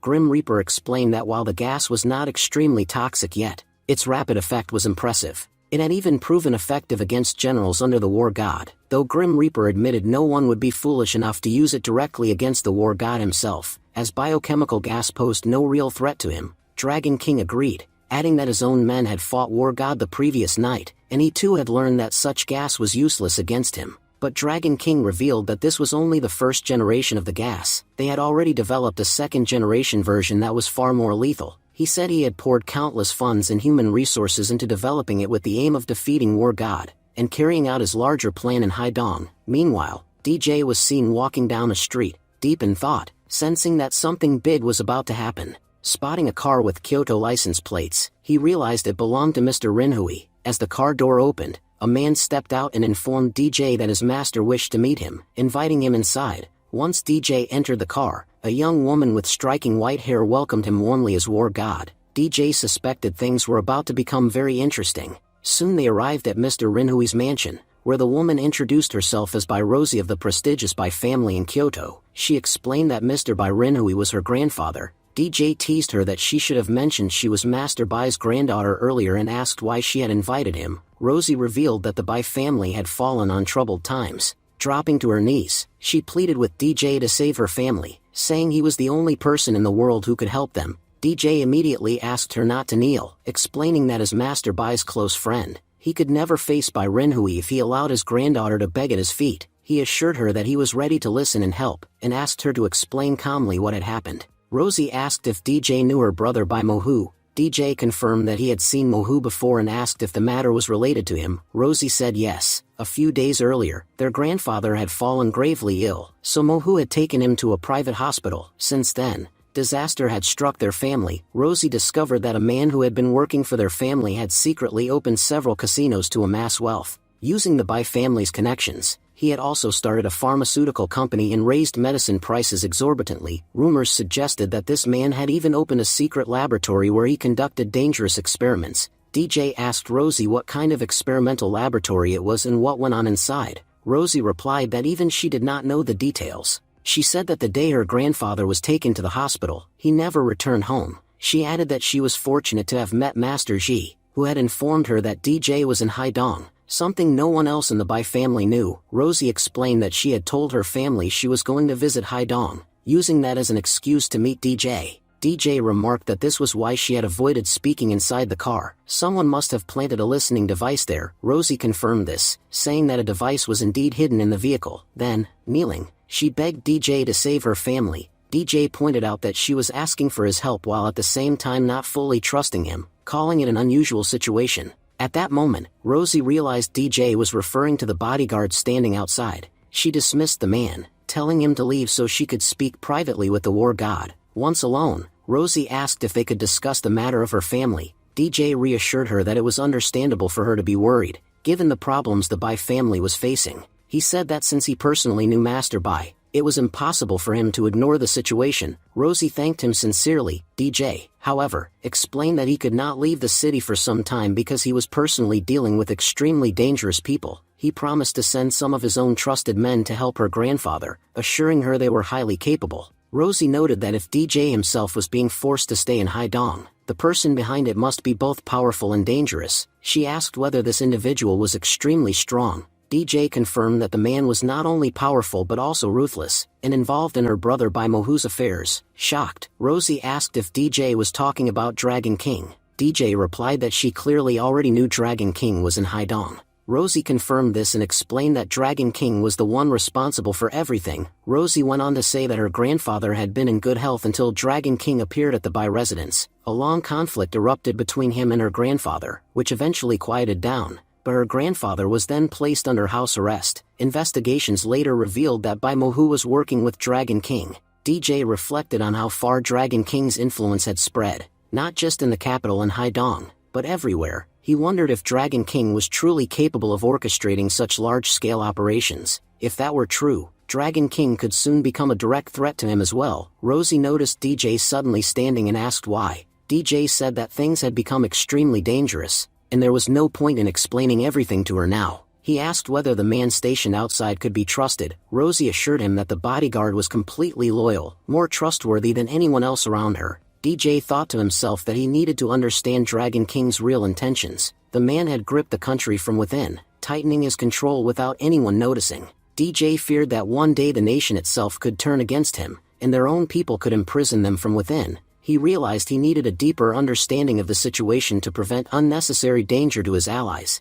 DJ told Rosie that he would assign trusted men to protect her. These people would never betray her. He promised to personally oversee the matter concerning her family. Rosie expressed heartfelt gratitude, and DJ reassured her that every problem had a solution, and finding solutions was something he excelled at. Rosie said the Bai family would never forget his kindness. The scene shifted to the imperial capital. It was shown that Bai Mohu was speaking to his grandfather. He said he did nothing for himself and everything for the sake of his family. He hoped his grandfather would not blame his grandson for becoming cruel. He reminded him that the Bai family had been declining because the old man had refused to step down, and asked how the family could ever progress under such circumstances. At one point, their family had risen because of his grandfather, but later, the old man himself had become the biggest obstacle. Mohu said he had no choice but to cast him aside, even if he had not wished to do so. He explained that the war god was righteous and honest, but following such a man brought no benefit. If they aligned with the Dragon King instead, the family would thrive. At that moment, the butler arrived and told the young master that Miss Rosie had contacted the war god as soon as she reached Haidong, behaving exactly as they had expected. Mohu sneered and asked if that fool really thought she could deceive them. He ordered that the Dragon King be messaged immediately, telling him that the war god was becoming too troublesome, and that some of his men should be eliminated. Meanwhile, elsewhere, DJ was asking if everything he had requested had been arranged. The man on the other side confirmed it, but asked if DJ was sure about proceeding. DJ replied firmly that he was absolutely certain, warning that the task must be executed flawlessly. Hanging up, DJ thought to himself that the night would bring an extraordinary show. The scene shifted back to the Bai family. Rosie was shown resting while servant brought her water. The servant told her that if she kept neglecting herself like this, her body would not be able to endure it. Rosie thanked Bayamo, saying that with her family falling apart, it was good to have someone like him by her side. Bayamo explained that the war god had stationed powerful guards around their villa to ensure her safety. Rosie smiled, remarking that the war god was truly a man of his word. He had done exactly what he promised. As Rosie was about to drink the water, she paused and instructed Bayamo to take food and drinks to the guards outside, saying that since they had come to protect her, it would be wrong to neglect them. Outside, however, it was not DJ's men who had arrived but members of the death squad. Bayamo had lied. A death squad member asked his captain when they would begin the operation, saying he could hardly wait. The captain replied that Bayamo was about to drug the young miss unconscious, and would give them a signal, after which they could start. Another man commented that Rosie was said to be a rare beauty, and he was astonished that a brother could be so cold-blooded as to sacrifice his own sister to animals like them. He said it was the first time he felt so excited about a mission. The captain told them to enjoy themselves fully once the girl was down, and the men demanded at least an hour each. Laughing crudely, inside, Rosie drank the water and collapsed. Bayamo apologized to her unconscious form, saying she had always treated him kindly like a younger brother, but Muhu had kidnapped his real sister. If he disobeyed, she would be killed. For that reason, he had been forced into betrayal. He sent a message to the death squad confirming that his part was done. Inwardly, he wondered how he would face Rosie later, though he reassured himself that Muhu had promised only to teach her a lesson, not to kill her. When Bayamo stepped outside, he found that the death squad had already killed several of DJ's men. The captain mocked him, saying he had seen many loyal men but never a loyal traitor who tricked his own master into dying silently. Bayamo told them to stop talking nonsense and get on with their work. The captain invited him to join in the crime, saying opportunities like this were rare. Bayamo angrily refused, declaring that he had done all this under compulsion, and would never dishonor his young miss. The death squad shrugged and entered the villa, removing their masks. One man said they would have fun tonight and make sure the war god took the blame. An excellent plan. But just then, DJ appeared, applauding their idea. He explained mockingly that letting Rosie reach High Dawn unharmed, lulling her into thinking no one knew of her plan, and then staging a vile attack on her was indeed clever, because afterward they could frame him for the crime. The men were shocked that DJ knew everything and tried to flee, but DJ cut them down one by one. Terrified, a death squad member remarked that each of them was a match for a general in the DJ's army, and yet DJ defeated every one of them in a single blow.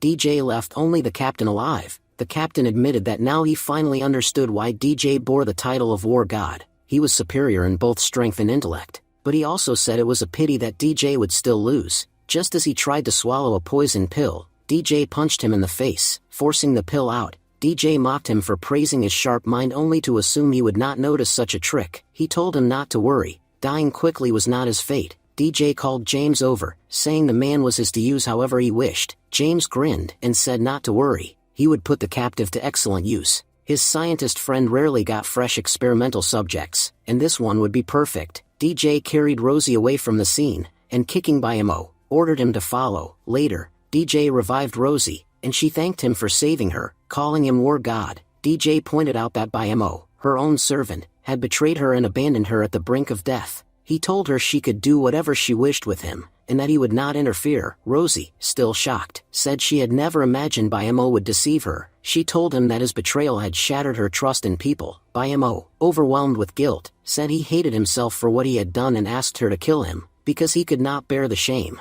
Crying, Rosie asked him why he had done such a thing and demanded an explanation. Bayamo explained that he had acted out of desperation. His sister was his only remaining family, and Bayamo had kidnapped her, threatening to sell her to distant merchants as a slave if he refused to comply. Bayamo said he could not let that happen to his 12-year-old sister, who was still a child and knew nothing of the world. He begged Rosie to kill him but save his sister. DJ, seeing Bayamo's misery, said the man had been forced into a terrible situation. Rosie told Bayamo that because he had served her faithfully for many years, she would spare his life. However, she said there was little she could do for his sister. Bayamo then turned to DJ, pleading that as the war god, protector of the entire nation, he should save an innocent child who even called him brother. DJ assured him that as long as he lived, no innocent would suffer and promised to rescue the girl within 24 hours. Thanking DJ, Bayamo said that at least he could now die in peace. Overcome with guilt, he poisoned himself. The narrator explained that Bayamo had been unable to live with the shame of betraying Rosie, and had known deep down that he might fail to save his sister. Rosie wept over his body,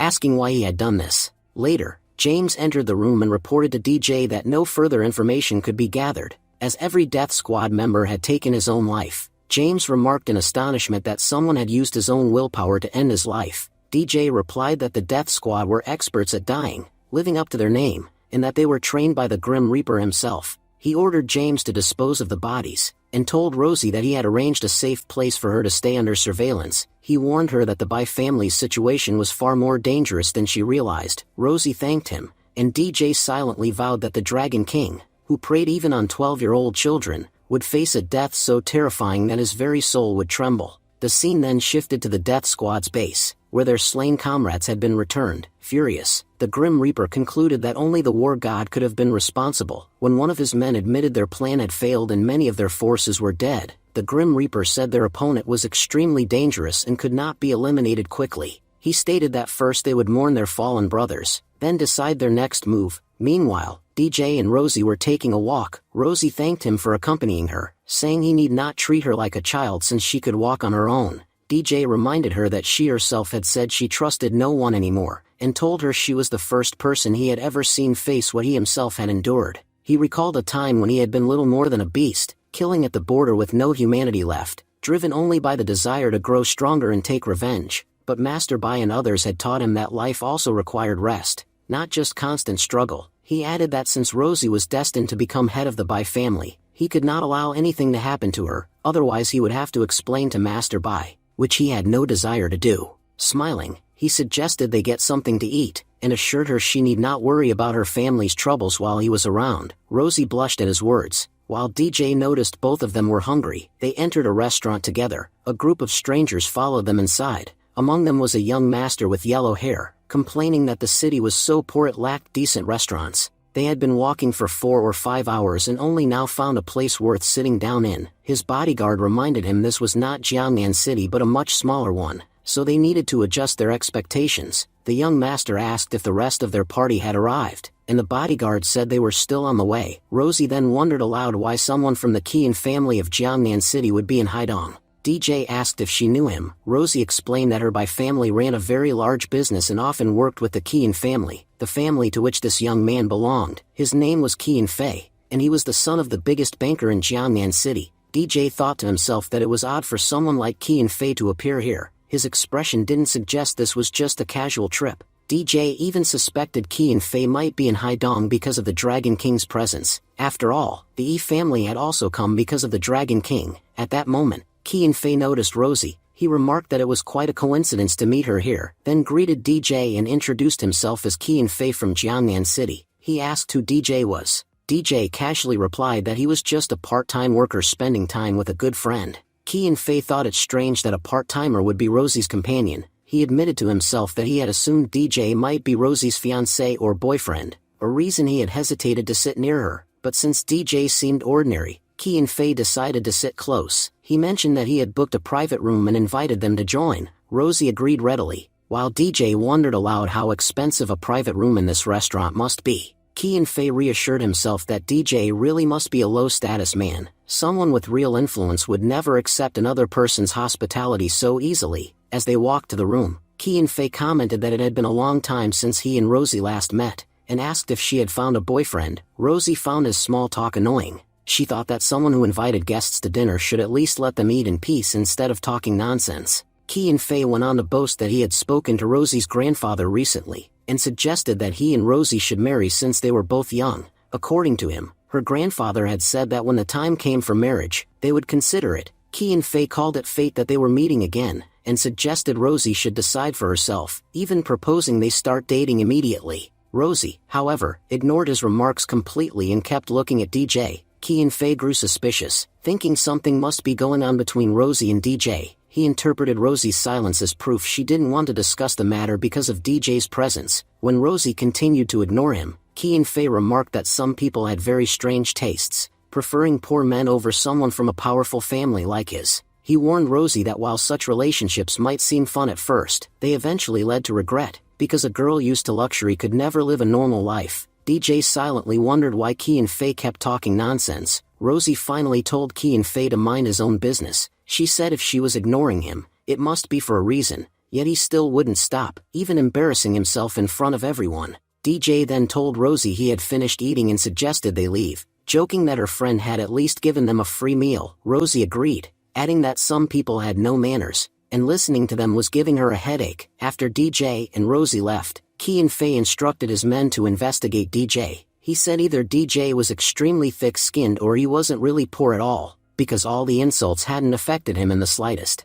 The bodyguard assured him the job would be done quickly. Just then, Key and Faye received a phone call. It was Mr. Wu. Key and Faye asked if he had arrived in Haidong, and Mr. Wu replied that he had already reached the city and had even brought Mr. Qin along. Key and Faye said that was great news. He told them he was having dinner alone at the moment, and would send them his location so they could all eat together, and then head to the Qin family residence. Mr. Wu agreed and said he would be there shortly. Before ending the call, Key and Faye added that he had spotted someone unexpected, none other than by Rosie. He said she was in town, wandering around with a strange-looking man. Mr. Wu was surprised, remarking that by Rosie's presence could be good news for them. Key and Faye told him bluntly that Mr. Wu no longer had any chance with her. He had wasted too much time. Mr. Wu demanded to know what he meant and insisted that nothing could prevent him from winning Rosie over. Key and Faye explained that Rosie now had a boyfriend. He had seen her in a restaurant with an ordinary-looking man, and the two appeared very close. Unwilling to hear anything about others, Mr. Wu grew angry and warned Key and Faye not to speak nonsense about Rosie.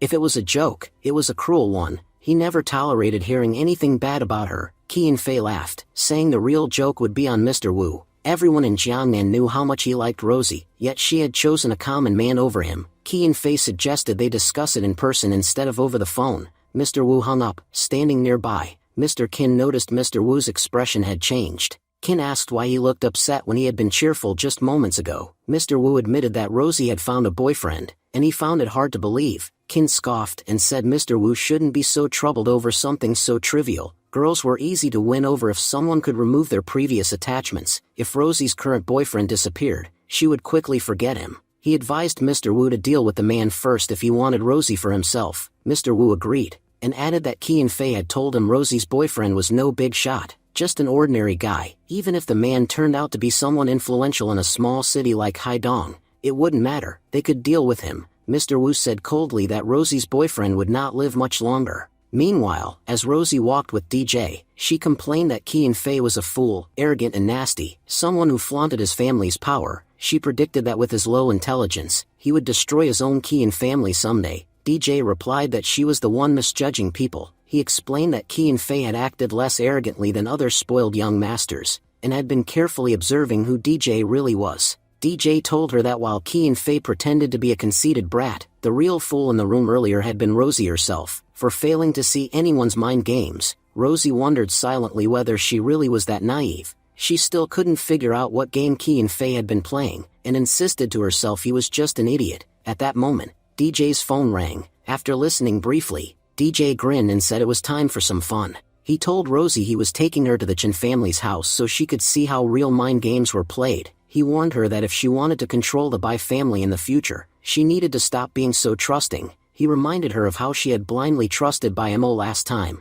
and nearly lost her life. What good would Bai Mo's apology have been if she had died? Elsewhere, outside the Qin family estate, Key and Faye was waiting when Mr. Wu and Mr. Qin arrived in their balls boys. Greeting them warmly, Key and Faye said it had been a long time since they'd met. Mr. Wu agreed, noting that they were seeing each other after quite a while. Key and Faye said the meeting was about to begin and that everyone should head inside. As they were entering, Key and Faye noticed DJ and Rosie nearby. He pointed them out, remarking that Rosie had also come, accompanied by her boyfriend. DJ asked Rosie who those men were with Key and Faye. Rosie explained that they were Wu Xiao and Qin Feng, heirs of the two most powerful families in Jiangnan City. She added that the Wu family was especially formidable, owning their own weapons industry and selling arms both domestically and overseas. According to her, no one in Jiangnan City had better connections than the Wu family, since their arms trade gave them powerful international ties. DJ asked skeptically whether the Wu family dealt only in weapons, and Rosie replied that while they liked to present themselves as spotless, their business was far from clean. Just then, Wu Xiao stepped forward and greeted Rosie warmly, saying it was a pleasure to meet her. He asked who the gentleman with her was. As it was their first meeting, Rosie introduced DJ as her friend. Extending his hand, DJ introduced himself as Duan Zheng but told them they could simply call him DJ. Wu Xiao refused the handshake bluntly, saying he didn't like shaking hands, especially not with people he didn't consider important. He asked whether DJ had also been invited to the Chen family gathering. DJ replied with a casual smile that he hadn't. Big families like the Chens only invited prominent figures like Wu Xiao. DJ said he had simply come to stroll through the garden and had entered without an invitation. Wu Xiao told him to leave immediately, warning that the garden didn't belong to DJ's father. He added that DJ had only gotten this far thanks to Rosie, but he wouldn't be able to go any further. Inside, Wu Xiao said, only high-status guests were welcome. Nobodies like DJ had no place there. DJ remarked coolly that some people believed the world was only as large as they could see, never realizing that compared to the true world, they were nothing more than insects pretending to be lions in their own homes. Annoyed, Wu Xiao told DJ to go back, repeating that he wasn't allowed inside. At that moment, DJ used his gravity magic to shove Wu Xiao back. Wu Xiao shouted furiously, demanding how DJ dared to push him, warning that this was a huge mistake. Mr. Qin thought to himself that DJ had just committed a grave mistake. No one should ever offend Wu Xiao. Qi and Fei also reflected that even with the support of both the Yi family and the Dragon King, the Chen family still didn't have the courage to cross Wu Xiao. Yet here was a commoner offending him openly. Neither of them could imagine what Wu Xiao would do in retaliation. Wu Xiao threatened DJ, declaring that if he didn't destroy him today, he wasn't worthy of his own name. DJ mocked him, saying that if Wu Xiao hated his own name so much, he should simply change it. After all, Wu Xiao sounded terribly old-fashioned. Rosie couldn't help but burst into laughter at DJ's remark. DJ turned to her, puzzled, and asked why she was laughing when he was being serious. Rosie found it incredibly amusing that Wu Xiao was being so thoroughly insulted, yet was completely unable to do anything about it. Wu Xiao, seething with anger, demanded how DJ dared insult him, and asked if he even knew who he was. DJ replied that he was sick of hearing Wu Xiao brag about himself. He mocked that Wu Xiao had already announced every detail of his own importance. At this point, all that remained was for him to tell everyone the color of his underwear. DJ taunted further, asking what Wu Xiao could really do besides make empty threats. Wu Xiao replied that he knew Rosie was with DJ, which explained his arrogance. But Wu Xiao warned him to remember, when the time came, not even Rosie would be able to protect him. He said if DJ didn't care about his own life, that was fine, but surely he had a family and friends. He warned DJ that his arrogance could bring trouble to them. His younger siblings might not be able to attend school, or they might get run over by a car and never see justice. Wu Xiao said coldly that people like him could make such cases disappear easily. Wu Xiao gave DJ one last chance. Kneel and apologize for insulting him. If DJ did that, Wu Xiao would spare him and at least leave his family out of it. But if DJ refused, Wu Xiao threatened to drag his entire family into the conflict and punish them all. Mr. Qin, who was watching, remarked that Wu Xiao was furious now, and neither DJ nor his family would be spared. At that moment, Chen Tianwei appeared and came outside. He greeted Brother Qin and Brother Wu, asking why they were gathered there after such a long journey. Then, looking at DJ and Wu Xiao, he asked what was going on. Wu Xiao said Chen Tianwei had arrived at the perfect time. He complained that DJ had been running his mouth and needed to be taught his place. Wu Xiao asked Chen Tianwei to call his men to straighten DJ out, promising that his family would never forget the favor. At this point, Tianwei advised Mr. Wu not to provoke DJ. He warned that DJ was dangerous and crossing him could have serious consequences. But Wu Xiao dismissed the warning, saying DJ might be a martial artist with some shares in the Dragon Group, but to him DJ was no more significant than a scrap of paper. Wu Xiao told Chen Tianwei that if he didn't want to help, that was fine. He'd handle DJ himself later. DJ then called out to Chen Tianwei, mocking him for walking by without greeting him. Hearing DJ's voice, Chen Tianwei trembled. He thought to himself that even though he had the Dragon King's backing,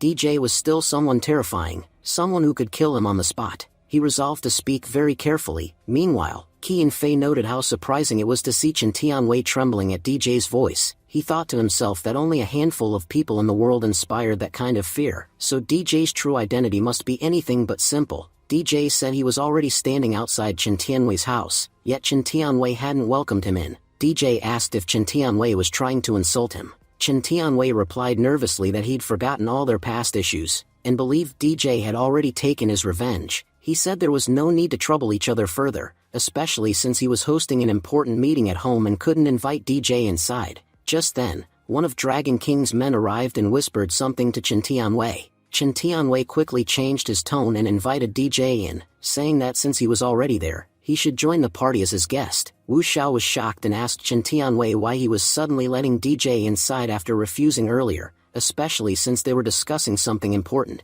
Chen Tianwei assured Wu Xiao that he would explain everything calmly inside, where there was no need for outsiders to overhear. Tianwei wondered who DJ really was. If Dragon King himself had sent someone to invite DJ, then who was he to stop him? As soon as DJ entered, Dragon King's man approached him and politely asked him to follow. His master wanted to meet him. DJ thought to himself that Dragon King would never stop trying to scheme, but in the end, he could never hide his eagerness when DJ was around. The waiter led DJ to Dragon King's office door. Opening it, Dragon King greeted him warmly, saying it had been a long time since they'd met. DJ told Rosie to wait outside while he caught up with an old friend. DJ said it truly had been a long time, and remarked that Dragon King looked weaker and older than before. The Dragon King remarked that war god DJ was a strange man. Despite owning an extravagant palace of his own, DJ had chosen to live in a small county, which, to the Dragon King, was baffling. DJ responded that the Dragon King was correct. The place was far too small to live in, yet, he pointed out that the Dragon King himself was not much lower in rank than him,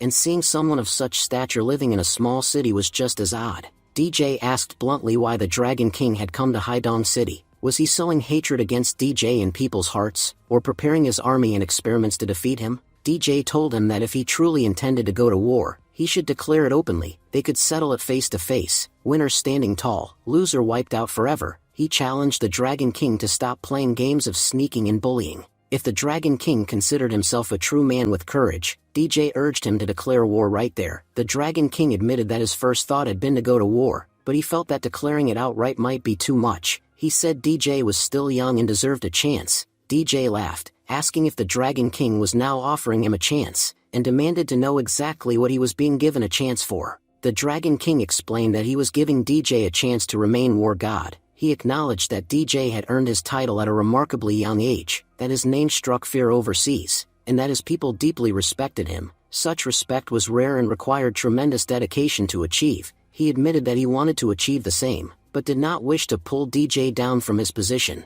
Instead, he proposed they avoid becoming enemies and work together. If they joined hands, both would benefit greatly. No one else in the country could rival either of them. DJ thanked the Dragon King for thinking so highly of him, but refused the offer. He said the Dragon King was right, people respected him, but he had never explained why. DJ declared that he had earned his power by saving lives, while the Dragon King had earned his power by killing and bullying. Their reputations could never be the same. He compared the Dragon King's offer to a movie where the hero shakes hands with the villain. No one can harm them, but victory would belong to the villain while the hero would lose, and no story is ever good where the hero is defeated. DJ said he would never become a false hero and vowed to keep fighting for his people. The Dragon King warned that there was nothing left to discuss. He told DJ to remember his words. The coming attacks against him would not be easy. They would be so lethal that DJ would lose sleep, and if the Dragon King failed to destroy the name DJ had built over years, then he would no longer call himself Dragon King. He declared publicly that Haidong City would be the place where War God's downfall would begin, and soon the entire country would forget his name. DJ retorted that the Dragon King had spoken too much nonsense. He warned that if he truly lost his temper and attacked, there was no power in the world that could save the Dragon King, and the Dragon King knew it, yet he still dared to provoke him. The Dragon King said this arrogance was exactly what he despised. If DJ was so confident, he should try killing him. Hearing that, DJ stepped forward, saying the Dragon King had just made a grave mistake. Before DJ's attack could land, a man suddenly appeared, taking the blow on himself. DJ scoffed, asking if the Dragon King thought a single fighter could stop him. The Dragon King admitted he knew one man wasn't enough, which was why he had summoned all of his best fighters. He knew exactly how much power it would take to hold DJ back. At that moment, a sword flew toward DJ, thrown by the Grim Reaper himself. The Grim Reaper said it had been a long time since he'd seen DJ and that it was good to meet again. DJ mocked him, saying after the beating he'd taken last time, he must have been hiding in shame. Now, finally, he had enough courage to show his face, but he would not survive. DJ reminded him that the day he killed DJ's Iron Wing soldier, his death had already been decided. Saying this, DJ lunged at him. With one blow, DJ sent the Grim Reaper flying backward. Another fighter charged at DJ, but DJ blocked his attack and delivered a brutal kick in return, throwing a knife. the Grim Reaper shouted that this weapon would finish DJ. DJ caught the same knife midair, sneered at the idea that a mere blade could kill him, and hurled it back at the Grim Reaper. The weapon slashed deep across the Reaper's shoulder. The Dragon King watched in awe, admitting that DJ truly deserved to be called War God. These were two of the strongest fighters under his command, yet DJ defeated them both in under 10 seconds, treating them like children. DJ said that he knew Dragon King was still hiding many secrets. He added that from every word Dragon King spoke, he could sense his schemes. "You're definitely planning something big today," Dragon King replied calmly. "I'm only telling you this. You won't be able to kill me today. I'm standing firmly in my own territory. If you manage to kill me here,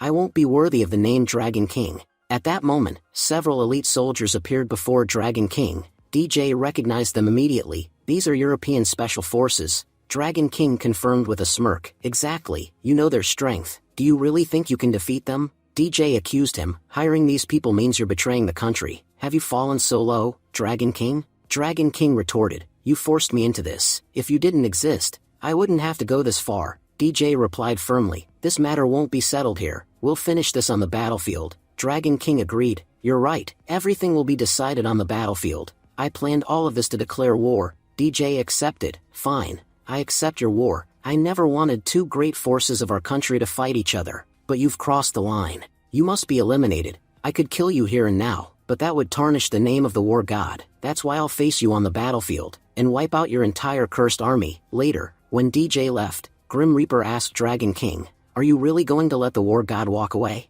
Dragon King corrected him, "You're mistaken. We're not letting him go. He's letting us go. By revealing European forces and openly declaring war, I've forced him to follow rules. Now, he won't attack anyone outside the battlefield. Otherwise, in the mood he was in, he could have killed all of us, and none of us could have stopped him. And even if we somehow killed him in a closed room, we'd never earn respect for it. I want a clean victory. All my life, people have said I'm the strongest after the war god. What enrages me most is that he's young enough to be my son. If I defeat him on the battlefield, I'll become the strongest, and people will call me not Dragon King, but Dragon God." Meanwhile, DJ called his men. "Tell everyone to meet within an hour." Everyone was complaining they had nothing to do. "Well, now we have work." Elsewhere, the Chen family began their own meeting. Tianwei thanked everyone for gathering. Qin Feng interrupted. "Skip the pleasantries. Let's get to the point. We didn't travel here for idle talk." Tianwei agreed and snapped his fingers. A box was brought in. Opening it, he asked, "You tell me, what do you think this is?" Everyone grew impatient. "Speak clearly, Tianwei. We told you, we don't have time for riddles." Tianwei smiled. "This thing will put us at the top of the world." Qin Fei frowned. "What exactly is it?" "It looks like medicine." Tianwei revealed it openly. "It's a cure for cancer." Everyone was stunned. Wu Xiao asked in disbelief, "Are you joking?" Qin Feng scoffed. "A medicine that cures cancer? Tianwei, you must be smoking something strong." "That's nonsense." Tianwei replied calmly. "You're misunderstanding. Watch this video, and you'll see what this medicine can really do." Meanwhile, at DJ's base, all his commanders had gathered. James asked, "War God, what's going on? Why did you summon us so urgently?" DJ explained, "I just met Dragon King. He's officially declared war on us." Serena smiled. "Good. Now we can finally kill that bastard Grim Reaper." Tang added confidently, "This time, he won't escape me." DJ snapped at them. "If you don't understand the situation, keep your mouth shut. The man you're talking about already defeated both of you single-handedly. Even after facing reality, you're still deluded enough to think you can kill him? Honestly, if he appeared right now, he'd beat you both to a pulp and walk away untouched. I'm talking about the war, and you still don't get it." James chuckled. "I'm deducting points from both of them for that." DJ continued, "The reason I called you here is to figure out how we'll defeat Dragon King and his death squad. I want to solve this problem in one strike." James suggested, "I have an idea. Let's summon our Iron Blood army again. If they're with us, fighting will be much easier. They've been with us in every major battle, and we've never lost." DJ instructed Jesse to keep a close watch on the Dragon King and Death Squad. He also ordered them to keep an eye on overseas contacts. Since they were allied with the same group, Jesse responded that she would keep watch. DJ then instructed James to summon 5 members of their Son of Steel team, saying they needed at least 5 elites for the upcoming operation. The scene shifted to the Chen family mansion, where Chen Tianwei was serving drinks to Yi Wujing. Tianwei said that with the help of Dragon King and his allies, he was about to become the new head of Haidong. He admitted he had never imagined reaching this position, but their support had made it possible. Yi Wujing, however, was thinking to himself that Tianwei was a fool. He believed they would hand him the throne of Haidong, but he knew that wasn't going to happen. Tianwei's father, Chen Badeo, appeared to focus solely on martial arts, but in reality, he was quite cunning. In reality, when someone powerful helps you, you have to repay them somehow, and what they planned to take from Tianwei was everything he had. If Tianwei dreamed of becoming king of Haidong, he would lose even his Chen family along the way. The timing wasn't right yet, but as long as Tianwei remained lost in his dream, they would let him enjoy it. The day they needed Haidong, they would toss him aside. Yi Wujing told Tianwei that he was destined to be the next king. He reminded him that Dragon King wanted nothing but to kill War God, so he could seize War God's position and respect. By helping him achieve that, Tianwei would be seen by the great families not as a rival but as an ally. He would rise not only among Haidong's noble families but also among the elite families of major cities, ensuring him a brilliant future. Tianwei thought of his late father's words, that strength was everything. He vowed to prove that with intelligence, he could become even stronger than his father ever imagined. Without spending his entire life grinding through martial practice, he would become Haidong's new king at a young age.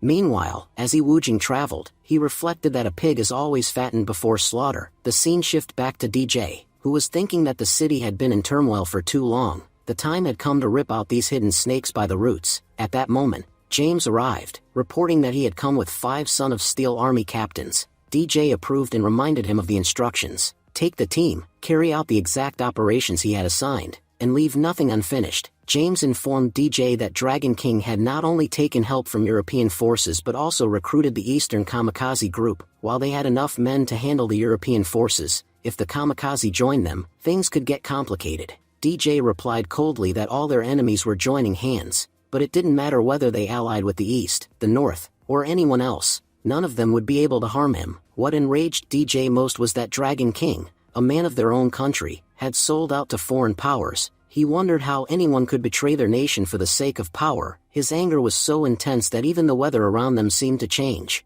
DJ ordered James to send a team to engage the Kamikaze first, calling them dangerous and insisting they must be eliminated quickly. The scene shifted again to the Chen family residence. Yi Wujing told Dragon King that Chen Tianwei was an idiot. He had given the super soldier serum, supplied by Dragon King, to his people without even testing it. Soon, they would have the most powerful army in the entire country, and Dragon King himself would become even stronger than War God. Dragon King warned Yi Wujing to stop insulting Chen Tianwei while they were still inside his home. If Tianwei overheard them, he wouldn't help with their plans, and they still needed to make good use of him. The Grim Reaper asked Dragon King when they would finally take action. Dragon King ordered him to keep spying on War God's movements and to watch his men closely. Because War God was extremely difficult to track directly, the Grim Reaper reported that his agents were already following War God. He was simply waiting for war to break out, vowing not to spare that man under any circumstances. Elsewhere, Rosie spoke up, saying that Wu Xiao had met her the previous day, and revealed that he was working with Chen Tianwei as well. He had even tried to recruit her, claiming he possessed a medicine that could cure cancer, and that, once it launched, his family would become the top family in the world. Rosie said she rejected his offer because she knew cancer was no joke, and doubted they would ever find a real cure. Even if they did, she wouldn't care. She refused to side with such people. DJ was thinking to himself whether their country was truly capable of curing cancer. If they managed to eradicate the world's deadliest disease, they would advance far ahead of everyone else. But he didn't trust the families involved in this project. He was certain the one developing the medicine wasn't anyone else. It had to be Dragon King. And if Dragon King was behind it, there was bound to be some major deception involved. Approaching Rosie, DJ quietly told her to ask Wu Xiao to come to her room tonight, because he whispered it into her ear. Rosie blushed bright red. DJ teased her, asking if she was feeling all right or needed a hospital visit. Since her face had turned so crimson, Rosie quickly assured him she was fine. DJ reminded her of the plan, and she confirmed that she would tell Wu Xiao to come to her room. Later, we saw the lecherous Wu Xiao arrive at Rosie's room after being invited just once. He smirked, saying that if she called him in the middle of the night, her intentions were obvious. He remarked that she had done the right thing leaving that poor fool, since he could never offer her anything worthwhile. Rosie replied smoothly, saying, "Mr. Wu, you know how everyone bows to the rising sun. I'm no different. I come from a business family. In the end, only profit matters to me. You're working on a massive project, and once it succeeds, your family will rise to the very top of the world. I only hope you'll share that success with us." Mr. Wu suggested they talk inside rather than at the door and pulled Rosie into the room. He told her that if she wanted profit, her family could have it, but in exchange, she only had to do one simple thing: marry him. "Once you're my wife, My profits are your profits, you can have everything I own, all I want in return is marriage. When he leaned in to kiss her, Rosie stopped him midway. She told him there was no need to rush, there was plenty of time to get all these things done. For now, she would take a shower first, and after that, they could continue their work. Wuxia agreed, saying he had enough patience to wait a little while. Rosie then signaled DJ that the trap had been set and their target had taken the bait. DJ said it was time to do a bit of investigating, and to ask Wuxia what kind of miraculous medicine he had supposedly developed that would change the entire world. On the other side, Wuxia was feeling pleased with himself. He thought about how the whole world revolved around money. Rosie, who had always been proud and hard to approach, had come to him on her own once she learned how fast he was rising and how much power he would soon hold. Tempted by profits, she just couldn't resist. He thought to himself that joining hands with Dragon King and the others had been the best decision of his life. After all, he had even won Rosie for himself. At that very moment, DJ suddenly entered the room. Shocked, Wuxiao turned and demanded, "What are you doing here?" What happens next will be revealed in the next episode. Thank you for watching and stay tuned.